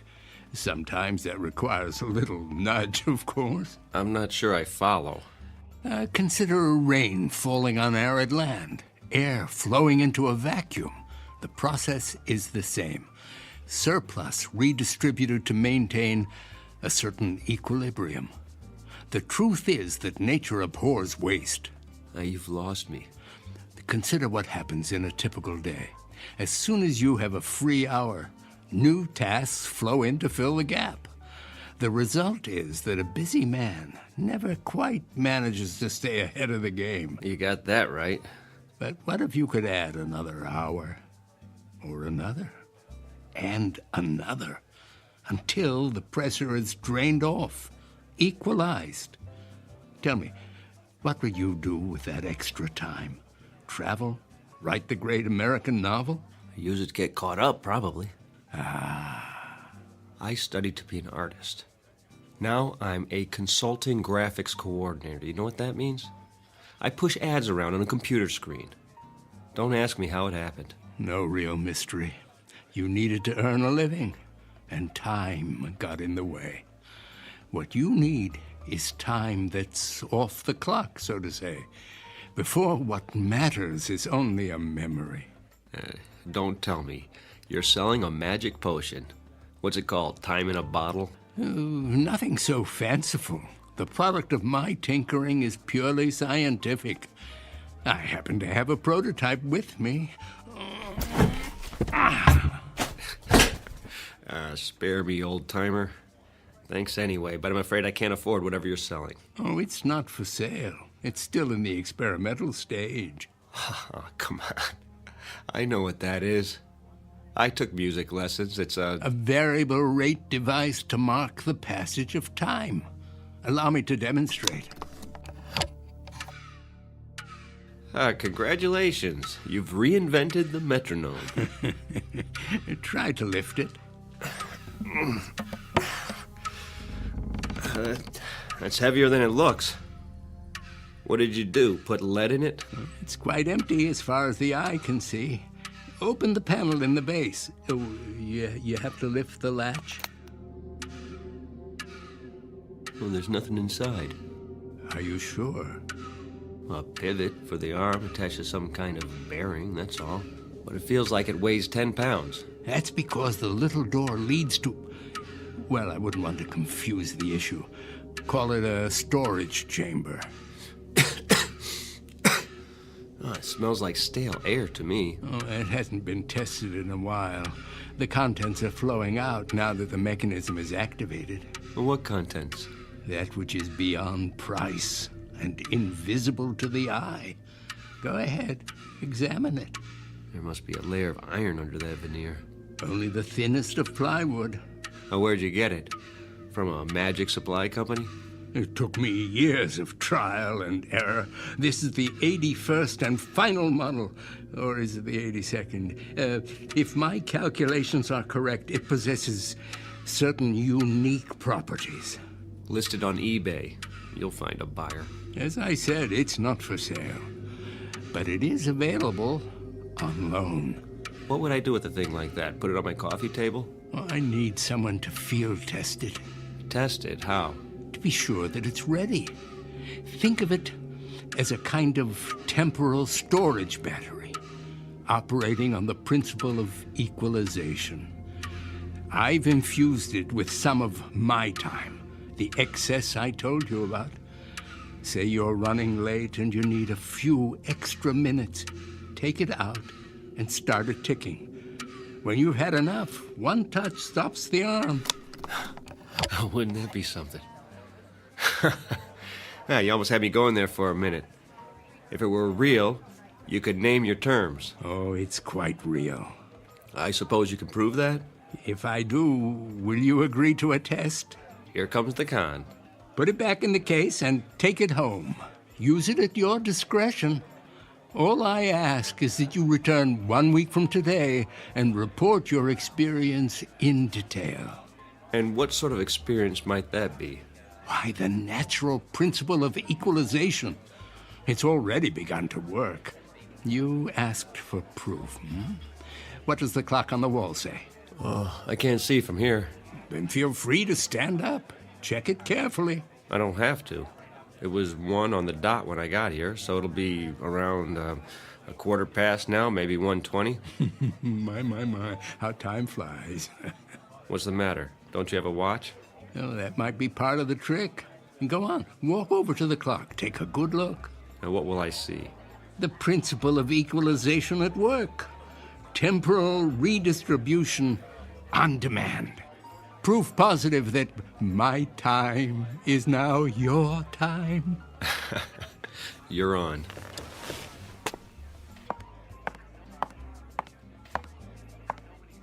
$1:05? Hold on. Frederick? Yes. Did somebody move the hands back? Sir? The wall clock. Did you see anyone go near it? Why, no. Then it's broken. No, sir. It keeps perfect time. Well, let me ask you. How long have I been here? How long? Answer the question. You met Miss Crosley very briefly, then the gentleman sent you a drink. And how long ago was that? A minute or two? Come off it. Did he put you up to this? Who? The little man in the booth, whatever his name is. Blevins? He bought you a drink and departed. Oh, he did he? Then why is he...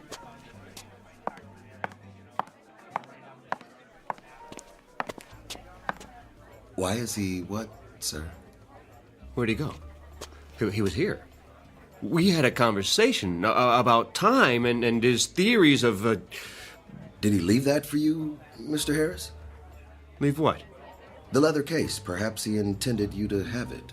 What in the...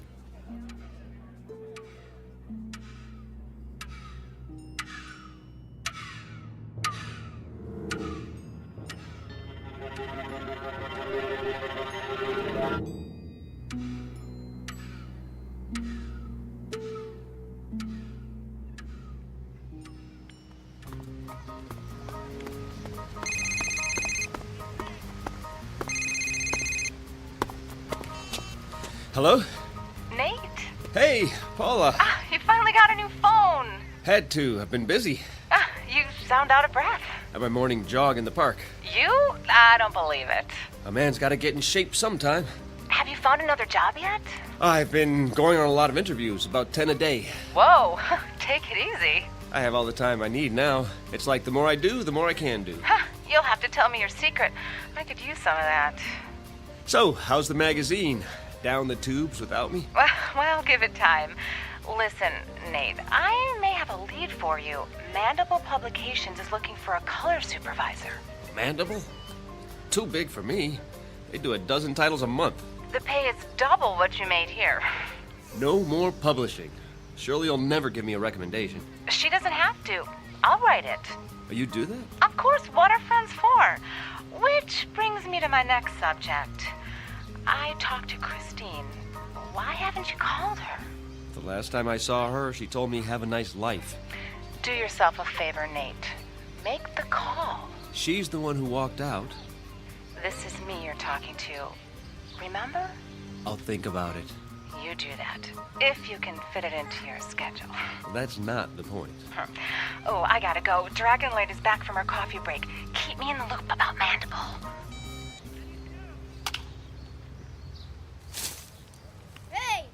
Hey, mister! Can we have our ball back? Oh, where is it? It's over there in the dirt. Sure. Here you go. Thanks. Oh, wait. Yeah? Can I see that bat for a minute? Okay. A nice one. A Louisville Slugger. My dad got it for me. Did he show you how to use it? Nah, he's too busy. Now look, when you hold it, be sure the trademark is pointing up. See the circle where it says Louisville? Otherwise, when you hit the ball, the wood might break. Gee, mister, you know a lot of stuff. And my dad taught me when I was your age. I wish you could show us. You kids play here every day? You don't have time. You're always running. Well, let me tell you something. Time is, well, it's, Yeah? I don't know what time is exactly, but I've learned one thing. We can all do a lot more with it than we do. It's a question of priorities. Okay, I guess, only... Yes? What are priorities?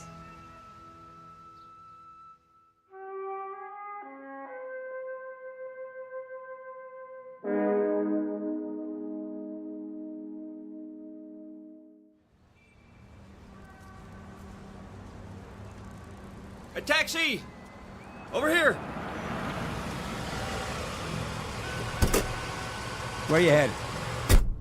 Uptown, the Mandible Building, and step on it. Sure thing.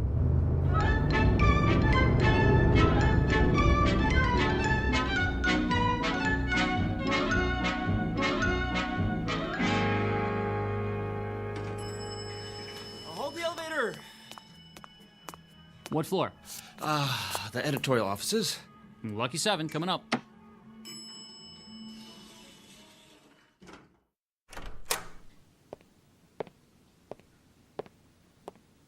I'm here to see the publisher, please. Do you have an appointment? Nathaniel Harris, 11:30. I'll tell him you're here.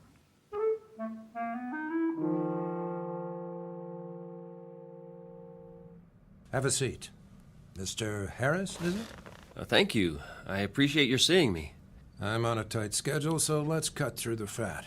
You have experience with pre-press? 3 years with Starlight over at Maxilla. Before that, I was production coordinator for Carcosa Press. Impressive. Paula told you about the position? Color supervisor. What exactly would that entail? Crunch. Pardon? That's what it's all about. I want our colors to pop off the page. Good enough to eat. The question is, how hungry are you, boy?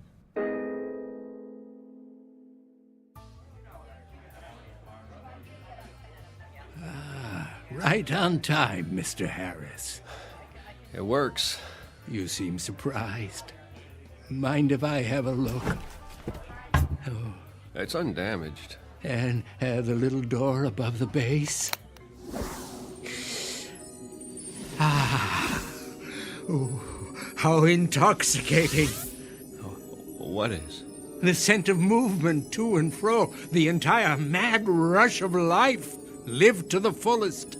Vitality, passion, and even, the great outdoors, if I'm not mistaken. Oh, you can tell all that? The aura of youth is unmistakable. Oh, you've used it a great deal, haven't you? The storage chamber is almost full. Why, I only did what you said. Started it ticking when I needed more time. And the result? I got everything done, and then some. Over the last 7 days, I've been across town more times. I've gone on more interviews. Oh, have a drink of water. I could use one of those Moscow mules. Not a good idea. It might provide too much of a kick in your present condition. The device is extremely potent. You appear to have overdone it. Several times over. Oh, I'm a little run down is all. With a young man, desire knows no bounds. A kind of greed takes over for life itself. Oh, what does it do, exactly? The device. Call it a doorway into the fourth dimension. Within it is stored unused time, which you have been permitted to tap. You're satisfied, I take it? Yes. Excellent. But there's something you haven't told me. What do you get out of it? Oh, I suppose a certain poetic justice, quid pro quo and all that. From each according to his ability, to each according to his needs. Nature's method of redistribution in its purest form, with a little help from the equalizer. Glad to have been of service. Oh, wait. Don't take it yet. You didn't find a job? I start the end of the week. I might need this for backup. Just in case. You're sure? Yeah, only in case of an emergency. I promise. Very well. 1 more week. But heed my warning. Be certain not to overdo it. I'm not responsible for the consequences.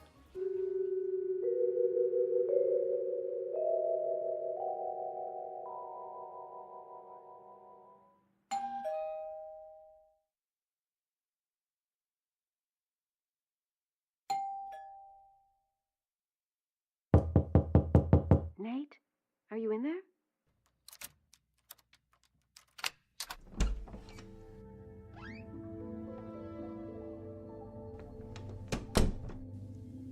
Nate? Is that you? Oh!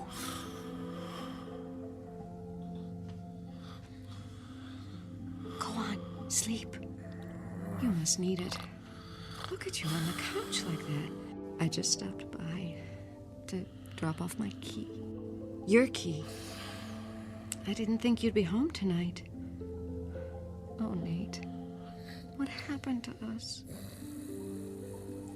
I guess it wasn't all your fault.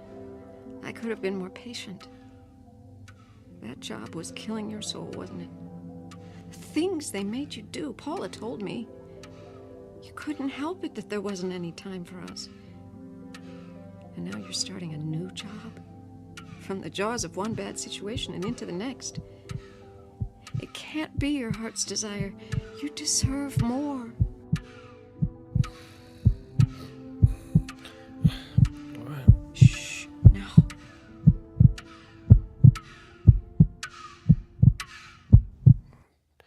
Did you hear that? Hear what? Christine? Is that you? I must have dozed off. Why are you here? I thought you might want the key. You don't have to do that. I'll leave it on the table. Go back to sleep. Oh, please stay. I can't. Don't. I'll be back. Now sleep. You need your rest. Maybe I'll see you at lunch tomorrow. Our old place? Do you still go there? I'll keep up with you somehow.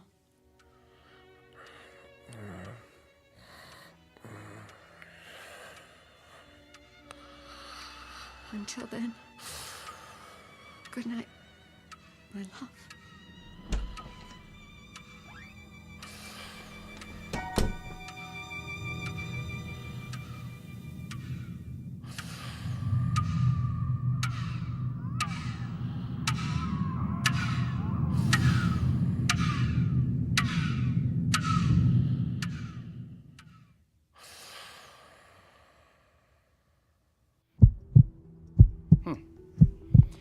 Any chest pains? No. Your pulse is a little fast. How about headaches? I wouldn't call it that. What would you call it? I just ache all over. I've never been so tired in my life. Look straight ahead. Try not to move your head. Follow my finger with your eyes. I'll do my best. Okay, I'm going to switch off the overhead light and shine this directly into your eyes. Now, first one, then the other. You'll see a flash of red. Now, don't worry. It's perfectly normal. Ready? Okay. Okay, I'm turning off the lights. There you go. Now. All right. Wow. What do you see, Doctor? Some new broken blood vessels on the retina. Any trouble focusing lately? Blurred vision? In the last few days. Floating blind spots? Shadows at the edges of your vision? That too. So what's wrong with me? You want it straight, or you want it with sugar on it? I can take the truth. There's evidence of accelerated macular degeneration. The sort of thing I'd expect to see in a much older man.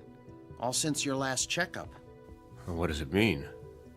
Well, it's hard to say by itself, but it's part of a cluster of symptoms. Slowed reflexes, general weakness. Have you noticed a ringing in your ears? Well, not a ringing, but I do hear something. Not voices, I hope. More of a throbbing. It feels like a pounding in my head. Your blood pressure could be a lot better. So, tell me, what's been happening in your life? I mean, stress on the job? Well, I had a job. But not anymore. I found a new one.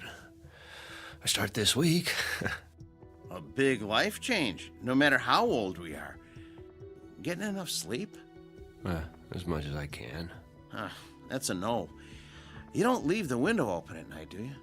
What? Pale skin, circles under your eyes. Could be a vampire. Like Dracula. You know, sucking the life force out of you. That was a joke. I know. Well, something's going on. You're dehydrated. And I don't like the sound of your heart. I'll schedule an EKG and a complete blood panel. When? Right away. This morning. Is that necessary? I'd say so. I thought you could give me a B12 shot or something. I could, but it won't address the problem. That was all the running around. There was so much I could do with the extra time, but that's going to change from now on. Extra time? Where do you get that? In a vending machine? Don't ask. You wouldn't believe me anyway. Ready for my speech? Go ahead. You've been making the most of every day, and that's admirable, but you've stretched it too far. Burn the candle at both ends and you burn yourself out. You know the old saying, live fast, die young. Is that what you want? I'll try to slow down. Try? Not good enough. You're exhausted, Nathaniel. After the tests, I want you to go home, take your vitamins, and pull the covers over your head. 8 glasses of water minimum in the next few hours. Now, I'm going to call you when I get the results. Is there someone who can come by and cook you a healthy meal? I'm not sure. Well, let me know if you feel any worse. And cancel your appointments. Don't even think of going anywhere for the rest of the week. Well, that's not possible. You don't have a choice. The new job. You'll end up in the emergency ward. I told you. I'll take it slow. Famous last words. That'll have to do. Then I'm gonna check you into a hospital room right now. No. I have something to do first. You're not listening. Do you want a myocardial infarction? How about a stroke? Not common at your age, but it can happen. Life or death, Nathaniel. It's up to you.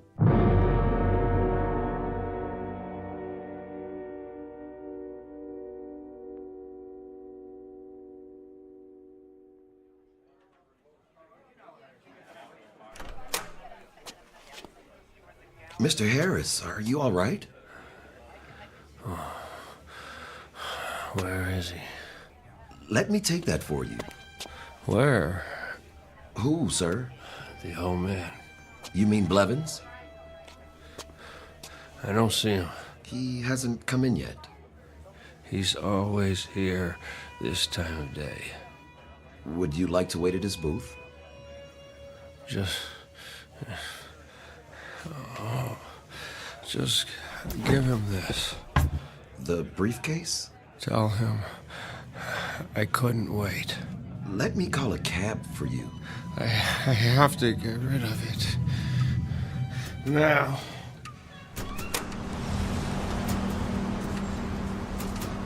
Hey, buddy, watch where you're going. I think there's something wrong with him. I'm sorry. Look, Mommy, that man. I have to get away. Shh, looks like he's crazy. Far away.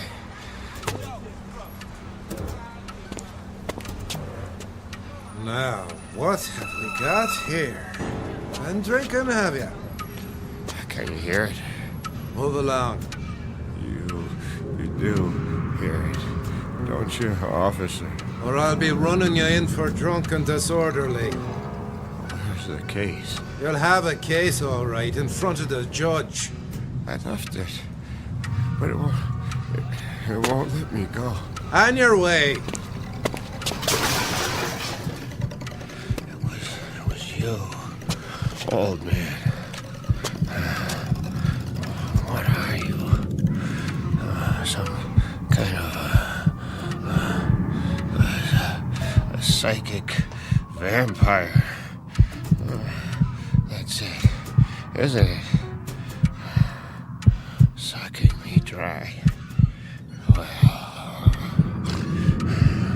I won't let you. I'll Well. Look at Mr. Businessman. Is it happy hour already? Where is he? I'll tell you what, old man. Just give me your wallet, and I'll tell you. Now, if you just hand it over, we won't have any trouble. You have to help me find him. What? What are you babbling about? You don't understand. He has to take it back. What?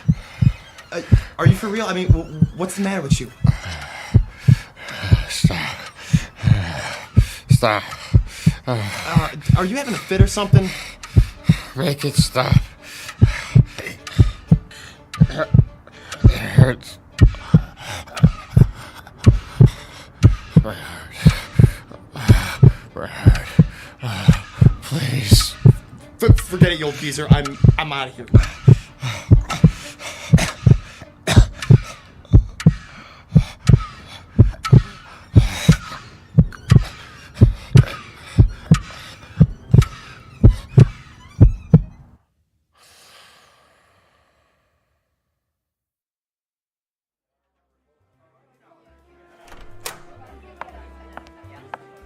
Why, hello, Miss Crossley. Hi, Frederick.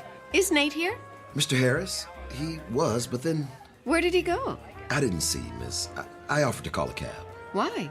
Did he have lunch already? No, miss, he seemed, Seemed what? Is he coming back? I really can't say. Then I'll wait for him at the table. It needs to be cleared. Oh, take your time. I'm in no hurry.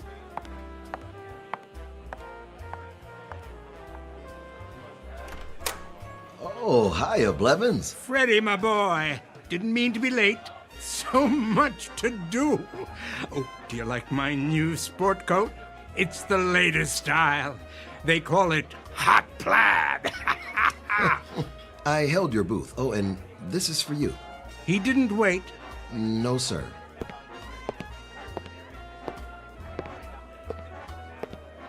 Hello there. Hello. I do believe I recognize you. From where? This very table. You're a friend of Nathaniel's. What a coincidence. So am I. You know Nate? Please, join me. I'm fine here. Until they clear your table. I insist. Well, I'm sure he'll be along. Besides, I want to show you something. You'll find it quite interesting. Nathaniel did. just for a minute. Follow me, the corner booth.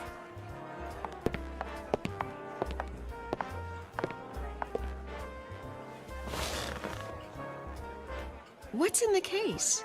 Something very special. I know what that is. It's a metronome. Are you a musician? Looks can be deceiving. This one has a most unusual construction, but I wouldn't want to confuse the issue. What was that? For now, call it a collection chamber. It smells of youth, strength, vitality, the most precious commodities in the world. Oh, but you know all about that, don't you? You're young, full of energy. Would you believe I was once so tired of life that I didn't know what to do with my time? Until I invented the equalizer. I've been hoping to find someone to test it. Allow me to demonstrate.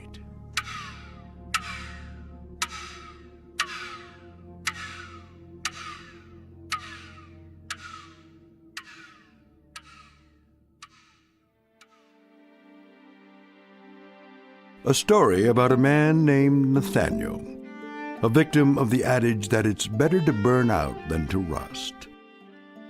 Unfortunately, everything has a price, and Mr. Harris learned too late just how steep that price may be. A man whose hourglass ran out to the last grain of sand. But consider, how different might his life have been had he lived it somewhere other than the Twilight Zone.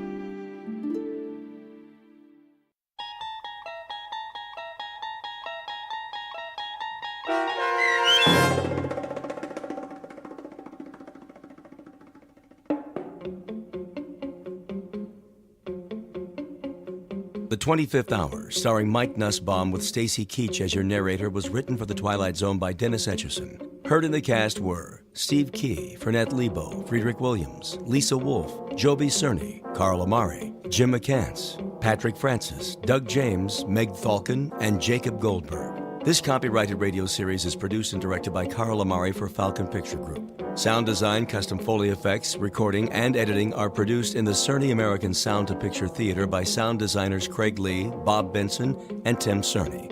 Music for The Twilight Zone is provided by CBS and American Music Company Incorporated, New York. To learn more about the Twilight Zone radio dramas and to download episodes, including 6 free episodes on our homepage, visit our official website at twilightzoneradio.com. Doug James speaking.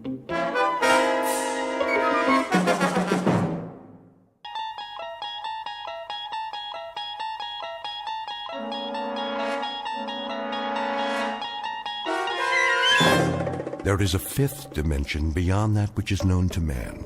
It is a dimension as vast as space and as timeless as infinity. It is the middle ground between light and shadow, and it lies between the pit of man's fears and the summit of his knowledge. This is the dimension of imagination. It is an area which we call the Twilight Zone.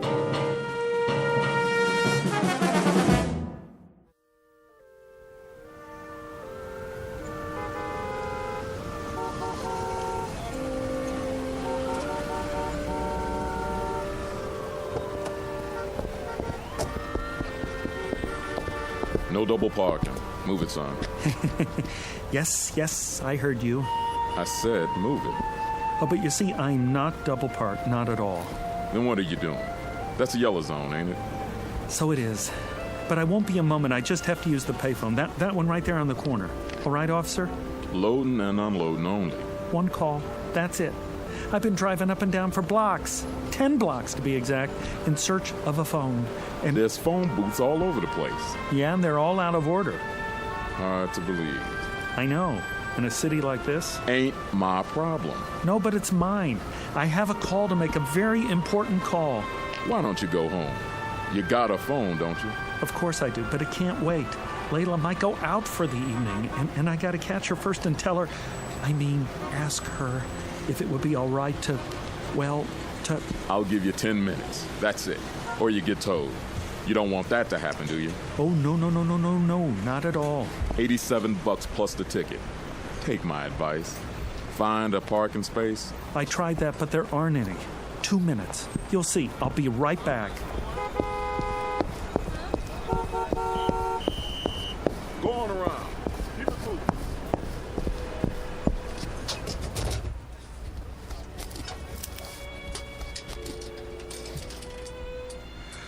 Oh, there.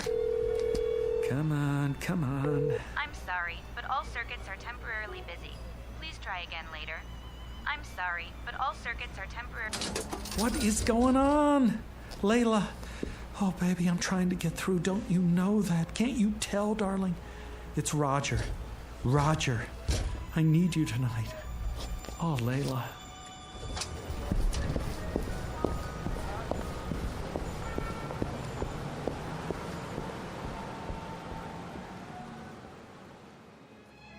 Mr. Roger Shackelforth, age, youthful 20s. Occupation, being in love, full-time. Not just in love, but madly, passionately, illogically, miserably, all-consumingly obsessed with a young woman who has a vague recollection of his face, and even less than a passing interest.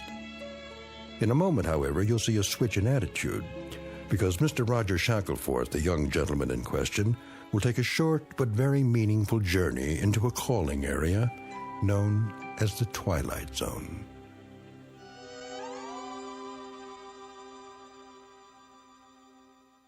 And now, the Twilight Zone and our story, The Chaser, starring Stephen Tobolowsky with Stacy Keach as your narrator.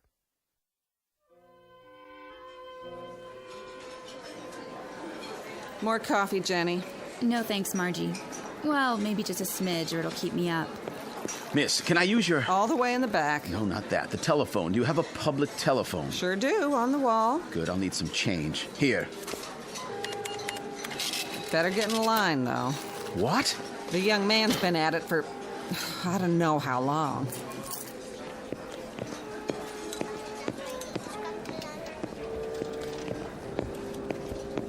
Man, are my dogs killing me. Tell me about it.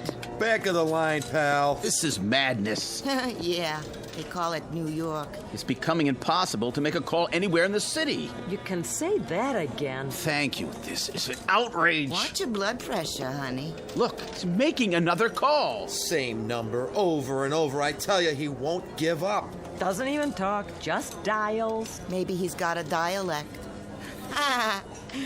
Gonna have to soak his finger in Epsom salts. Oh, I simply can't stand this. I must use the phone. Well, la-di-da. Who are you, Mr. High and Mighty? I have a business appointment and I'm late. Stand aside. Oh, no. We're all in this together. Look, I'll buy your place in line. $1 to get in front of you. $1? Are you kidding? All right, $5. Well, since you put it that way. How about you? Got another $5 on you? Certainly. Who's next? Don't look at me. But I am looking at you. Have you ever made $5 so easily? That ain't the point. I should first pay the same as place and show. How much do you want? Nothing less than a sorba. 10. That's... Then take your business elsewhere. I don't come cheap. I can see that. Here we are. After you, sweetie. Time, young man. I've had quite enough.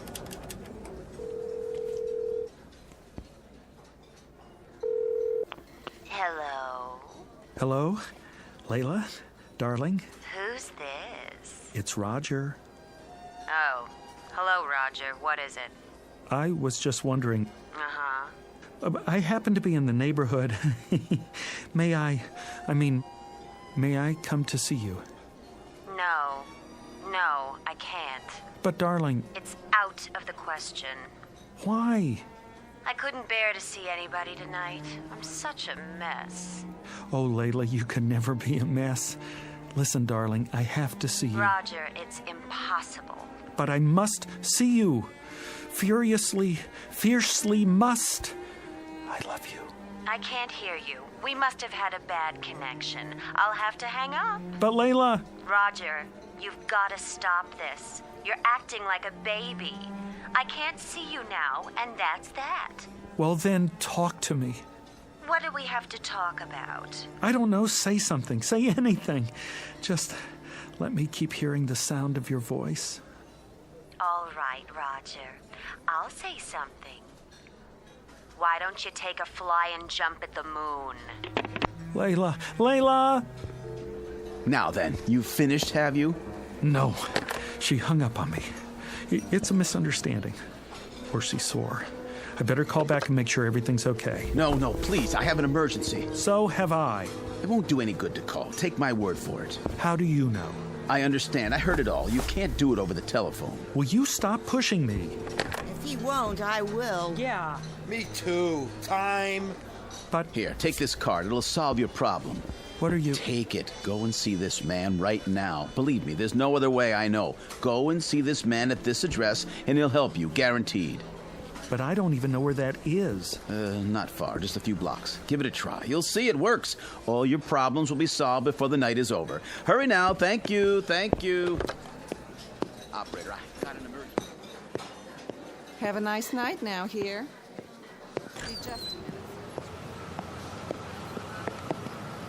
Hey!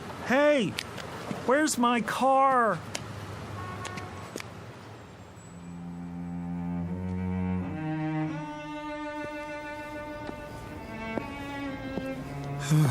Number 182022. This must be it. Pretty dark. Can't see a doorbell. Ugh, some door. Didn't even touch it.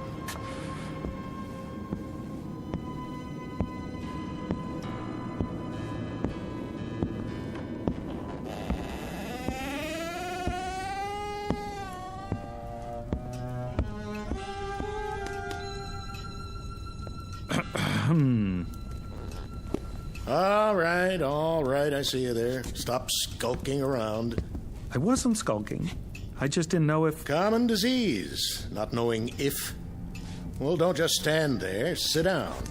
Okay, where? Try that pile of books. Oh, you sure do have a lot of them.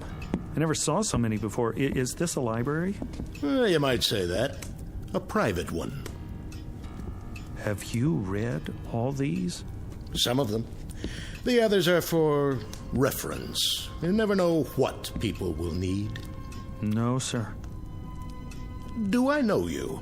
A man gave me your card. It says, Professor A. D-A-E-M-O-N. How do you pronounce that? Damon? If you prefer. And this address. I guess I'm in the right place? Oh, then you haven't come for a bottle of the glove cleaner. Glove cleaner? No. As a matter of fact... Perhaps another time. Well, as a matter of fact... You keep saying that. Come to the point. Well, the point is, I don't know why I came at all. You see, the man who gave me your card was a complete stranger. Oh, yes. Satisfied former customer, most likely. But I don't know why he gave it to me. I was standing there in the restaurant trying to make a call when... I know why you're here. You want what I've got. But how could I? I don't even know what you've got. A little bit of everything. Name your poison. Ointments, salves, powders, sovereign remedies, nectars, lotus blossoms, toxins, tonics, antitoxins, decoctions, concoctions, and potions. All guaranteed. Oh, well, I don't need anything like that. Well, don't be hasty. You're here, aren't you? Yeah, but I don't need any medicine. Son, you just might. You look feverish. Oh, that.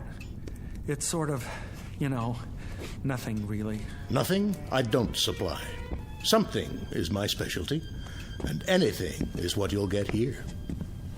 You're ambitious. Is that it? You want success? Money like Midas, the world at your feet? No, it's not that at all. Power. You want power. You don't understand. All I want is Layla. Layla?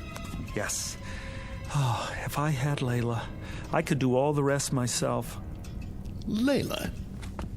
I might have known. I offer him practically anything, and all he wants is Layla. I guess there's nothing you can do about that. That is the simplest of all, the elementary parlor trick of my science. You disappoint me. No, you still don't understand. You see, I am in love with someone named Layla, but she's not in love with me, and I don't know why I'm telling you this. I do. I can arrange it so she'll love you. How? I promise you, she'll never leave your side.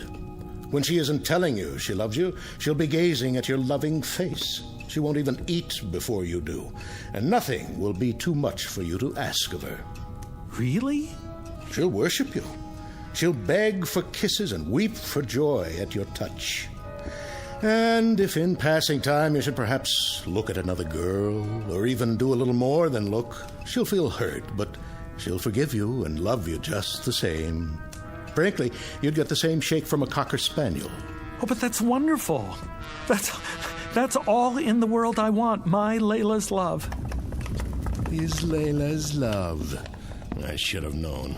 Now, where did I put that bottle? If it isn't his Layla's love, it's his Dorothy's love, or his Rhea's love, or his Gwen's love.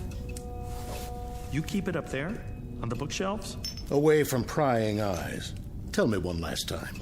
Are you sure you wouldn't be interested in the glove cleaner, as I call it? What is it? Well, there are many names for it, including the Eradicator. But glove cleaner is a nice, nondescriptive title. Clean, colorless, tasteless, unidentifiable, and sure. I'm not very interested in glove cleaners. Why not? It's easy, it's swift, it leaves no trace. It's perfect for its purpose.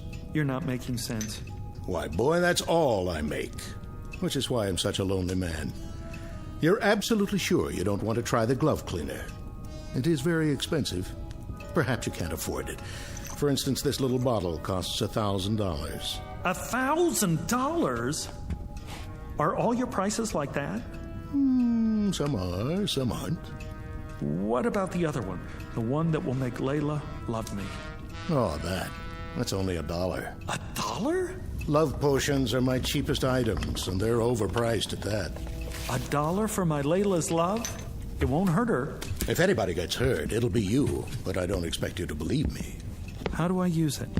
Put it in anything. A drink, tea, soup, coffee, water, anything at all. Makes no difference. You'll get exactly what you claim to want. Professor, you got a deal. I really don't believe any of this, but I'll try it. I'll try anything. What do I have to lose? If it works, I'll be the happiest man in the world.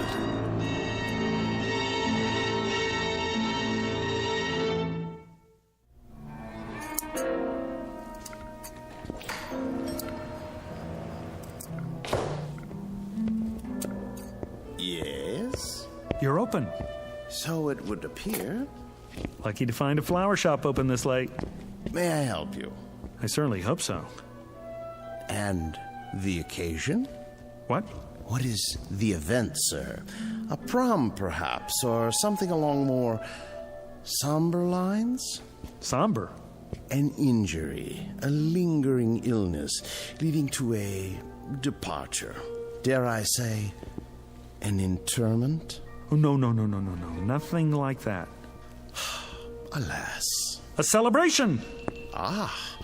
And what, may I ask, are we celebrating this evening? You may ask, and I'll tell you. We are celebrating fulfillment, contentment, consummation. Ah, the reading of a will. No. It's much more than that. A life sentence in the arms of my love without the possibility of parole. My condolences. We have some lovely wreaths. Don't you understand? I'm talking about true love.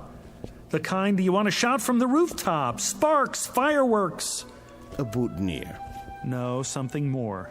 A wrist corsage, then. Or a tasteful nosegay. What is the biggest thing you have? In what respect? I know. A rose, by any other name. Color. How about blue? Yellow. Green? Pink. Red? White. Sold. For purity.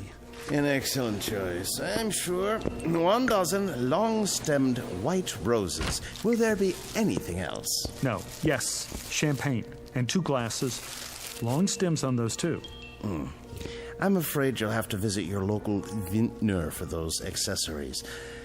My sympathies to the blushing bride.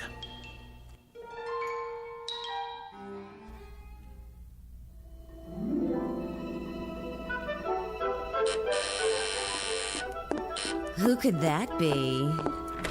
Yes? Layla, it's me. Roger, I told you I was busy tonight. Busy? How busy can you be in a dressing gown? I'm just about to put on my dress. Call me. When? Tomorrow. Just a minute, just a little minute. Flowers, see? And champagne. That's very nice, Roger. Thank you. Now, if you'll just run along. I couldn't have lasted the evening without seeing you, Layla. I'm sure that's not true. You don't know what it's like to love somebody, to love anybody so much, so desperately. No, I suppose I don't. It's good champagne. Just enough for the 2 of us. Now, that's not asking much, is it? All you have to do is give me 5 minutes for 1 drink. Roger, you are acting like a clod. A silly, stupid, sophomoric clod. I love you. Stop saying that. But you don't know what I went through to get here. My car was towed. I've been walking for the past hour. How can you be so cruel? All right, 1 drink. 5 minutes, and then you go. You won't regret it.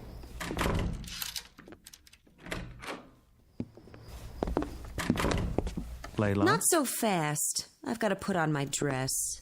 Why? You look like an angel. I know, but wait here. Ha-ha! It's like a new millennium.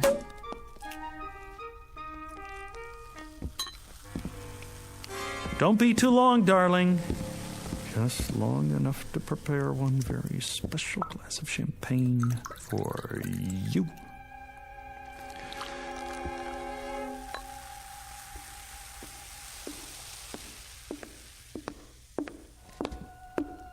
Well, let's get this over with. Wait, this one's yours. What's the difference? There's a little more in this one. If you say so. To us, darling. Well, time's up. Not so soon. Thank you very much for the drink and the flowers. Be sure to put them in water. Would you like me to do it for you? Goodbye, Roger. Excellent champagne, wasn't it? It'll pass. Very good year. No aftertaste. I suppose so. What are you looking at me like that for? In case it's my last look. All right, you've had it. The show's over. One last little kiss. Don't press your luck. But Layla... Roger, please, let's not prolong this. I haven't the time. All I'm asking is... Please go. Now. Look, I don't love you. I don't want you here. I don't even like you at the moment. Now go, please. If you're sure that's what you want. You look like a whipped dog. Oh, here. That's the best I can do. And it took all my strength. Thank you, I guess. Oh. What is it? I don't know. All of a sudden, I'm feeling a bit peculiar. You are? Roger, wait a minute. Perhaps I am being cruel. I don't mean to be. I understand. Do you? I'm sure I can do better than that. Let me make it a little nicer. If that's what you want.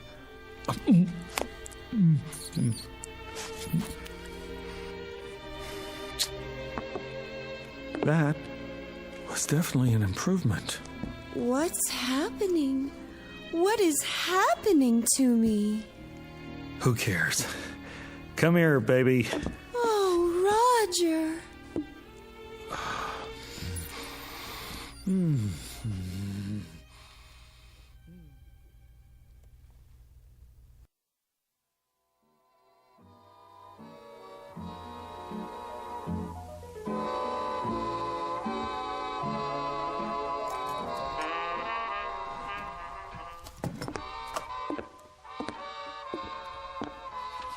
Can I get you anything, darling? No. Are you sure? Quite sure. Is the music too loud? No, it's fine. Let me turn it up for you. It's fine, I said. What are you doing? Reading. Oh. Is it a good book? Great. Because if it isn't, I can get you another one. Layla, would you sit down, please? Of course, darling, if you want me to. Here? Oh, I meant somewhere else. All right, my love, if that's your wish.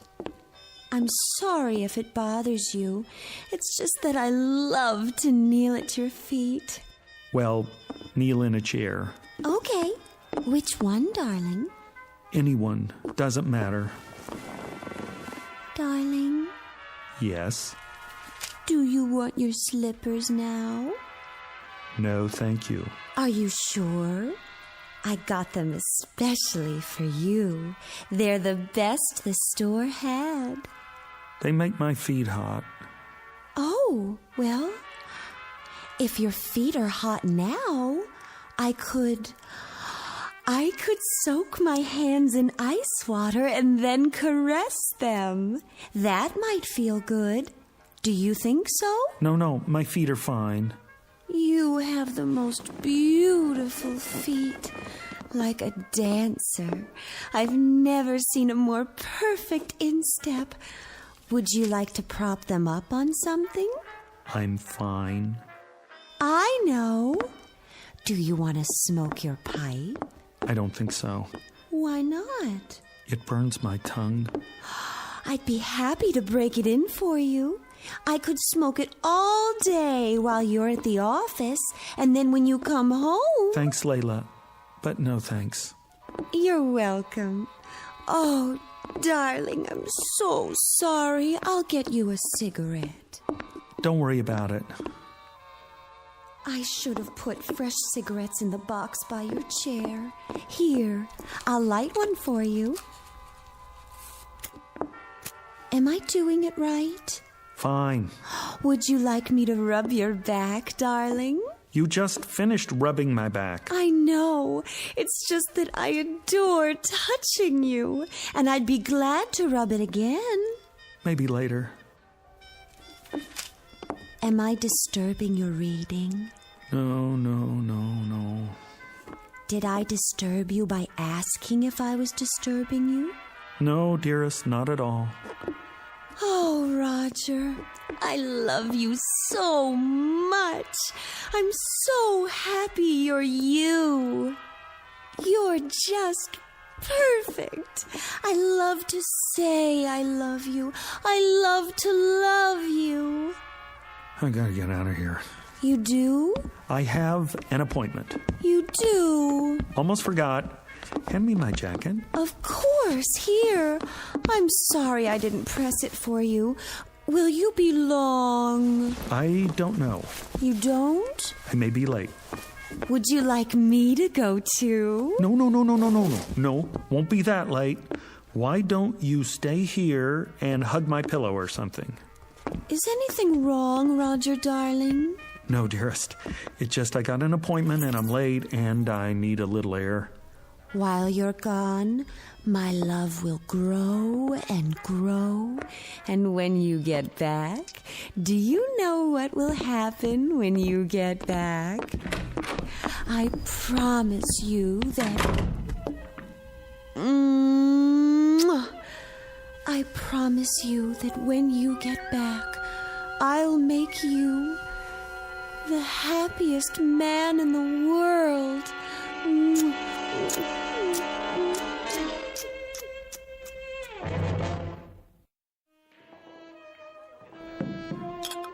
Here you go, buddy. Thanks. It's too bad it's not a happy hour. You're running up quite a tab. Happy hour. Haven't had one of those in 6 months. Let me guess. Your old lady? That's just it. She's not old. She's young and beautiful. Perfect face, perfect figure. What's to complain about? I don't have any complaints, except that she's too perfect. Huh? Waits on me hand and foot, sees to my every need, ready to drain off my tension at a moment's notice. Nice work if you can get it. Hey, take my advice. What's that? Sit back and enjoy it. Ain't everybody's got what you got. Guys would kill for that. Luck had nothing to do with it. How do you mean? What, you make a deal with the devil or something? Sometimes I wonder. That's it. Maybe I did. Maybe I did after all. Where is this guy so I can make a deal myself? Here's a piece of advice for you. If anybody says he's got the solution to your problem, tell him to get lost. Keep the change. Thanks, buddy. See you next time. I doubt it. With any luck, there won't be a next time.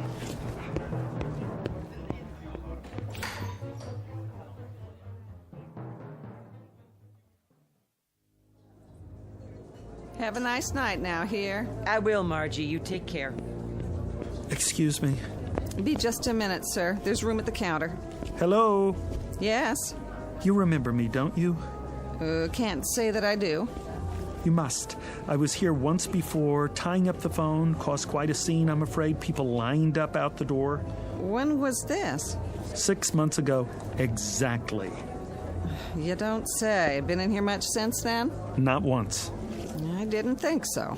I was desperate to make a call, you see. I kept standing at the payphone, dialing over and over again, and everyone got terribly irritated. Happens sometimes, but I can't say I remember you. Listen, there was a man here that night, middle-aged, carrying an overcoat and a package. He said he was late for a meeting uptown. He bought his way to the front of the line, and when I finally left, he gave me some advice. Handed me his business card, this one right here. What's this now? So he told me to go to the address on the card, said it would solve my problem. I don't know anything about that. That's fine. What I want to know is, do you remember the man? Is he a regular customer? Because if he is, I have to find him and ask him what happened to his problem and what he knows about the address on this card. Anything at all. Sorry, mister. I can't help you. People come and go all the time. Could have been anyone. Then at least keep the card. And if you ever see a man trying to give out one like it, grab it, tear it up. You can't imagine how much grief you'll save some poor soul.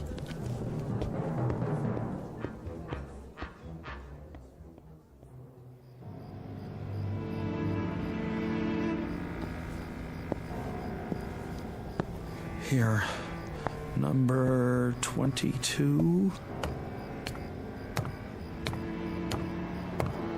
Yep, same as before.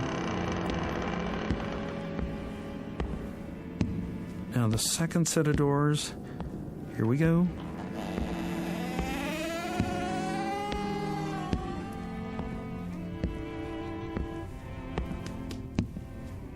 Up. Hi there, Professor. Yes, I've been expecting you. You have? Yes. If not later, then sooner. So you remember me? I never forget a face. I rather thought you'd like to hear how things turned out. Oh, I know how things turned out. That potion really works. Why am I not surprised? Well, how are things with you? Things haven't changed with me in years. Pretty ugly situation we got. What situation is that? In the world, I mean, with China. You don't look so good either. Me? Oh, I'm just as you would expect. That's what I thought. I just dropped by to tell you. I'm glad to hear it. Is this what you're looking for? That's the bottle of the glove cleaner? Mm-hmm. You sell much of that stuff?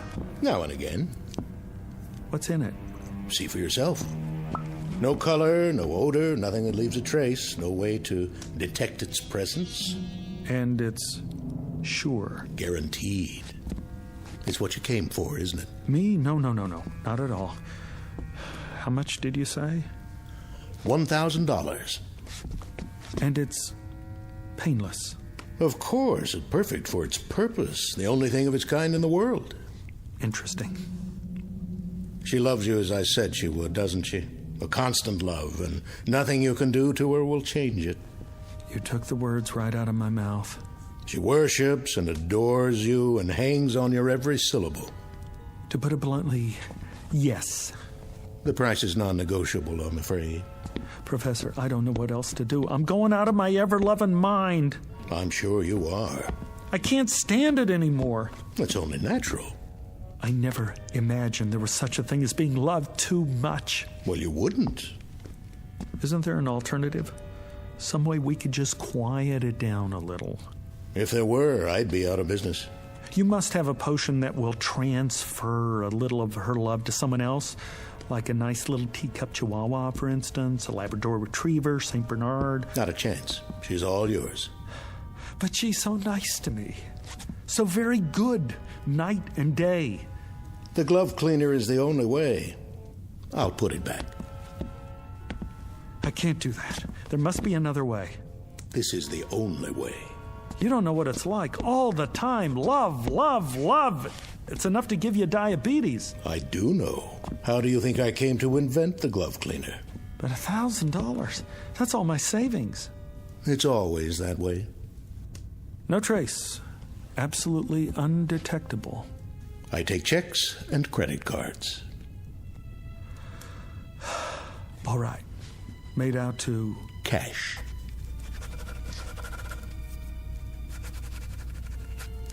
One thing I must caution you about. What's that? Use it immediately. Do you hear me? Immediately. It's imperative, and you must use it all. Why? Will it spoil? No, but you will. Once you delay, you're lost. Believe me, if you fail the first time you try to use it, you'll never have the courage to try again. Never. Goodbye, Professor. Farewell.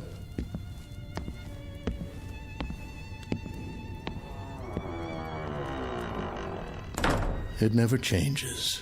First the stimulant, then the chaser.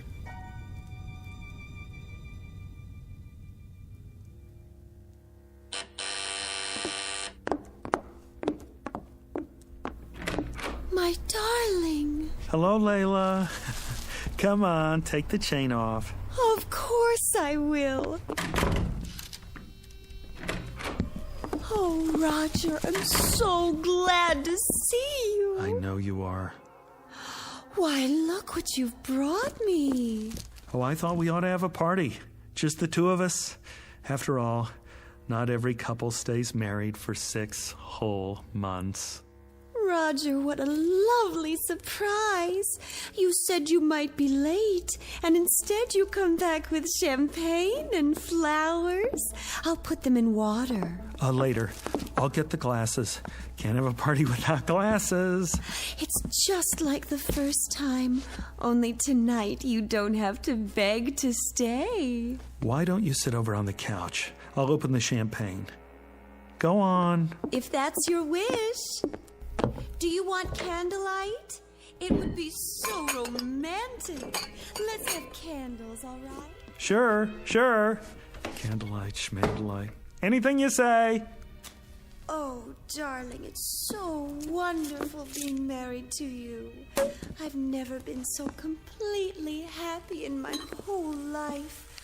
I live to love you. Only you. That's nice. I mean, that's nice. Really. Do you need any help? No. I'll serve you.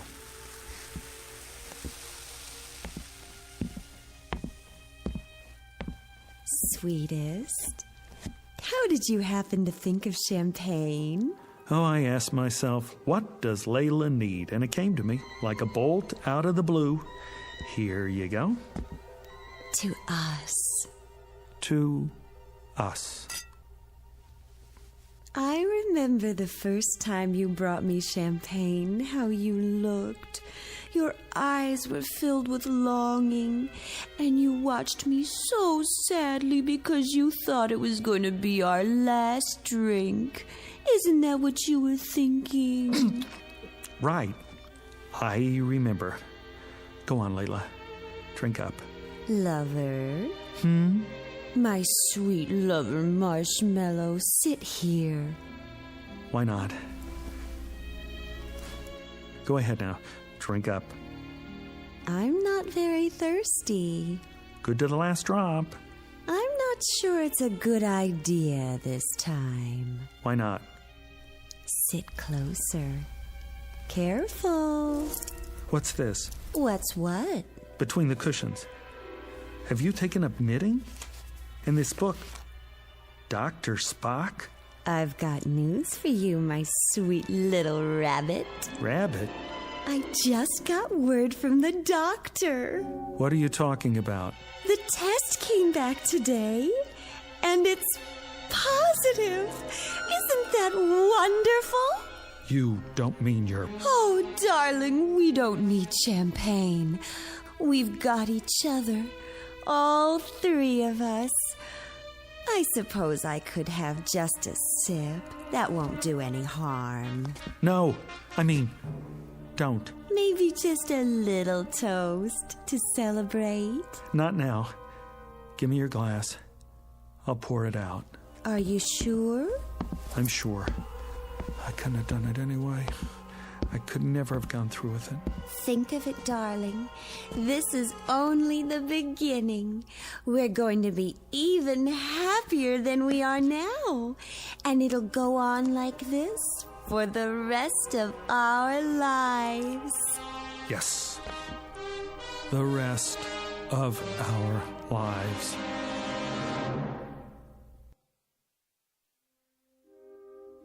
Mr. Roger Shackleforth, who has discovered at this late date that love can be as sticky as a vat of molasses, as unpalatable as a hunk of spoiled yeast, and as all-consuming as a six-alarm fire in a canvas tent.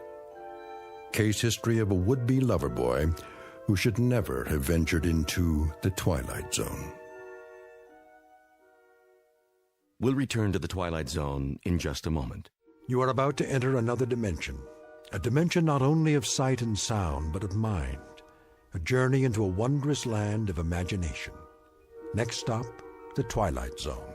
Hi, this is Stacy Keach. I'd like to take a moment to tell you about our Twilight Zone website at twilightzoneradio.com.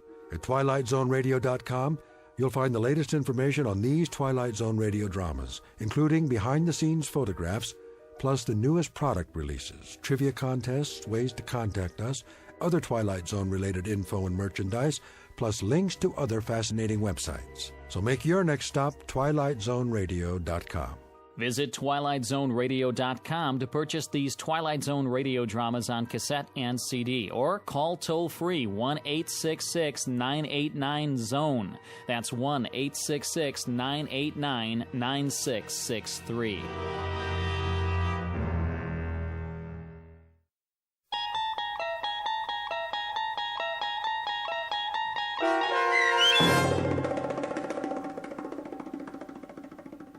The Chaser, starring Stephen Tobolowsky, with Stacy Keach as your narrator, was adapted for radio by Dennis Etchison and written for the Twilight Zone by Robert Presnell Jr., based on a short story by John Collier.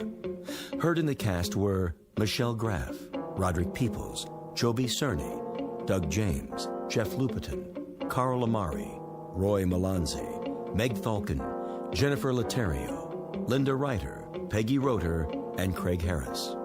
The producers of The Twilight Zone wish to thank CBS Enterprises and the Rod Serling Estate for making this series possible. This copyrighted radio series is produced and directed by Carl Amari for Falcon Picture Group.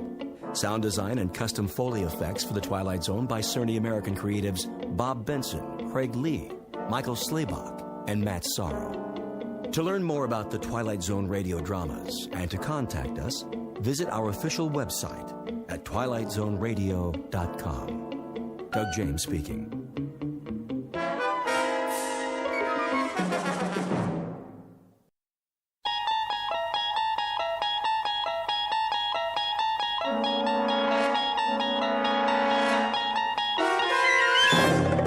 You unlock this door with the key of imagination. Beyond it is another dimension, a dimension of sound, a dimension of sight, a dimension of mind. You're moving into a land of both shadow and substance, of things and ideas. You've just crossed over into the Twilight Zone.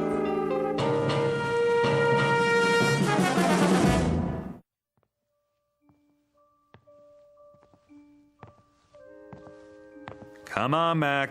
Let's go.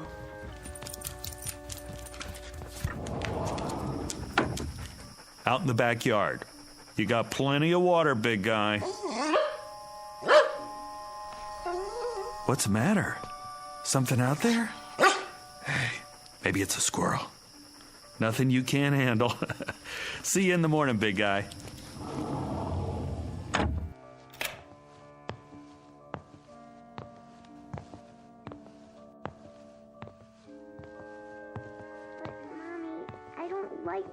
By myself. I know, honey. It'll be all right, I promise. Daddy and I are in the next room. Hey, sweetie. Ready for bed? Daddy, I want Mac. He's outside where he belongs. But I need him. No, you don't. This is where you belong, in your room. But You're a big girl, aren't you? Yes. A very big girl. And big girls have their own rooms. In the morning, I'll make your favorite breakfast. Waffles? Waffles. For all three of us. But it's scary in here. Tina, honey, stop it. Will you leave the door open? Sure, sweetie. Plus, you have your nightlight. Come on, Ruth. But, Mommy... If anything frightens you, call for me. I'll come right away. Nothing's going to frighten her. The house is locked up tight as a drum. But what if the bad man comes? Oh, Tina, really? Hey, then Mac'll get him. He's a good dog, isn't he? Yes. Go to sleep now. Can I have a drink of water? Of course. Night-night, sweetheart. Night. Don't let the bed bugs bite.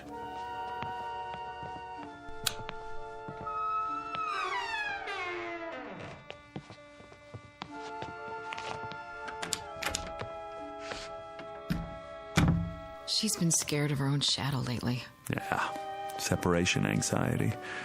New room and all. Did you hear what she said? The bad man. Where did she get that? Maybe she's onto something. What's that supposed to mean? Like Mac. He hears things, doesn't he? He's a dog, Chris. Well, kids hear things. See them, too. Oh, I remember when I was little, my sister used to tell me about the Nighthawk. The what? That's a good question. I never did find out. But she'd say, the Nighthawk's gonna get you. Kept me on my toes. What a mean sister. Maybe she was just looking out for me. I thought I saw all sorts of things. Face in the window, something in the yard. You would.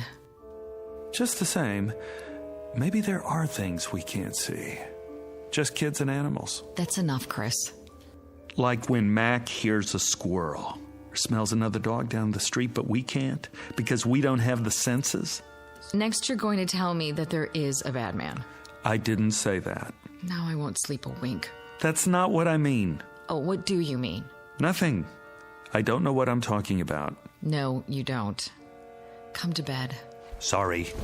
You should have been a science fiction writer. Visible world. Nice. Makes me feel all safe and secure. I said I'm sorry. Well, this is the real world. Remember that. I'm turning out the light.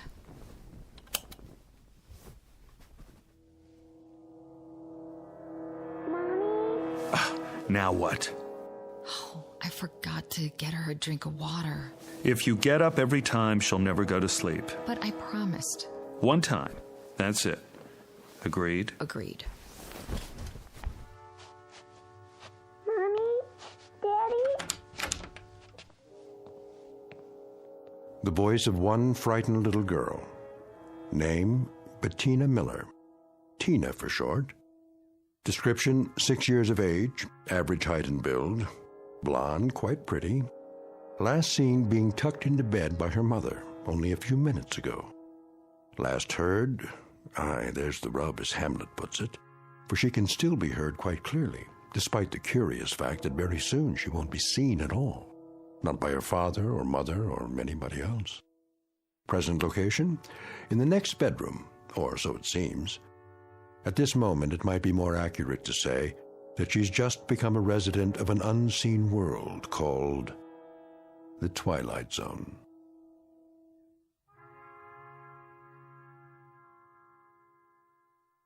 And now, The Twilight Zone and our story, Little Girl Lost, starring Stephen Tobolowsky, with Stacy Keach as your narrator.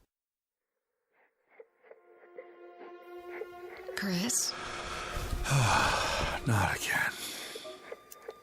But she sounds so scared. Yeah. Listen to her. I'm going. Where are my slippers? I don't know what's wrong now. Yeah. I'll talk to her. One last time. All right, sweetie. Daddy's coming. Quiet, Mac! What's the matter now, Tina? Where are you? Against the wall? Here I am. Take my hand. Tina, where'd you go? Did you fall off? I'll lean down and... Not against the wall, huh? Did you roll under the bed? Take it easy, I'm here.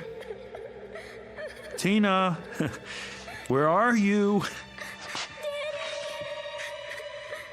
Over here. Come on out, baby. You must have crawled under the bed. Now reach out. Reach out for my hand. What happened to you? Where in the... Hold on. I'll get the light switch. Daddy, help me. I'm trying, baby, but I don't see... Chris, what is it? I don't know. What's the matter? She's not here. What do you mean she's not? I turned on the light. I can't... Tina? Mommy's here. See for yourself. This is ridiculous. Tina? Tina! I already looked under the bed. All the way to the wall. It's clear. There's nothing. Mommy, pick me up. I'm trying, baby. Chris? Where is she? I don't know. But I can hear her right in front of me. I can too. It doesn't make sense. I'm looking under the bed. The floor's clear. It's absolutely empty. I don't see anything. Honey, I don't know what to tell you. What are we gonna do? Quiet, Mac! Listen, what's happening to her? Where is she? I'm tired, Mommy. Going to sleep now.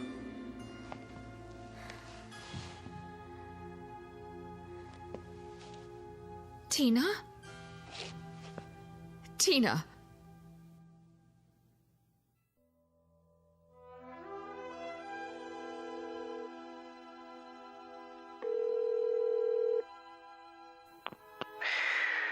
Hello? Bill. Yeah. Bill, it's Chris. Oh, hi. What time is it? Can you come over? When? Now? I'm sorry, but it's an emergency. What's the matter? It's Tina. What happened? That's just it. I don't know. You don't... She's disappeared. From the house? You mean she wandered off? No. Somebody took her? She hasn't been kidnapped. Well, then what? I can't explain. She's here. Is she injured? I don't think so, but... So she's okay? I don't know. Let me get this straight. She's there, and she's not hurt, and she's... She's here, but she's not here. I don't follow. Bill, for God's sake, get over here. I don't know who else to call. And hurry.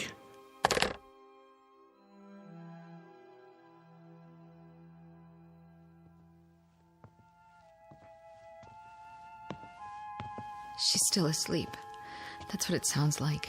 Ruth, stand up. Shouldn't we wake her? I called Bill. Bill? He's coming over. He's a physicist. Maybe he can... What do we need a physicist for? It's all I could think of. Shouldn't we call 911? And tell them what? That our daughter rolled off the bed and now we can hear her, but we can't see her. Oh, God. Where is she, Chris? Where is she? I'm going to look under the house. Under the house? Why? There's no hole in the floor, is there? Not that I could see. Oh, I better let Mac in. He's going to wake up the whole neighborhood. Sit on the edge of the bed. Wait here for me. Get the flashlight. It's in the kitchen. Right.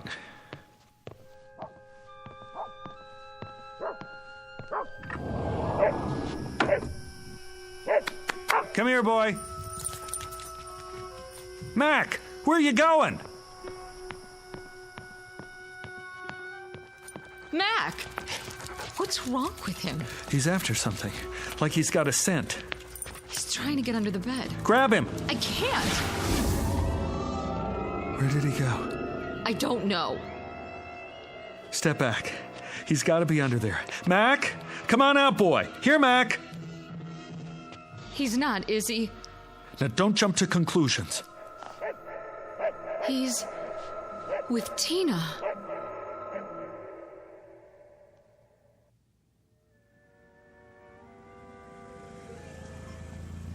Oh, he's here.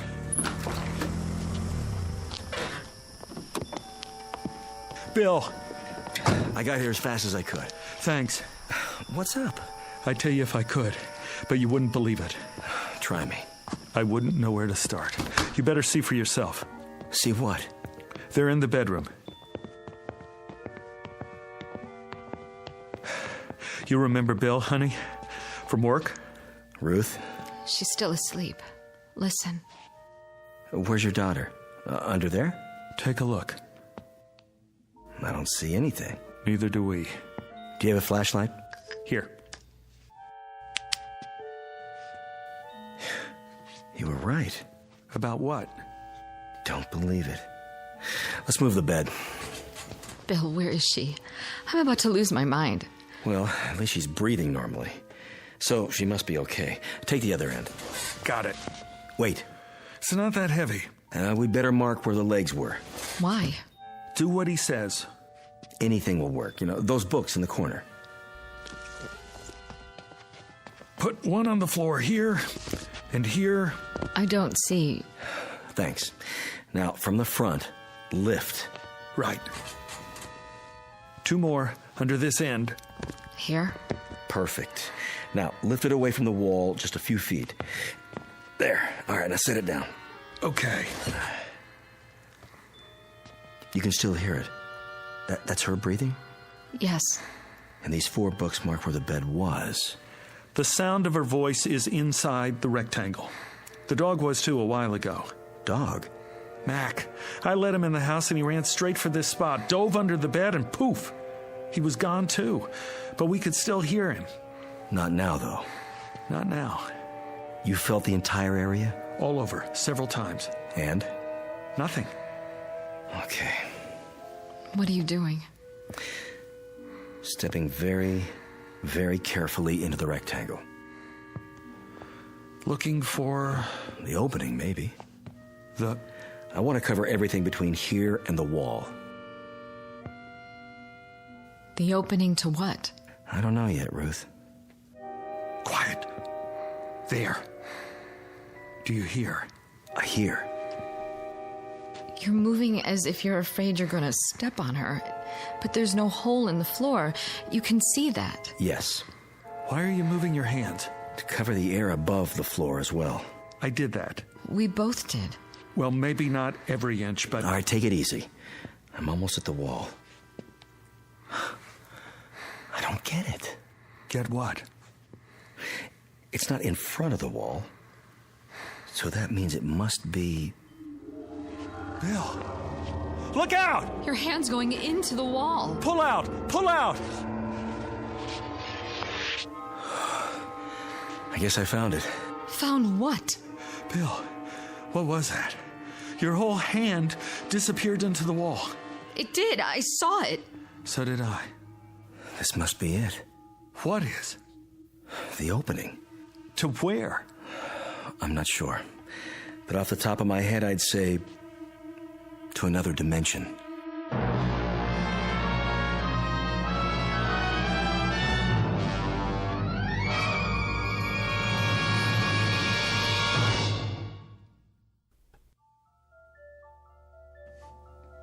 Another what?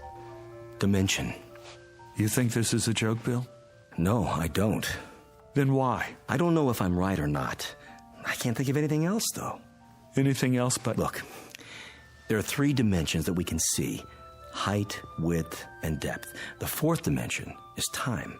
Now, if you know these, you can place anything. Where something is and when exactly. Like, what time is it now? 1:12 a.m. on this particular date in this location. Why are we talking about this? Wait, hear him out. There may be other dimensions as well. Science is still arguing about how real they are. But there could be doorways to these other times and places. Other realms. And some of those doorways have been verified. Have you heard of wormholes? I don't see what all this has to do with my little girl. Wait, I think I'm getting it. Tina must have fallen out of bed, accidentally rolled under it, and gone through. Like my hand. Did that actually happen? I couldn't believe my eyes. One way to find out. Let's try it again and be sure. Bill, don't. Right about here, wasn't it? I was touching the wall to see if it was solid and... It's happening again. Oh, this is it. An invisible opening of some sort. I can't see your hand. Pull it back. There. I'm okay. What did it feel like? There was no sensation. It's just that for a second, my hand was out of the visible spectrum. Where was it? That's what we have to figure out. I don't care about the reason. I just want Tina back. That's where Mac went too? Must be. He's probably with her now. But why? He could have sensed it. Animals are sharper about that sort of thing than we are. He must have known she was in there and gone after her. But we have eyes too. Why can't we see them? Because some things may be right in front of us, but we have a blind spot. Such as? Do you have any change on you? What? Wait a minute, I do. Here's a quarter. Now, hold it out at arm's length, between your thumb and your finger. Yeah, that's it. Now, I want you to stare straight ahead at the ceiling light and move the quarter just off-center a few degrees to the right, approximately the 3 o'clock position. But don't move your eyes. Go ahead, try.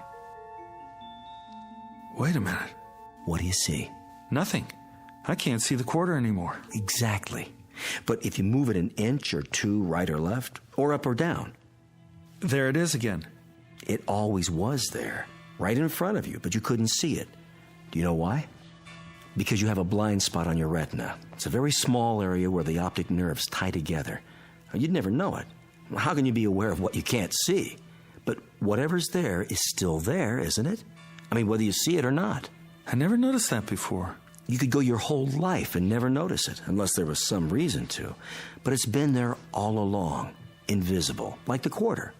Well, now that I know where she is, I'm going after her. No. Don't try to stop me. She's my little girl. We don't know what else is in there or how far it leads. My daughter is in there. I know that, Ruth, but we can't just... Why not? You put your hand in and you pulled it out twice. We don't have enough information yet. Tina is right in front of us, on the other side of this dimensional opening or whatever it is.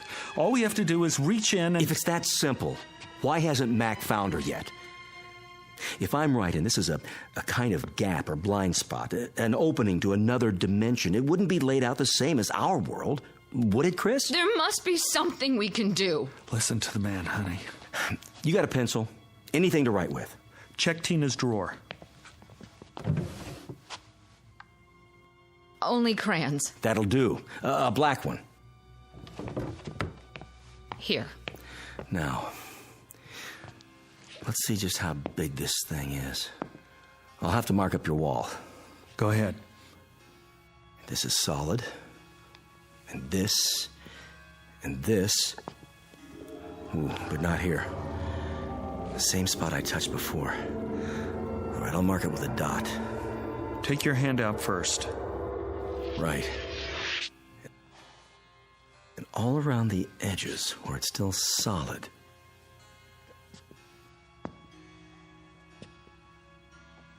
There. These marks form a rough outline of the opening. And you're saying it's always been there?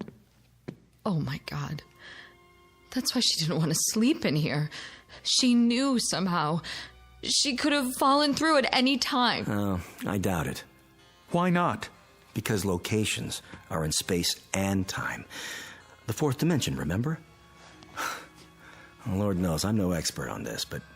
Well, it's still pretty theoretical, but for now, I can connect the dots in at least 2 of those dimensions.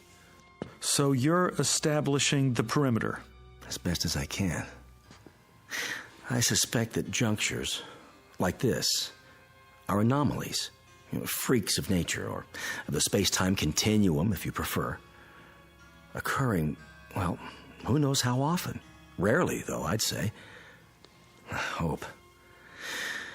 Now, if I take these points and extend them geometrically, and then draw lines to connect the limits, we should see the projected boundaries of our so-called doorway.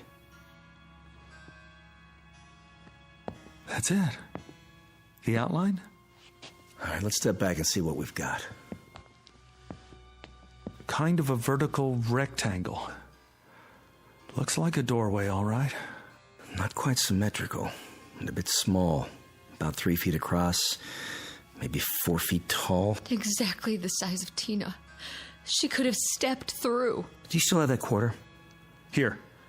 Throw it. What? At the wall. What for? It's a test. Toss it between the lines, and we'll see what happens. Okay, here goes.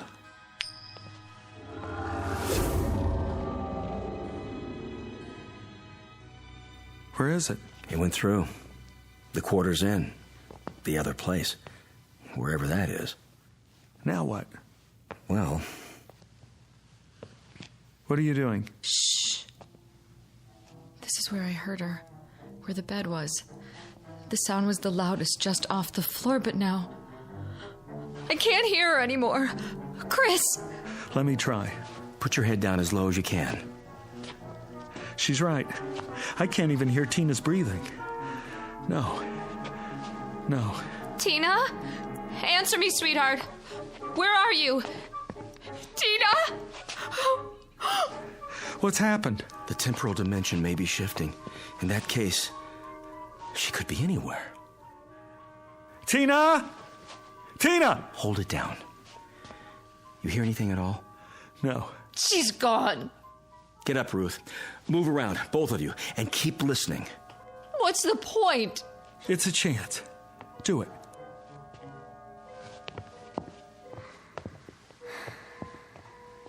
Psst. Over here. That's her. In the corner. What in the name of... Quiet. It's getting weaker. Where's she going now? Tina, come back! Keep looking for her. But how? Come on. Where? Anywhere. Try the whole house. I'll take the living room. Tina. Tina. What is it? She's gone. Gone and never coming back. We don't know that. We don't know anything. Come on, babe. You gotta be strong. For Tina. In here. Bill?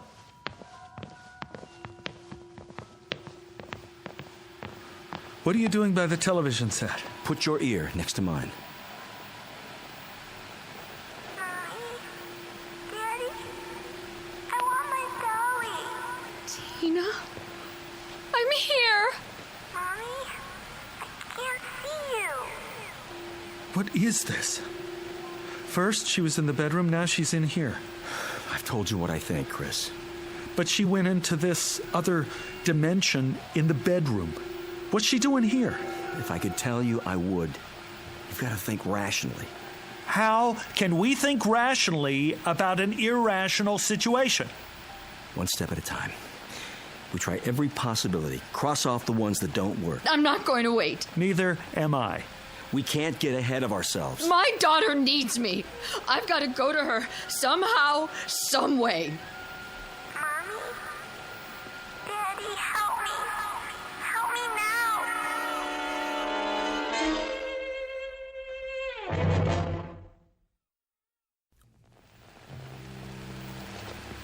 I've got to go to her. I'm afraid it's not that simple. Get out of my way. Slow down. Let's think it through first. We have to do something. I know, but what? She could be somewhere else entirely now. Are you saying it's hopeless? Chris, if she's beyond our world, everything's different where she is. The normal rules don't apply. The slightest movement on her part might seem, to us, to be all over the place, but she might just be turning over in her sleep. Then what do we do? I have an idea. Call him. Who? The dog. Call him. Hurry. Mac! Here, boy! That's it. Here, that's a boy. There she is. I hear her.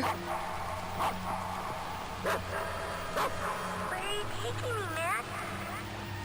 I don't want to go. Stop it. Tell her to go with him. Tina! Mommy? She hears you. She hears you. Go with Mac, baby. Please, go with him. Where are you? Here, baby. I'm here. Just tell her to go with the dog. Sweetie, go with Mac. Right now, baby. Where is he taking me? Where we are. You want to be with Mommy and Daddy, don't you? Yes. Then go. Will he take me to you? Yes, baby. He will. All right, Mommy. Hurry, Mac. Let's go. The dog should go back to the place where he entered. Yes.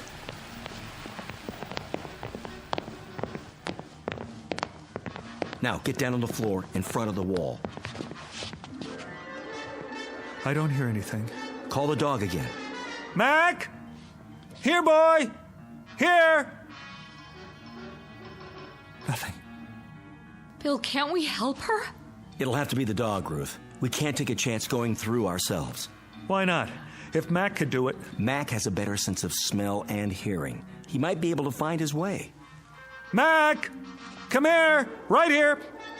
Come on! I hear him. He's doing it! Man! What a mutt! They're not getting any closer. This way, Mac! Come! Tina? Mommy. I can hear him. But they're not coming through the wall. They can't see the opening where they are. Come to me, Mac! To me! Daddy? Bring her out, Mac! Now! Daddy, where are you? Here, baby. Right here. Just a little bit farther. Follow Mac. I can't see you. Mac, you better come. Right now. Why doesn't he do it? Maybe he can't. He's confused. If you can't see him, he can't see you. No, I won't have it. What are you doing? Reaching in. Stop! Pull your arm back. Tina, take my hand. No, Chris, it's too dangerous. Let go of me. My hand, Tina, take hold of it. I can't see it, Daddy. Mother, see it now? No. Chris! Here!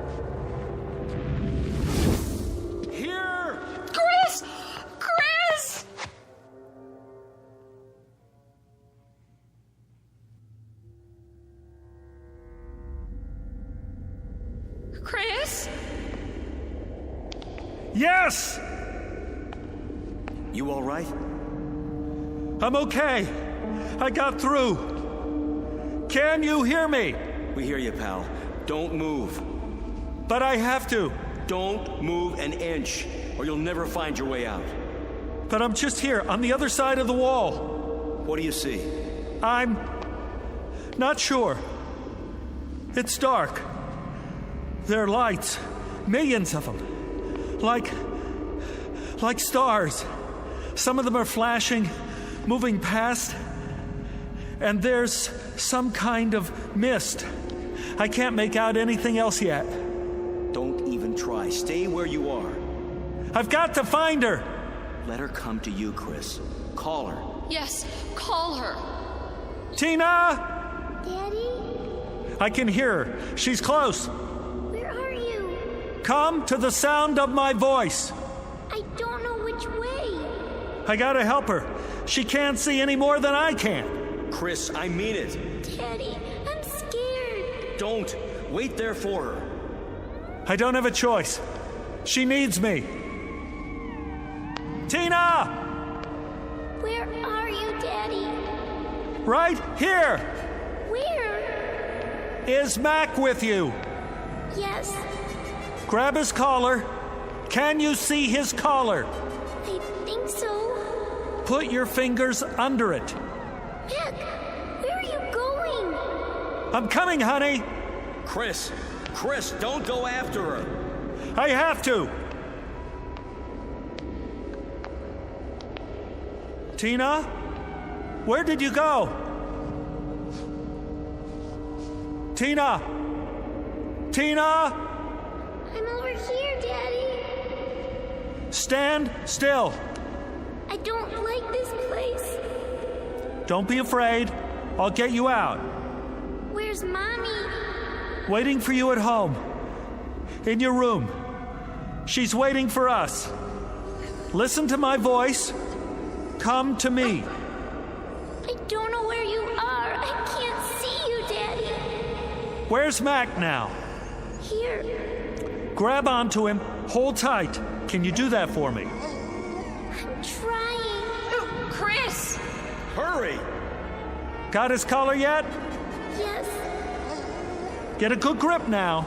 Okay, Daddy. But he wants to run away. You have to stay with him. Don't let go. Mac! Bring her here. Bring her to me, Mac. Is he bringing you, Tina? Yes.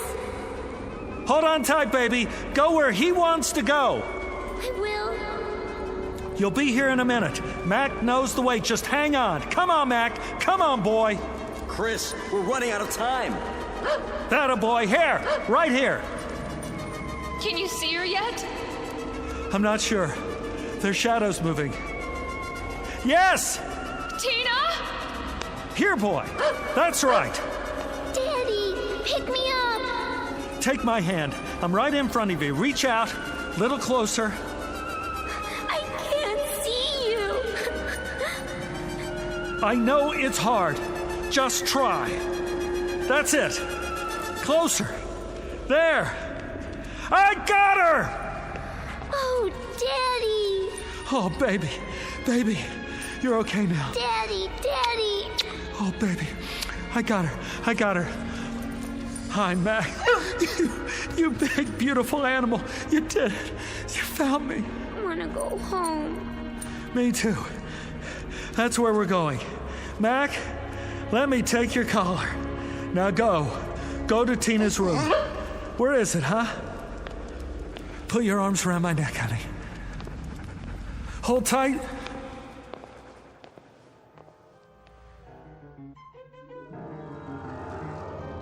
Here they are. Tina! Mommy! Take her. I've got his legs. I'm pulling as hard as I can.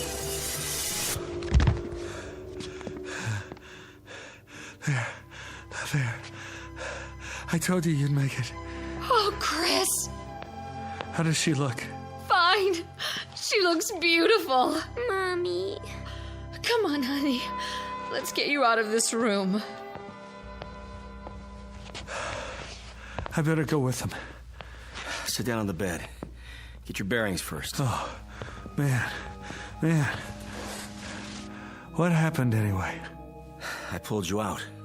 Feet first? How did you do that? Half of you was still here. But I was walking around. You only thought you were. I was holding on to you the whole time.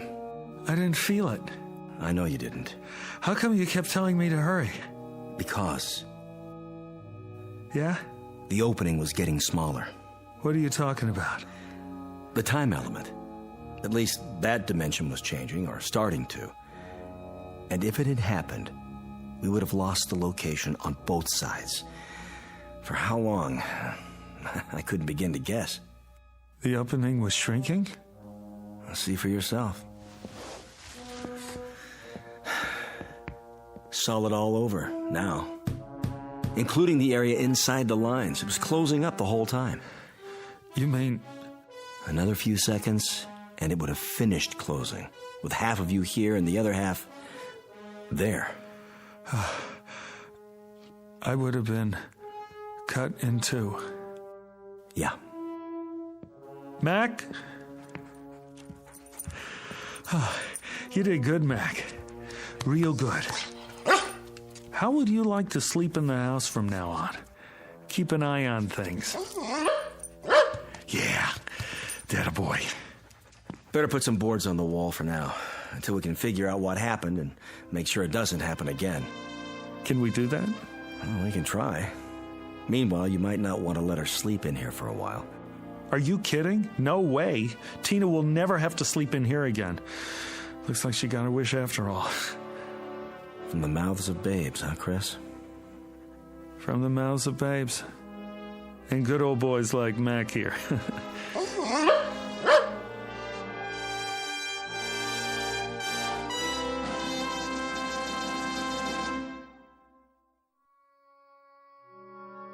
A brief journey into another dimension, perhaps. But which? The fourth? The fifth? Or one not yet charted by theoretical physics? They never came up with an answer, despite a battery of research scientists equipped with every instrument known to man. No explanation was ever found, only a little more respect and uncertainty about what can happen in the Twilight Zone.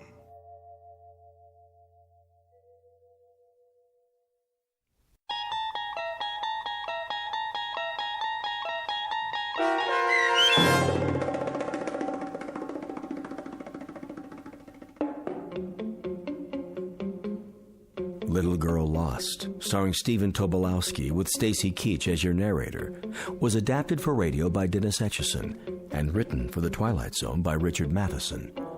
Heard in the cast were Alyssa Frayden, Dana Bokor, and Doug James. The producers of The Twilight Zone wish to thank CBS Enterprises and the Rod Serling Estate for making this series possible. This copyrighted radio series is produced and directed by Carl Amari for Falcon Picture Group. Sound design and custom Foley effects for The Twilight Zone by Cerny American creatives Bob Benson, Craig Lee, Michael Slaybach, and Matt Sorrow. To learn more about The Twilight Zone radio dramas and to contact us, visit our official website at twilightzoneradio.com. Doug James speaking.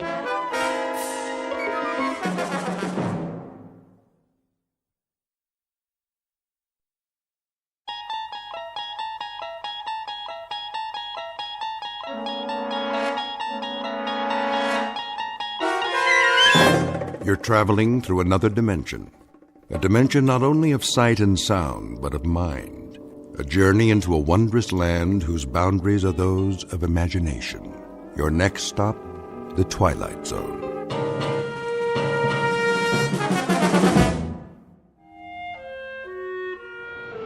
Transeast Flight 23, now ready for departure. Please show your boarding passes at the gate. Ross? Morning, Stern. Gonna be a cold one. Oh, yeah. Ice on the wings all day. Got your long johns on? You bet. I don't believe it. What? Where'd you get the fancy hat? Not this. The wife bought it for me. Fur line and everything. Pretty nice, eh? Keep your brain from freezing. Yeah, you wish you had one. Nah, I already got a brain. Very funny. Flight 107 now on approach, landing in approximately 10 minutes. Flight 107 arriving on schedule at Gate 2. Time to go to work. As soon as I get me some coffee. Stern, Yeah? you and Ross get out there. We're going, boss. On the airfield, now. What's the big rush? Flight 107, What about it? on the radar. Repeat, will ya? You're breaking up. Lost radio contact. Pilot's not responding. Does he mean 107? Coming in by the seat of his pants. Get moving. On the dump. We roger that. Let's do it. Lost radio contact, huh? No sweat. Pilot knows the flight plan. Unless they're playing poker up there.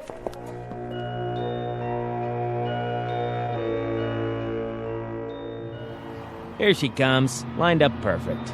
Wait a minute. That's not 107. It's gotta be. Yeah, but she looks different.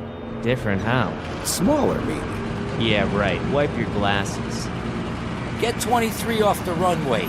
Keep it clear. Stern, walk her back to the gate. You got it. Uh-oh, there ain't time. 107's dropping fast. Well, get out there. Signal her in. My God, it's a prop plane. Is that a DC-3?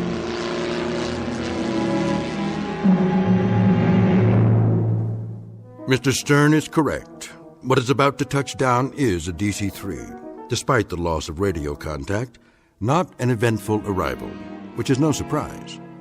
Most airplanes take off and land as per schedule. Very seldom do they crash. But all airplanes can be counted on to do one or the other.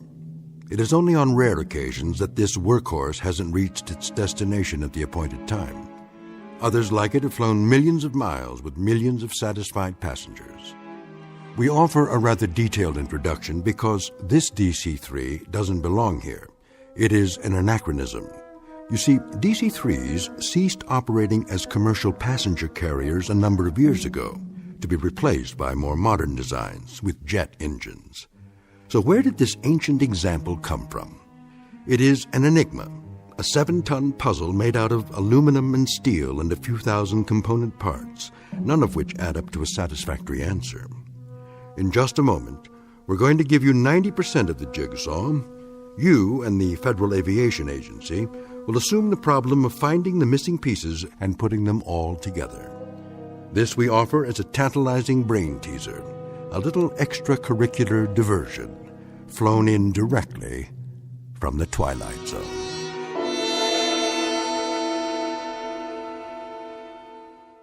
And now, The Twilight Zone and our story, The Arrival, starring Blair Underwood, with Stacy Keach as your narrator.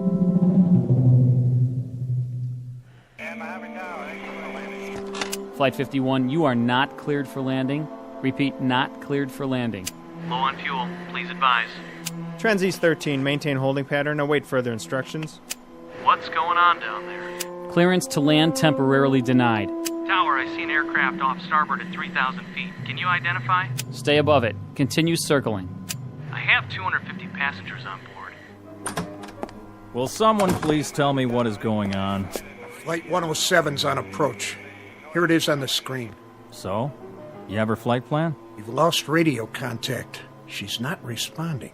Then give her plenty of room. Keep scanning all frequencies. I've done that, sir. The pilot can't hear us. Or he's passed out. Do you have a visual? Not yet. She's dropping fast. Lined up and coming in. She almost clipped a 737. And he says... Well? He says it's not a Transeast plane. What? The pilot says it's... Look out the window. Let me see what kind of... That's not Flight 107. What the? Must be from an air show. I don't believe it. Neither do I. What the heck is that? That, son, is a DC-3. Here it comes. He's gonna make it. Oh, you better.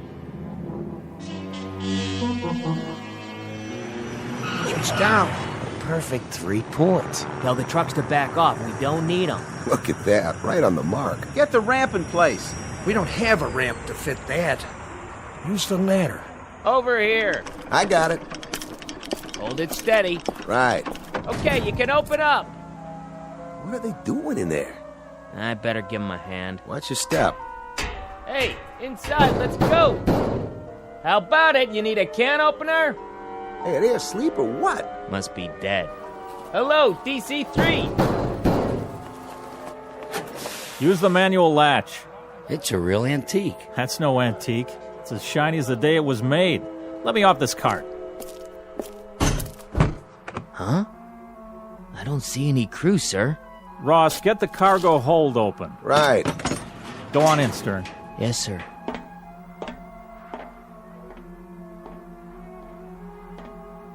Well? Well, Mr. Cousins. Speak up. How many passengers do we have in this crate? None, sir. What are you saying? What do we have? That's just it, sir. We don't have anything. Hey, Cousins, you better come over here. What's the matter? There's no baggage in the hold. Not so much as a piece of paper. I'm calling Bankston. Somebody get the airport police. Whatever's going on. Stern, how are the crew? I couldn't say, sir. Talk sense, man. Nothing. No passengers. No pilot. No co-pilot. The entire plane is absolutely empty. Mr. Bingston, I'll take over. All right, gentlemen, will you knock it off, please? This is Mr. Sheckley from the Federal Aviation Agency. He'll continue the questioning. Is Malloy here yet? On his way, sir. Then we'll have to go ahead without him. The rest of you, do me a favor and just stick to the facts. It's all yours. Thank you, Mr. Bankston. First of all, I'd like to say that this is not a formal hearing. It's more the nature of a preliminary meeting. As your operations chief has noted, we're here to unearth as many facts as we can so that we'll know where we stand. And you can save us all a lot of time if you'd avoid any personal hypotheses you may have formed. That way we can keep the air clear and not clutter it up with 6 dozen theories. You see, theories happen to be my business. In 20-odd years with the FAA, I've got a pretty good record of putting together jigsaw puzzles. Maybe not all of them as off the wall as this one, but I'd lay my batting average on the line any day of the week. So don't worry. Whatever the answer is, I'll find it. Now, let's get down to business. Which one of you is, Cousins? Here, sir. You were in charge this morning? Yes, sir. And you were on duty when Flight 107 arrived? Flight 107? Out of Buffalo.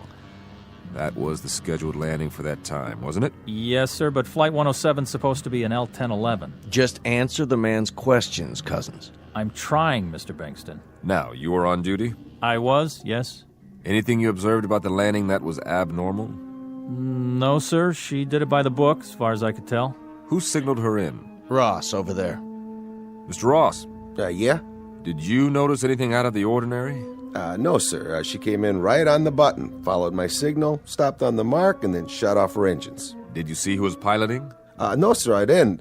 That is, I don't remember seeing them. Couldn't you see through the cockpit windows? Well, normally when I flag a plane in, my eye's on her mark and any other aircraft on either side.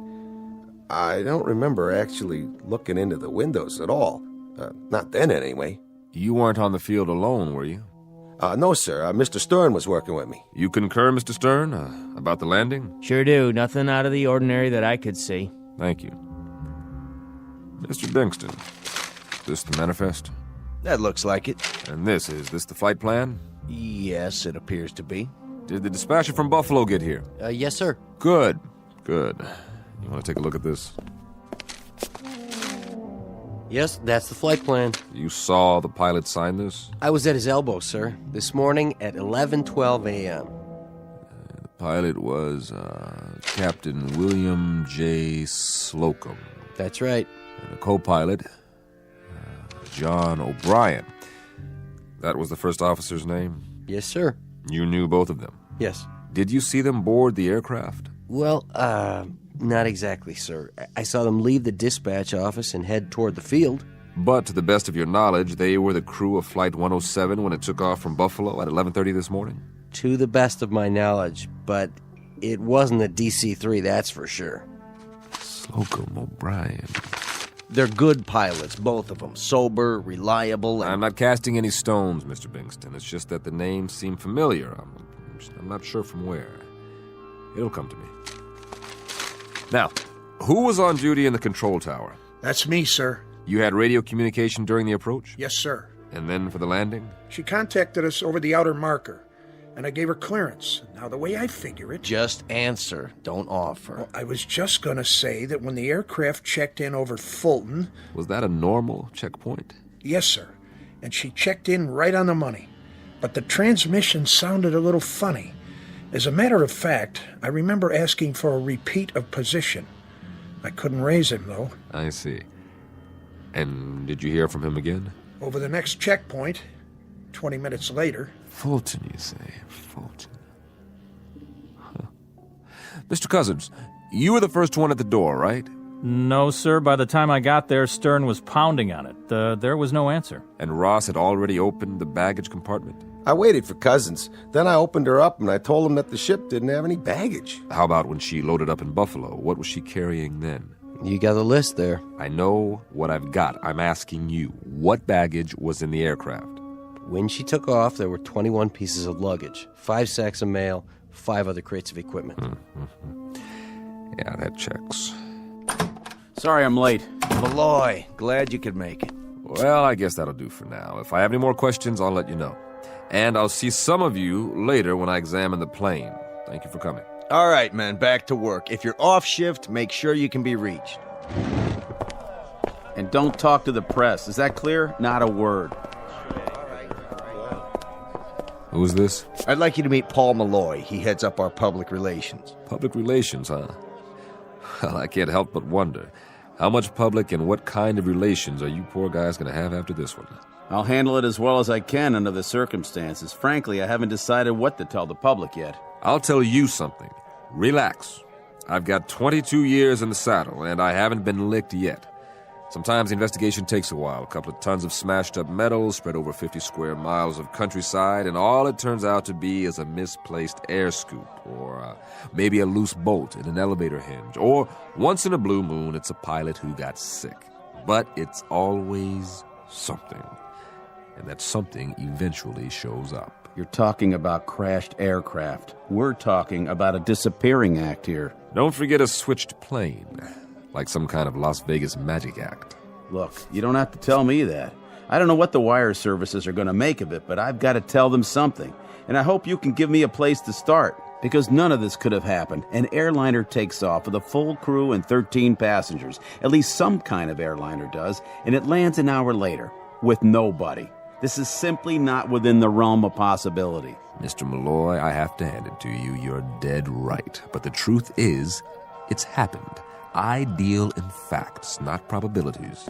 But it can't have happened. First of all, an aircraft couldn't land that perfectly with nobody at the controls. Secondly, a plane load of people doesn't just disappear in midair. There has to be an explanation, a legitimate, valid, rational explanation. I couldn't agree more. And now, I think it's time we go over to the hangar. I'd like to have a look at this magic plane firsthand.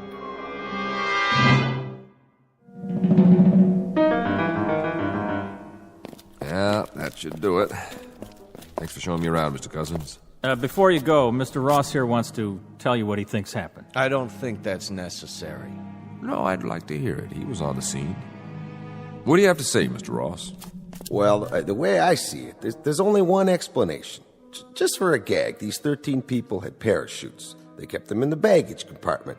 That's why there wasn't any luggage. And someplace between here and Buffalo, they jumped out, like D.B. Sweeney. That's brilliant. And what happened to the pilots, Mr. Ross? I suppose that part of it's elementary. Maybe they hid in the restroom, then sneaked out of the plane after we left. Oh, please.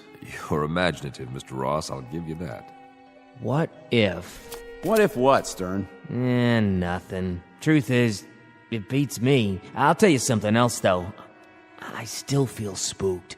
Standing here, I felt spooked even worse when I was inside.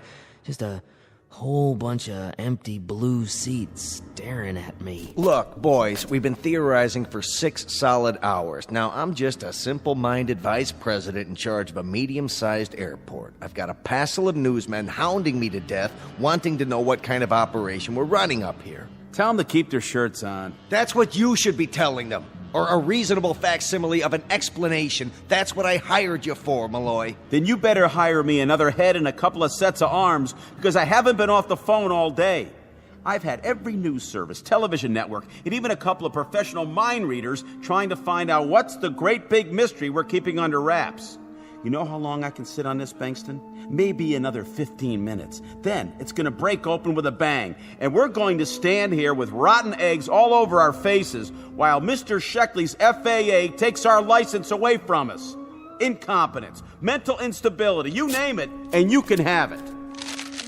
This passenger manifest. What about it? You've checked out every name? I have not. That's all I need now, to have a small army of relatives from upstate New York clutching at my lapels and asking for a definitive statement as to where their loved ones are. How many calls have you had? None so far. You mean to say you haven't had any inquiries yet? Not a single one? It is strange, isn't it? Not a single inquiry from the families. The plane only arrived 6 hours ago. Maybe they haven't had time to miss their... But I'm kidding myself. Of course some of them would have made an inquiry by now. Those who weren't already waiting at the gate. There goes that old feeling. What feeling? The one I get when I'm on to something. Trouble is, I don't quite know what it means yet. The names on this passenger manifest, they're familiar. You've seen them before? I'm not sure. Let me have another look at the inside of this plane. Sure, but why? I want to check it out. One more time. Watch your step. That ladder's tricky. What's he expect to find in there that he didn't see before? Something along the lines of a clue, I would hope. This is a waste of time. We've got to issue some kind of statement before we become a laughingstock. Ross. Yeah? What was it you said? Oh, for the love of... Why don't we just bring in a psychic? You mean about the pilot's hiding out? No, something else. Correct me if I'm wrong, but you said you looked inside the plane when it landed and you saw blue seats. That was me. I was the first one in. Right. Mr. Stern, I just walked up the aisle and back again. They are blue. What kind of nonsense is this? An hour ago, when I first examined the interior of this aircraft, the seats were brown. Haven't we got enough trouble without you two starting an argument about interior decoration? Hey, wait a minute. Where's the serial number on this plane? On the wing, of course, just as it was the first time you looked. You see a number on the wing now? Of course I do. Read it off to me. N153802. You're sure? I think I can read numbers that large. Yeah. Can you read this? The notes I took when we got to the hangar. Take a look. N107793. Now, you must have copied it wrong. Mr. Stern. Yeah? You see a number painted on the tail? Sure do. Read it off to me. What? I said read it off to me out loud. The numbers on the tail. If you say so. N664753. What's this all about? What did I write down on my clipboard? Mr. Malloy, verify, please. N107793, the same as Bankston said. I don't see what... Care to read it again? What are you trying to prove? That we're going off our rockers now? Seeing different numbers? That's always where the numbers are on a DC-3, the wing and the tail. When I started in this business, there were quite a few of them still flying. The first one was built in 1935, December 17th to be exact, the anniversary of the Wright brothers. There were hundreds made, and they kept flying for decades. I don't see what... A real workhorse, this plane. In the Second World War, more than 10,000 were ordered by the military. They called them C-47s. Eisenhower once said there were 4 inventions that won the war: the Jeep, the bazooka, the A-bomb, and the C-47. A few are still operating. It's a design you can trust, as solid as they come. All very enlightening, but if you don't mind, I have a press release to get out. Hold on, Mr. Malloy. You wouldn't want to miss this. What? Gentlemen, I believe I've finally come up with a theory that fits the facts. Unfortunately, there's only one way I can prove or disprove it. Why, unfortunately? Do you have someone who knows how to start this plane? Certainly any one of my mechanics, but I... Would you call him over? Now. Bingston. Miller! Sir? Get over here. I don't see what this... With any luck, we'll all see one way or another. I'm sorry to say that what I'm about to do places me in considerable jeopardy. I hope I'm right. If I'm not, please make sure my wife is notified, will you, Bingston? Mr. Miller. Yes? I want you to climb into the cockpit. Sir? Then, on my signal, start one of the engines. If you say so. For what possible reason? I'll assume full responsibility. Now, everyone stand as far back as you can. If I'm right, you're about to see something you never imagined possible. And if you're wrong? Then you'll see something none of you will ever forget. Before you begin this experiment of yours, I think we deserve some sort of explanation. All right. Is everyone here familiar with DC-3s? Why, of course we are. It was the plane that made commercial air travel possible. Correct. And your mechanics, your personnel, they've all seen them, worked on them? Your point is? Just this. What do you know about the power of suggestion? What are you driving at, Mr. Sheckley? Suggestion on a large scale involving everyone here and on the airport staff. Now, call it mass hallucination, group hypnosis, whatever you want.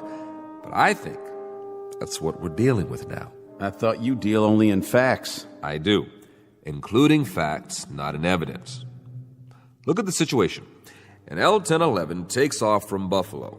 Somewhere along the flight path, the aircraft loses radio contact. Now, maybe it goes down in an out-of-the-way area. We don't know yet. But you were expecting it to land here. And at the appointed time, someone sees or thinks he sees a blip on the radar. And then, with everybody watching the sky, someone else thinks he spots a silver glint coming in. Only from his angle, it looks sort of like a DC-3. The next thing you know, he's spreading the word. There's your power of suggestion working full force. Bottom line is, everyone has a little hypnosis performed on him without even knowing it. Why, that's absurd. I'm looking at the plane right now. We're standing next to it. But are we? Consider the alternative. A modern passenger plane with jet engines changes somehow in mid-flight. And when it lands, it's transformed into an old prop plane. That's impossible, wouldn't you agree? And now, everyone's told us it landed, and that it's supposed to be inside this hangar. That's what everyone says. And every one of us has a picture in his mind of a DC-3 as he knows it. Only, no two memories are identical. Hence, one of you says the seats are blue, another one says they're brown, and another one probably thinks they're red. I read off one number on the wing. Two other guys see two others. Do you understand what I'm saying? If I'm right, then this particular aircraft doesn't exist. It really isn't here at all. Miller.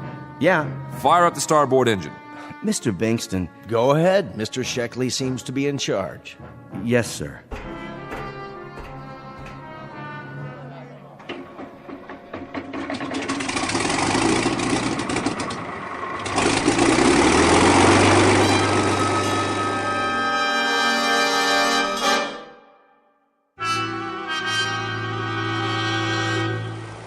This is crazy. You're trying to tell us that this is an illusion? Well, I've got a news flash for you. It's as real as I am. You can feel it. You can touch it. In that case, one of two things will happen. Either I'm about to prove to you that you're wrong, or I'm wrong. Dead wrong. If this plane is a product of our collective imaginations, then so are the engines, and so are these propellers. If I stick my hand through them, nothing's going to happen. But if my theory is for the birds and these props are real, then remember what I said, will you? Break it to my wife gently. Ready? Wait, Sheckley, let's talk this over. We can talk later. He can't be serious. Aren't you going to stop him? I can't give orders to the FAA. Rev it up. What's he gonna do? Put his hand in the propeller. Jiminy Christmas, is he nuts or what? Get those RPMs higher. Can't look. Good Lord. He's going to stick his entire arm into the... Now!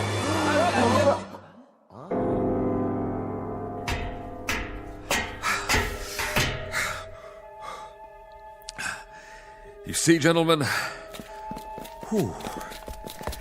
believe I've proven my point. You okay? Careful. Here, I'll help you down. I'm fine. Still, I got two hands. A little shaky, but they're both attached. How'd you do that? I don't get it. Where's the plane? Well, it's simple, really. A little melodramatic, perhaps, but it was just as I thought. The plane was a kind of projection all along from our imaginations, our subconscious minds. You might say we believed it into existence. I could have sworn that... Yes, you could have. And why not? You've seen DC-3s before? Plenty of them, but... So, when everybody told you one was here, you saw it. Clear as can be. We all did. Now, if you don't mind, I think I'd like some fresh air. What'd it feel like? Like nothing at all, because that's what was there. Nothing. So you felt nothing because you didn't expect to. Something like that. But you expected to see us, so you still can? Just like the world outside this hangar. That's plenty real for me. Well, it's reassuring to know that my airport still exists. You don't need to stay with me, fellas. I can handle it from here. What are you going to write in your report? I'll think of something. I only hope it doesn't get me thrown into this booby hatch. We'll go back to my office and work out a statement. Mr. Cousins? Yes, sir? Take a walk through operations. Don't talk about what just happened. If anyone mentions a DC-3, laugh it off. Right. Deny. Will do, sir. Good man. No, I have a first-rate staff. You're referring to one man specifically? Your second in command. What's his name? I don't know who you mean. I have it here. Cousins. You spoke to Cousins? He was very cooperative. I'd like to make mention of him and... You can't have spoken to Cousins. I gave him the rest of the day off. No, that man ahead of us. Where? Well, he must be out of the hangar by now. As for the other two, Ross and Stern, they witnessed my little demonstration. I wouldn't recommend they talk to the press. You'll debrief them, Malloy? Who? I guess they stayed behind with the man who started the engine. The engine? Soon we forget. But that's for the best, I suppose. So now you've seen our main hangar. Tell me, Mr. Sheckley, what brings you to our facility today? Just passing through, or is it an official visit? You may have the right idea. To put it out of our minds. But there is one small matter. The FAA, if I can work out a version that jives with Mr. Malloy's... Malloy, did you say? Well, he's right over... Where? The one who was walking next to you. I don't see anyone. What is this? Some kind of disappearing act? Malloy from PR. I'm Sheckley. Got it? And you're... Bingston. Bingston, where are you?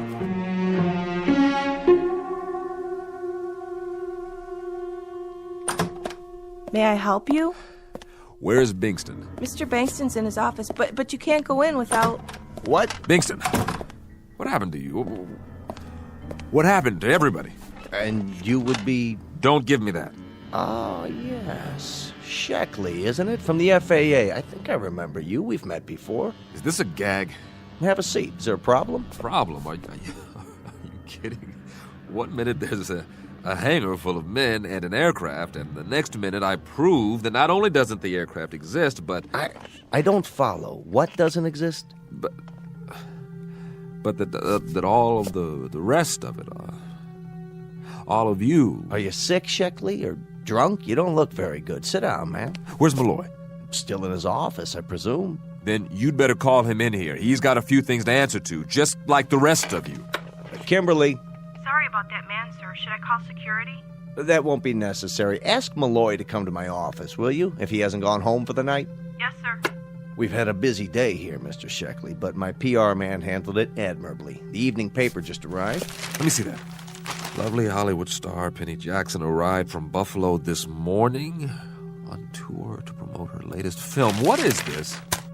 Malloy coordinated everything. Photographers, reporters. Quite a scene we had here. I was just on my way out. Who's this? Who am I? What is this? How could they have taken this picture? The flight from Buffalo this morning. How could they say it landed when... When what? You know this guy? Mr. Sheckley, this is Paul Malloy, our public relations man. I know who he is. What in God's name is going on here? Maybe you better tell us. What's so odd about a picture on the front page of the local paper? What's so odd? That has to be Flight 107. Bingston, didn't that flight arrive this morning with nobody on it? No crew, no passengers, no baggage? No, Mr. Sheckley. Flight 107 landed on schedule.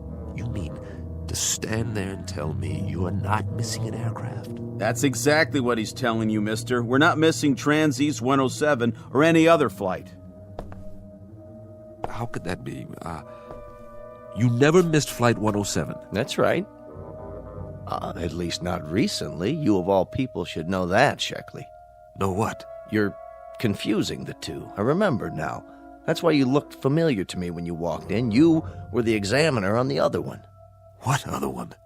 We've had one flight lost in some 20-odd years. Just one. Flight 107. Right.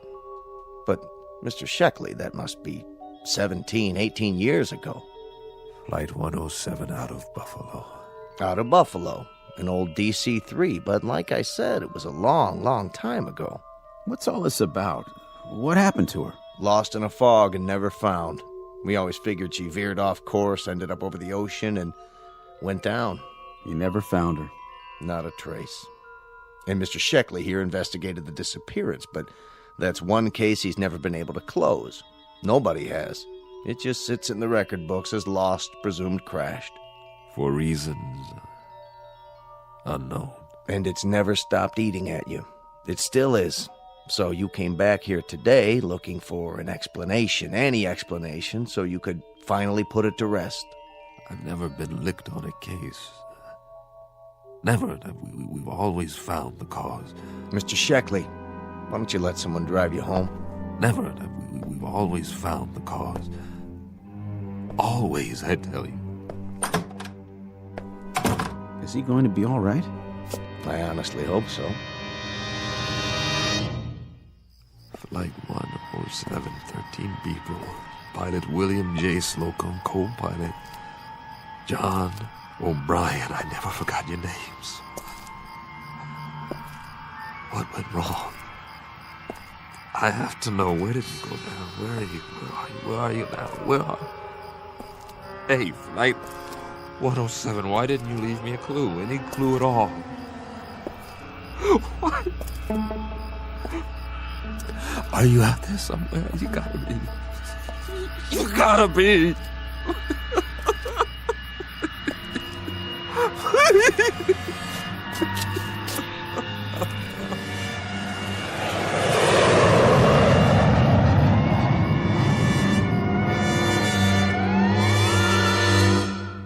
For those in need of an explanation, there's always the obvious one. Simply that of a man with an Achilles heel.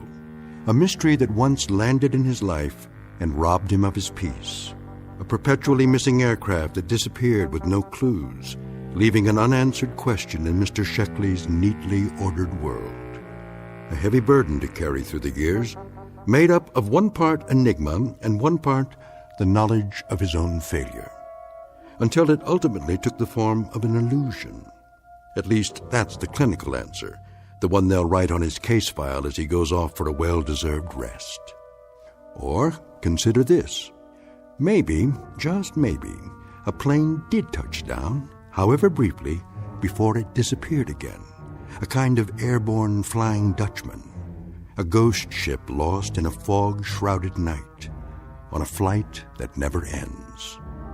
Take your pick, but the latter is more conducive to the rules and regulations of the Twilight Zone.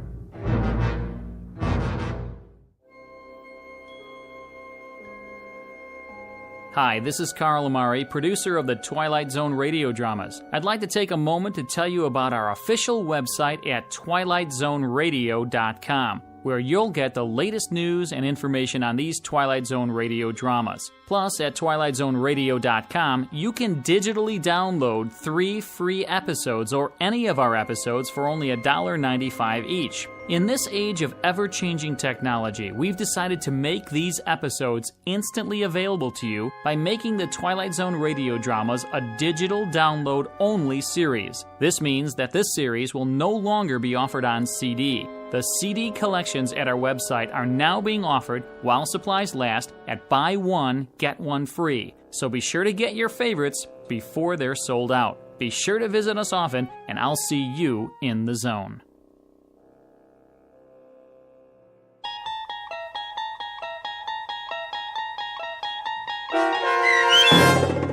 The Arrival, starring Blair Underwood, with Stacy Keach as your narrator, was adapted for radio by Dennis Etchison and written for The Twilight Zone by Rod Serling.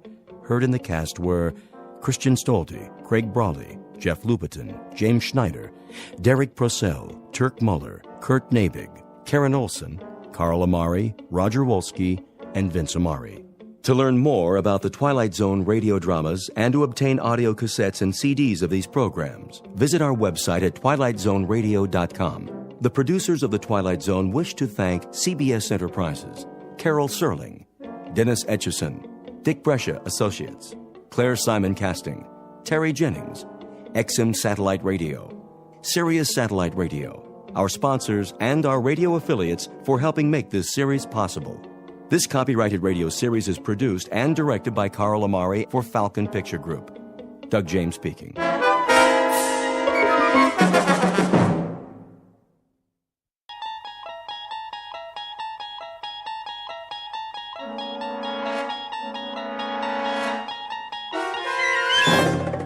You unlock this door with the key of imagination.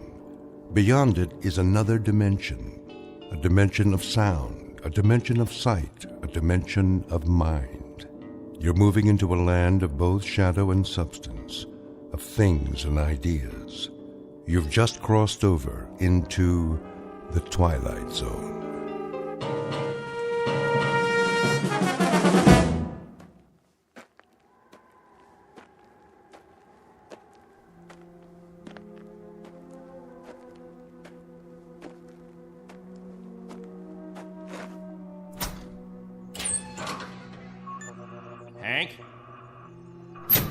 Hank!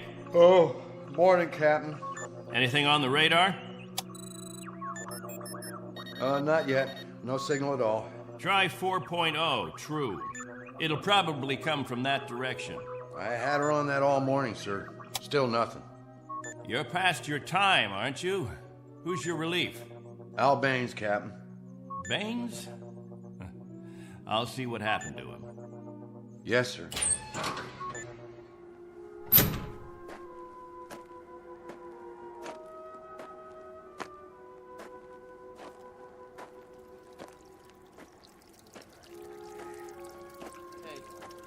Morning, all. Anything yet? Afraid not. They lost, you figure? There's no telling. Okay if we fill our containers now? Go ahead, as long as the water supply holds out. Be a while till the next batch is ready. Julie, where's your husband? He was sleeping, Captain. Get him, Julie. Is something wrong? There's something wrong. Yes, sir. How does it taste today, Henry? Same as always, hot, flat, and unforgettable. But wet. Suffer it a little bit more. 6 months from now, you'll be drinking chocolate ice cream sodas.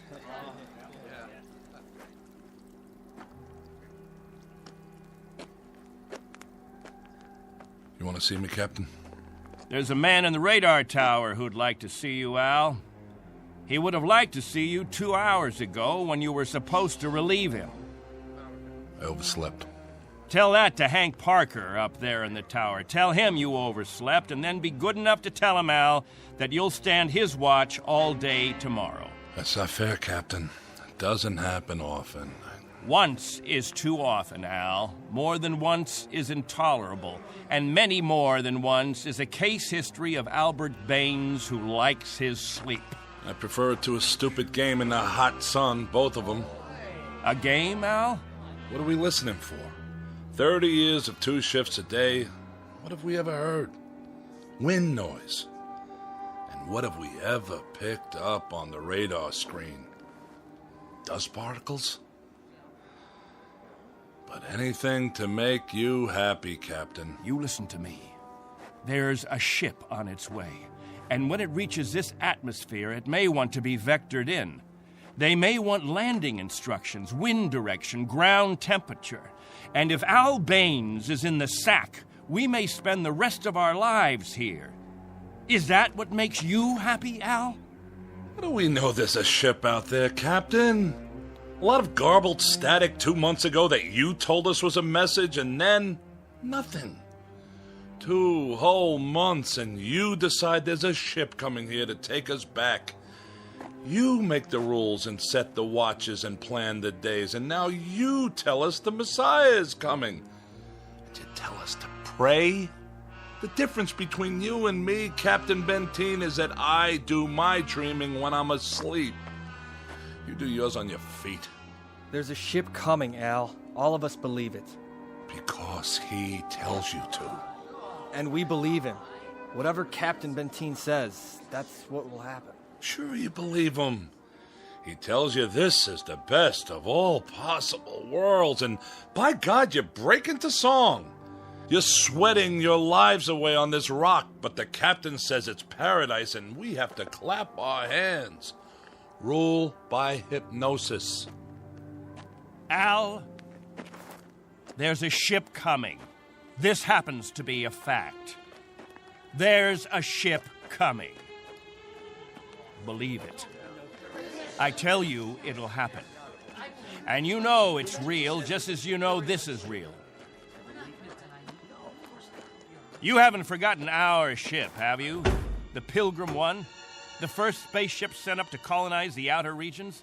And this plaque, placed here by the 130 men, women, and children who established the first off-Earth colony. We owe them our belief. Because they had faith. Don't ever forget that. Now, if you'll excuse me, I'd better go check on the generator.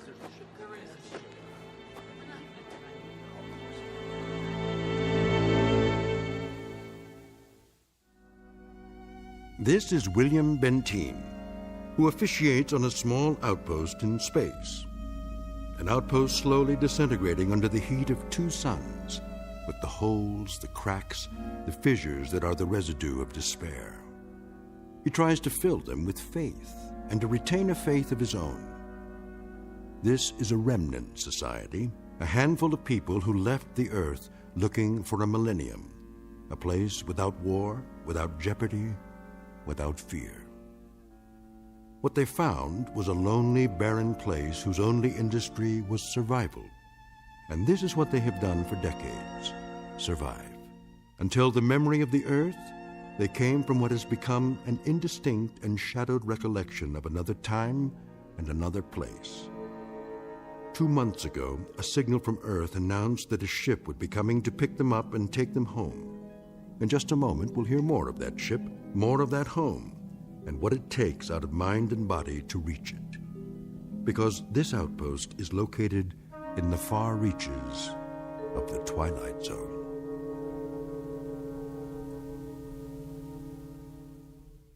And now, The Twilight Zone, and our story, On Thursday We Leave for Home, starring Barry Bostwick, with Stacy Keach as your narrator.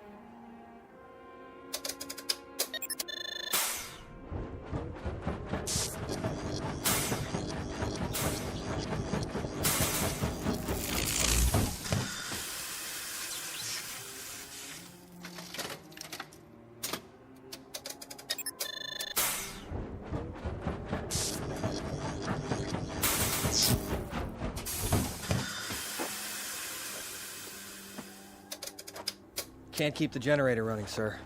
No wonder. Look at these wires. They're rotten. That's all we got, Captain. No backup? This is it. Any insulation? That's all gone, too.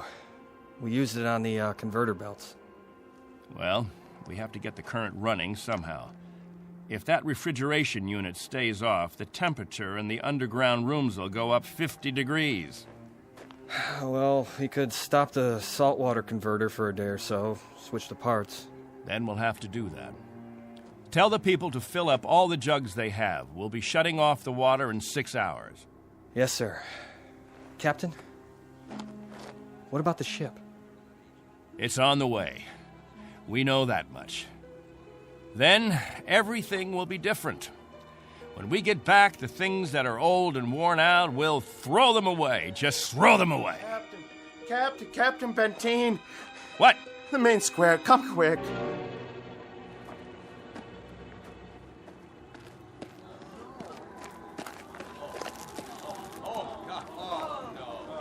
It's Mrs. Rodale.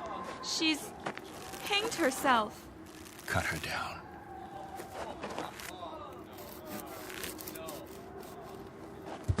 Oh! Mommy, what happened? Is that lady all right? Get them out of here. Come, children. God have mercy on her. You men there prepare her. We'll bury her in an hour. Yes, sir.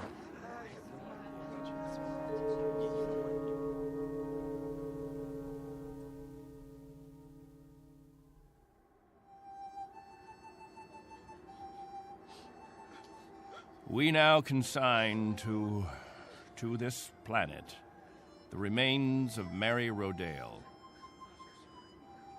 We ask God in His infinite mercy to give her the serenity and joy that she sought while she was with us. And we ask His forgiveness for her sin. Amen. We ask that this good woman be allowed to rejoin her beloved husband who preceded her in death 11 years ago. Bid your farewells now. Forgive her, Lord. Have mercy on her, Lord, for what she's done. A terrible thing. She didn't know what she was doing. She knew what she was doing. Better and clearer than the rest of us. This is a funeral, Al. The 9th funeral in the last 6 months. Nobody talks about it. We just let it go by. But there have been 9 people who thought that maybe heaven is a place where they can get a drink of water without salt in it, where they'll be able to breathe air without choking on the heat of it. If you want to talk blasphemy, Al, take it away from here. I'm talking truth, Captain Benteen. I'm saying that this woman and the others, they took their own lives because living became intolerable. And I say that dying was their right. Anything else? Just this question. I put it to everyone here. Al, please. No! Isn't living tough enough that we don't have to do it by the book? Isn't it hot and blinding and miserable enough that there shouldn't have to be rules? So that we shouldn't have to suffer by the numbers? Will anyone make the simple observation that there's far more happiness going into that hole than what's left above ground? There's more peace of mind in that dead body than in all you mourners put together. All we've got here is anguish. Captain Benteen, let us live with it or die from it in our own way. Young Mr. Baines here wants us to lie down in the sun. Young Mr. Baines would have us given to death when there is still life. He would end all the rules. He'd throw away the regulations. There'd be no standing in line for water. Let the strong take it away from the weak. No rationing of food. Let the young steal it from the old. And when that ship comes down to take us back to Earth, it won't find a society. It will find only a pack. There'll be no human beings left. Only animals. There's a ship coming. It's winging its way in now. It's on its way. Say it. Say it out loud. Let me hear you say it. There's a ship coming. There's a ship coming. There's a ship coming. There's a ship coming. There's a ship coming. There's a ship coming. There's a ship coming. That's right. There's a ship. A ship. Yes. A ship that's coming to take us. Hear that? Can you hear that, everyone? Do you hear? It's the... Meteor storm! It's a meteor storm! Find shelter! Get inside! Up to the cave! Get up to the cave!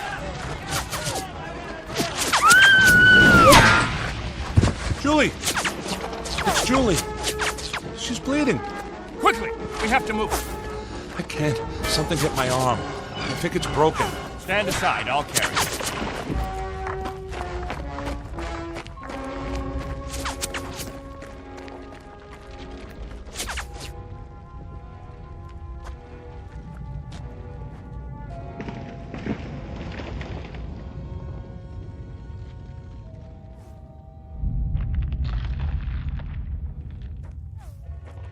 How is she? It's just a cut to the forehead. Not very deep. But keep this bandage on it. Julie? Julie, honey? Can you hear me? Al? Don't let her move just yet. She may have a concussion. How's your arm? It's not broken. Must have been a rock that hit it. Captain, thank you. For a little first aid. No thanks necessary. I deliver babies, too. You might want to keep that in mind. Now, I'd better go see to the others.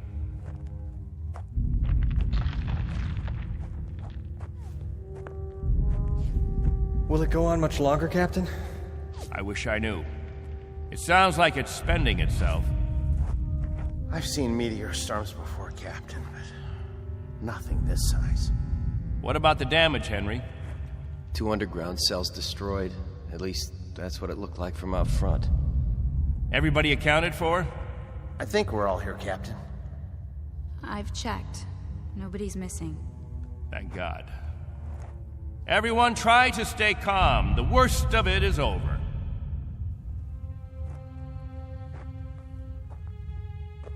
Jojo? Yeah, Captain? You're not scared, are you? Well, kinda. Now, we can't have that. Mind if I sit for a minute? We'll talk, you and me. Captain, tell me about the Earth. Would you, Captain? Tell us what you remember. Yes, do. Well, all right, I guess I can do that. We'd like to hear. You, over there, is that you, Fran? Yes, Captain. And you, Buck. Yes, sir. You fill in the holes if I leave out anything. Straighten me out if I'm wrong about any of my recollections. Jojo, I was a boy of 15 when we arrived here. But I remember Earth. I remember it as a place of color. I remember that in the autumn, the leaves changed. They turned different colors, red, gold, orange. And I remember streams of water that flowed down hillsides, and the water was sparkling and clear. And I remember clouds in the sky, white, billowy things that floated like great, majestic ships. They looked like sails. What are sails? Don't you know what sails were? In ancient times, that's how ships moved across the water. There was so much water.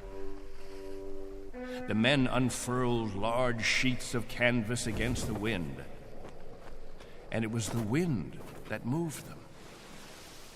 And I can remember night skies. Night.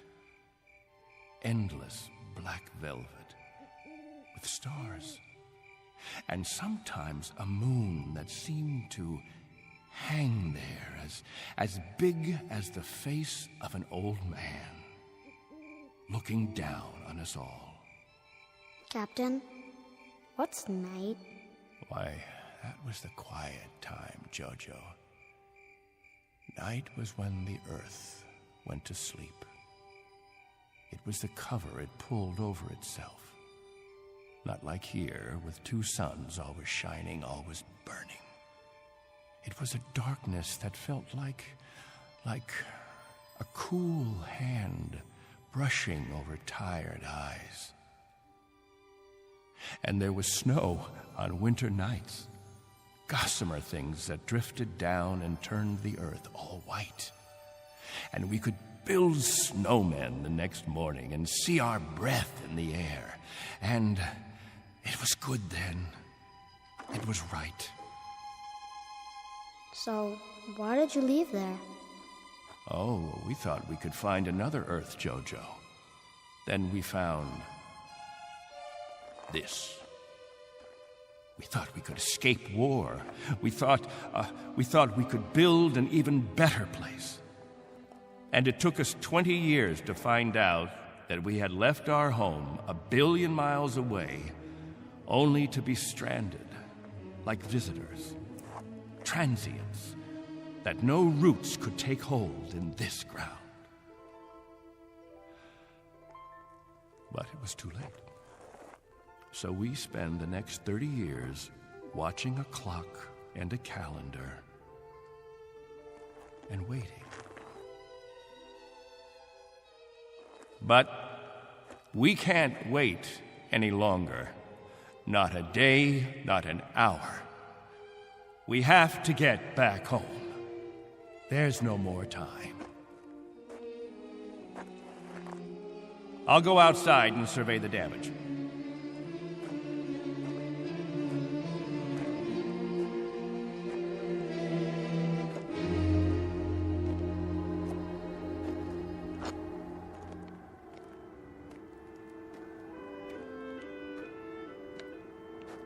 Not much harm. Radar tower's still standing.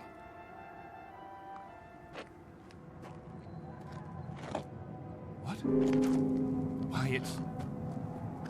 Al! Al Baines, do you hear that noise? All of you, come out here. Do you hear it? What is that?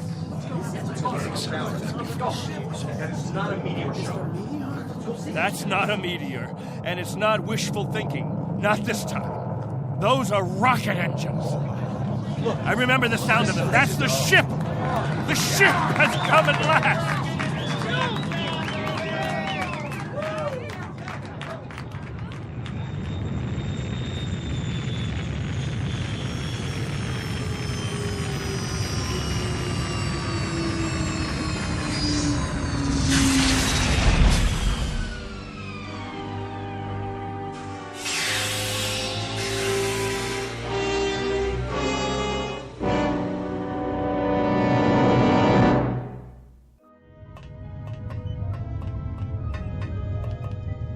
Wow, what a ship. How fast can it go? Oh, pretty fast. Watch your step. Looks like you got plenty of room for everybody. Do you have any water? Clean water? We have enough. Oh, doesn't that sound wonderful? Delicious. Careful. I better talk to your leader. You have one, don't you? Sure do. Captain Benteen. I don't see... He's standing over there. Hey, Captain, come see the ship. Mr. Benteen? I'm Benteen. Colonel Sloan. I command the Galaxy 6. Our orders are to transport you all back to Earth. Colonel, what took you so long? 6.5 months, Mr. Benteen. 100 times that. We've been waiting for 30 years. Does it all look like this? Salt flats and scrubby mountains. 2 suns, hot and perpetual. 30 years of it. 30 years. The children have never seen Earth, and some of the older ones don't even remember it. They'll see it now. Our orders are to get you aboard as soon as possible. We figured that we should be able to lift off on Thursday. Are you still using Earth time? Of course. Good. That'll give you 3 days to prepare. Unfortunately, your people will only be able to take what they can carry. Over 200, aren't there? 187 men, women, and children. It may be a little crowded, but we'll fit you all in. You've been used to a lot of space, Mr. Benteen, haven't you? Space? Room to move around. That's all there is here. That and the heat. I can feel it. They'll make the trip standing on their heads if necessary. I'm sure they will, but I don't think that'll be necessary. Do you know, can you understand what a godsend this is for all of us? It's hard to imagine. I can only say your country's very, very proud of you. What of the Earth? Has it changed? Not too much. Still green? Still green. And the cities? The cities still stand. And war? As always, I'm afraid. One dies down, another one springs up.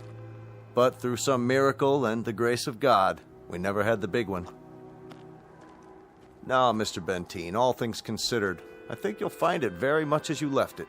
Captain Benteen. Captain? That's what the people call me. This place, their very lives, it's all been my responsibility. You've done quite a job, Captain Benteen. But you can rest easy. I'll take over the responsibilities now. No need. I'm used to the job, Colonel. The living quarters, they're underground? I was saying, Colonel, I'm used to the responsibility. I wouldn't quite know how to function without it. Is it cooler there, Mr. Benteen? I'm sorry, I didn't... Your underground rooms, are they much cooler? Yes, they're refrigerated. It's... Captain. Morning, Captain. George. The best morning ever. We just wanted to say thank you, Captain. Why? For what? For keeping us alive all these years. That's right. Without the Captain, none of us would be here. That's not necessary. You better believe it, Colonel. I do. I do believe it. Captain Benteen. Go ahead, Colonel Sloan. That's all right. I'll see to the others.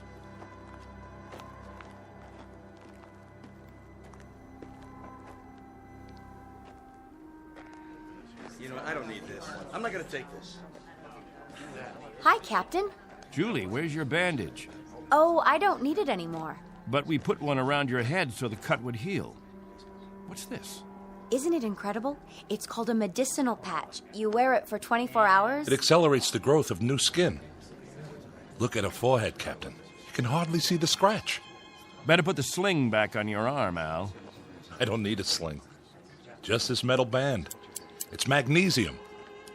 Colonel Sloan said my arm would be perfect by the end of the week. Well, I seem to have had my practice taken away from me.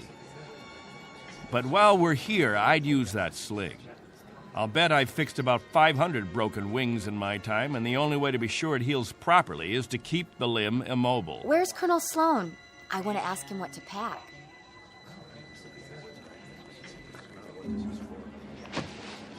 Eleanor, let me help you with that bundle of clothing. Thank you kindly, Captain. I'll carry it for you. No, thank you, crewman. I've got it. Here you go, ma'am. I don't know how to thank you. Are all the crew as strong as you? That's our job, ma'am. Nothing to it.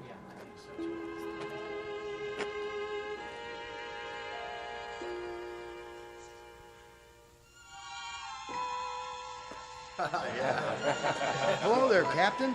Will. I'm so excited. How much longer? Not long. Be patient. May I have your attention, everyone? Good question. Quiet, please.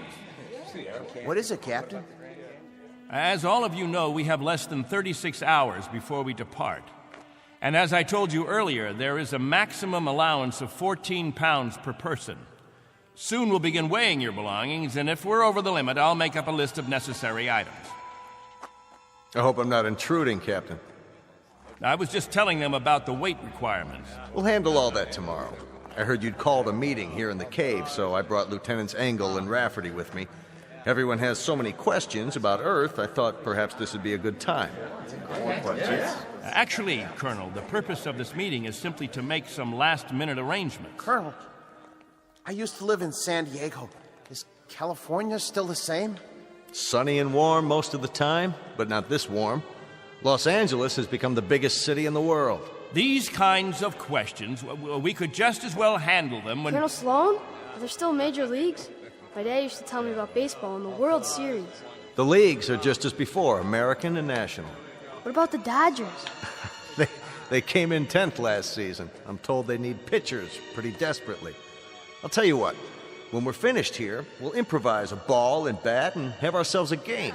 How does that sound? Yeah, that'd be great. Let's do it. I think it's a little hot for that kind of activity. What we could do is have some group singing. We haven't done that for a while. I got an old sack. That'll be the ball. Who's got a stick? What are we waiting for? Let's go. Please, wait. We haven't finished yet.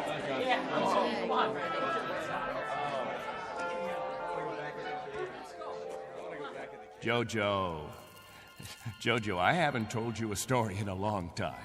How would you like to hear a story about... What have you got there? This is what they call candy. One of the spacemen gave it to me. It tastes... Sweet, Jojo. It tastes sweet. Yeah, sweet, Captain. Want a bite? No, thank you, Jojo. Back on Earth, we can get all we want. Something, Captain? I'm not sure. I'm not at all sure. You've promised them all candy. You've made it sound as if that was what the Earth is made of. Sugar and spice and everything nice. Maybe they ought to be told the truth.